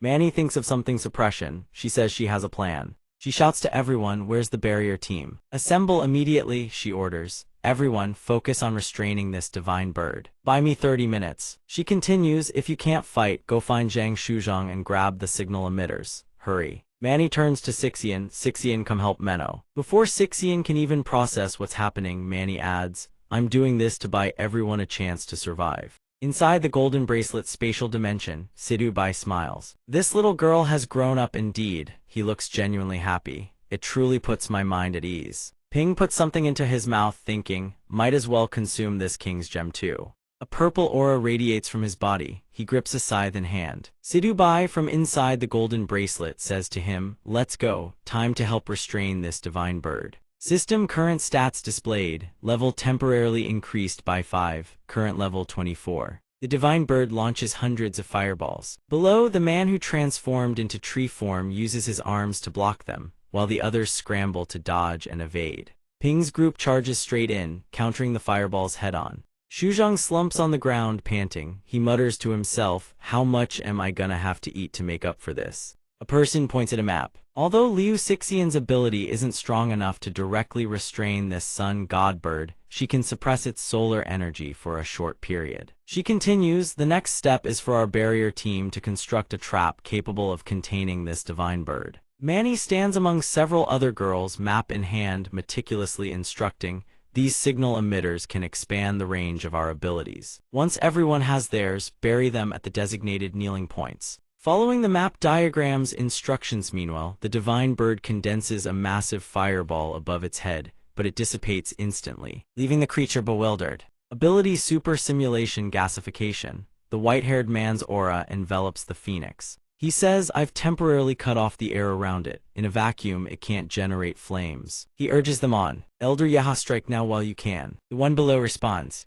The senior's long tree branch arms extend outward. From those branches, smaller tendrils sprout and grip the bird tightly. He says, "Come down." He pulls with all his might. The phoenix is restrained, unable to move left completely at the mercy of others. It's hurled violently to the ground. 3 members of the flying team soar above it. The winged man shouts, "Vacuum effect is Fadingatic now." They dive toward the sun god bird with savage, murderous intent. A massive explosion erupts. Dust and debris fill the air. Ming closes his eyes and chants an incantation, swift as wind, still as forest.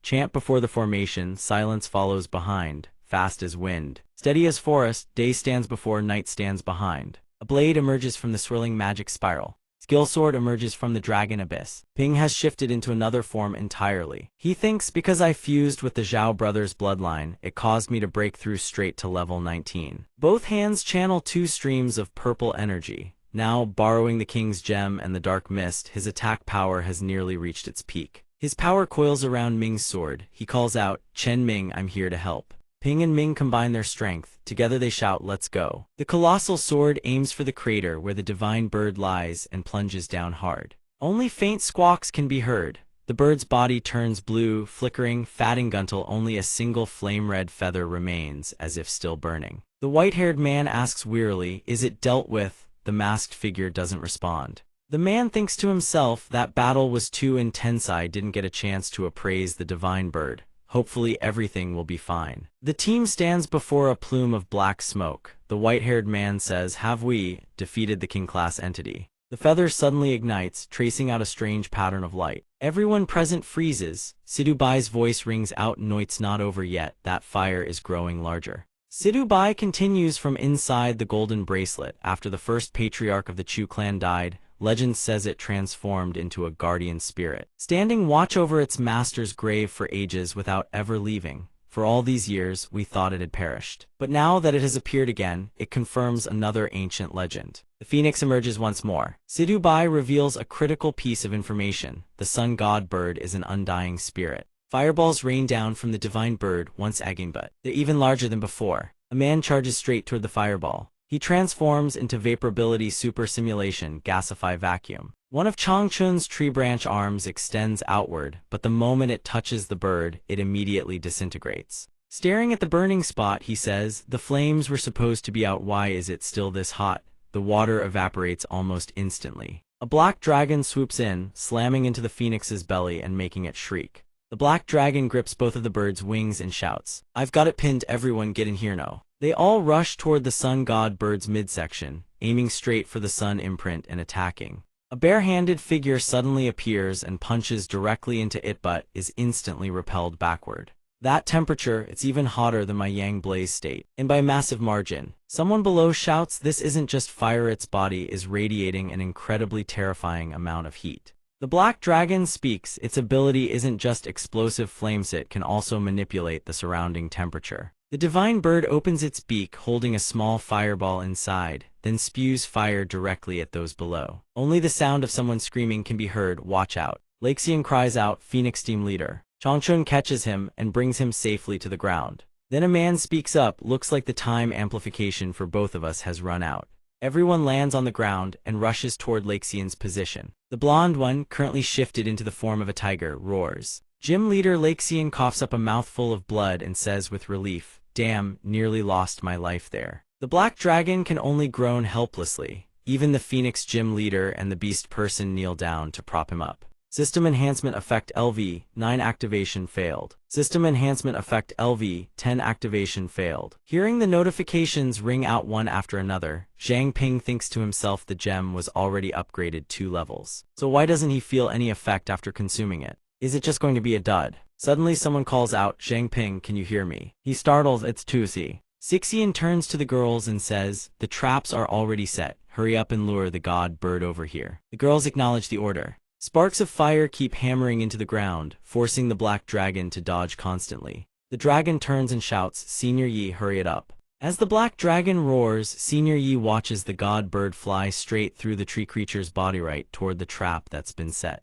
Manny says now. The phoenix is engulfed by an ice-piercing storm. A vortex erupts inside, catching it completely off guard. The vortex slowly freezes the bird's body, creeping up to the crown of its head until its entire form is encased in ice. Manny and the girls rush outside, shouting, this trap won't hold for long, move Itrun now, Zhang Ping stammers. But Senior Ye still, Yi Changchun is dragged out of the tree trunk by a man. He steadies everyone, don't worry, I'm fine. He adds, luckily I'm not injured anywhere. Zhang Ping turns to the 2 seniors and says, we need to keep moving. How about you 2 rest inside the gem for now? The white-haired one speaks up, we are indeed a bit drained, that works.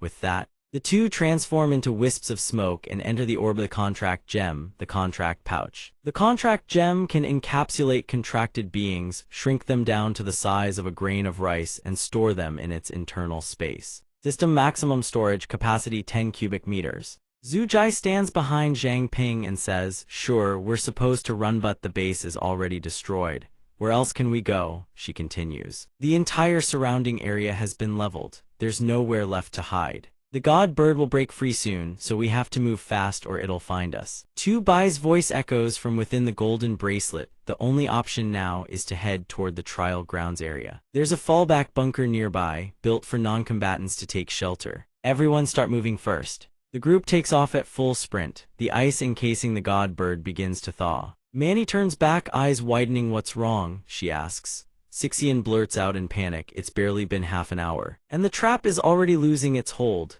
She turns to Tusi, we have to find somewhere to hide. Now, Zhang Ping tells Manny, I have an idea. Before he even finishes, the bracelet on his wrist starts to glow. Golden bracelet deploying equipment. In Zhang Ping's hand materializes a lamp radiating an ethereal purple-glowed dark mist lamp. This lamp can conceal our presence within a certain radius. Zhang Ping tells the team, everyone follow me, don't get separated.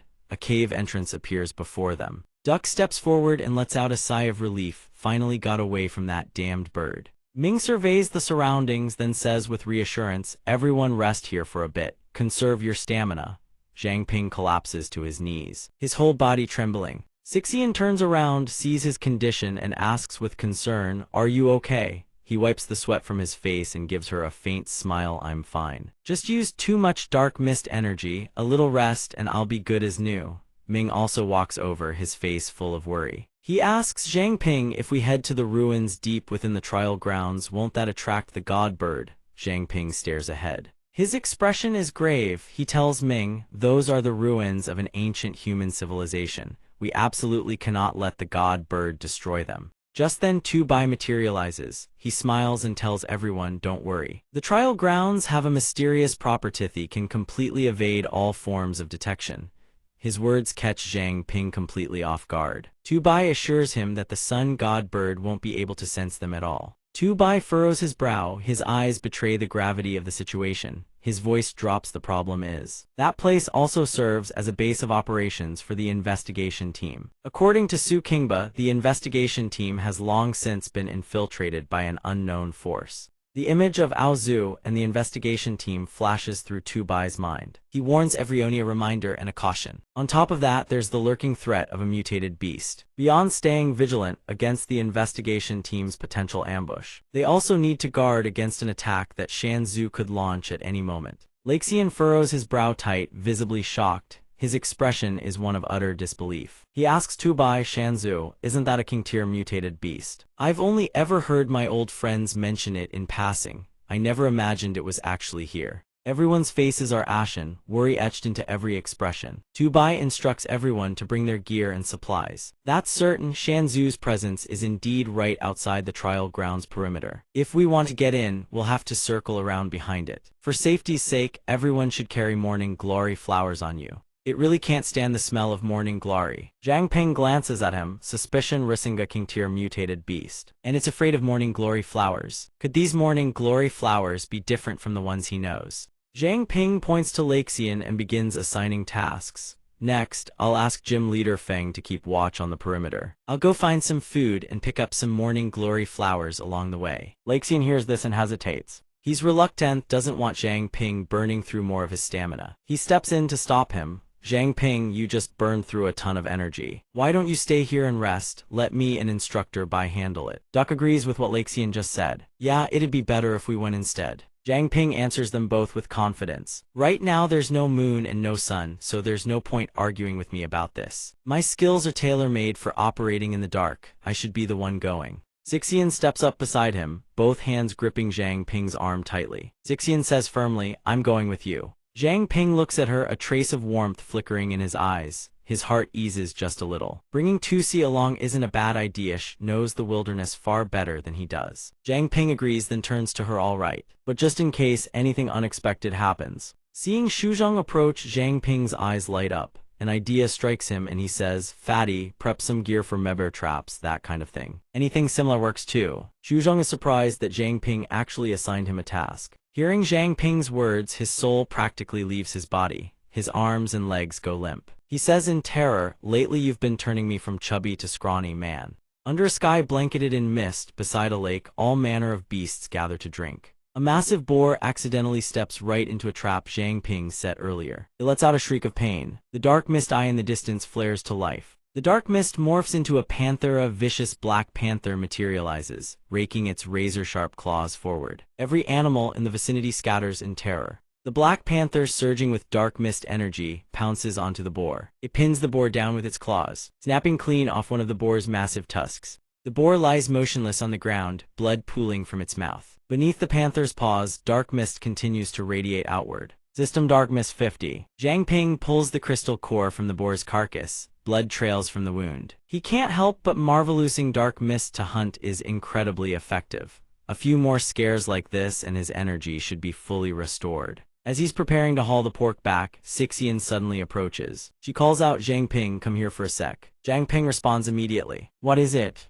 Slowly, she points upward at the top of an ancient tree. A single flower glows brilliantly, illuminating the entire corner of the forest. Sixian says to him, look, morning glory. Following Sixian's finger, Zhang Ping spots the very flower that can make Shanzu recoil in fear. Sixian says, let's go up and take a closer look. Before his words even fade, the two of them whoosh upward in a flash. Ping crouches down, reaching out to touch the flower. A question flickers through his mind. So, this is what morning glories look like in this world. Holding the flower in hand, Ping examines it meticulously, feeling that it looks no different from an ordinary morning glory at all. Suddenly the flower in his hand spits a thick, brownish slime straight into Ping's face. Ping recoils in shock, his stomach churning with nausea. He yells, no wonder Grandpa Shan hates this flower so much. His inner self screams in protest. It smells like durian reheated in a microwave. Cheyenne can't hide her amusement, covering her mouth with her hand. She explains to Ping the legend behind this flower. Mingzhu City has a form of punishment, locking someone in a room overflowing with morning glories and forcing them to sit there for an entire day. Ping's eyes go wide with disbelief. That's basically marinating someone alive.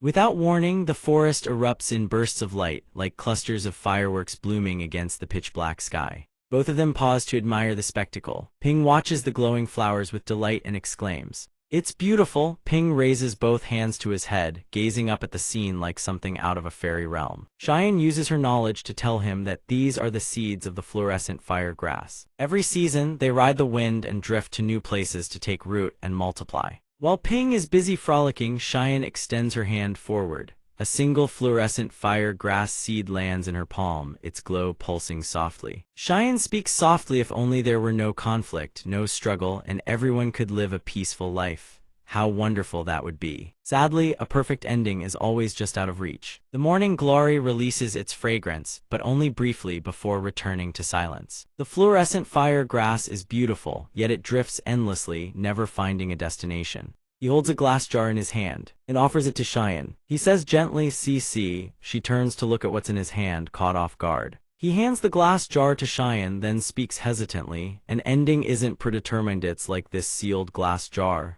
Cheyenne takes it. Inside rests a morning glory and several fluorescent fire grass petals. She stands there momentarily dazed. Ping tells her that it not only blocks the morning glory's stench, but also provides a quiet, safe haven for the fluorescent fire grass. She blushes, quickly changes the subject, clutches the glass jar to her chest, and hurries away with a stuttering voice, let's go. Or everyone will be waiting." Suddenly, in the once quiet sky, a blazing phoenix erupts against the black canvas of night. The phoenix's eyes burn with fire. It opens its beak and lets out a piercing cry. In an instant, the phoenix spreads its massive wings. Balls of fire rain down like meteors, hurtling straight toward the ground below. The beasts sense the danger and scramble to flee on all fours. Dust and debris swirl thick in the air. The cave entrance. A faint glow flickers from the cave where the group has taken shelter. From inside come the sounds of voices and laughter. Inside the cave, everyone huddles together, roasting a wild boar over an open flame. The atmosphere feels more like a camping trip than a survival scenario. Xu Zhang pipes up cheerfully. "In a situation this bad, and we still get to chow down on roasted meat like this. Now that's what I call an unexpected luxury." He holds a piece of roasted pork in his hand, chewing with his mouth full.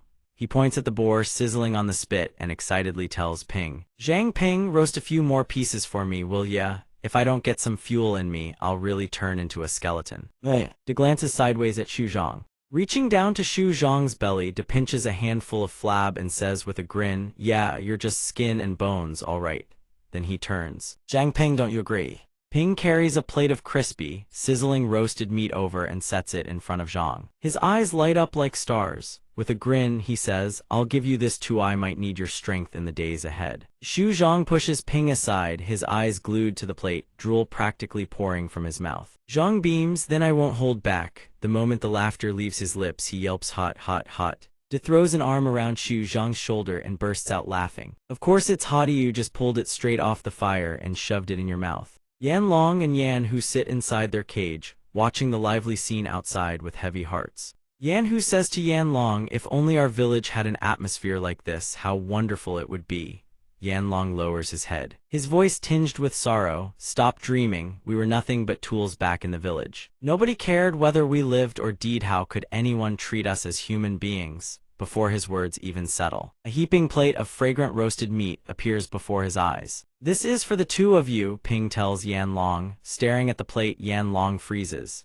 Ping pushes the plate closer, urging, "What are you spacing out for? Eat up." Yan Long takes the plate of wild boar from Ping's hands. Both Yan Long and Yan Hu's faces brighten. He says, "Thank you." A sudden noise outside startles Ping. He turns his gaze toward the cave entrance and asks, "What's going on?" Ping rushes over. Cheyenne and Laxian are already standing there. Cheyenne points outward. "Look, his sound is coming from over there." Ping peers outside. The scene is pure chaos. Fire rains down from above, slamming into the ground and igniting massive blazes. The beasts bolt in panic, kicking up clouds of dust and smoke. Someone shouts, "Could a mountain fire have triggered a beast tide?" At that moment, the phoenix takes flight, its entire body ablaze with searing light. Everyone stands at the cave entrance, staring up at the enormous phoenix soaring overhead. Ping speaks up, "No wonder we suddenly got hit with fire and a beast tide. Looks like that beast is trying to use this to flush us out." The group retreats back into the cave together. After careful observation, Ping determines that based on the fire's intensity and wind direction, the wildfire won't spread this far.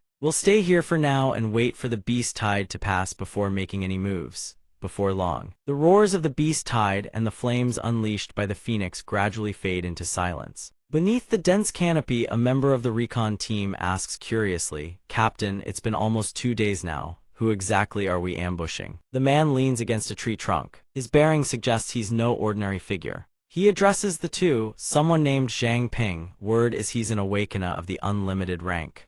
The speaker is Ma Bin, captain of the recon team originally named Chu Yamping, affiliated with the Chu clan's beast-taming division. A green-haired member of the recon team asks in disbelief, "An unlimited rank awakener?" Ma Bin holds a cigarette between his fingers. He closes his eyes briefly, then slowly explains. His recorded ability is called Contract Gem, previously dismissed by the outside world as a useless, unlimited tier power. Yet he wiped out Huang San's entire crew with a single auxiliary technique.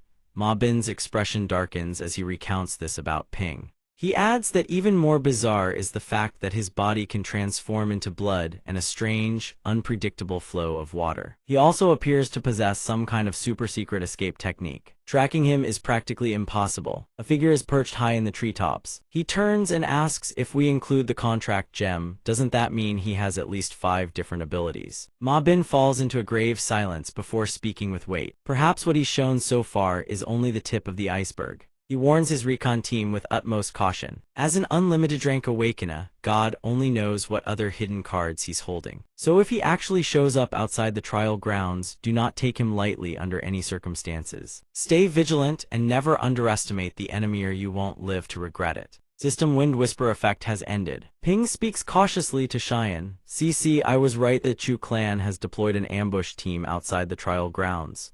Cheyenne, Ping, Laxian, and to sit huddled around a crackling fire. Cheyenne asks him how many in total. Ping holds up 2 fingers, though his expression is uncertain. He says the Chu breeze sense was hazy. He can't pin down the exact number, but there are at least 2 top-tier awakeners. Laxian strokes his chin thoughtfully. He considers for a moment. "On a good day, I could take on 2 top-tier awakeners by myself." Ping sits cross-legged, then raises a hand. His tone is firm and serious. "I might be able to handle one of them." De crosses his arms and looks at him. "Zhang Ping, are you confident you can actually contend with a top-tier awakener?" Ping replies. "Even though I'm only at the mid-tier awakener level, my appraisal skill lets me read the enemy's situation. Unless I run into someone on the level of Gym Master Feng, I should be fine against the others."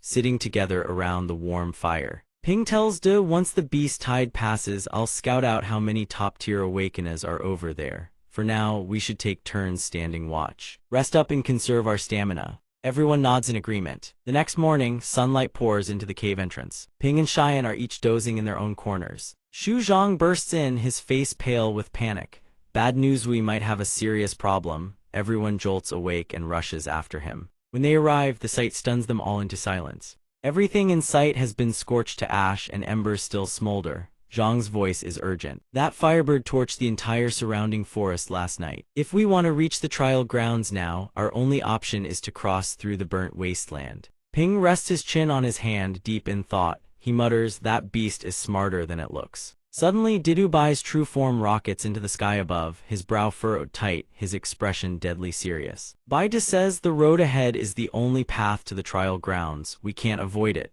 He then returns to stand beside Ping. After observing from above for a moment, Baide estimates it will take half a day to pass through. "Zhang Ping, can that lantern still hold up?" He turns and answers Baide. "I'm not so sure. The lantern's durability is nearly depleted. I'm afraid it won't last much longer." Holding the dimming ethereal mist lantern in his hand, Ping feels a bit helpless. He closes his eyes and sighs. Indeed, with great power comes great responsibility. In the end, it all falls on him. De says excitedly from the side, "With great power comes great responsibility." Well said. Laxian is also taken aback by his words. "I never thought you could say something so philosophical." "I'll remember that quote. One of these days, I'll carve it onto the sign of our Phoenix Hall." Seeing their expressions, Ping thinks to himself, who would have guessed that in his previous life, he learned that line from a movie. Everyone's voices echo inside the cave. With great power comes great responsibility. Both Yanlong and Yanhu watch this scene unfold. Yanlong and Yanhu exchange a glance. They quickly mull over Ping's words. With great power comes great responsibility. Yanhu crosses his arms, recalling the events of that day. "Before, the village never treated us as peoplely as tools. But Zhang Ping, faced with a desperate situation, still risked everything to save us.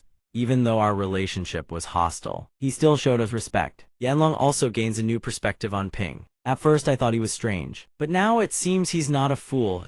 Both of them light up and say in unison, with great power comes great responsibility. Laxian and Ping both look toward them with puzzled eyes. What are you two trying to do? Yanhu runs over and shouts, I have an idea, brother Zhang Ping. I have a way to help you. Yanlong rushes toward them without regard for danger. Then he bows deeply, his tone earnest and sincere. He says, please give us brothers a chance, we are willing to follow you. Yanlong looks up and says passionately to Ping, I, Zhao Yanlong, swear to follow Lord Zhang Ping for the rest of my life. If I dare go against his will, may heaven punish me. Yanhu beside him quickly follows suit. Shouting, same here, the two brothers Yanlong and Yanhe drop to their knees before Ping, pleading brother Zhang Ping. I'm willing to swallow your contract stone to prove my sincerity.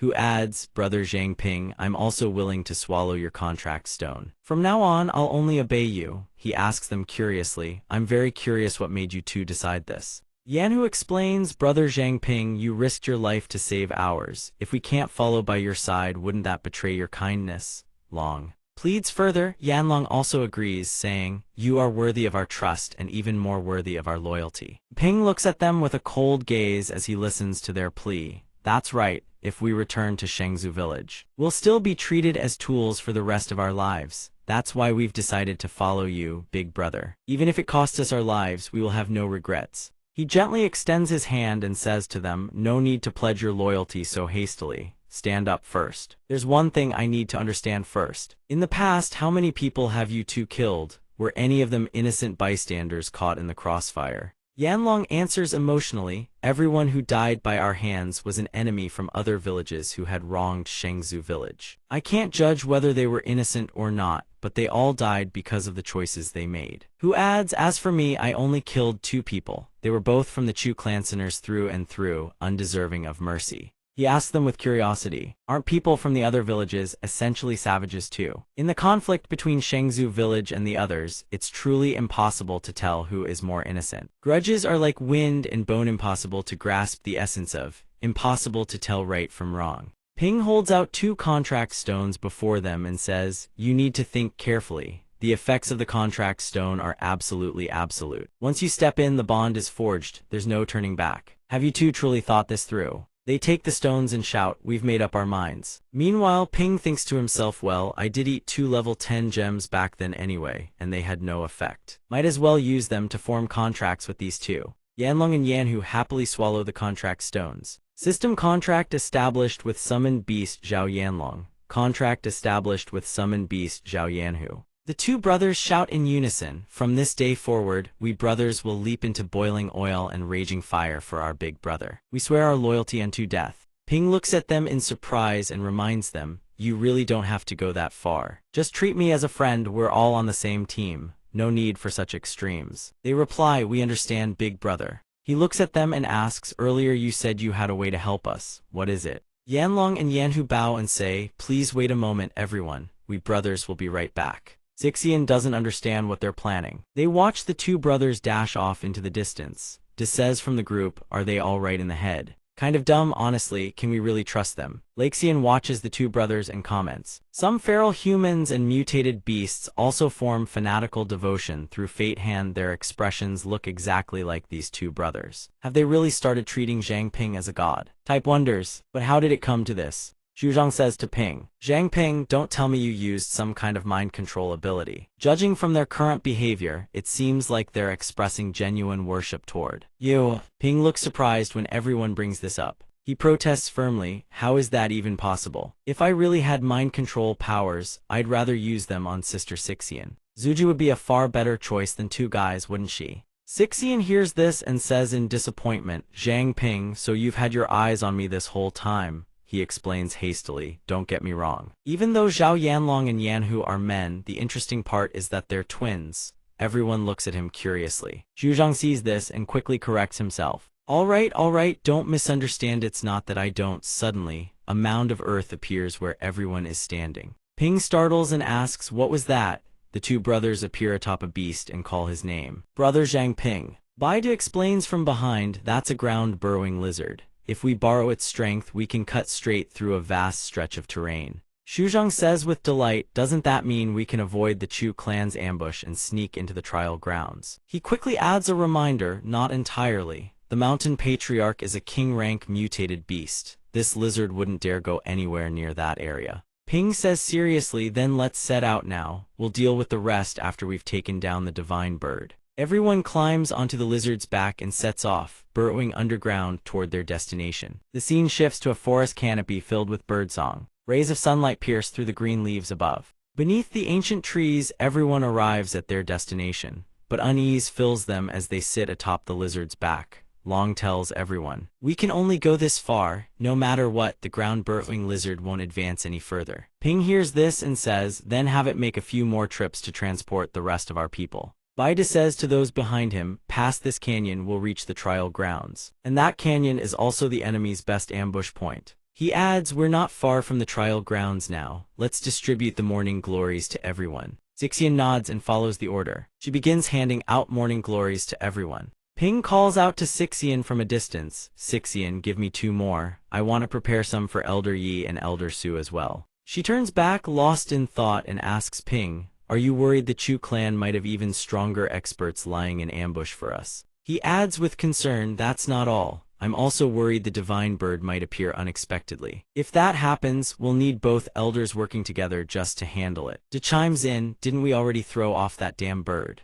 He places a hand on Shuzhong's shoulder and offers words of encouragement. "Even though the Chu clan can't fully control the divine bird right now, we still can't ignore the potential threats. Who knows what other hidden tricks they have up their sleeves? Being cautious never hurts." Laxian nods in approval. Zhang Ping's reasoning is sound. De says skeptically, "But once the solar divine bird attacks, even if both elders were at their peak, they'd struggle to fend it off. Let alone now, when they're still recovering from their injuries." Ping breaks into a confident smile and says, "Relax, I already have a plan to deal with it. Just because we couldn't handle it before doesn't mean we won't have a way once we enter the trial grounds." From high above, a bird watches and listens to Ping's group as they speak. The journey ahead is full of unknowns. Sister Liuwei, Sister Zhuji, please lead the injured and those who can't fight to the nearest safe house. The dangerous bird's eyes fix on the group below, filled with malice. In those eyes there is a figure belonging to the enemy's scout. Reports to his captain. Captain Zhang Ping and his group are preparing just ahead. They are not far from us. The sinister captain sneers, "Their luck is truly remarkable. To think they could escape the pursuit of that solar divine bird. But that luck ends here."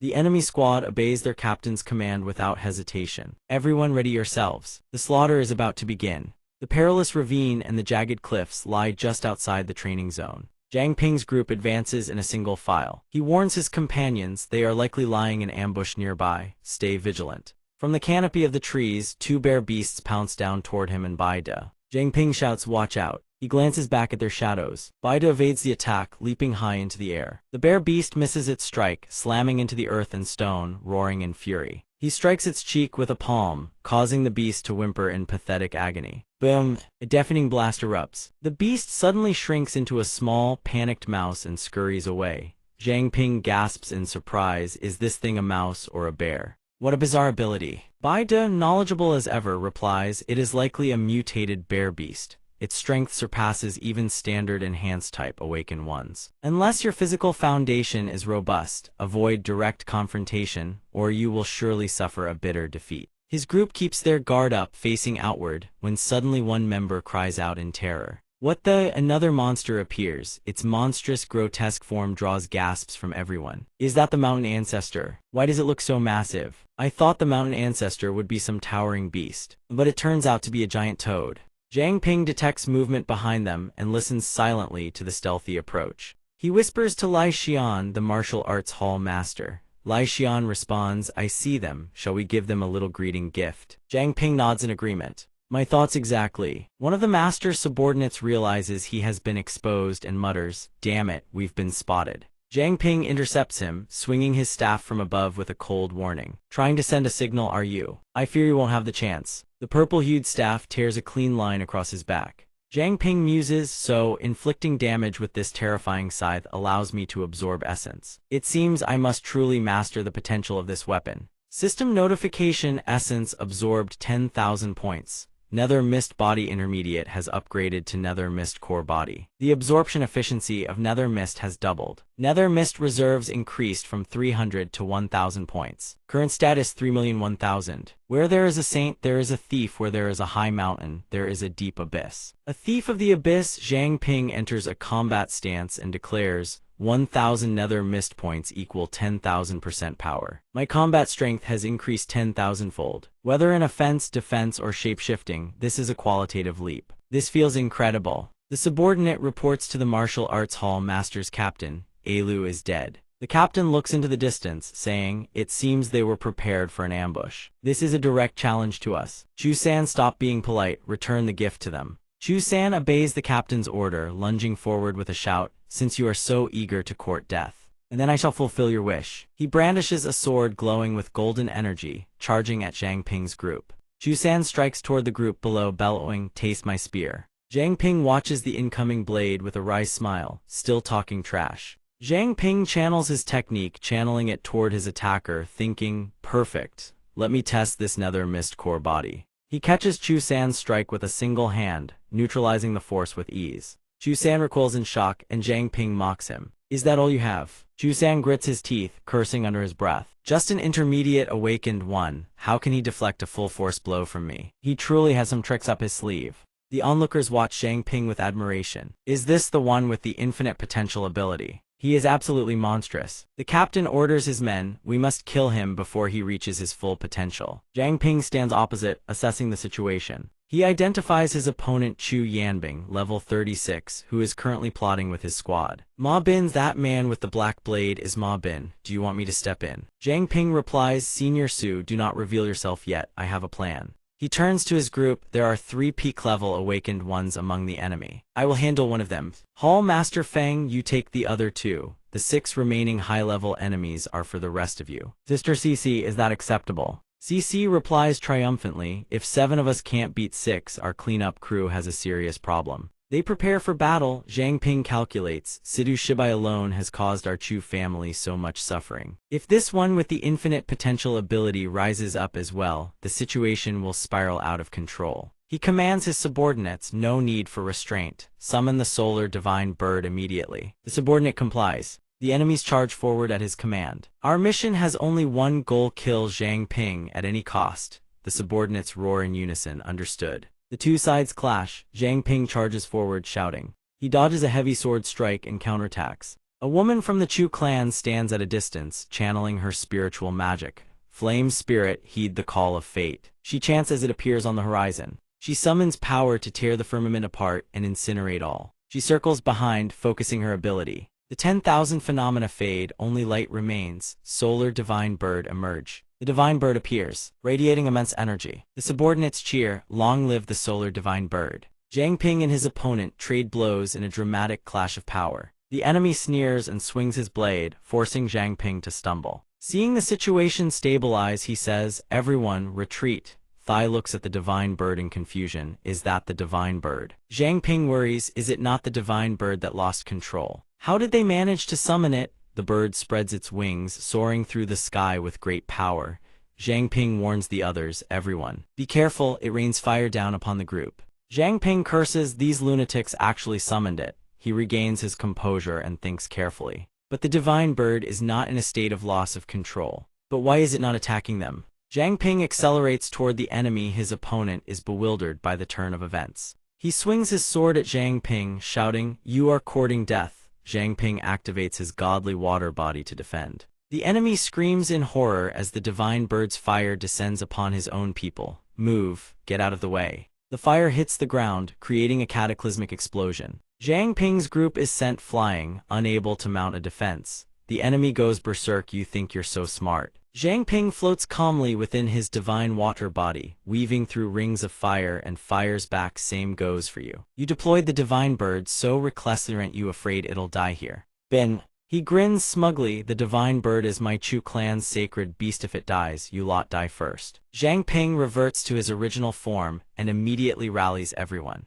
Everyone, over here, initiate plan B. He grips the royal gemstone in hand. Seniors, execute the prior strategy. The 2 elders appear behind him and shout, Roger. the royal gemstone activates for a short window. The contracted beast's combat power surges significantly. The two elders charge toward the divine bird, eyes blazing with resolve. The bird sees them coming and veers off. Trees and stone give chase. Hey, stinky bird, your opponents are us. Zhang Ping's eyes widen in shock. To Than Bao, aren't you supposed to be dead? The elder hears this and sneers. I'll settle the score with you later. One of Bin's men tugs at his sleeve. Boss, the group leader Truong Bin has vanished.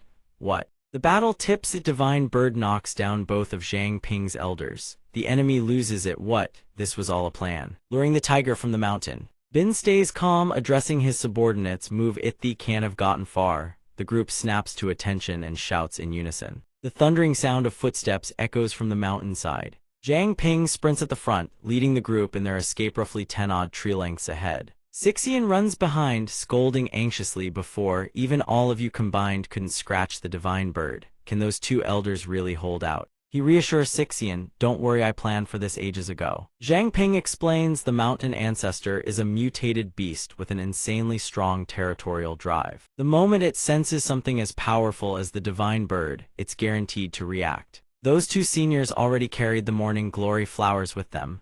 He continues, so all we need is to stall until the mountain ancestor shows up. That's when the morning glory flowers come into play. If we can successfully trigger a clash between the mountain ancestor and the divine bird, we can slip away safely. She asks, worry etched on her face, what about the investigation team? If they intervene, can the plan still go smoothly? Sixian picks up earlier. I deliberately steered the divine bird toward the investigation team, but it kept attacking indiscriminately. Evan, they had to dodge for their lives. That means they can't control the divine bird. Zhang Ping picks up speed, glancing back. They have to be using something to block the divine bird's sensory perception. That's the only way the divine bird wouldn't target them. The reason they're just standing on the sidelines is because they know rushing in would only make things worse. He leads the group forward at a dead sprint. Either way, they'll catch up fast. We need to move now. A subordinate reports to Bin, Captain, we've completely lost their trail. Can't sense a single aura. He freezes, realization hitting hard, to mask the auras of peak-level experts in such a short time. Only the Chu clan's Nightingale lantern could pull that off. But Huang Wu's crew only had one lantern.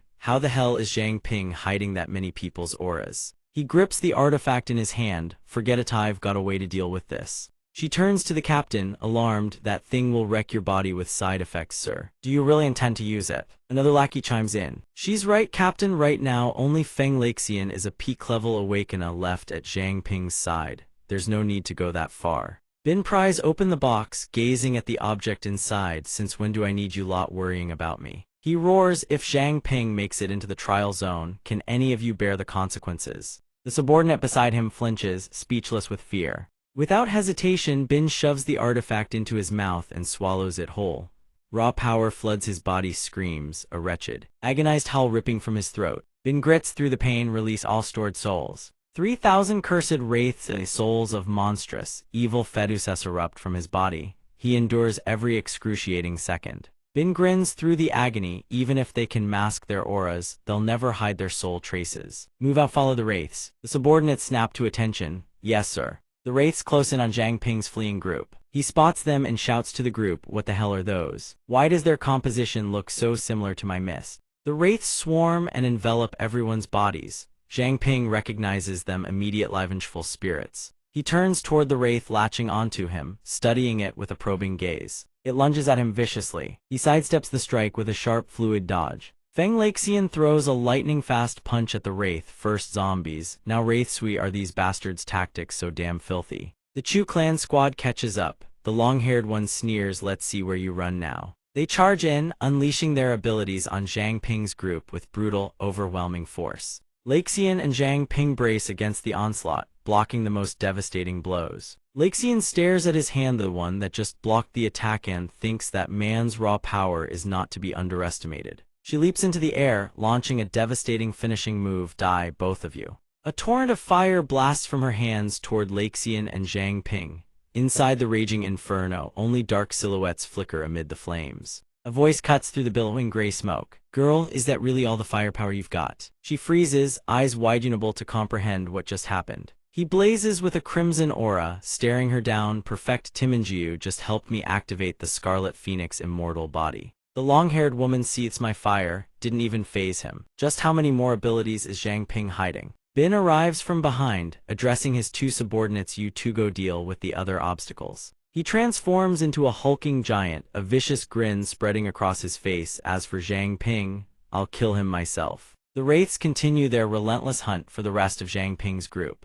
Two subordinates gawk at the Beast King Fist's raw display of power. She grits her teeth, then orders my ability. It's being suppressed by him. This fight is yours. He nods, understood. He faces Laxian alone, Laxian, blazing with fighting spirit. His sword strikes clang against what feels like stone as roaring rings of fire swirl around them. Within those fire rings, Zhang Ping fights with everything he's got against the subordinate. Laxian is blasted out of the fire ring. He throws up his arms to shield his face. These fragments, they can actually pierce my body. His eyes widen as the enemy charges straight through the fire ring and appears right in front of him. The enemy crosses two blades against Laxian's neck, seizing the upper hand. Laxian snarls, "Not bad, kid. Your strength's the real deal, alright, today I'll play with you." The Wraiths swarm the remaining members of Zhang Ping's group. Zixian and the rest quickly channel their power to fight back against the Wraiths. She watches those fighting the Wraiths, contempt dripping from her eyes. She hurls a fireball straight at them. Taste this. Flames erupt violently near Zixian. Zhang Ping sees the massive blaze and shouts. Bin's stab misses. He snarls, "You dare worry about others right now." Zhang Ping dodges the vicious strike aimed at his body, slipping away with ease. The enemy seizes the high ground, raising his sword overhead and roars, "Die." Bin slash tears into empty ground again. Zhang Ping liquefies into his water form, evading the crushing overhead strike. He thinks to himself, why is this guy going all out from the very start? Zhang Ping studies the enemy's massive frame, a cold realization forming. Is this madness? Some kind of latent power from that armor taking control of him. He spots Ida gemstone embedded in the enemy's chest, pulsing with eerie light. What the hell is that grotesque thing? It even has its own consciousness. What is this thing? Bin assumes an attacking stance, muttering to himself. Looks like there's barely any chance of escape now. He activates Mist Shadow 200. Purple light erupts and swirls around the enemy's body, probing every inch. Hundreds of needle-like spikes pierce the enemy's body. Zhang Ping finds Ida red gemstone. He presses the attack, unleashing his bonded beast Sissy's water element technique. Sharp ice crystals sprout from inside the enemy's body. The man howls in agony. System Dread Scythe has converted 160 mist units. Current mist supply 7,601,000. His body dissolves into white smoke, evaporating until nothing remains. He sees this and thinks, was it so easy? Ma Bin's body is a ravaged husk, consumed by the side effects of the eye he once devoured. Ping sees this and thinks something's off. He isn't even bothering to defend. Ping suspects the man's body must be restrained by some kind of cursing. Now it's backfiring on him. From the darkness ahead, a loud shout of warning suddenly rings out. Zhang Ping, run, get out of here. He hides behind a boulder and recognizes the voice immediately. It's Su Jingjiao. The system pings. System Dark Mist 7,601,000, 8,101,000, 8,601,000. Ping raises his shield and stares at the monstrous creature before him, thinking. That was Su Jingjiao's voice. Could she be trapped inside? So what exactly is that eye? Why does it keep spawning such terrifying things? He looks at the Chu clan remnant. Man's entire body has mutated beyond recognition. He thinks appraisal. System appraisal successful. Replaying memory fragment. Above a pit, terrified civilians stand trapped on glowing runic patterns. Flashback. Jingjiao clutches her mother in fear. Mommy, I'm scared. Her mother replies gently, don't be afraid, sweetheart. I'll protect you. Everything will be okay. The man in blue shouts furiously at the Chu clan members, you Chu clan scum. The 3 battalions of Mingzhu City will never forgive you. The Chu clan men in black coats hear this and immediately kick the man into the pit, snarling. Quit yapping. The man in blue plummets into the abyss, screaming helplessly into the void. A subordinate reports, sir, everything is ready. Ma Bin replies, then begin, now. The man obeys without hesitation. Move. The man in blue stares in shock, recognizing them all as members of the investigation squad. Ma Squad leader Ma Bin, you're from the investigation squad. Ma Bin's men place their hands on the formation array and activate its function. 8 people sit around the pit's edge, chanting the sealing incantation to drag the victims below. The man in blue watches in growing terror. What the hell is this? His eyes fill with dread, swearing this grudge will be buried here with them forever. Desperate cries for help are swallowed by the horrors lurking beneath the pit. Help, someone help us. Jingjiao screams and sobs in terror. Mommy, mommy. The man in blue roars in furious fear. What exactly are you trying to do to us? Why are you doing this to us? Let us go, please. Vengeful spirits descend from above, surging toward the people trapped in the pit. Everyone screams, What is that thing? The man from before is devoured by phantom hands, able only to scream in utter despair. They struggle violently, but the binding holds a prison of agony with no escape. The victims are swallowed into the swirling chaos, their wails merging into one vortex. Eye rips open. Screams of agony erupt as countless spectral hands seize their bodies. Ma Bin, meanwhile, feels his body racked with pain from the eye's power mutations spreading through him. System identification complete. Cursed resentment, ILVL-34. A terrifying eye forged by a demonic scorpion. Sealed within are countless evil spirits, waves of resentment vast as the ocean, and dark energy deep as an abyss. The cold, sinister aura radiating from this cursed eye devours the souls of living creatures and drags wandering spirits back, forming an endless cycle of torment. As for the spirits within, those who were once innocent only deepen their obsession with vengeance, endlessly and without mercy. All the world's sins are reflected in those bottomless, despairing eyes. Hearing this, Ma Bin thinks Thai's eye is actually on the same tier as a dark mist essence. Is it a parasitic entity? In an instant, Ma Bin Ivalveshi's body surging with power, fueled by dark, malevolent energy. Ping holds a gemstone in his hand and says, Sorry, Captain, I have to change the original plan. Tu Bai speaks up, What are you trying to do? Everyone's fighting for time, for Yao don't waste it on this guy. Ping replies, I know, but this one's sins are too heavy, he can't be forgiven. With that, he absorbs the gemstone into his body. System King's gemstone effect activated. Contract beast enhancement applied. He steps forward and says, I'm finishing him here, right now. Ping launches forward like a missile, determined to end this wretched existence once and for all. The two clash like mortal enemies, locked in a reckoning long overdue. But the opponent's raw power surpasses his own. Ping is sent sprawling, hurled backward by the counterattack. Wraiths burst from the eye embedded in the man's chest, surging out at blinding speed. A second blade of spectral power aimed straight at Ping. He dodges sharply to the side. The enemy swings its blade straight down, cleaving into the earth, but Ping slips free from the claw-like strike just in time. He evades the brutal assault and leaps into the air, thinking, Has this guy been fully enhanced after transforming into this form? System Dark Mist -500. Attack power increased by 5,000%. Ping rises into the air, weapon in hand, and thinks, 5,000%, that's more than enough to handle this situation. Ping flips at breakneck speed, circling behind the enemy in a flash. He lunges and brutally severs the creature's tail. The enemy recoils in fear and flees, but Ping, from a distance, realizes by channeling the king's gemstone's enhancement, he can now control two abilities simultaneously and even combine them. The enemy snarls, gripping its sword to fight on. Ping stares down at the creature kneeling in agony. He realizes this is a fusion technique combining the dark mist body and the living flame.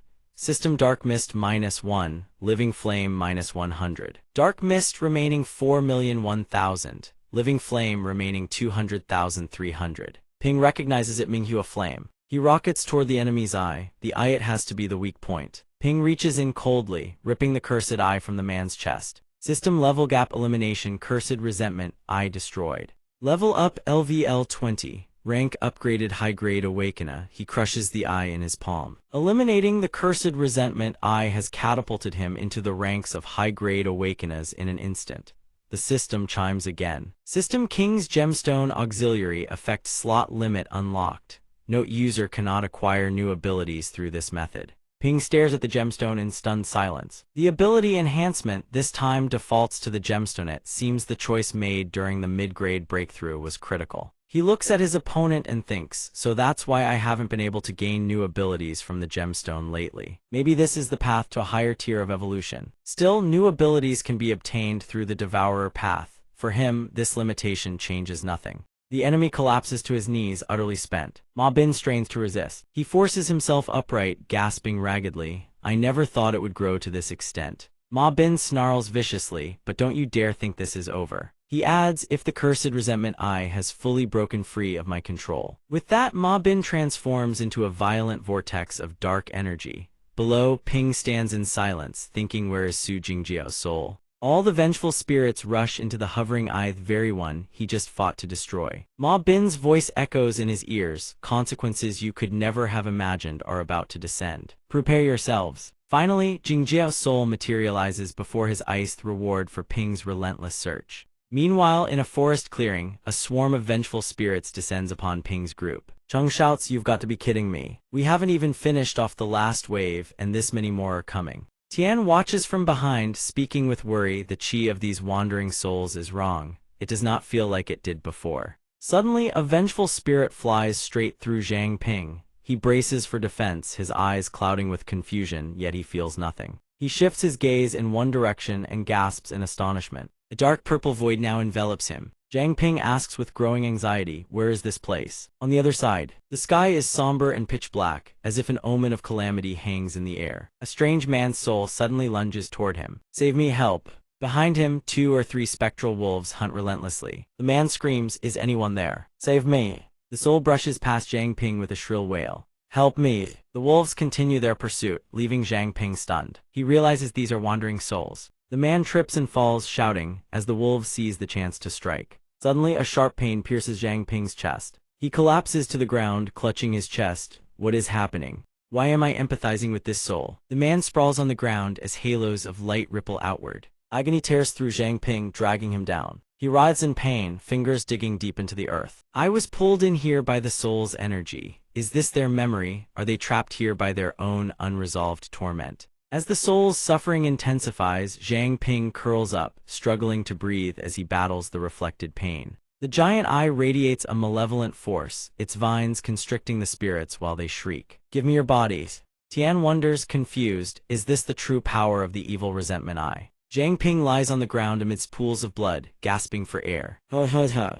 wandering souls swarm around him. A spectral shadow approaches. Zhang Ping lifts his head. What is this now? His face pales in terror. It is the prince. He reaches out. "No, don't." The prince stretches a long finger toward Su Jingjiao's soul as Zhang Ping's desperate cries echo. "Stop this!" The prince swiftly seizes Su Jingjiao's soul. Zhang Ping bellows in agony, venting his raw fury with every roar. He bows his head, his face marred by wounds. "You bastard, heavenly fox, I can finish you any time." He reaches out to touch the soul of the prince, but suddenly stops, his eyes widening in discovery. Zhang Ping kneels in silence, his expression darkening. "So it lets me experience her pain firsthand. Is this my retribution?" Su Jingjiao's soul suddenly manifests. He freezes, staring at her. Zhang Ping stands slowly. "Senior, Su was right. Before dying, you truly used your ability to sever your soul from your flesh." He approaches her, watching helplessly as his own body is devoured. A moment of utter powerlessness. Gently, Zhang Ping touches her soul. "Though I have found you, I cannot save you.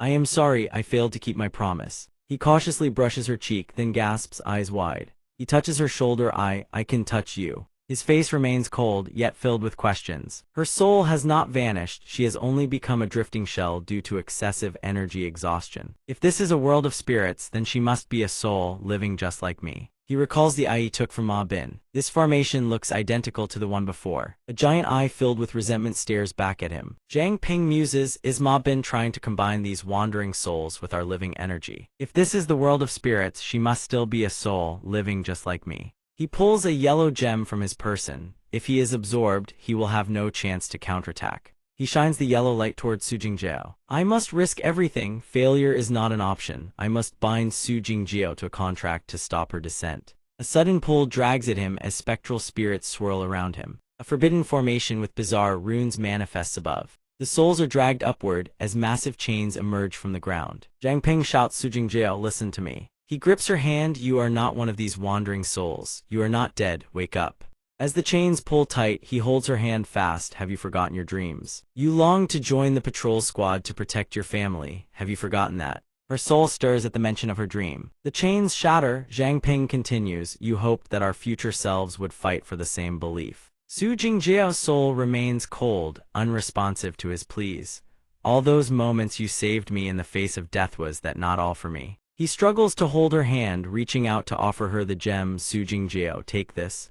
Stop this madness." Memories of the two flicker in her mind. Zhang Ping laughs. "Su Jingjiao, want some candy?" She stares coldly. "Get lost. Who would want to be controlled by you?" A flicker of emotion touches her eyes as she looks at the gem in his hand. Unconsciously, she takes the gem and swallows it. The system notifies summoned beast Su Jingjiao bound. Zhang Ping looks at her. "I command you, stop the absorption." Su Jingjiao closes her eyes, silent for a long moment. She leans into his chest. Zhang Ping, is that you? Trapped in the formation. She asks, what is happening? Zhang Ping sighs, reaching out. Thank heavens you are finally awake. Within the formation, spirits shriek in pain. Zhang Ping says, this formation seems designed to refine souls. Once devoured, there is no escape. His face darkens. At least I woke you up, so we can say goodbye without regrets. Su Jingjiao pinches his cheek in annoyance. Idiot, don't give up so soon. Zhang Ping, lying in the formation, thinks how can she remain so optimistic? Is it really you?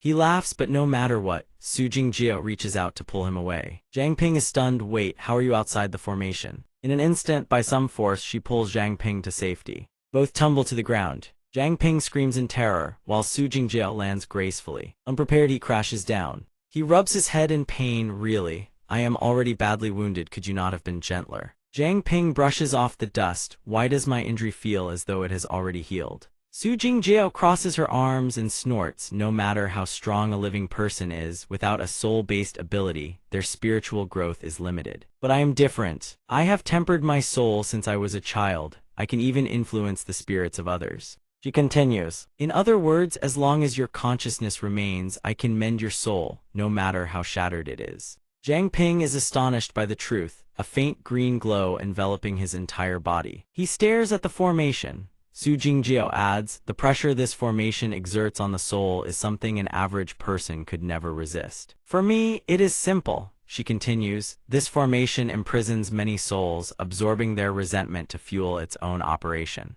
Watching the souls being consumed, Su Jingjiao says, saving these souls might break the formation, but releasing them one by one would take far too much time. She turns to him, just as you did for me, I have restored your soul. I've already bound our souls tightly together. Right now you can borrow my soul power and use it to affect other souls. Try using the mist technique to see if you can pull them out. Hearing that, Zhang Ping channels the power and nods in agreement. Thousands of iron chains surge upward, responding to his will. Zhang Ping says, in that case I can unbind them now. The iron chains lunge toward the formation like serpents striking prey. Zhang Ping stares at the familiar space, a hint of shock crossing his face as he asks, have I returned? What about the others? Jingjiao's voice suddenly echoes from behind him. You really don't hold back at all, do you? You drained half my soul energy just like that. How strong are you now exactly? Hearing that, he immediately spins around, scratching his head with an embarrassed expression as he explains. You're the one who told me to drag them all out in one go. But more importantly, you've finally come back. To Tin Dao really made everyone wait far too long. Tin Dao smiles gently upon hearing that. I always believed you could do it. He suddenly remembers something and immediately channels spiritual energy, a vortex of swirling flame coils around his hand. Oh right, this is the body I rebuilt for you. Now it's finally time to use it. Before them stands a life-sized puppet body he had constructed specifically for Jingjiao. The moment she sees it, she lets out a surprised gasp. You've been carrying this physical body with you all along. I'm glad you never forgot, but honestly, it's still a little weird. The truth is, I've always been right beside you, you just couldn't perceive my soul state, that's all. When you first molded this body for me, I did try to merge with it. But the result was this. My ability lets me project my soul outward and attack others' minds and spirits, but I can't actually inhabit another person's body. If I forcibly possess someone, that person's power would corrode me from the inside. My soul would be trapped there forever, completely beyond salvation. Perhaps deep down, my subconscious recognized that body as belonging to someone else, which triggered the soul's rejection. After hearing her explanation, he smacks his fist into his palm, suddenly understanding the root of the problem. If that's the case, the fix is actually pretty simple. Without hesitation, he immediately commands Tin Dao to inhabit the puppet he created. I command you recognize this body as your own. Return to it now. In an instant, her soul seamlessly merges with the puppet body. She slowly opens her eyes, her soul fully in control of the new vessel, and she can't help but stare in astonishment. It was really that simple. Or was I just overthinking it? You're not going to use that command power to make me do something weird in the future, are you? At her wary suspicion, he lets out an awkward cough. How could I? What kind of person do you take me for? Suddenly, a group of people bursts out from the tree line. They all land on the ground in unison. Elder Yi stretches his limbs, grumbling with irritation. Damn it, getting trapped in there and not being able to do a thing was absolutely infuriating. Zhang Ping sees everyone has broken free and smiles, arms folded, looking toward them. Thankfully, her soul power shattered the formation, or none of you would have made it out unscathed. Hearing that, she puffs up with a bit of smugness. Naturally, a little trap like that was nothing to me. Despite her confidence, Zhang Ping's mind isn't at ease. If everyone returned from the soul world, doesn't that mean those bastards are free too? She immediately speaks up to reassure him. Settle down, don't worry. There's no need to panic. A formation like that normally requires several awakeners working in tandem to activate. But he sacrificed himself to force it open, a desperate gambit to trap everyone inside. Unfortunately for him, he never imagined I could break the formation, much less that you could pull me out of the fallen state. Zhang Ping walks toward the corpses strewn across the ground and speaks. These people carried a blood feud with your grandfather today. Dying by your hand could be called destiny's arrangement. Elder Yi walks alongside him, glances down, and continues, the rest have been dealt with. At this point, no one should be able to stand in our way. Sissy steps forward, studying the unfamiliar girl before them, and asks, is this girl, To Tin? Jiao, how did she suddenly awaken from dormancy? Zhang Ping hears the question and turns his head to answer. It's because just now the ground suddenly started shaking violently out of nowhere. Jing Jiao tenses up and shouts, an earthquake. Sissy, however, senses something is off and murmurs. This kind of tremor isn't natural, something is down there underground. Zhang Ping turns to look toward the source of the disturbance, eyes narrowing. Could it be the mountain ancestor? The mountain ancestor rockets forward like a launched missile. Every step it takes sends shockwaves booming through the earth. It soars skyward, spreads its wings wide, and unleashes a barrage of fireballs at the enemy ahead. Standing directly opposite it is a pitch-black monster, its massive frame towering like a fortress of flesh. The monster slowly closes its eyes, then lets out a prolonged roar accompanied by a shockwave so powerful it strips the surrounding trees bare. The mountain ancestor immediately flies even higher to avoid the blast. It spreads its wings to their full span, unleashing a storm of fireballs raining down upon the monster below. Thanba observes the scene and exclaims, the morning. Glory, it actually works. TR letter 1B0 letter 1EDD and Ji Xuan turns and bolts without hesitation, calling back over his shoulder, Thanba, move it. Zhang Ping and the others are probably waiting for us. Quit dawdling, let's go. They stare at the massive pit before them, and Sidhu Shibai's words echo once more in their minds. This is the entrance to the training grounds. One of them peers into the chasm and asks, this is the entrance. Xuzheng looks around for a while, still feeling something is off. But where's the actual way in? The elder's voice resonates once more. What you see is merely the surface. The true entrance can only be opened by Zhang Ping. But it will still take some time to prepare. Zhang Ping turns to face the group behind him and makes a suggestion. Perfect timing, everyone, rest up here for now. The mountain ancestor has already made its move. An elder Yi Changchun and elder To Thanba will be joining us shortly. Jing Jiao hears this and asks with a puzzled expression. To Thanba, before she can finish her question, Zhang Ping immediately explains. Yes, that's right, he's your grandfather. I learned about your abilities from him. That's also how I was able to judge the situation quickly and pull you out of the fallen state in time. Deep in the forest, a hooded figure holding a lantern shifts his gaze sideways and speaks. Keep close watch. We cannot let the captain die in vain. In the darkness of the forest, Zhang Ping sits by a campfire roasting meat. The sizzle and aroma wafting through the air make everyone's stomachs growl involuntarily. Behind him, a group is still hard at training.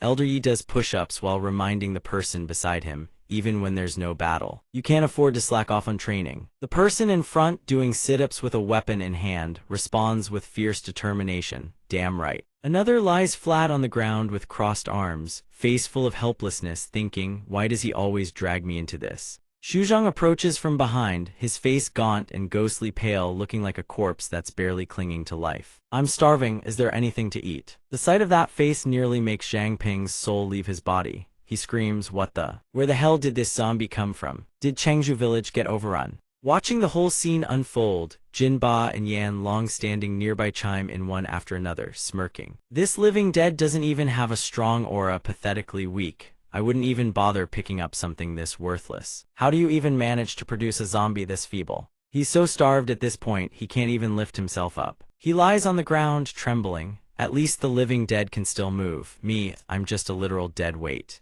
Zhang Ping quickly brings the freshly roasted drumstick in front of him, shoves it over, and tells him to eat up. Honestly, even if I used my own body to feed you, I still couldn't replace all that fat you've lost. Inside the tent, the girls sit together. Manhua turns to Jing Jiao and asks, by the way, I heard you and Zhang Ping are old classmates, so you must know Zai Si too, right? Jing Jiao turns to look at CC with a bright expression and exclaims, "Back in school I always heard Zhang Ping mention CC Jai, and now I finally get to meet her." CC answers, "I left the orphanage before Zhang Ping started school, so we lost contact ever since." The moment she hears that, Man Nai immediately leans in with a teasing look and continues, "Well then, that means CC got to him first, huh?" Jing Dao then speaks up, "No matter what happened before, from now on we'll be fighting side by side, so I hope you'll all look after me." Man Nai can't help but gasp in surprise. Look after Mayu called us GAE. At the same time, she thinks to herself everyone else always treats her like a little kid. And Tade, but she immediately rushes over and pulls Jing Jiao into a hug.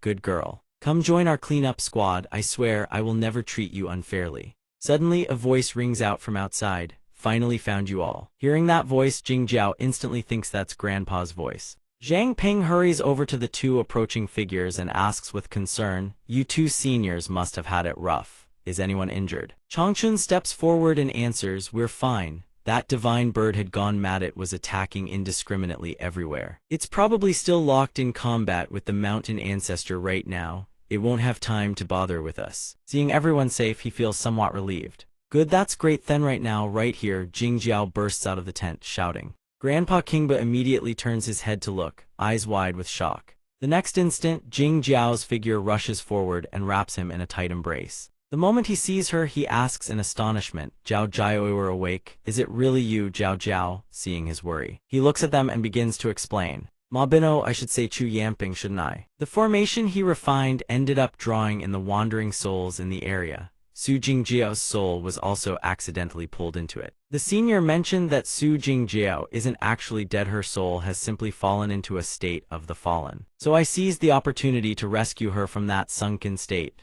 Moreover, through the body I've constructed for her, the person standing before you right now is the real Su Jingjiao." Hearing this, all doubt vanishes. He's so overjoyed that tears stream endlessly down his cheeks as he keeps stroking her head. "That's wonderful, truly wonderful. Jiao Jiao." Jing Jiao clings to him, her own grandfather overwhelmed with emotion. "Grandpa, we thought you were dead." Seeing his granddaughter endured so much suffering, he can't hold back his guilt. "It's Grandpa's fault, I couldn't protect everyone. I'm sorry, if it weren't for that traitor, I never would have abandoned you all. I never would have let you endure this catastrophe." But remembering something, he immediately releases Jing Jiao, looks around, and roars in fury, "Damn it, that dog, is he still alive? Where is he?" She wipes away her tears and explains, "Don't worry, Grandpa. Zhang Ping told me everything. He's dead. I avenged everyone for you." Hearing this, he breaks into a smile so full of joy, his voice hoarse. "Good child. Jiao Jiao has really grown up." But the moment those words leave his lips, his body suddenly collapses. Seeing this, they all rush toward him in panic, shouting, "Grandpa, Senior Su, Brother Su."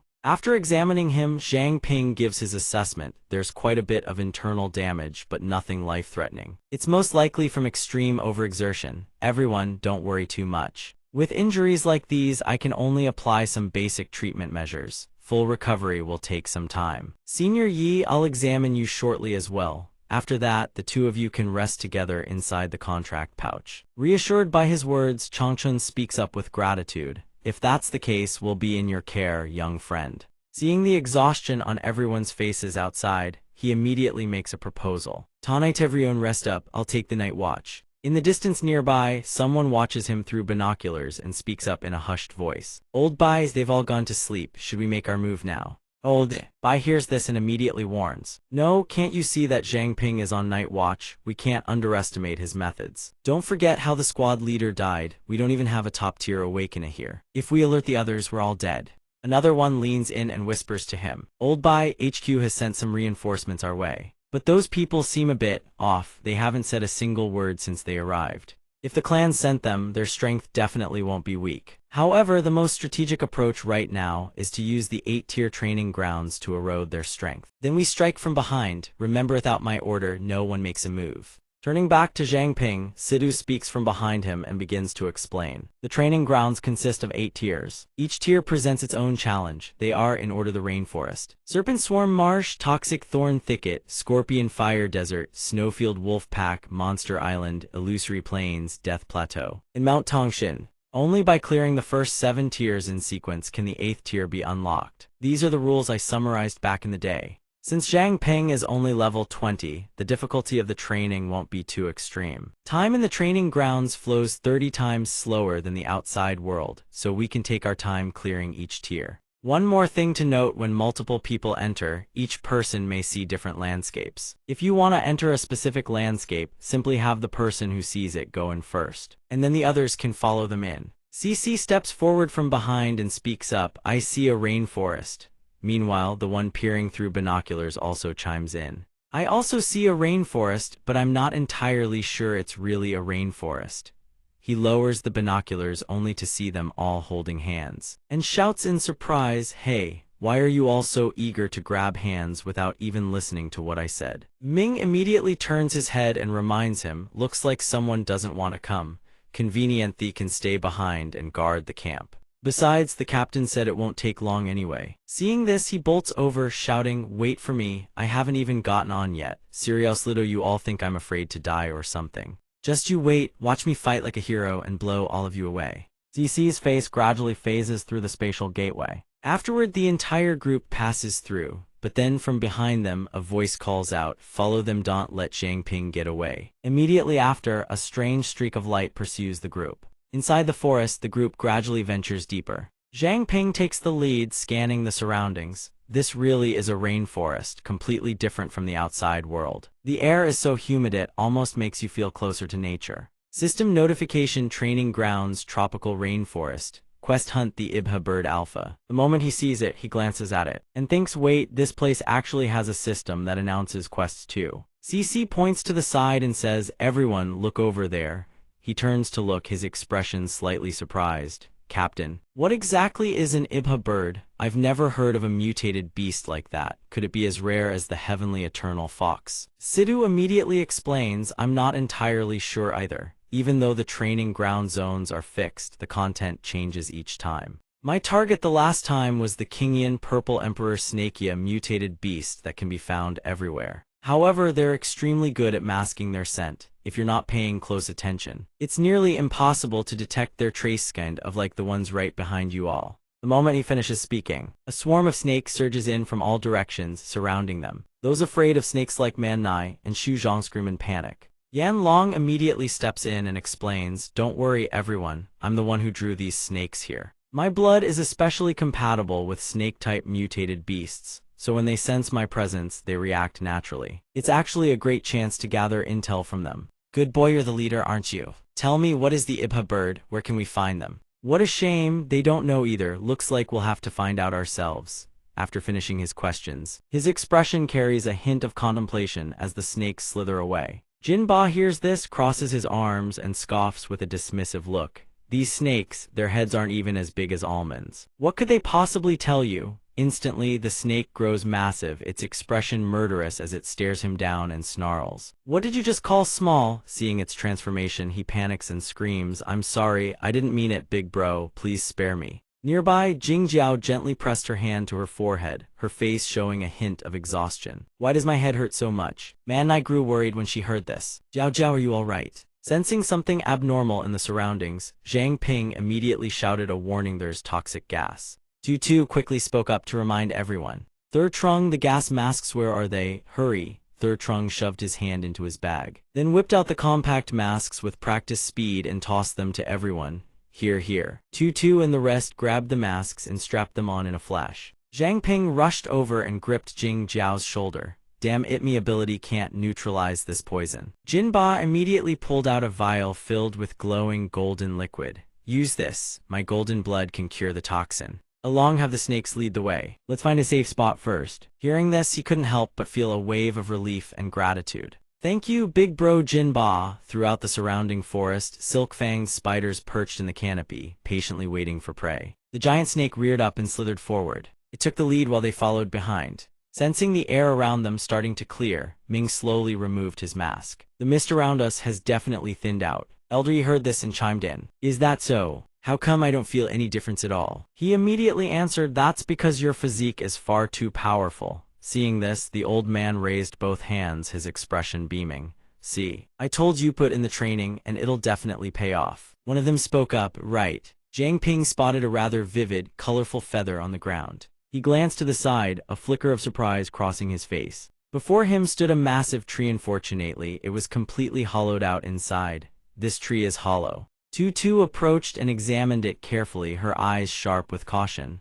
Looks like insects bored through it. No wonder such a huge tree ended up collapsing. The rest of the trunk had long since rotted and crumbled away. Perhaps left untended for too long, it had decomposed completely. Right after, he held up the feather he'd just found for Ngo longed to see. Zhao Yanlong, what kind of bird feather is this? He examined the feather and answered immediately, they call this species the jade plume. The response surprised him. Jade plume? Tutu asked. Are you suspecting this feather might be connected to the siren bird? He quickly pocketed the feather and replied, hard to say for now. This area is vast, there's definitely more than one species of bird around here. Let's search around first, we might just stumble onto some clues. They walked for a while, and before they knew it, the sky had already turned to dusk. He and Elder Yi soared into the sky to catch birds, while Tutu hid behind a large tree to hunt the beasts lurking beneath the lake's surface. She unleashed the ice-pierce wind blade technique, instantly freezing the lake's surface solid. A few birds reacted fast enough to dodge. Still, plenty of creatures beneath the lake were frozen solid, unable to escape in time. Once she felt she had enough, she immediately dispelled the technique. Elder Yi and several others rushed in to capture the beasts alive. Thanks to everyone's diligent hunting, they had roasted bird meat for dinner that night. Sitting together around the campfire, one of them asked, wasn't this quest supposed to be easy, simple even? So why haven't we seen a single sign of the siren bird? Thurtrung held a roasted bird in both hands, eating while sighing with sympathy. How many birds had to die for this? I genuinely feel heartbroken for them, you know. Tutu heard this and asked with a puzzled look. You clearly didn't lift a finger. So why are you even stuffing both your sympathy and the roasted meat into your stomach? Seeing her tease him like that, he immediately fired back. Who says I didn't help? If it weren't for my gas masks, you all would have been poisoned ages ago. Zhang Ping sensed a figure secretly watching them. He immediately barked an order. You there, hiding over there, come out. We spotted you long ago. Jinba heard this and asked in confusion. An enemy? Doesn't look like one, another person said. Thurtrung immediately turned to stare in the direction Zhang Ping had pointed, thinking, am I seriously the only one who can't sense anything? Man Nai immediately stood up and walked toward the figure. Don't be afraid, we mean no harm. Where are you from, little one? Why are you still out here when it's already this dark? From behind a tree emerged a petite young girl who looked at them and stammered, You people. Are you the warriors who came to slay the siren bird? Zhang Ping handed the girl a large piece of meat and asked gently, What's your name, little sister? Where do you come from? Zhu Zhou wiped the remaining grease from her mouth and replied, My name is Zhu Zhou, I'm from Jiayuan village. But as she ate, 2 lines of tears suddenly streamed down her small cheeks. The girl sobbed, choking back tears. The siren bird had attacked our village, everyone inside. Zhang Ping listened and then gently smiled. He comforted her softly, Don't be afraid, we're here to destroy them. Take your time, tell us everything you know so we can prepare properly. Hearing this, the girl calmed down somewhat and began to tell her story. Actually, it was my first time encountering them, no, I should say my first time seeing their true form. A few months ago, a man from the village brought back a beautiful woman from somewhere. From that point on, the woman sang every single morning. Her voice seemed to carry an irresistible, enchanting power. Gradually, the villagers stopped working and hunting altogether. They spent their entire days just yearning for her song. I didn't notice anything unusual until yesterday when I was knocked unconscious by some kind of fruit. When I came to, I saw that woman's true face. It looked exactly like the siren bird from the village's ancient legends. The legends say they appear in the form of beautiful women and use their songs to enslave people's hearts and minds, their spiritual power, their willpower, until they become its food and are drained completely dry. At that moment, I tried to wake the others, but no one responded. Everyone was still lost in the siren bird's song, completely oblivious to me. Then my movements quickly drew its attention. I fled the village in terror, but strangely, it didn't chase me. And then I ran into all of you. Legend has it that whenever a siren bird appears, a warrior from the outside world comes to slay it. I saw you holding a siren bird feather, so I figured you must be the warrior who came to fight it. He looked at the feather in his hand, surprise flickering across his expression. It feeds on spiritual energy, so it can also mimic humans. Then he glanced toward the girl and spoke again. Based on what you've told us, this bird's ability is definitely psychic in nature. Jing Jiao immediately spoke up with a suggestion. I can help everyone identify the siren bird's true form, but I still can't confirm whether its song carries any other special effects.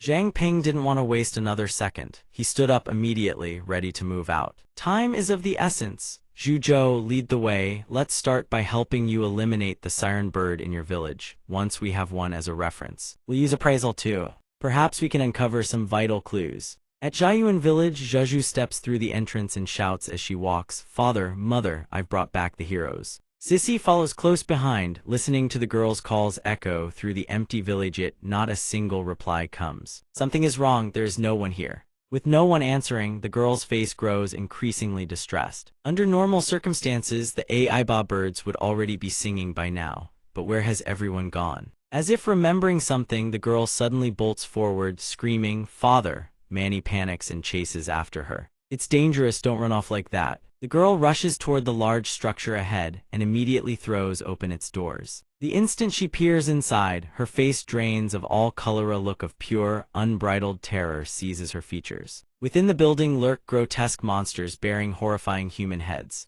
They unleash thunderous roars, belting out shrill, ear-splitting shrieks. The moment they spot the group, the creatures spread their wings and lunge. Manny senses that something is terribly wrong. She cries out, it's a trap. At the same time, her body gradually begins to fade. Outside, the moment they hear the sound, a wave of dizziness crashes over them. Their bodies grow sluggish, as if something unseen is pulling at their minds. What kind of sound is that? It's agonizingly piercing. A flock of AI birds bursts from the building, people clutched in their talons. The group cries out in unison, AI birds. Senior Yi sees this and immediately unleashes his technique, charging forward. Don't you dare escape. Jin Ba surges in as well, deploying his own arts and hewing relentlessly at the creatures. Unable to withstand the assault, the birds are forced to release the girl and the other captives. But Senior Yi does not relent. He presses the attack, launching a coordinated barrage against the flock. Suddenly, one of the AI birds swoops in from behind and unleashes a deafening screech, startling him mid-stride. The shock throws him off balance and he crashes to the ground. Seeing the creatures begin to flee, Zhang Ping immediately readies his technique, preparing to strike. Don't you dare run. But Sissy suddenly raises her voice to stop him. Wait, Zhang Ping, these AI birds are far too cunning. We've walked straight into an ambush. Everyone is already wounded. If we act recklessly again, I fear. Yanlong, perched atop the great serpent's head, looks toward Zhang Ping and speaks. Rest easy, brother Zhang Ping. The serpents nearby are already tracking the AI birds' trail. The serpents report that the birds are heading toward QE. Hearing this, Zhang Ping holds his ground. He glances toward the pile of slain AI birds, and muses to himself, they really are human-like after all. Even we wouldn't openly announce our true nature to strangers, would we? Appraise. The system's appraisal activates. Appraisal successful. Mutated beast hollowbone AI bird. Species mutated red-crowned crane. Potential 2-star. Grade high-level mutated beast. Level 29. Innate ability demonic sound domain consumes spiritual force. A single cry produces a hallucinatory effect, gradually seizing control of the listener. The duration and potency depend on the target's age and strength. At high intensity volume, the sound can directly inflict spiritual damage upon enemies. After reviewing the results, Zhang Ping is not particularly surprised. As expected, a mental type ability. He turns to Jingyu and relays what he has just learned. They indeed possess a mental type ability. The power granted to me by the Contract King's gem furnishes me with formidable spiritual force. So that attack had absolutely no effect on me. There are chicks in the nest that cannot yet fly. The parents must bring food back to continue nurturing them. The villagers may still be alive if they have simply been carried back to the nest. But if we delay any longer, there's no telling what fate awaits them. Zidu suddenly materializes beside them. Zhang Ping, listen to me. The people in this trial ground were created from ancient ruins, designed to serve as a training environment. Even their memories exist only in relation to those who have awakened and chosen to enter the trials. The most rational and safest course of action is to wait until everyone has recovered, then move as one. His counsel gives Zhang Ping pause, yet in his eyes these are living beings, innocent and helpless, and their lives are worth protecting. So long as even a single glimmer of hope remains, I cannot turn a blind eye, despite everything still being shrouded in layers upon layers of the unknown. Don't worry, I'm more than confident enough to handle that abab bird. If we encounter danger beyond our ability to handle, I can call upon Senior Yi and Senior Su for aid. I guarantee we won't fall into any death traps. Before his unwavering resolve, both Sissy and Jingjiao speak up in unison. Then I'm going too. A glint of ice-cold determination flashes through Sissy's eyes. My cultivation also revolves around spiritual power, so my defenses won't be compromised in the slightest. Jingjio is no less determined. Her eyes blaze with fighting spirit. I can help shield our spiritual energy. Leave the support role to me. Zhang Ping and the two of them climb onto Ada's back. Ada lead the way. Seeing this, Jingjio asks with a hint of confusion. Zhang Ping, can those staying behind really withstand the Abab bird's counterattack? He turns his head, smiles at her, and replies, I've already shattered half the wings of those Abab birds. They won't dare return to Zhaoyuan village anytime soon. Besides, the only threat to this area is the snakes, but with Zhao Yanlong here, we don't need to worry too much. Old Zhao. I won't forget this debt regarding the snakes. But just as he finishes speaking, Sidhu suddenly appears out of nowhere, catching everyone off guard.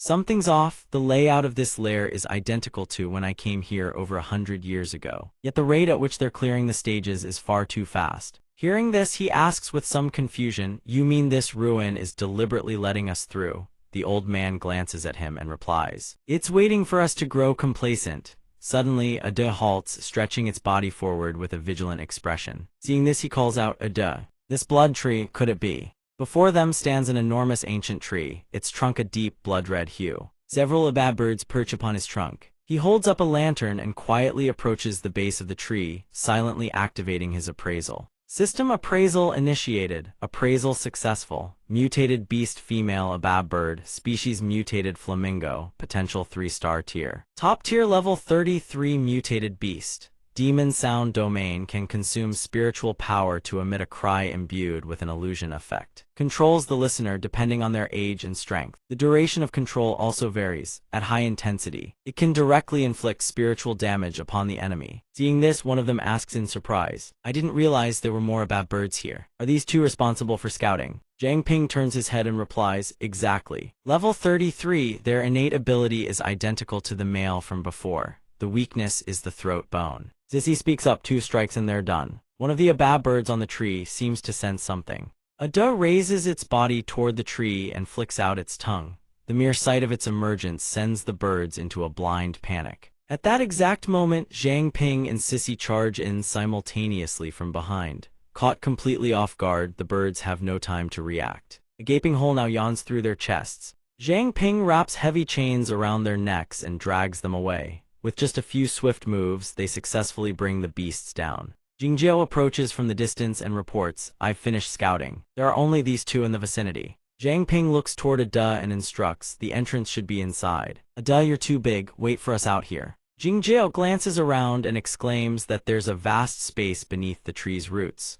Zhang Ping reminds them, time waits for no one. We need to split up and move. Move in pairs, watch each other's backs. If you encounter danger, don't be stubborn, contact me immediately. Sissy nods without objection. He executes his technique, conjuring a flame in his palm to illuminate the path. Sensing the air currents around him, a jolt of surprise runs through him. The sound of wind, no, it doesn't sound like wind, it sounds like breathing. Following the glow, he drops low and crawls forward slowly. Having lingered in the darkness for so long, the sudden light forces him to squint, his eyes unaccustomed to the brightness. But the sight before him leaves him utterly stunned. Staring at the clutch of eggs before him, Zhang Ping exclaims in shock, are these the hatchlings of the Aba bird? He scans the surroundings, thinking to himself, the sound of breathing originates from this very spot. These faces bear an uncanny resemblance to humans. He raises his head in silence, his gaze cold, before transmitting a signal through his device. I have located the villagers, they are likely merely in a deep slumber. We will proceed to escort the villagers out first.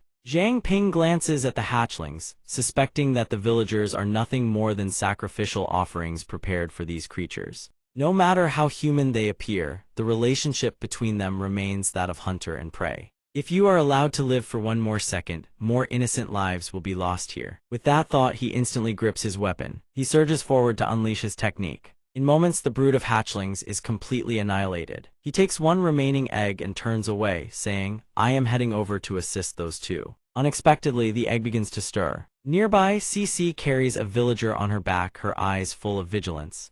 No wonder it was so easy to find the villagers. It turns out they were casting a net to ensnare us. Seeing this, Su Jingjio stretches out her hand, unleashing a technique to prepare for battle. She warns, Sister Cece, hold on. We cannot let them succeed. The Aba birds swarm to surround them. Su Jingjiao erects a protective barrier to shield them from the aerial assault. The area is suppressed, and sonic waves reverberate throughout. Seeing the sonic waves suddenly cease, she exclaims in astonishment, "The sonic waves, they've stopped." The Aba bird sees the opening to attack. Sensing the dire situation, she yells, "Sister Cici, pull yourself together, Sister Cici." As the words leave Su Jingjiao's lips, Cicis' eyes blink as if snapping out of a trance. Immediately, she unleashes her technique, raising an ice wall to strike back at the Aba birds. The barrier forces the creature to a halt, leaving it in great distress. "Damn it, why has the demonic sound ceased?" Unexpectedly, a strange voice rings out from behind. "You wretched bird, where are you looking?" Seeing his silhouette, the creature asks, "When did you arrive?" Zhang Ping lunges to strike another bird and replies, "Did the injured guard in the village not tell you? Must I report it every time I slaughter a bird?"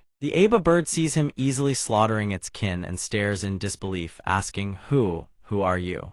Zhang Ping pays it no heed, gripping his weapon and rushing forward to strike. It glares at him, calculating in its mind. Now, as he executes his move, it seizes the opportunity, opening its maw to gather energy. Become a puppet human. It bellows, releasing a deafening, piercing shriek. The intensity of the ultrasonic waves causes the very stones on the ground to shatter and fly in all directions. Su Jingjiao and Cici cover their ears. Despite this, the demonic sound remains agonizing. Su Jingjiao thinks, "Damn it. This demonic sound is even more berserk than before." Once the screech ends, the bird looks at him, gloating internally, "To take my attack at such close range. Even a king-level expert wouldn't escape unscathed." Suddenly a blade pierces through its chest, drawing blood. Zhang Ping holds his weapon, looking at it with utter disdain. "You call this crude noise a mental attack?" Seeing its technique prove completely ineffective, the Aba bird is stunned. "Impossible. Why has my demonic sound had no effect?" A strange voice echoes from behind it, leaving it utterly petrified.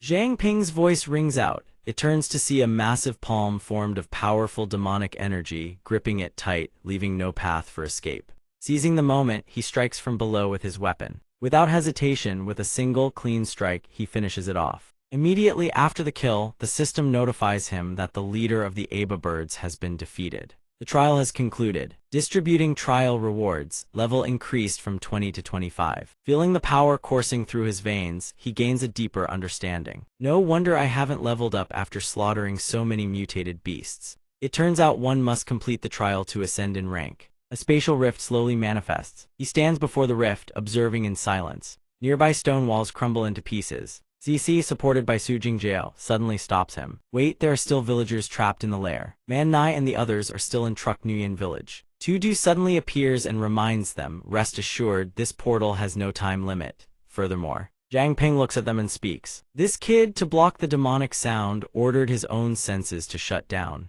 He cannot hear a thing. We must undo the effect on him first." Upon hearing this, they finally understand and chime in together. So that was it. At Truck Nguyen village, the village elder's voice rings out, filled with immense gratitude. "We are truly grateful to you all. But must you all leave so soon?" The old man's gratitude makes him feel a bit awkward. "We have urgent matters that require our attention." Seeing his urgency, the elder does not press further. "If that is the case, we shall not delay your journey." Before he departs, the village elder bows and bestows a gift upon their group. "Before you leave, as the village elder, I wish to grant a divine oracle to those with such courageous and pious hearts. What has transpired for you is not mere coincidence, but the silent rotation of the wheels of fate. The enemies you seek to overcome are but chess pieces in a much larger game. Continue to press forward." Zhang Ping receives a system notification. Hidden quest complete, rescue Truck Nguyen village. Reward granted. The elder, knowing his name, makes him wary. "Village elder, how do you know my name?" But as he finishes speaking, everyone is delighted with the gift they received. Man Nai and Thur Trung exclaim, "This extra reward actually boosted me up 2 whole levels. I put in even more effort than you, yet I only gained 2 levels. Alright, it's clear we didn't really contribute much." Tudu whispers into his ear. Normally, experience gained from trials is distributed based on the number of mutated beasts killed. To have everyone receive a promotion from this hidden quest is truly unexpected. Zhang Ping looks at the elder, recalls his words, and asks, "Captain, what do you think of what the elder said?" He replies, "Wasn't he just bidding us farewell? Could it be?" What he reveals leaves the captain stunned. "You heard a secret intended for you alone. Rumor has it that those with infinite level awakened potential can influence the world's energy, and the tempering within the trial grounds helps them touch the very secrets of the world. I established the surface cleaning team to overthrow the Chu clan's tyranny, but in reality, I received secret instructions that eventually altered the fate of Mingzhu City. As for the details of that secret, remember not to disclose it easily to others. Since it concerns the direction of the world, follow your own will and make your own choices. Now let us move to the next trial location. At the lakeside, the group suddenly falls out from the spatial rift. Due to the sudden shift, they all plunge into the water. Manhua reaches out and suggests, "This water current is dragging me away. Fatso, throw the lifebuoy out now." Shuzhong obeyed her words and immediately pulled out the lifebuoy. "Who are you calling Fatso?" This is called the buoyancy strategy. After floating to the surface, Zhang Ping looked around and asked everyone, "Is everyone okay?" Jingdao and Cici answered one after another, "We're fine, still okay." On the other side, the brown-haired girl sensed something strange in the water and exclaimed, "There's something down there, leeches. You little shits dare suck this lady's blood." Seeing a swarm of leeches closing in around them, Shuzhong spoke up with a suggestion. It's over, looks like we need to get to shore fast." Cici silently stared in their direction, eyes narrowing slightly. She raised her hand, then slammed it down on the water's surface, unleashing her technique. "You shrimp-tier maggots belong in an ice pit." Zhang Ping then pulled out a green jade bead and glanced at the person beside him. "Looks like we'll have to count on you." Ada summoned the giant snake, then issued the command to everyone. "Everyone get on the snake's back now." Following his order, the group quickly climbed onto the snake's back. Jingdao looked around and remarked, "This swamp is way bigger than I thought." Shuzhong, having just climbed up, immediately asked, "Don't tell me we won't find dry land even after nightfall." Ming crossed his arms, glanced at him, and retorted, "Can you think a little more positively?" Cici then looked at him with a smile and asked, "Isn't this the same snake from the training spot last time? How did you bring it out?" Zhang Ping turned to her and replied, "The blood pact works like Wi-Fi. It can transmit data across spatial dimensions anytime, anywhere." At his answer, she immediately added, "Speak human." Zhang Ping felt a bit embarrassed, then explained seriously, "Long and Ada formed a blood pact. I suddenly wanted to test something under the blood pact state. What would happen if a Long gave orders to Ada, my personal guardian beast? Turns out the contract actually succeeded. After that, I stored it in the storage dimension and brought it along during teleportation. Looking at it now, there don't seem to be any abnormalities." He suddenly pointed at the two people up ahead and teased, "Look how happy those two are." Jinba watched his older brother fearfully clinging to Ada's body, his expression one of utter helplessness. "That's so embarrassing." Meanwhile, Enhan Long didn't care at all, hugging tight and exclaiming, "I thought I'd never see you again." A voice emanated from his bracelet, issuing a warning. "Something's wrong. Has anyone seen the quest notification for this training zone?" Cici heard this, raised her hand to her chin, her expression turning somber. "It seems like we really didn't see any quest notification." Jingdao, sitting nearby, asked, "Could the leeches have distracted us so much that we missed the quest?" She suddenly spotted something and exclaimed, "At 3 o'clock there's a soul aura." Zhang Ping looked toward the hazy shadow nearby. A person, the old woman standing on a boat, smiled gently at them. "At last. Training warriors, you've finally arrived. Please follow me." Shoo. Zhang heard this, immediately leaped to the bow of the boat, drew his sword, and began hamming it up. "Is the princess in the tower or at the altar? This hero shall rescue her at once." Still, Zhang Ping didn't dare let his guard down. He leaned over and subtly reminded his teammates, "It could be a trap, we should stay cautious." "Forget it, let's just follow her." Ming watched his antics and remarked, "This fatso here is the real challenge for us." Through the toxic swamp waters of Weizhang village, Shuzhong strolled carefree in the middle, his mouth running non-stop. Since even the village was built on the water's surface, this training zone probably truly had no dry land at all. "See, all thanks to my brilliant deduction. I'm starving tonight, I definitely deserve extra rice." Above them, someone looked down and spoke. "You're quick-witted, I'll give you that. Too bad you came with a mouth." They all stepped into a wooden house together. The old man, seeing them, greeted them warmly. "Warriors, please come in. Our Weizhang village has finally received a ray of hope." All of them sat in the middle of the room, forming a circle. The village chief sat at the head, looking at them with an expression of slight remorse. "I am the village chief of Weizhang village, Vai-Tun-Bak. Our humble village has nothing special to offer our guests. I'm truly sorry, I hope you can understand." A voice emanated from the bracelet. "Village chief, who is Vian Hung to you?" Without the slightest hesitation, the chief immediately answered, "He's my great-grandfather." The bracelet could actually talk. The warrior's mysteriousness truly defied imagination. According to the ancient village edict, whenever we face hardship, the silhouette of warriors will appear, bringing us hope.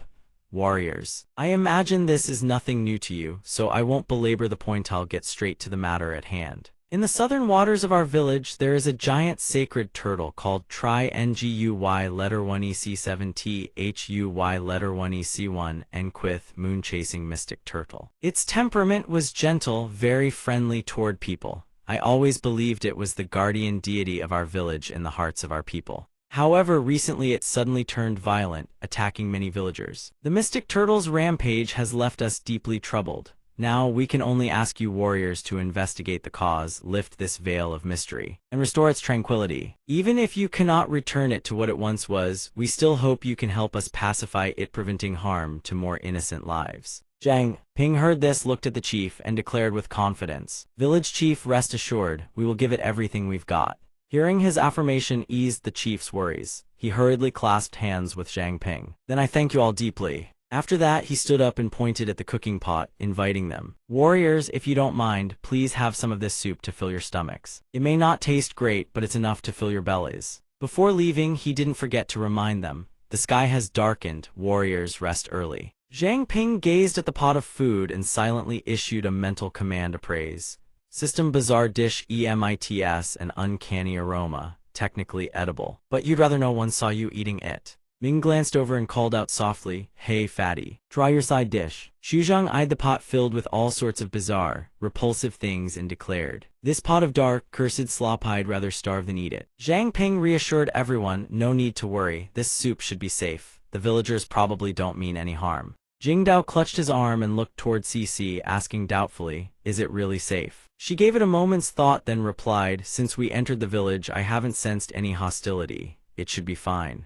Situ suddenly appeared behind him and spoke. "1 year ago, when I came here to train, the village chief was named Vian Hung. I helped them find a type of bird egg to raise the mystic turtle. Back then, the mystic turtle was only as big as a wash basin." Jingdao recalled the behavior of everyone they had encountered and began to ponder. Strange, a human soul fluctuates with their emotions. The people of Lang Jiayuan during the last training session were no exception. But the souls of these Wei Zhang villagers are like a frozen lake. Still alive yet utterly still. Zhang Ping heard this and asked, somewhat confused, "You mean these villagers are like the living dead in Chengzhou village?" Xuzhang crossed his arms and shot her a glance. "Maybe you should listen to yourself for a change." Under everyone's skeptical stares, she immediately felt flustered. "Sorry, I can't quite explain it either."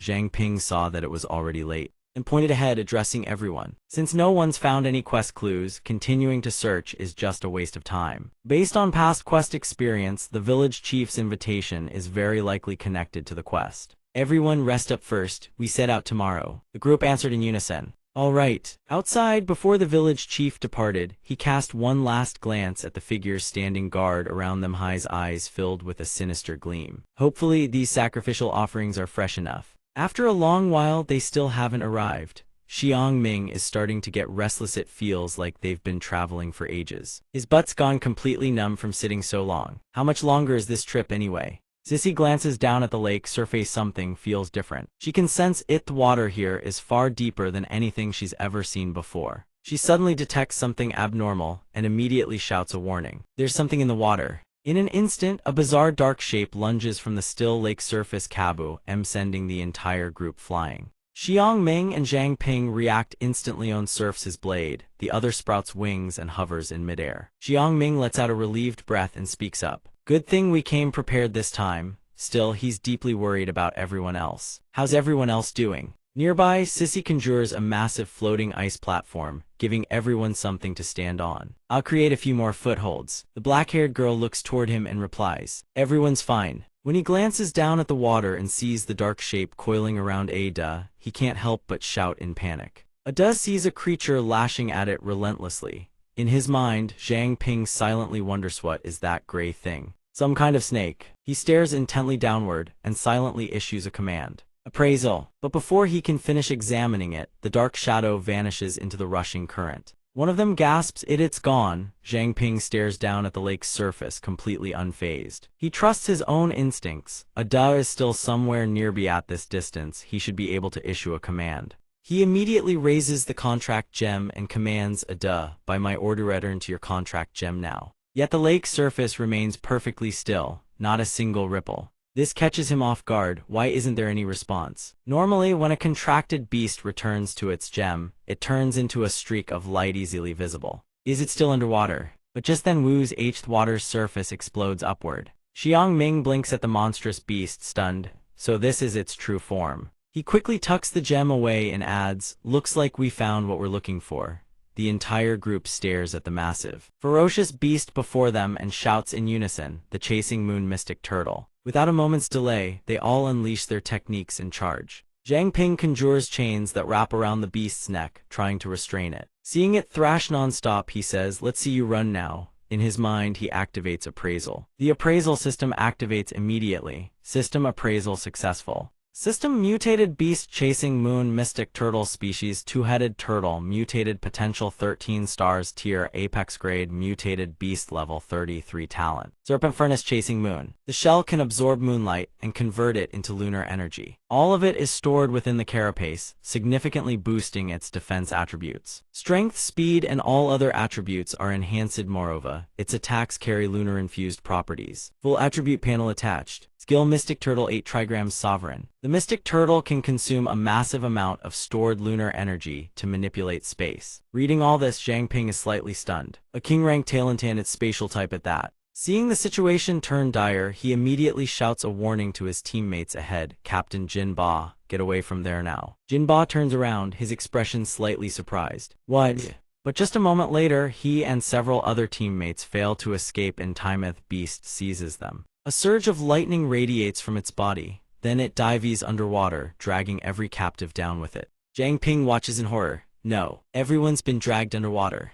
Danba narrows his eyes at Zhang Ping and makes a request. This terrain works in my favor, let me handle it. Zhang Ping stares at the gemstone in his hand and replies, then I'll leave it to you, Senior Su. Underwater, Jin Ba glances between his teammates and the beast. Damn it has tricks like this too. What the hell is this now? A voice booms, river current reversal. An immense repulsive force erupts from beneath the beast's belly, launching it skyward. The group is successfully ejected from the water. Nearby, Sissy and Ting Jiao watch intently. Danba raises a hand, looks toward them and says, Miss Liu, keep making floating ice platforms, I'll take care of the underwater combat. The moment they spot his figure, the two girls can't help but gasp. Thanks to Sissy's quick reflexes, they scramble onto her ice platform the instant they're thrown out. Jinba wipes his mouth, annoyed. This water tastes like hell. The beast watches them escape, fury burning in its eyes. These greedy invaders, not only did they oppress the villagers, they even seized the entire village. And now you want to kill me too. This confuses Zhang Ping. Invaders, are there others we don't know about?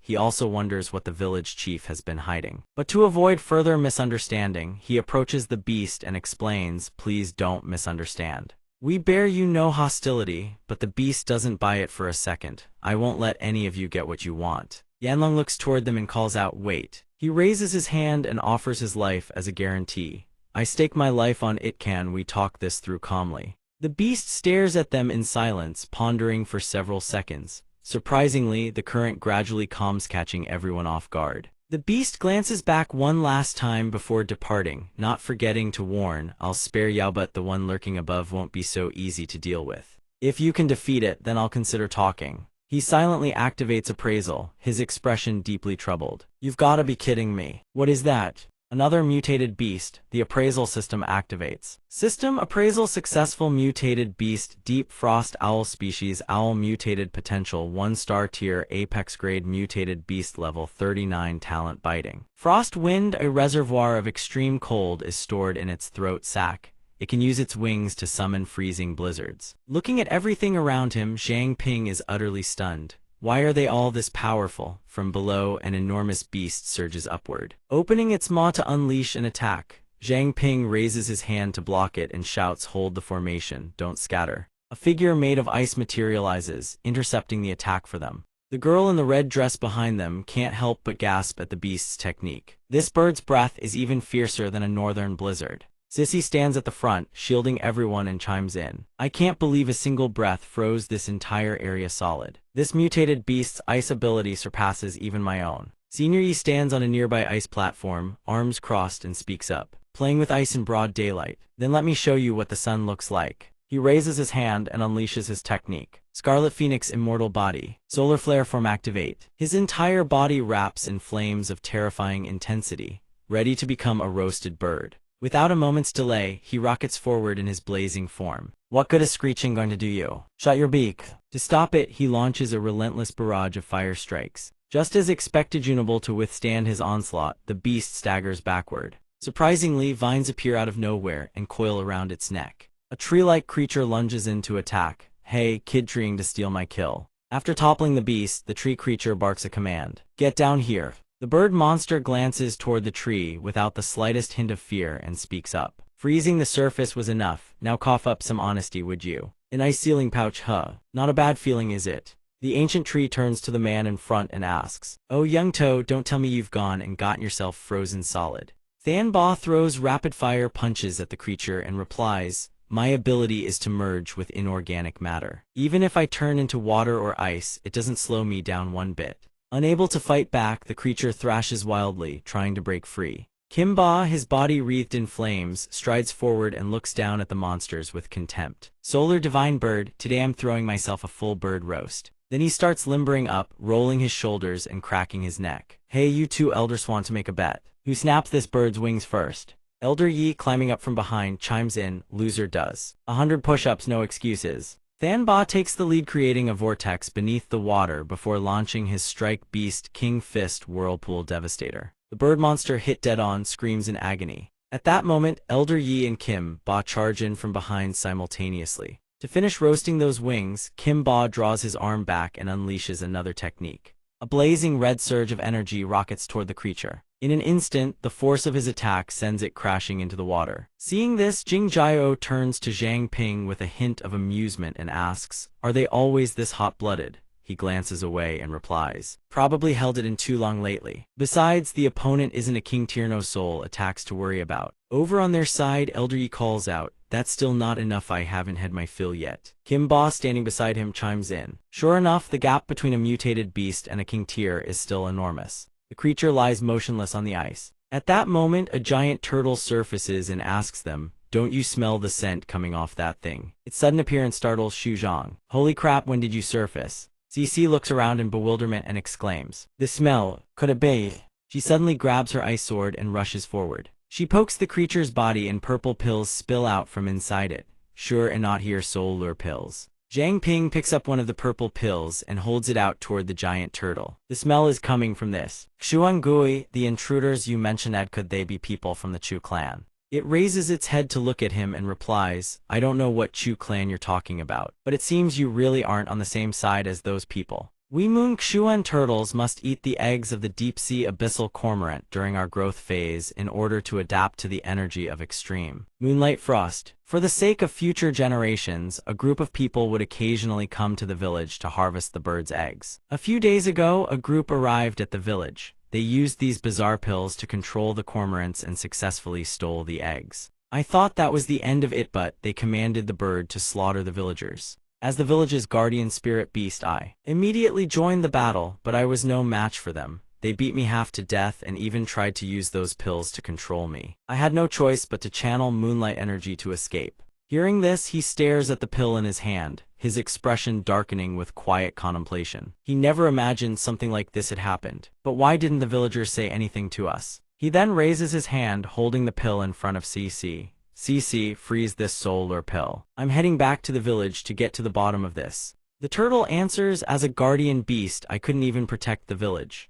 My promise to that gentleman, Sidhu Shibai's voice suddenly rings out. My friend, this is not your fault. We share a common enemy now. You don't have to fight alone anymore. Hearing that voice, it can't help but be startled. That voice, Master Sidhu, is it really you? From inside his bracelet, the old man's voice rings out once more. Indeed it is, but I can no longer manifest in human form. Hearing his voice, the creature immediately lowers its head in reverence. Is that so? After all these years to meet Master Sidhu again? If that's the case, then climb on all of you. I'll take you to the village. In no time at all, the giant turtle carries their group to the village. Strangely, there isn't a single soul in the village. Zhang Ping scans the surroundings, his expression tinged with surprise. Where did everyone go? Xu Zhang, standing beside him, asks with equal confusion. Now, could it be the villagers all turned in early? After examining the area thoroughly, CC looks at him and reports, "There's absolutely no life signatures anywhere around us." Manhua looks around in disbelief, seemingly unable to accept what she's seeing. How can so many people just vanish like that? Could we have run into ghosts? Xuzhang. Hearing that, he feels a chill of fear creep up his spine. Jingjiao looks ahead and speaks up. "They were giving us directions just this morning. Even if they evacuated, they couldn't have left without a single trace." Seeing their bewilderment, the turtle asks with a note of doubt, "You actually saw the villagers before?" Kimba answers honestly, "That's right. They were super friendly too, it's just that soup we really couldn't stomach it." Upon hearing this, the turtle recounts what it witnessed. "But that day, I clearly saw the intruders slaughtering everyone in the village.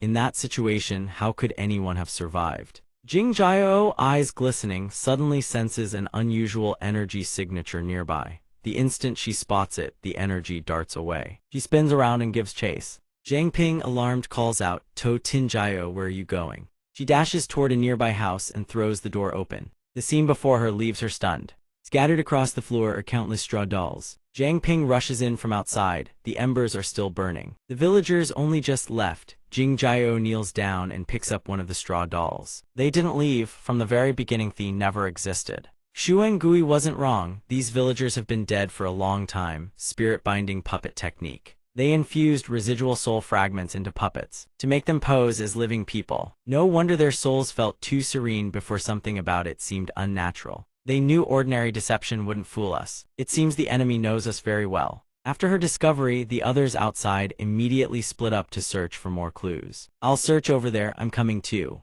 Xuzhang approaches, carrying a pot filled with murky water. If all those villagers were planted by the Chu clan, then why didn't they just poison this soup directly? Manhua chimes in, "You think everyone's as simple-minded as you." The Chu clan definitely knows Zhang Ping's abilities. If they actually used poison, it would have been detected instantly. From inside his bracelet, Sidhu Shibai's voice rings out again. "Sidhu Shibai's group wants us to investigate the Xuan Gui dwelling there, probably trying to whittle down our strength. Once their real goal fails, they'll just slip away." Zhang Ping narrows his eyes slightly, his expression cold and guarded. But then why haven't the abilities of Su Jingjiao and the others? How do they know so much? The only person who knew about Su Jingjiao was Ma Bin, and he's already dead. Could it really just be a coincidence? Jinba suddenly sprints toward them, shouting, "Found a clue, get over here quick." Looking at the water-filled reservoir before him, his expression shifts to one of mild surprise. This is the portal for clearing the stage. Ming picks up on it and asks, "Looks like we never got the quest notification earlier because the quest was already completed long ago. So where's the enemy now?" The turtle behind them suddenly speaks up, asking the question, "Mr. Sidhu." Sidhu's voice rings out from the bracelet on his wrist in response. If the stage clearing order inside the training ground were wrong, everyone would be forcibly teleported outside. Since everyone is still here, it proves they advanced to the next stage in the correct sequence, which means the enemy is most likely lying in ambush in the Flame Nucleus Desert. Zhang Ping looks up and asks, "Bon, I need to go now. Xuangi, what will you do from here?" The turtle lowers its head, a trace of melancholy in its eyes. "I have nothing left to protect now. I don't know what I can do from here on out. In time, new life will surely be born in this place. These little Xuangui will grow up and become the new guardian divine beasts." Seeing this, he immediately pulls out a blue gemstone, looks at the turtle, and makes his proposal. "If the past can't be changed, then come with us. Face the enemies by our side who need your strength." The turtle offers no resistance whatsoever. It agrees at once. "Heir of Sidhu, you're far more interesting than that bookworm of old. Perhaps forging a new pact with you is also destiny's design." Right then, he hurls the gemstone toward the turtle. "Very well." After the contract is successfully established, a system notification flashes into view. System contract established. Summon moon-chasing Xuangui. It turns to look at him and speaks. Moon-chasing Xuangui stands ready to serve. The spatial gate slowly materializes once more. This time, he's dropped into a desolate desert wasteland. After countless unexpected falls from the sky, he finally manages to land safely. Falling from above every single time has getting used to it. When he realizes he's the only one who came through, confusion flashes across his face. Where are the others? Didn't we all enter together? Sensing something is wrong, he looks down at his bracelet. "Captain, what's going on? Captain, Captain," he calls out repeatedly. Then from the distance, footsteps gradually approach.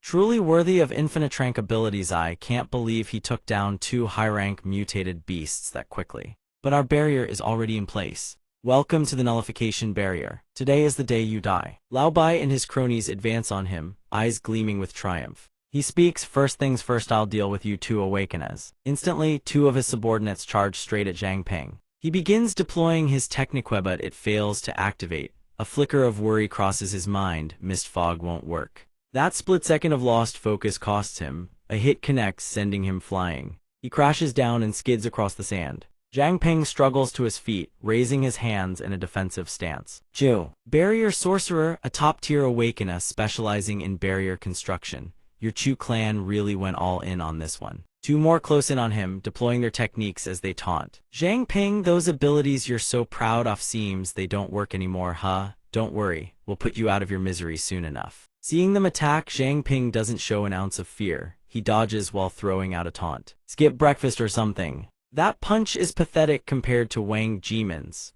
To his surprise, the green-haired one suddenly lunges at him from behind, launching a strike that sends him soaring into the sky. Zhang Ping grabs his arm, executing Beast King Fist Swallow, flip-twisting his body and using the momentum to hurl the attacker far away. His other hand grips an arrow as he surges forward, slamming the enemy straight into the ground, pinning him down with his own body to deny any chance of movement. Simultaneously, he unleashes the technique Beast King Fist Serpent Fang Heart Pierce. The impact erupts violently, sending shockwaves rippling across the ground, but seeing how easily he finished the enemy off, he immediately senses something is wrong. Not right, I clearly pierced his heart, yet he's completely unharmed. There's not even a drop of blood on the blade. Could he be the same type as those puppets? In the distance, a group watches him fight. They exchange glances and snicker. Fubo brabit on how many more minutes he lasts. What's the stakes? I want that scorpion beauty you keep. Zhang Ping remains unfazed, fighting fiercely. But the moment their guard drops, he explodes forward. The thought racing through his mind, capture the king, take the leader first. The instant they spot his movement, they stop playing it safe and charge to intercept. He and the group collide head-on. They unleash their techniques Beast King Fist Rabbit Escape, but with just a few simple dodges. He breaks through the subordinates' encirclement and rockets straight toward the leader. Swift as the wind, he throws a punch at him. After the strike connects, what happens next leaves him momentarily stunned. The moment I hit him, the mist has already regenerated. The nullification barrier's core is on those two. Lao Bai, upon witnessing his sharpness, exclaims, "Sharp kid." Fubo, standing beside him, urges, "Finish him off no." Seeing them charge at him, he pushes forward, trying to escape. I need to find the weakness in this barrier. In the distance, another enemy stands with a spear leveled at him. Seeing the opening, the enemy hurls the spear straight at him. The spear flies swift as lightning. Zhang Ping runs while glancing back, seeing it closing in fast. He twists his body into a roll to dodge. Astonishingly, the spear suddenly curves midair, swiveling back to strike him. He stares in disbelief. The trajectory can bend. That unexpected shift leaves him unable to dodge a second time. The spear pierces clean through his body. Instantly, he crashes to the ground. The subordinates seize the moment, rushing in to bind him tight. The leader steps forward, infinitrrank genius, huh? Fubo smiles with smug satisfaction, taunting, "Merely mud beneath my boots." Zhang Ping, even while restrained, refuses to submit. He lifts his head and glares at them defiantly. "How did you isolate me alone in this space? Where are my teammates?" Lao Bai hands his sword to the man beside him and answers, "Telling you would be pointless. You're about to die, take your questions straight to hell." Blood trickles from his mouth, yet he remains utterly undaunted. He speaks with arrogant defiance, "Hell, why don't I send you lot there first?" To everyone's surprise, a sand vortex begins swirling around where he lies. One of them asks in shock, "What did you just do?" He doesn't answer. Instead, he silently issues a command in his mind, "Contract seal, activate the soul-calling pill." Then he speaks up, "Didn't you bet on how long I'd hold out?" Well, the tremor intensifies, spawning a raging sand vortex that engulfs his entire body. The group watches in growing panic. "What's happening? I can't see him anymore." Old Bai's eyes went wide, and he blurted out in shock, "Fire Scorpion." His voice echoed through the howling sandstorm. "I'm returning this Fire Scorpion attack of yours twofold." In the blink of an eye, his silhouette vanished. In its place, countless tiny scorpions swarmed beneath their feet. One of them shouted, "Not good," has merged into the Fire Scorpion's body. Another one charged forward, thrusting his spear downward. Fuba's gaze turned ice cold as he snapped his head toward his subordinates. "Damn it, there are too many of them. Where the hell is he hiding? Send the order to all level 30 stern over every grain of sand if you have to. Find Zhang Ping." Only one scorpion remained on the ground. his soul withdrew from it, and at the same time, images of what he had seen today flashed through his mind. Safe, he was temporarily safe. There it is again, why can I see these images? Could it be the pureblood body can resonate with the consciousness of swarm creatures? If that's the case, I should be able to use this method to locate my teammates. Where are they? Where? Suddenly, as if remembering something, he blurted out. Got it, northwest. Half an hour later, the voices of Sidhu and Changchun rang out one after another. Zhang Peng, who did this to you? Kid, we've been sealed inside the contract pouch for half an hour now. What happened? Zhang Peng answered as he moved forward. I was ambushed by the enemy. They sealed my abilities. System pureblood body SEALED. He clenched his jaw until blood seeped from the corner of his mouth, his eyes burning with pure, unbridled fury. The immediate priority was to regroup with the others. Sidhu heard this and immediately spoke up to encourage him. Hang in there, Zhang Ping. The dark room materialized and he collapsed face first onto the sand. Seeing this, Sidhu grew worried and kept calling Zhang Ping's name. Zhang Ping, a system notification popped up. System solar pill effect activated. They rushed toward him. Old Bai looked down at the fire scorpions and spoke. The last trace of his presence was here. After that, his aura vanished completely. Infinite level. He's nothing more than prey that's good at running. Fu Ba stood nearby and made a suggestion. Old Bai, why don't the two of you go find that lord? Over there. At his suggestion, Old Bai's fury erupted. Find him, who the hell knows where to look. This is our only chance. Then he immediately pointed forward and barked orders at his subordinates behind him. As for guarding this spot, I'll send the fire scorpions to sweep the area. Alive, we find the man. Dead, we find the corpse. Inside Manny's secret room, Zhang Ping lay unconscious on the ground. Beside him, Sissy's voice rang out, multiple rib fractures puncturing the lungs, 3 critical wounds. Thank goodness he finally found us. According to the team leader, the enemy completely sealed Zhang Ping's power. Since when did the Chu clan acquire an ability like this? In response to her question, Sidhu answered, if you want to know more, wait until he wakes up. Manny suddenly turned her head as if sensing something and called out, there's someone outside. Senior Yi heard this and, puzzled, spoke up, since they've brought themselves right to our doorstep, what reason do we have not to engage? Jinba stood at the side, already locked in a fighting stance. Manny, let us out, we want to fight them. Their recklessness left Manny somewhat exasperated. Calm down everyone, we don't even know the enemy's strength yet. On the ground, he began showing signs of waking up. Jing Zhao couldn't help but feel delighted. Zhang Ping is awake. The moment he came to, he grabbed his head, looked around in a daze and asked, where am I? Weren't we at the training grounds? Manny crossed her arms, looked down at him and smiled. When we arrived at the Scorpion Desert, we realized you were the only one missing. We tried reaching you multiple times, but no one answered. So I figured you might be in danger. The desert environment is brutal. So to conserve energy, I deployed the dark room. But something suddenly clicked in his mind and he shot up in alarm. Right, the enemies. Seeing him react so violently right after waking, Jing Zhao grew alarmed.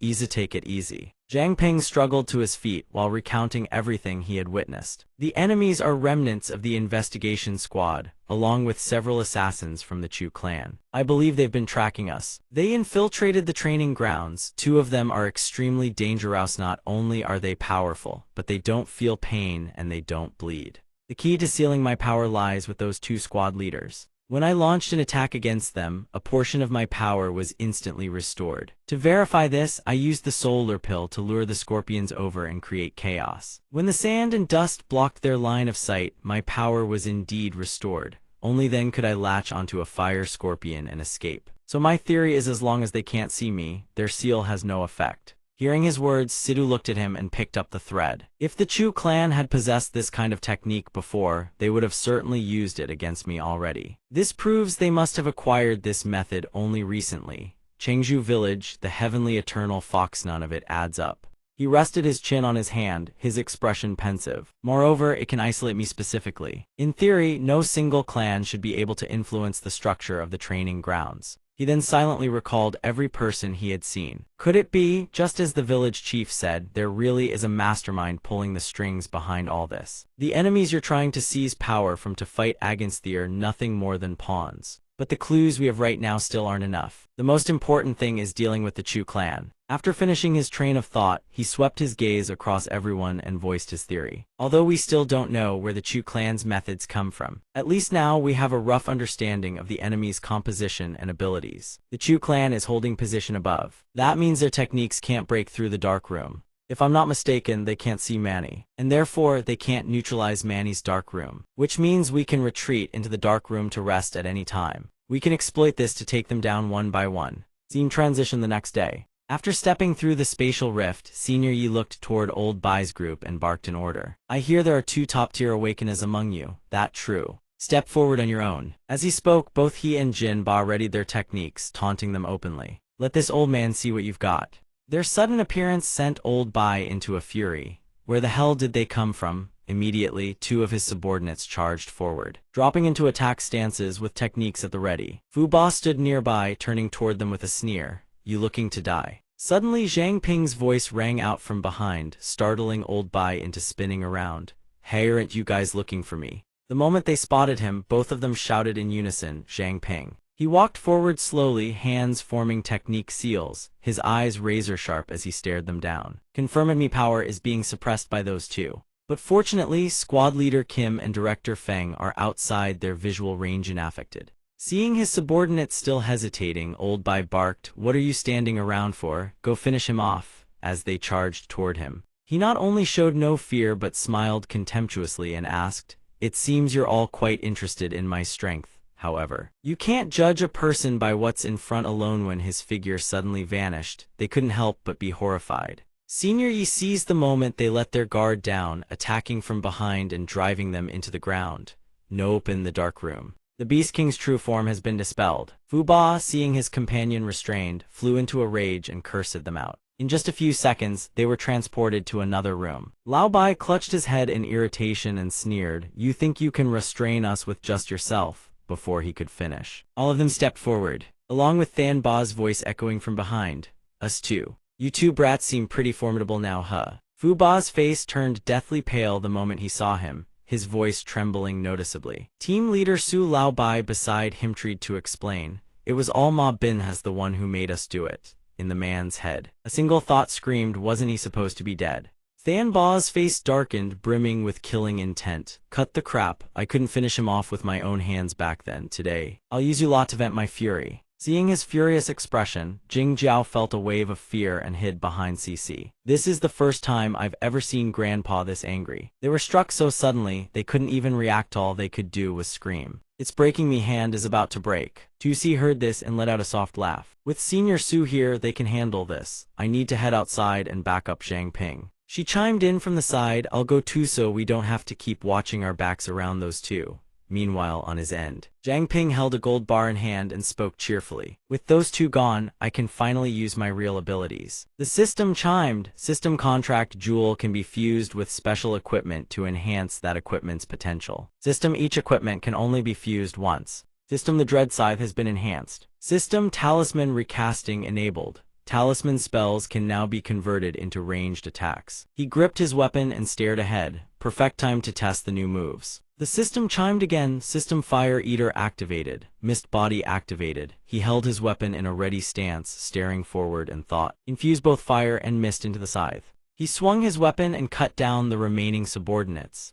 A single clean strike bodies split in 2, scattering everywhere. At that moment, CC and Ming appeared abruptly from behind. At the sight of them, one of the enemies panicked. Reinforcements, but the words barely left his mouth before he ate one of her attacks head-on. Their sudden arrival caught him off guard. He asked, Why is everyone here? Jing Jiao stepped to his side. Let's focus on clearing out the small fry outside. He pulled out the contract jewel, glanced at them, and said, Good. That leaves only the 2 strongest, highest level ones. Senior Yi, this EXP hall is all yours. A voice echoed immediately from within the jewel. Understood.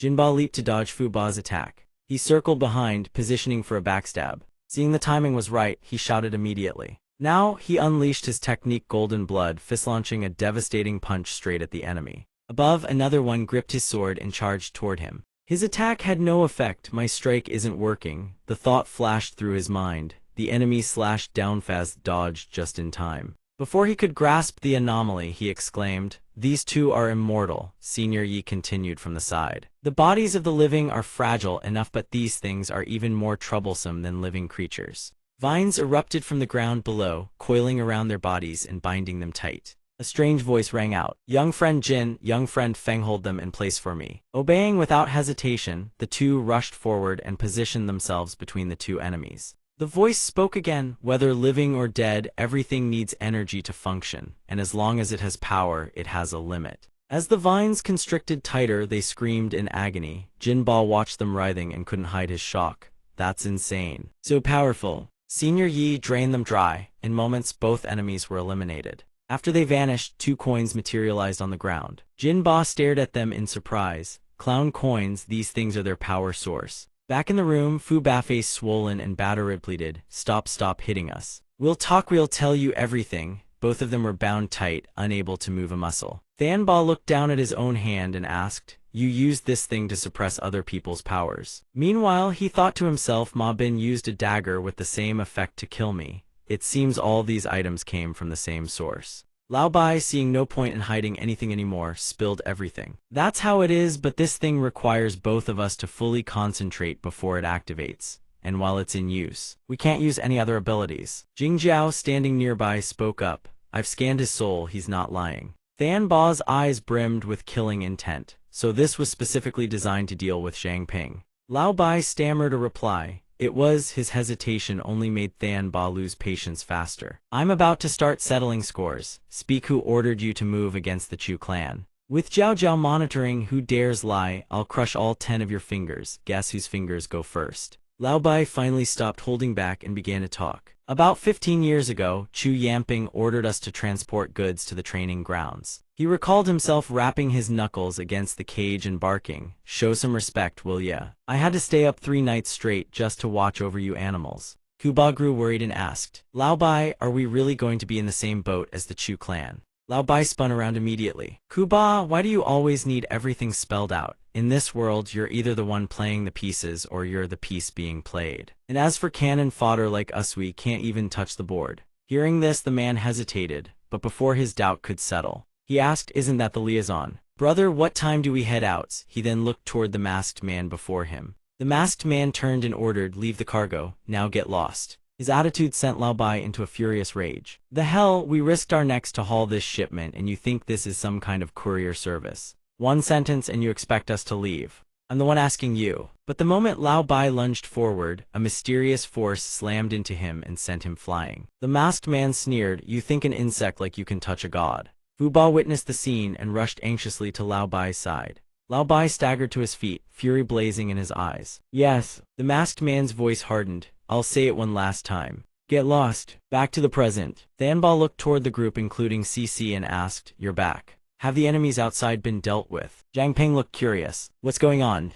Did something happen? Thanba then explained the situation to everyone. Zhang Ping listened and rested his chin on his hand, a contemplative expression on his face. So that's how it is, but why does the Chu clan want the Phantom Fox's heart? Meanwhile, he thought, and who is this mysterious person they mentioned? They have missed abilities too. Lao Bai looked toward him, fear written plainly across his face. We were only following orders back then. Fu Ba chimed in from the side, We really don't know anything else. Sidhu appeared and spoke up, These two aren't lying. It seems these low-level grunts don't know the full picture. However, the Heavenly Eternal Fox's ability to warp perception shared the same nature as the Phantom Fox's heart. Just seeing him made them tremble with fear. That Sidhu Shibai's ghostly apparition. Sidhu paid no mind to their terror. He fixed his gaze on them and asked, Where is the person who obtained the Phantom Fox's heart? Old Bai answers honestly, We don't know either. He brought us to follow you lot. After completing 2 rounds of training, he left. But his strength and the sheer number of tools he had were clearly way beyond anything we could understand. We have no idea which faction he belongs to. A monster who can freely come and go from the trial grounds. That guy is most likely someone with limitless power. Whatever you want me to say, I've already said it all. As for everything we've done to you before, well, you lot have no reason to keep us alive. Kill us or beat us, it's your call. Unexpectedly, Fu Ba speaks up to beg for mercy. Seeing his demeanor, Old Bai can't help but be stunned. Fu Ba, you. Fu Ba turns to look at him. Old Bai, you're the one who taught me to read the room. Small fry like us were never meant to change the course of the world. It's better to live on your knees than die standing. After this heartwarming display, the two of them suddenly embrace and weep. Fu Ba, boss. Zhang Ping watches this with a hint of confusion, wondering why he finds the whole scene somewhat disgusting. Even though these two aren't high level, they're at least veteran members of the investigation team. They should have a solid grasp of the situation outside the city walls and the inner workings of the team. Besides, who knows, we might still need them to point out that mysterious figure later. They still hold some value. He suddenly produces a glowing green gem, holding it out toward them. I can give you one chance, but from this moment on, you follow my orders completely. All you have to do is swallow this gemstone and the contract will be sealed. If you want to live, then prove your worth. Fu Ba speaks up upon hearing this. This thing is even more brutal than the Chu clan's blood oaths. Old Bai asks, you mean once we swallow this, we're beasts of burden for the rest of our lives? Is there any other option? He grits his teeth, clearly unwilling. At the White Iron Dust Tavern, Xu Zhang shoves food into his mouth while talking. This stuff is worth every coin. Even if I die, at least I'll die with a full belly. Manny chimes in from the side, I can't believe Mingzhu City currency actually works here. That's one less thing to worry about. Sidhu's voice rings out. When I first started my training regimen, this place was just a small tribe. Now look at how far it's come. From behind, a man drinking suddenly calls out, hey kid, you folks look like outsiders, am I right? Zhang Ping turns around with a smile. I heard a beast tide is hitting the town tomorrow. The man repeats his words in confusion. A beast tide? Oh, you mean those dangerous wolves Yang Jiang was talking about. I've heard that when the wolves attack, outsiders always come to help the townsfolk fight them off. But that's old news now. You must have seen that big guy up on the city wall, right? That thing can fire 5 giant arrows at once. No matter how many wolves come, they don't stand a chance. You lot might as well just be coat racks and rice bags for all the good you'll do. Zhang Ping glances back after hearing this. Is it really that simple? Noticing Jingdao's strange behavior, he feels puzzled. He walks over to her and asks, what's wrong? Jingdao turns around and voices her worries. Come to think of it, it's been a while since I've been back to Mingzhu City. I wonder how things are holding up inside the city. Back in Mingzhu City, everyone still bustles about, hard at work. The shop owner glares at them and barks, if this broken down shop isn't fixed within 3 days, I'll throw you lot into the wall. They try to protest about the materials, but he cuts them off before they can finish. No excuses, tonight I want to smell bread baking. Passersby can't stop gossiping. Deputy City Lord Huang really went all out. I heard he was a hunting dog for the patrol team just to claw his way up to that position. At the City Lord's manor, the Heavenly Eternal Fox Spirit below reports, Your Highness, the city's reconstruction work is nearly complete. As far as the humans know, it was a natural disaster that the patrol team handled. The little fox sits imperiously above and asks in return, are those pigs in the city eating well and sleeping soundly? It continues, who wouldn't? Everyone praises the way you rule this city. Your Highness, as for the Chu clan, what do you think? She slowly rises and walks down. I know what you're worried about. The king has been imprisoned by Sidhu Shibai, so you're afraid the Chu clan will seize the opportunity to worm their way in. Do you not trust me? Faced with her question, it stammers out an explanation. I wouldn't dare. She barely pays attention and continues. The king killing Sidhu Shibai is only a matter of time. As for the Chu clan, Doga dog only behaves like a dog when it's trained. As long as the leash is in my hands, it's fine. It hesitates, then speaks up. But that Wang Ziming. No, Chu Zemming deceived us. She replies, I know. That's exactly why the Chu clan took the initiative to bring him back to let him atone for his mistakes. We do need his position as Deputy City Lord after all. Besides, he wouldn't dare deceive us again. They observe the scene through a lens suddenly. An unfamiliar voice rings out. Looks like you lot have been doing quite well for yourselves. The Heavenly Eternal Fox immediately spins around, shouting alertly, who's there? The little fox tries to stop it. Wait, but it's too late. He strikes the Heavenly Eternal Fox and reminds them coldly, remember this, you are nothing but pawns on the board. Know your place, little fox. Seeing that familiar figure, she involuntarily trembles and asks, what are you here for? He unfolds his technique, his pure blood form speaking as he does. You should know as well as I do, our kind has lost the ability to reproduce. Even if we can replace humans, it won't change the current situation with our dwindling numbers. That's why I've decided to tell you how to continue preserving your bloodline. Now that you've seized Mingzhu City and have enough resources, that method should no longer be beyond your reach. You're planning to go back to the snow plains, aren't you? At the snow plains, the wolf pack. Their group slowly strides along the road. System Beast Tide countdown 5 minutes. Zhang Ping sees the notification and warns everyone, time's almost up. As soon as they spot them, the people ahead call out for help.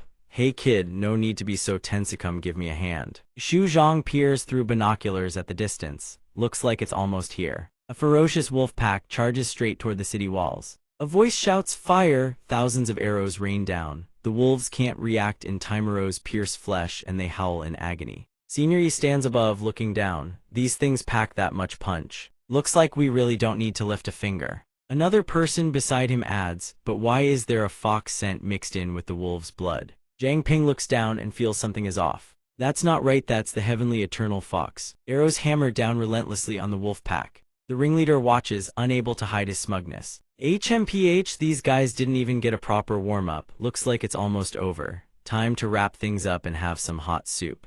Then he pulls out a wooden crossbow, sets it on the wall, and aims downward. What the hell? This piece of junk crossbow jams at the worst possible moment. Nearby, people start calling out one after another. Ours is jammed too, this side as well, he panics and asks. What's going on? Below, the wolves surge toward them in ever-growing numbers. The ringleader's face drains of color. We're done for. Suddenly, a blast of flame roars in from nowhere, engulfing everything in a sea of fire. Zhang Ping glances over and says, "I knew it couldn't be that easy. Should have let my fists teach them a lesson from the start." Seeing the situation resolved, he orders, "Get the engineers over here. Now," the dark-haired girl responds, "On it." Down below, Jinba and several others charge up to attack. From the opposite side, Zhang Ping and the rest surge forward at the same time. Xu Zhang grips his weapon, an expression of pure delight on his face. "Taste the might of my devastating swing." After finishing them off, Ming steps forward and speaks up. "That's enough, you've already beaten their bodies into mincemeat." Xu Zhang immediately fires back. "We barely found enemies weaker than Mechant, you let me enjoy myself for once." Zhang Ping looks ahead and asks, "Why hasn't the quest completion notification popped up yet?" Ming, standing beside him, chimes in. "Could there be stragglers we missed? Besides, where have these heavenly eternal foxes been popping up from lately?" Suddenly, a voice rings down from atop the wall. "Young Master Huang, young Master Wang, you two are finally here." The bald man walks up to the group of craftsmen and reports the situation. The crossbow suddenly stopped firing. "Could you two please take a look and help us out?" Changhu steps forward and asks, "You summoned us just for this petty nonsense?" The woman beside her crosses her arms and speaks up in annoyance. "Exactly, we haven't even woken up properly yet." System skill activated. Mist Nightwalker. He suddenly leaps atop the wall. Scenery watches with mild confusion and asks Zhang Ping. Zhang Ping stands atop the wall with weapon in hand, his eyes brimming with killing intent as he gazes down below. In the next instant, he swings his weapon and strikes at the man without warning. She catches Changhu and glares at him furiously. Where the hell did this lunatic come from? Zhang Ping raises his gaze and calls them out. "Your acting is terrible. You two beasts." Down below, Jinba and CC watch in shock as the foxes reveal their true forms. Two others rush in to block his path. "How did you get in here? What's your purpose?" "Be careful, they're heavenly eternal foxes. Just like the crescent moon wolves, they can devour humans." He keeps his gaze locked and shouts, "Quick, stop him." Surprisingly, the bald man's voice rings out. "Enough! Young Master Huang and young Master Wang are the chief designers of the crossbow. Their contributions to this town are plain for all to see. On the contrary, you lot attacked them without even distinguishing right from wrong. I reckon you're trying to steal the credit, sneaking around and sabotaging the crossbow so it can't fire. Outsiders are nothing but trouble. Escort the chief engineer to get treatment. Throw these outsiders in the dungeon." The man's baseless accusations leave him somewhat irritated. Even so, he speaks up to stop them. "Hey, don't go." In the dungeon of White Iron Town, the green-haired man locks them inside. "Behave yourselves in here." Xu Zhang slumps to the ground and asks Zhang Ping in confusion, "Why didn't you let us fight back? This dungeon can't hold us." Zhang Ping turns around, sighs wearily and answers, "Killing foxes is easy. Finding their den is the hard part. I deliberately let them throw us into this deserted dungeon so we can move without being watched." Xu Zhang grumbles in agreement. "Fair point. Those two foxes disguised as humans hold some serious authority in this town. If we killed them, we'd probably end up as fugitives out there. The quest isn't even finished yet. I don't want to be stuck wandering out in the cold. Besides, the food here is pretty decent meat every meal." But that last remark leaves Zhang Ping feeling utterly helpless. Ming glances around and suggests, "How about we quietly kill those two foxes and drag their corpses out for the villagers to see?" Behind them, the bickering voices of two others ring out. "What's the rush? We haven't even had dinner yet. Eat, eat, eat, that's all you ever think about." System wind speaker effect activated. Zhang Ping grows suspicious. He turns and asks, "Is that sound coming from those two foxes?" Outside, she glances around and speculates, those killers have to be at least level 30, if we don't leave now. Are we waiting to get skinned and turned into necklaces? Changhu peers ahead cautiously and asks, where the hell did they come from? They didn't just ruin our plan, they might have seen through our true identities. She follows him and adds, the urgent thing is to notify the other members of our kin. Otherwise, we'll end up getting attacked by our own side again tomorrow. Sensing someone watching, she whips her head around, eyes sharp with vigilance. Who's there? But when they turn around, there's not a single soul in sight. Changhu speaks up, your hallucinations are acting up again. If you're not hungry, hurry back to the den and gnaw on some frozen meat. Reassured, they continue on their way. She glances to the side and speaks up. Hungry? What the hell are you talking about? Right now all I want is to survive. Behind them, Zhang Ping tails them in silence, thinking to himself. Appraisal. System appraisal successful. System mutated beast heavenly eternal fox LVL-27. Type mutated fox. Bloodline snow tribe. Potential 2-star. Class high grade mutated beast. Ability cognitive distortion capable of altering the perception of living beings. Can modify a target's cognition. He reads the prompt and murmurs to himself, Snow tribe, heavenly eternal fox. The man in the wool cap stands at the door and starts counting. 1, 2, 3. Damn it, why is someone always missing every time I count? Despite his watchful guard, the group remains completely unfazed. Ting Zhao steps forward and speaks up. Hey, Mr. Guard, you've done 3 head counts since breakfast. Maybe try counting on your fingers next time. Xu Zhang walks over and adds, exactly. We're all law-abiding citizens here, not like that Zhang Ping over there. But the moment he realizes what he just said, he slaps a hand over his mouth. His words trigger something in the guard, who suddenly exclaims, that's right, I don't see their leader anywhere. Get over here. We've got jailbreakers. Without warning, a massive explosion rips through the wall behind them. CC sees it and exclaims, is that the moon-chasing mystic turtle's teleportation array? The guard tenses up instantly. What the hell are you lot pulling now? Sensing the situation going south, CC shouts a warning, this place is about to blow everyone scatter. The moment she finishes, the wall shatters apart. The massive silhouette of a giant turtle appears right behind them. The red-haired girl clutches her head and yells, ow, that hurts. Xu Zhang forces a laugh and looks around.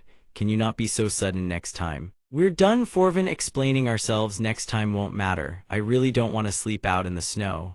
The turtle looks at them and speaks. Everyone climb on. Zhang Ping sent me to pick you up. He's already uncovered some new leads on this quest. Once we clear this stage, you won't have to stay in this place anymore. Meanwhile, the 2 heavenly eternal foxes slowly step into the cave. One of them looks at the others and asks, is everyone here? The red-haired wolf glances around at the ones present and asks, 300 brothers, and this is all that's left. Why didn't the 2 of you just die out there? Another one speaks up, there was nothing we could do, outsiders interfered.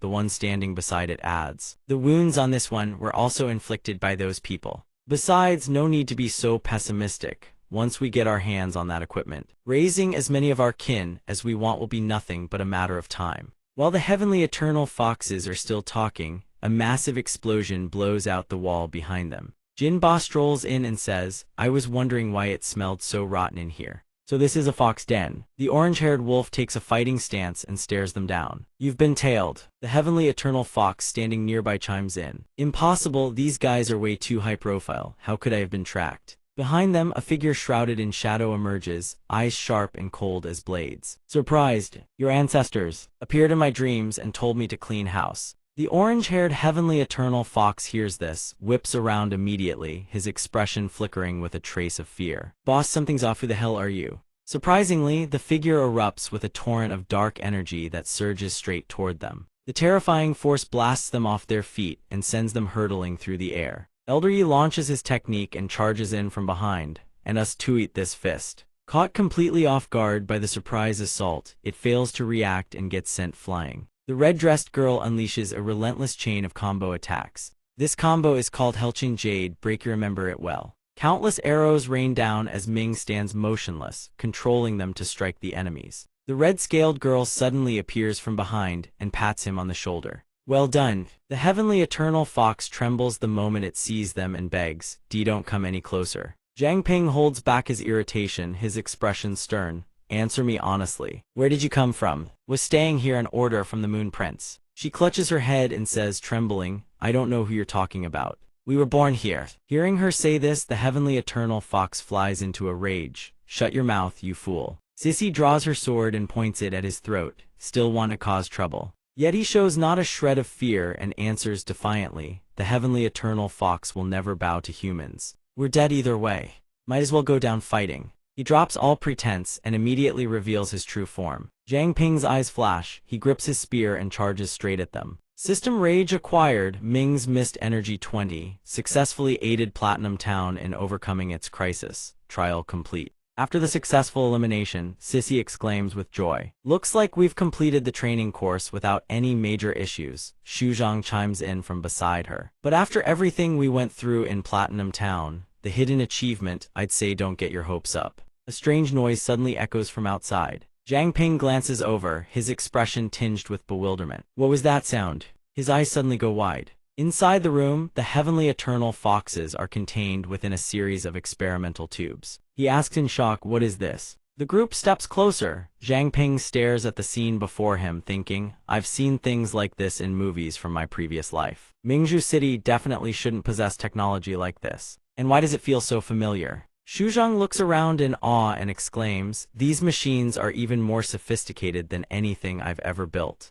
This truly blows my mind." Jingjiao speaks up from nearby, asking a question. "I can't sense any souls. Could this too be something the trial grounds have nurtured over time?" Manny stands nearby, pulling out a book and saying, "Look, this contains handwritten experimental data. It proves someone was operating here. Experiment log 217, the creation of an entirely new species." Zaici hears this, steps over to her and frowns slightly. In other words, the heavenly eternal fox was artificially bred by humans. Manny chimes in from the side, "No wonder there are no previous records of the heavenly eternal fox anywhere. So it turns out to be an entirely new species." Another figure appears, glaring at him with irritation before speaking. "Damn it, those little foxes I transported back Thenthi were all goddamn lab specimens." Sidhu, hearing this, falls into deep thought. Plus, time flows much slower in the trial grounds than outside. So naturally, raising the heavenly eternal Fox King would take an incredibly long time. Makes perfect sense. Manny reads through the book while reporting to everyone.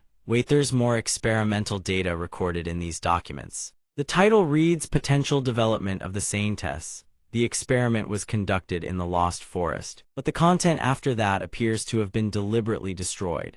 Jingjiao immediately rushes over and stands beside her, asking, "The Lost Forest isn't that the name of the next trial area?" Jiang Ping also steps forward and examines the book. It seems if they want to uncover the truth, they'll have no choice but to continue the trial. His eyes narrow slightly as he issues an order. "However, to prevent more heavenly eternal foxes from being created, we need to destroy this place before entering the next trial zone." At Shengsu village, a woman enters the room and asks the man following behind her, "What are you doing here?" He replies, "You promised me that once you broke through to king rank, you'd hand over the corpse of Sidhu Shibai.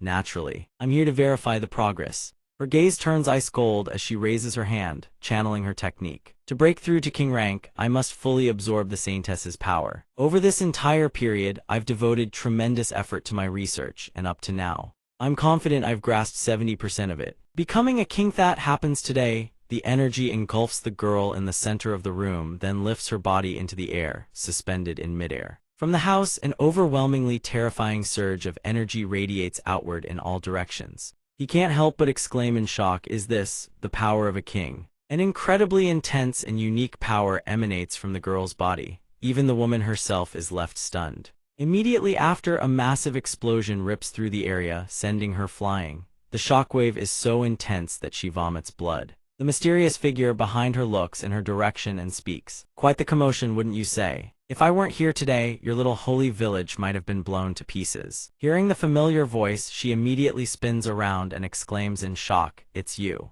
He steps forward, musing aloud, "Chen Junding's power can continuously evolve. Across this entire world, she is truly a one-of-a-kind existence. If properly guided, she could very well become the strongest being in this world. And you want to absorb all of her still evolving power? What a waste of heaven's gift." Hearing this, she immediately spins around, alarmed. "Wasn't this village fully sealed off? How did you get in here?" He answers coldly, "You think these little insects could stop me? It's just a shame that what I prepared for Chen Junding in the trial is no longer usable now. But now I have a new research subject, so this time I'll let you off the hook." Hearing this, she asks in confusion. The Triolu were just trying to make Chen Junding kill her own father with her own hands to push her potential one step further, weren't you? Disgusting. Before her suspicion, his expression twists with irritation and he glares at her. Don't say that. This time I came here specifically to help you break through to king rank. I can improve this formation for you. All you need are 100 Awakened Hearts as a catalyst.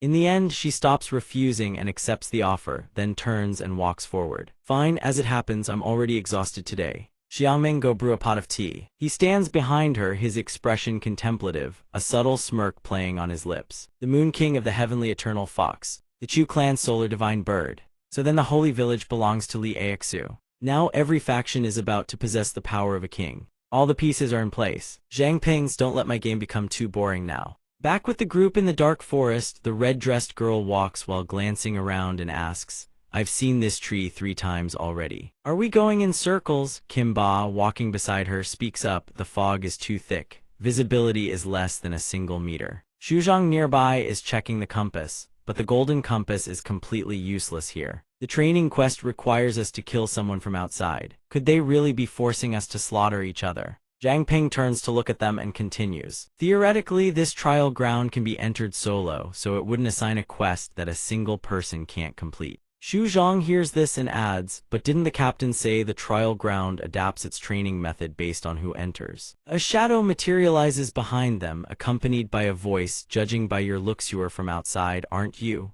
One of them exclaims. Who's there? The girl looks at their faces and raises her hands in surrender. Sorry, I didn't mean to scare you. I'm a resident of Wuyi Town. I noticed you all seemed lost, so I came to check on you. If you don't mind, I can lead the way. Before his guard remains up, Jingdao smiles faintly and speaks. I've already checked, she means no harm. They trust her and follow. She leads them to stand before a towering wall. We're here, this is Wuyi Town. Zhang Ping looks toward the wall and asks, the fog around here has thinned out a lot. There's some kind of barrier in place, isn't there? Sidhu stands beside him and answers, as far as I remember, Wuyi Village was just a shabby little hamlet that sold funeral goods, wasn't it? How did it grow into all this? And if you've all become wandering spirits, then something must have happened to this trial ground in the past, right? The girl turns to face them, her gaze a shade more suspicious than before. That's quite a long story, but first we'll come to Wuyi Town. At an inn in Wuyi Town, they feast on surprisingly fine food and drink. Xu Zhang stares at the ghosts surrounding them, his expression one of utter disbelief. This place can actually serve such fine food. We can't even hear their heartbeats. Jingdao hears this but remains utterly unconcerned, eating and drinking with perfect composure. Not every wandering spirit means harm to humans. Either way, I trust them. The young man, seeing the scene, speaks up somewhat awkwardly. Please don't blame this gentleman. Back in the day, we'd be shaking in our boots at the sight of wandering spirits too. Even so, seeing everyone like this piques his curiosity, and he asks, you were all human once, why did you end up like this? The young man's face darkens immediately, but he still speaks up to explain. We ran into giants as tall as 10-story buildings. Hearing this startles him. Giants, he thinks, isn't that the same as? The young man's eyes glisten with unshed tears as he tells them. After becoming wandering spirits, our sense of time grew hazier by the day. We no longer know how many years ago it happened. That day, the fog over the forest vanished without explanation. Then 4 mountains of flesh crashed down from the sky, trampling the forest to splinters. Against monsters like that, we had no way to fight back. Wuyi Village was utterly reduced to rubble. Not a single villager escaped. Every last one perished in the catastrophe. After an indeterminate time, everyone suddenly came back to life as if by some miracle. But when they woke, they discovered they had all turned into wandering spirits. After that, the fog blanketed the forest once more. The giants seemed to lose their target because of it and ceased their rampage. It was also around that time that an outsider arrived at the village. Under his leadership, not only were we able to rebuild the village, but we used the knowledge he shared to develop it into what it is today. For that reason, he became the grand sage of our town. The young man's words fill him with fury. He slams his fist on the table. Where is this grand sage right now? In his mind, he thinks so an outsider can actually alter the environment of a trial ground. Could that mysterious figure be connected to the creation of the heavenly eternal fox? At the sage's residence, the young man looks toward the figure seated behind a curtain and announces, Grand Sage, there are outsiders here to see you. The man immediately pulls the curtain aside. Why did it take so long this time? That's nothing like your usual efficiency. Ah, did I mistake you for someone else? What a senile old fool I am. The moment they lay eyes on him, one of them gasps in shock. "You're Chen Haiyun." Jiang Ping is equally stunned. "Chen Haiyun, the one who went missing over 10 years ago." Manny immediately chimes in. He's Chen Junding's father. The moment he hears her mention his daughter, he asks frantically, "You know Junding. How is she? How is my daughter doing now?" His intense reaction alarms the young man, who rushes to his side at once. Grand Sage. He steadies himself, glances over, and makes a request.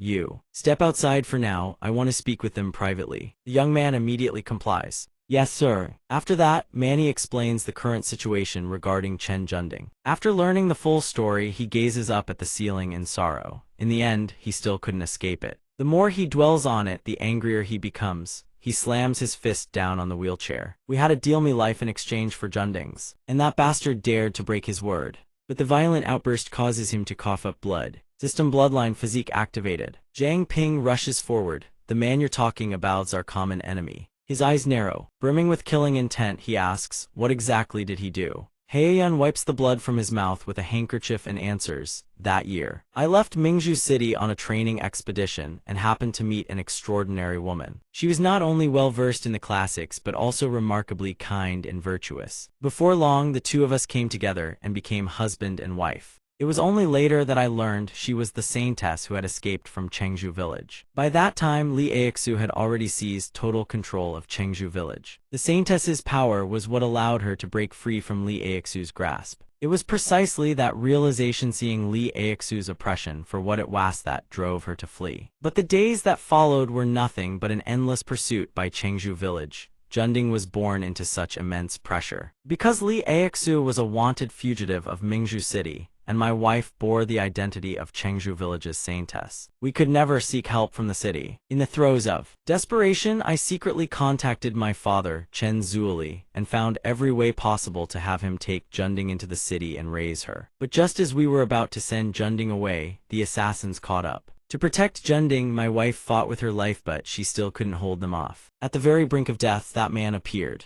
In the blink of an eye, he slaughtered every last pursuer. He even swore he could keep Junding safe and sound. But the price, I had to come to this place forever and live among the wandering spirits. At first, I thought it was all for Junding. No price was too great. But gradually, I came to realize this trial ground was nothing but that man's private playground. The fog, the giants, everything was controlled by his hand alone. He used me to cultivate blood essence, fed the giants with the wandering spirits' resentment, then waited for Junding to come and kill Meal for his amusement. We were nothing but tools for his entertainment. I don't know how many years I've been trapped here, but to keep me alive, he kept sending medicine without fail. But this time the medicine never came. I thought I'd finally been set free, but in truth, it's because you all arrived." Outside the house, the ground suddenly erupts into a violent tremor. Sensing something wrong, he speaks at once. "It seems my time is running out. That man once said, once I die, the fog will lift and the giants will regain their full strength.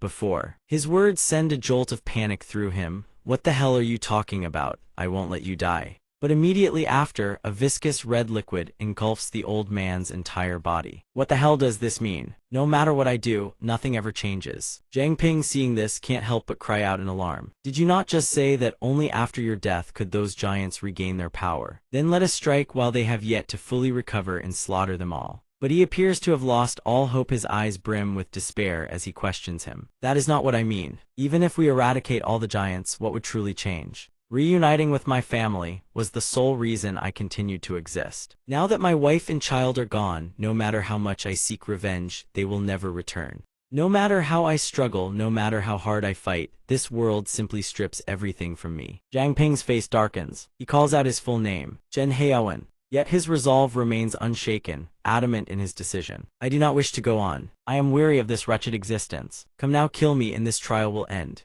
Disregarding his pleas, he roars his name again, eyes blazing with barely contained fury. "Chen Haowen, do you think this world is unfair to you? Do you think it has taken everything from you? Stop being a fool. All of this is only natural. From the living corpses of Shengzhou village to the tamed beasts of the Mingzhu City Chu clan, and even the wandering souls of your own town, all are kept like livestock by the heavenly fox. In this place nothing is reasonable, and nothing proceeds according to our own desires. This world is truly damnation itself. Do you think everyone is unaware of this? But so what? Are we to simply abandon our resistance and fade away gracefully? As for me, I will continue to battle. I will struggle and resist until the final moment of my life. I will never let that thing succeed, nor will I let it toy with your life. If you wish to give up so badly, then use this dagger to end it yourself." He thrusts the blade toward him before turning away in a fit of rage. Make your choice: die like a pathetic worm or become a demon of vengeance. That day, everyone remembered the terror of being ruled by giants. Upon seeing the monsters appear, the villagers panicked and scattered, screaming, "Giants! The giants are here, run!" A woman hides in a nearby alley, clutching her face in utter despair. "Where can we even run to? We are doomed. This time we are truly finished." Manhua approaches to reassure them, "Do not panic. We will think of a way to deal with the giants together." Yet upon seeing the beasts, they cannot stop themselves from shrieking, "Moan monsters!" The tortoise approaches them and asks, "Are you referring to me as a monster?" Xu Zhang replies helplessly, "Who else would it be?" On Zhang Ping's side, he is busy stabilizing Chen Haowen. With his condition momentarily settled, the rest now depends on the others. The system notification appears: pure bloodline physique activated. They divide into several teams. Team A: Jinba, Liu Sisi, Chen Ming. Team B: Feng Caxian, Bai De, Chu Qing, Bai Long, Fubat. Team C: Dai Changchun, Su Qingbat. Team D: Zhen Zuji, Zhao Yanlong, Zhao Yanhu, Ada. All of them respond in unison, "Understood." Zhang Ping focuses his gaze intently. The giants have yet to fully recover their strength. Splitting into 4 teams to handle the 4 giants is the most effective method. Hopefully, no unexpected incidents occur. In the Lost Forest, Jinba moves cautiously, observing his surroundings. The mist has truly dissipated. That mysterious person was actually capable of this, but at least now we can clearly see the giant's forms. This must be the giant assigned to our Team A. Upon spotting the mutated beast, they immediately come to a halt. Jinba calls out. Chen Ming, riding his sword, replies, "Understood." He lunges forward, flying straight toward the giant's face. He extends his hand, unleashing a technique to strike the beast. Go! His technique strikes true, slamming into its head. With its massive frame, the giant slowly turns its head. Ming is startled by its physiologeno blood, and the wound heals instantly, just like the 2 previous puppets. Immediately, it lashes out with its hand. Jinba rushes to assist, shouting a reminder to keep their focus. He stands beside him and asks, "In other words, these giants have a core controlling their actions, don't they?" Ming gestures to the side and replies, "Indeed, just like the ugly emblem on the heads of the previous puppets. But this giant's size is so vast. We cannot determine where its core is located. Team leader, I wish to use the power of the golden blood." Hearing this, he asks in surprise, "My power? Didn't you say you could only maintain it for 30 seconds? Ming replies, "I have been training my physical strength with Headmaster Feng and the others. I can likely sustain it for longer now." Seeing a solution, he smiles smugly. "Looking at you, I assume you have already devised a way to resolve this. Very well, but you must know your limits." Ming quickly drinks from the vial of blood. Consuming this potent blood amplifies his abilities but places a heavy burden on his body. He cannot maintain it for long. While his abilities are enhanced, his flying sword can transform into a non-corporeal state. Thus the speed of his strikes can reach the speed of light.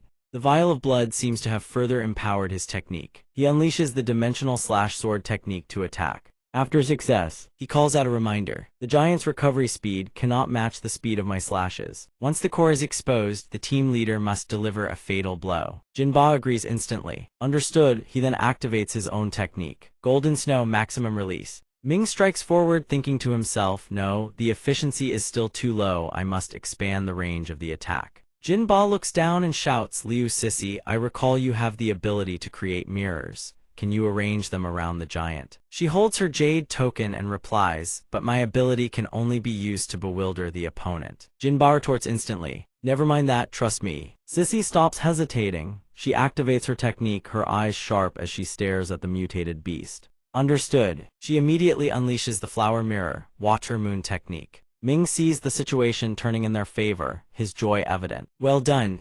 Utilizing the mirrors she created, he immediately launches his attack. Water Mirror Savage Dance. The monster roars in agony after the continuous barrage. One of them finally discovers its weak point. Founded, that spot must be the core. She calls out to the team leader. Seizing this opportunity, Jinba unleashes his technique, Golden Finish, and strikes the giant directly. Die! The technique pierces through its chest at blinding speed. The core shatters, emitting a blinding golden light. A few seconds later, the monster is completely defeated. Jinba pats his shoulder, his expression overflowing with joy. As expected of you, to devise a countermeasure so quickly. Out. There is no one else suitable to lead the next battle but you. Ming shows little interest, his expression indifferent. Forget it, just thinking about it is bothersome. Let Liu Sissy handle it. Tis looked toward the mutant and reported, Squad A has completed its reconnaissance. These giants are like the puppets we encountered before. The weak point is the core embedded in their chests. Jinba exclaimed all they had to do was destroy the core to halt the giants' movements entirely. On Zhang Ping's side, Chen Haowen suddenly coughed up blood. The sight sent a jolt of panic through him. Looking at Chen Haowen, his eyes still brimming with unease. He glanced at the old man thinking what happened. Why had so many dark wounds suddenly manifested inside his body? A booming voice erupted from within the sphere.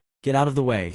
The mutant suddenly reanimated and lunged straight at them. Tis dodged aside and called out the alert. Intel update: the giant's core is confirmed to be located in the chest area. But the dead giant has come back to life. Zhang Ping shifted his gaze to the side, his expression contemplative. The giant's core had been destroyed, yet it had already regenerated. Dark wounds suddenly appeared all over Chen Haowen's body. Could there be a connection between the two? An appraisal maybe. A system notification popped up. System Soul Suppression Seal Host has established a lifelink with other targets. The linked target's power will be permanently suppressed until the host's death. Target suppressed 4 symbiotic entities. If a life-linked target receives a fatal blow, the host will sacrifice HP to restore the target's fatal wound continuously, until the host's death.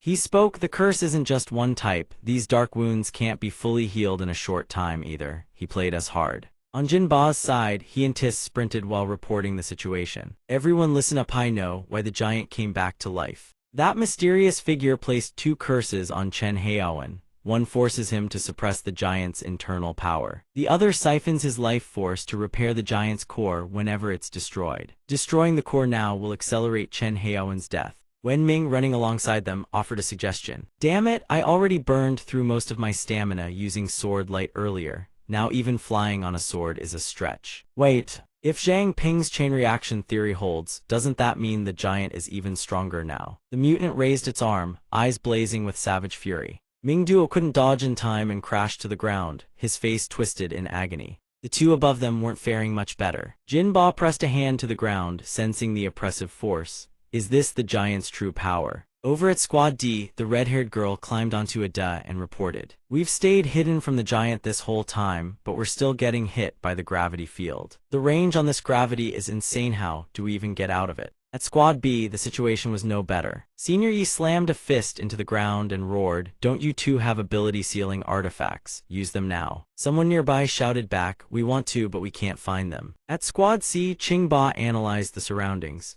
If I merge my body into the snail shell, this ability won't affect me. But the giant doesn't need to breathe, so I have no way to attack it either. Changchun beside him urged, stop yapping, get over here and help. On Zhang Ping's side, the reports from everyone deepened his worry. Everyone's situation was far from optimistic. Can't fight, can't retreat, was there really no other way? Haowen, his face taut with tension, spoke up, I still have something in reserve, please. Create an opening and destroy the giant's core as fast as you can. When the time comes, leave it to me, I can make sure the giant's core never regenerates. Zhang Ping's eyes darkened. He asked, do you have a way to break the curse? The old man smiled calmly and replied, I've lived this long golf course, I've got a few tricks hidden up my sleeve, but this is a one-shot deal. I'm counting on all of you. On Jinba's side, he stomped hard on the ground, pouring everything into his technique noble gold bloodline, supreme release. Tis drove her ice sword into the ground and locked eyes on him.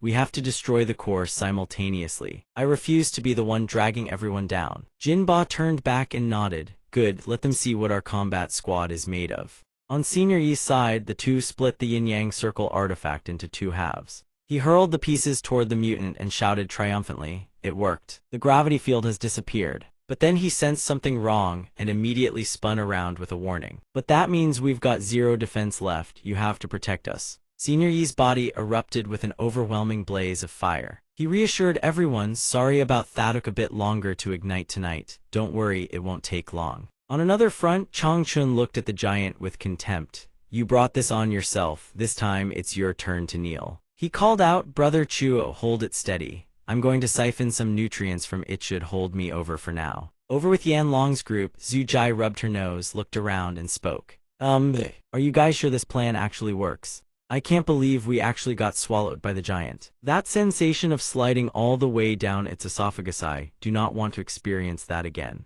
Yanhu held up a torch for light and spoke. Just as I expected, the giant's internal cavity isn't affected by the gravity field. We're safe in here. Next step, locate the core. Keep movements light, don't let the giant notice us. On another front, the cloaked man gazed at the scene before him and spoke. Sacrificing Zhu Yuanlong still wasn't enough to fully restore the solar divine raptor's power. We don't even have active control over it. The Chu clan really has fallen far. Let me lend a hand. He sat down and glanced to the side. You've guarded this training ground for so long, must have been rough. Mountain ancestor, from now on you listen to the Chu clan. He then stood and walked toward his subordinates. All you've ever done is reconstruct the divine raptor's body, you never gave it a soul. The raptor's only consciousness was the lingering grudge from Zhu Yuanlong's life, that's why it was so savage. Now I've infused it with the mountain ancestor's level 39 soul. The divine raptor is now stronger than it ever was at its peak. One of them looked at the man and spoke with deep gratitude. We truly thank you, sir. The one beside him continued. You've saved the Chu clan from the brink of destruction. The Chu clan will repay this debt.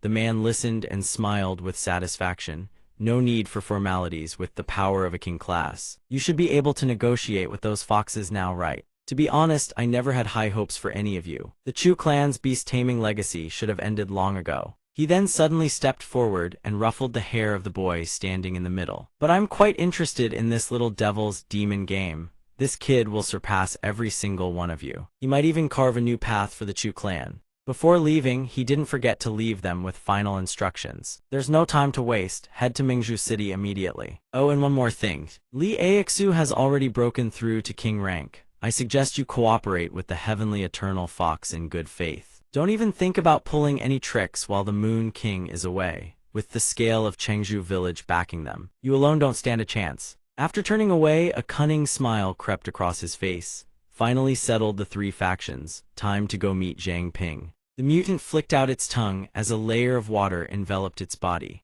From the distance, shards of ice hurtled in. Technique fully deployed, roared, blizzard storm. Seizing the moment the mutant was staggered, she surged forward from afar like a gale. Tis thrust her hands forward, channeling every ounce of strength into the strike against the creature. Though the ice's lethality was amplified massively under the gravity field, it still wasn't enough to shatter the giant's core directly. All she needed was to hold its attention. It's coming. Right at that moment, countless swords rained down from above, slamming into the giant's arm. Xiang Ming shouts down from above, taunting, I'm not dead yet, you know. Chen Ming, Liu Sixian, thanks for your hard work, everyone. On the ground below, he deploys his technique. The earth fractures into multiple shards from beneath, each one carrying a surge of brutal power. This gravity field looks terrifying, but the actual area of effect is much smaller than expected. Right now, I'm outside the gravity field's range. At this distance, to destroy the core, this is the only move that can do it. Seizing the moment, he extends his hand forward and unleashes the technique Golden Radiance Piercing Iron. Team A's preparations are complete. They can bombard the core at any moment.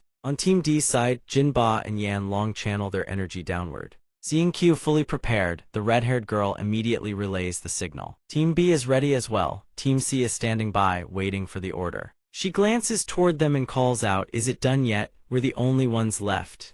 Yan Hu rushes over and replies, done already. Yan Long hears this, crosses his arms, and stands to the side, watching silently. We've used the Holy Mother blood to weaken the core's power. Now with Big Sis's power and a does, they can definitely take it down in a single strike. Yan Hu, standing beside them, chimes in, what comes next depends on Big Sis over there. Big Sis. She lets out a light breath, then shifts into a combat stance and activates the 100 Battles Frost Mountain Rune. She announces Team D preparations complete. Facing Hao Wen, he shouts the announcement, I'll count down from 5. Everyone bombard the core simultaneously. 5, 4, 3, 2. Just as he reaches 2, a deafening roar erupts from deep within the forest. He reaches the final number 1. On Team A's side, he launches his attack technique forward. Is that piercing star? A colossal surge of power hurtles straight toward the monster. On Team B's side, they launch their attacks at the exact same moment. Changchun charges forward with the Beast King's ultimate art Phoenix Ren's Sky Strike. On Team C's side, the tree creature pins the monster down with its roots while unleashing its technique growth induction. Nutrition's sufficient. But unfortunately, the taste isn't all that great. On Team D's side, the girl and the others press the assault. she charges in, unleashing a chain combo shield. Shadow Sky strike into rear chariot kill, flanking toward Hao Wen's position. He also begins his move, a blazing red energy envelops his body. Alright, I'm going to use that technique now. That technically I can pull it off. So get out of my body and don't waste this chance. Zhang Ping, standing beside him, asks with visible worry, is there really going to be no problem? Suddenly the man smiles faintly and speaks, thank you. Zhang Ping, you are the one who reignited my hope. Thank you. Seeing him like this leaves Zhang Ping utterly stunned. Chen Hao Wen seems to have guessed his intention and immediately tries to dissuade him. Don't come over. I've lived long enough. I've been wanting to leave for a while now. Thank you all for protecting this town. You gave my life meaning once more. Junding, this time your old man really pulled it off. Watching him sacrifice himself right before his eyes while being completely unable to help, Zhang Ping can't stop blaming himself. On the communication jades, everyone's status reports keep coming through one after another. Team A core shows no abnormalities. Team B, same here. Looks like we actually did it. How did we even pull this off? Jingjiao walks toward him from behind, smiling. Zhang Ping, I heard the operation was a success. But the moment she sees his condition, she freezes. What happened here? As if suddenly remembering something, he turns to her and asks urgently, right, Su Jingjiao, your ability can directly interact with souls. Can you preserve Chen Haowen's soul? Jingjiao kneels down beside him, her body trembling as she tries to respond, let me try. It won't work. In his current state, even if the soul is pulled back, it'll dissipate almost immediately. He extends his hand and speaks. Time inside the treasury is frozen, though living beings can't be brought in. So at the very least, let him see Chen Junding one last time. Morning, the village. Everyone in the village stands gathered around his coffin. Elder Yi stands on the outside, gazing in with eyes full of regret. Chen Hao Wen wasn't a native of this place, so his soul can't linger here, can it? Zhang Ping can't help but blame himself. It's all my fault, if only I had noticed sooner. ZC hears his words and speaks to comfort him. A warrior's fate isn't to die in bed. This is the most glorious way for him to leave the stage. A gust of wind swirls beside him like a sudden vortex. He looks over, confused. He eyes it with a vigilant expression, then asks, is this a teleportation gate leading to the final stage? Suddenly his eyes widen in sheer disbelief. From ahead, the mysterious figure's voice rings out, experiment data from all 4 giants has been fully retrieved. Impressive, truly impressive. I didn't expect anyone to defeat my masterpiece. He instinctively tightens his grip on his weapon. The figure pauses for 2 seconds, then adds, reaction speed meets the standard. The instant they lay eyes on him, everyone channels their energy, raises their weapons, and prepares to charge. The figure shows not a shred of fear. He even laughs arrogantly. However, insolence within the master's domain is unwise. Just as they're about to lunge, a wave of dark energy radiates from his body. That very energy locks Zhang Ping in place. His expression shifts to bewilderment. What is this? Can't move. He raises his hand, glances at the group. Can't use it here, let's change locations. Then he flicks his finger casually. With that single flick, all of them are teleported deep into the forest. This place will do. Zhang Ping's mind race silently invokes appraisal. The figure tilts his head, glancing toward the people behind. Those people over there, are they also your companions? System alert, administrator privileges detected. Appraisal skill, NULLIFIED. She and Ada are frozen, implacinable to charge forward. He speaks mockingly, the way you all destroyed the giant's core, quite entertaining. A pity though, I didn't like it. The moment he finishes speaking, a blast of dark power rockets toward Zhang Ping's companions. Zhang Ping grits his teeth, fury blazing in his eyes. In his mind, he screams one command move. Through sheer willpower, he tears free from the restraint, grips his weapon, and lunges from behind, then stops. Seeing that Zhang Ping can actually move, the figure's eyes flicker with surprise, watching him dash toward the others. The figure thinks he broke free of the restraint. Has the trial grounds already started acknowledging this kid? He hasn't even set foot on the heavenly divine peak yet. Then he smiles with genuine amusement. Interesting. Zhang Ping dashes toward Zhu Jai, extending his hand. Zhu Ji, grab my hand. Before she fades away, Zhu Jai doesn't forget her parting words. Remember to feed the ants for me this time. Consider it me going on ahead. The figure's voice rings out from behind, futile. Watched bright flame is severing the contract. How does it feel to be abandoned by the world? They're all fading one by one. System alert, contract terminated. Don't blame anyone but yourself, you're simply too weak. The very act committed against him fills him with fury. He whips around, screaming, I'll chop you into pieces. All while system notifications keep popping up. System contract, Jewel activated, weapon enhancement 100%. System missed, Nightwalker speed enhancement 300%. Substantiation form advanced -300, mist Dao body -1000, substantiation remaining 0, mist remaining 0. Damage amplification 10,000%, mist flame 300, ancient king's blood active. Passive for every 10% stamina lost, damage 20%. System King's Jewel activated, all attributes doubled, duration 10 minutes. His energy engulfs the entire forest, leaving the enemy visibly confused. He swings his weapon down toward the ground. Countless attack formations. Before his relentless barrage, the enemy's figure fades only to suddenly reappear behind him. Zhang Ping reacts instantly, spinning around and striking downward. But against such ferocity, the enemy casually catches his weapon with a single hand. You're not worthy of being my opponent, not anymore. With one simple motion, the weapon shatters to pieces in his grip. Zhang Ping seethes with rage. The war scythe is already gone, but he refuses to give up, channeling every ounce of strength into a desperate charge. His magic hand surges forward, piercing through the enemy's overwhelming pressure. He thrusts his hand out. Roaring, he unleashes his technique, Pure Water Body. The enemy, utterly indifferent, simply turns and walks away. Your despair is the finest experiment data I could ask for. As a common enemy of all three factions, I'm quite curious. Who will tear you apart first? He immediately lunges forward to stop the enemy. Don't go.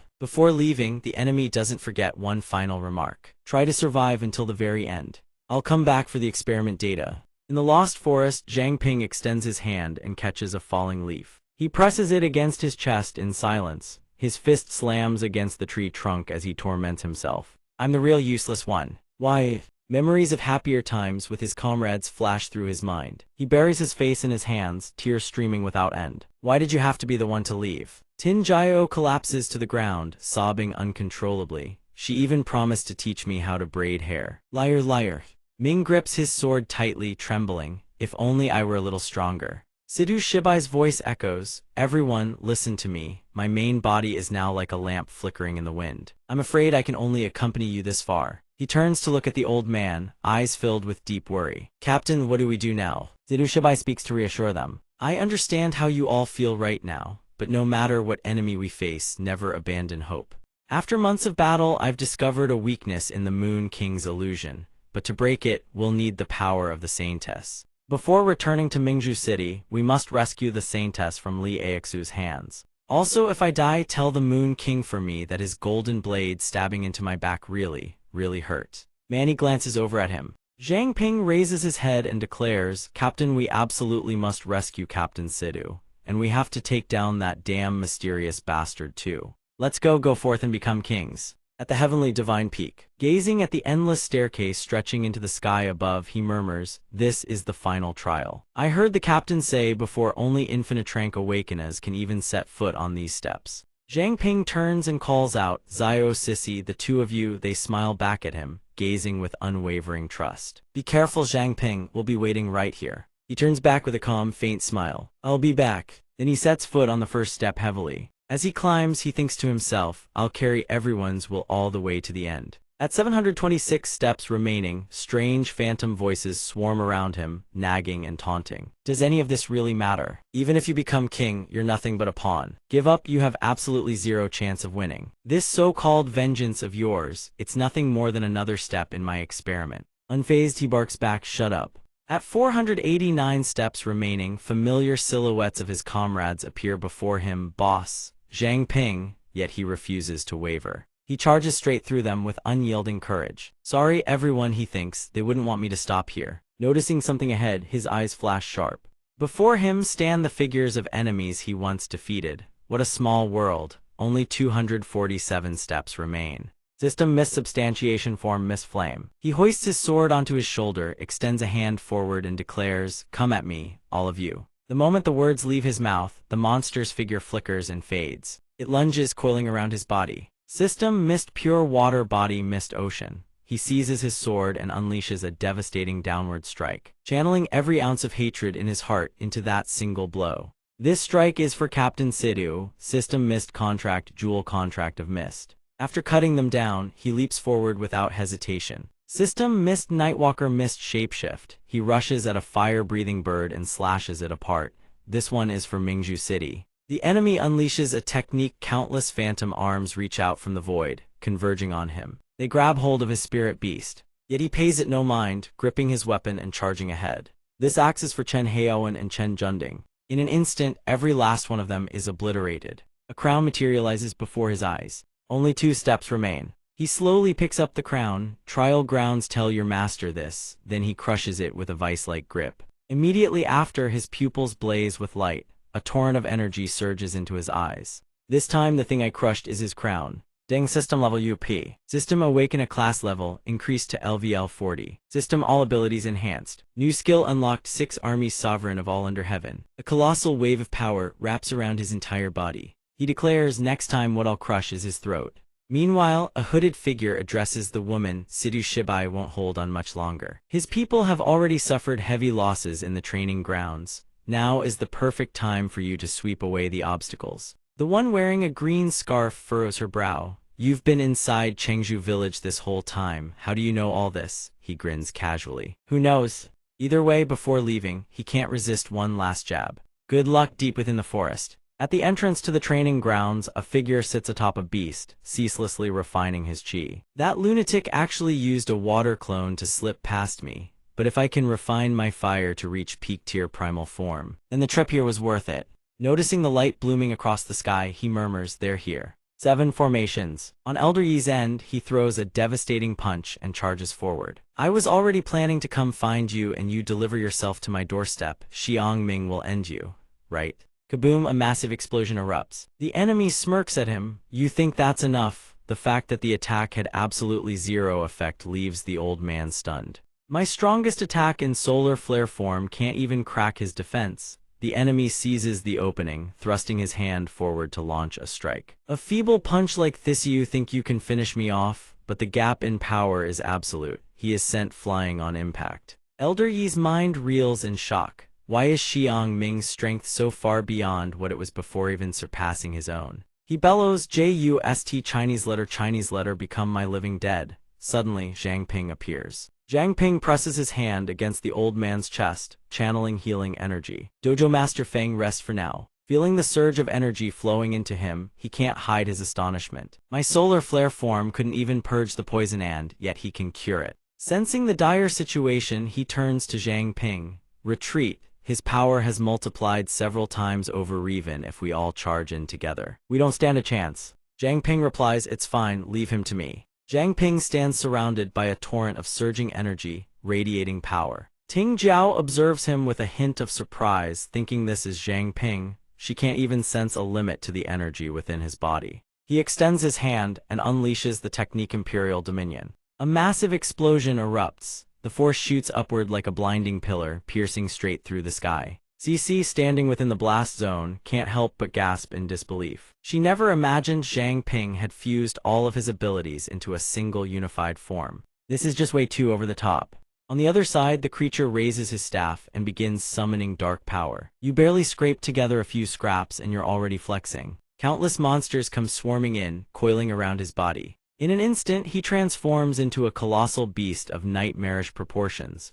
Zhang Ping stares at the towering monstrosity and scoffs. You think sheer size is enough to intimidate me? His arm surges forward. A show of raw force clamps his grip around the creature's massive body. With his bare hands, he tears the beast clean in half. But despite this display of overwhelming power, the creature shows no fear. In fact, it grins sickeningly pleased with itself. Who actually dies here is far from certain. Within minutes, the creature's body regenerates, reforming back to its original shape. Elder Yi witnesses this and can't help but worry for Zhang Ping. Damn, I's trying to inject corpse poison directly. I've fallen for that exact trick before. The towering creature looms over Zhang Ping, its massive form radiating menace. Just now noticing. Too late. I wonder what would happen with an infinite army of living dead. Before the creature's smug display, Zhang Ping couldn't care less. Zhang Ping raises his hand high, drawing spiritual energy from every direction. Had enough fun. He launches a devastating direct attack. The creature's eyes go wide, seeing himself about to be obliterated by Zhang Ping's power. He can hardly believe what's happening. I poured in that much corpse poison, he should have been fully corrupted. How is this possible? Zhang Ping looks at the creature with pure contempt. Naive, you think a trick like that can defeat a king? The creature staggers. Stunned by the revelation. What? You wretched so-called king, that lunatic played you for a fool. Seeing the creature finally destroyed by Zhang Ping, Elder Yi breathes a quiet sigh of relief. With senior brother's vendetta finally avenged, Ting Jiao also exhales deeply as if a crushing burden she'd carried for years has finally been lifted. Why does it suddenly feel so cold? Cece glances at the energy flickering around her hand, then looks toward the scene ahead. A voice rings out, "So, it's true. What a useless fool. Watch, I'll have to handle this myself." Her gaze sharpens to a razor's edge. There she sits imperious upon a throne, looking down at them. Sidhu Shibai's little pawns. "I've already dealt with everyone you brought." She exhales a freezing breath downward. "Repent your sins," in a frozen prison. She simultaneously unleashes the technique Tyrant Dragon Frost Peak. In an instant, countless ferocious ice dragons materialize around her. They roar as they charge straight toward the group. Zhang Ping doesn't flinch. He immediately deploys the Technique 8 Extreme's Radiant Flame. In his mind, a thought flashes: I can freely combine multiple abilities now. System notification displayed. System Skill Fusion Jewel Sovereign Heaven Earth Dharma Manifestation Radiant Flame 8 Extremes Radiant Flame. If Radiant Flame brings death, then 8 Extremes Radiant Flame brings life, which is why, when the ice is burned, it transforms into butterflies and takes flight. His eyes flash as he looks toward her. "Your ice. It turns out it does know how to fear fire after all, doesn't it?" Ting Dao raises her hand to shield herself from the shockwave, unable to hide her astonishment. Both sides are terrifyingly powerful. Cece suddenly collapses to her knees. Ting Dao panics and calls out to her. "Cece." A flash of ice-cold clarity sparks in the depths of her eyes. "I remember everything now." Staring at the chaos unfolding before her, a thought rises from deep within. "Father, is this the truth you wanted to tell me about Li Aixu before you died?" 20 years ago, her father points directly at Li Aixu and shouts, "Li Aixu. The Liu clan has no enmity with Yaoi. Have you come here to slaughter our people?" Li Aixu descends before them, then answers calmly, "No grudge. But there's something here that I need." In mere seconds, she appears right in front of her father. The sight sends a chill through him, but he stands his ground, resolute. "Don't you break." But the moment those words leave his lips, she freezes him solid into a block of ice. Li Aixu turns to glance at her ice dragon and praises, "Not bad, but your proficiency still falls short." She suddenly thaws his ice, then seizes his throat and hoists him into the air. "This extreme frost essence, I'm taking it."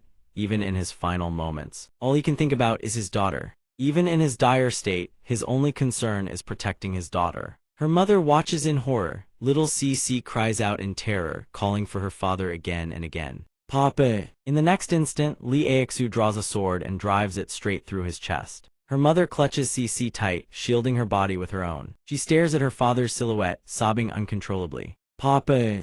In an instant, a blazing red energy engulfs both of them. Li Aixu unleashes the technique Frost Judgment. Back in the present, Cece stares at Li Aixu, her expression twisted with pure, undying hatred. "Father used a blood curse to seal away my memories of her, all to keep me alive. Li Aixu, the time has come to pay for your sins." She thrusts her hand forward and launches a furious attack. From the heavens above, hawks forged from ice dive down in relentless waves. "Get down here."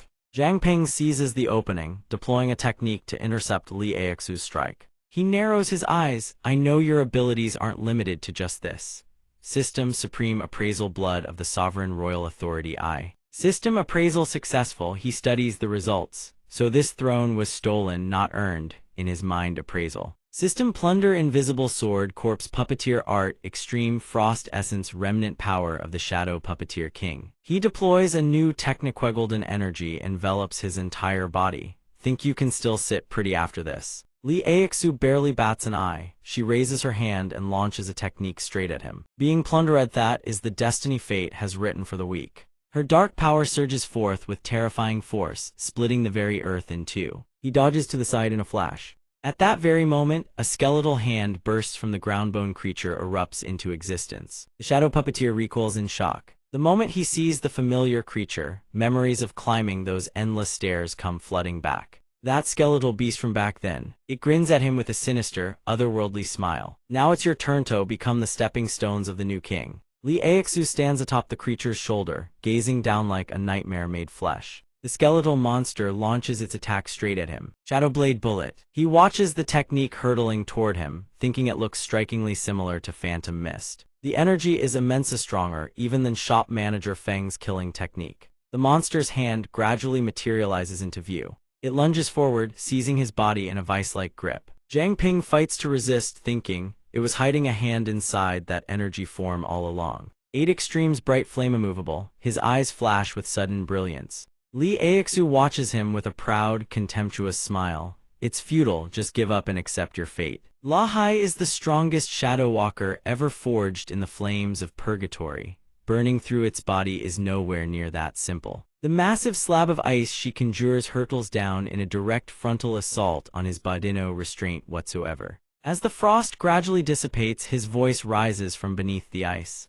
Lee Aixu, you really do have a capable subordinate. The words startle her. He's vanished. System Pure Water Body, New King Bloodline King's invisibility activated. Zhang Ping has already slipped free from her grasp at some point, standing tall and defiant on the ground below. But don't forget I have allies backing me up too. He hurls a burst of energy skyward, where it erupts into tiny sparks like fireworks. Bolts of light rain down one after another onto everyone around him. His voice rings out across the battlefield. Everyone lend me your strength. A system notification flashes into view. System King's 4 Blessings is continuously channeling the King's Gemstone enhancement buff to all allies in range. He feels the surge of power flood into his body and can't help but grin with excitement. If we can be of help to you, that's something we wouldn't dare refuse. Elder Yi chimes in from the side. Finally, it's our turn to take the stage. Xiang Ming extends his hand forward and activates his technique. Zhang Ping used this. Giant God Heavenly Sword. Zhang Ping spreads his arms wide behind him and gives the command 8 Extremes Bright Flame Treasure Packed Fuse with Giant God Heavenly Sword. Simultaneously, he activates his own technique 8 Extremes Flame Sword.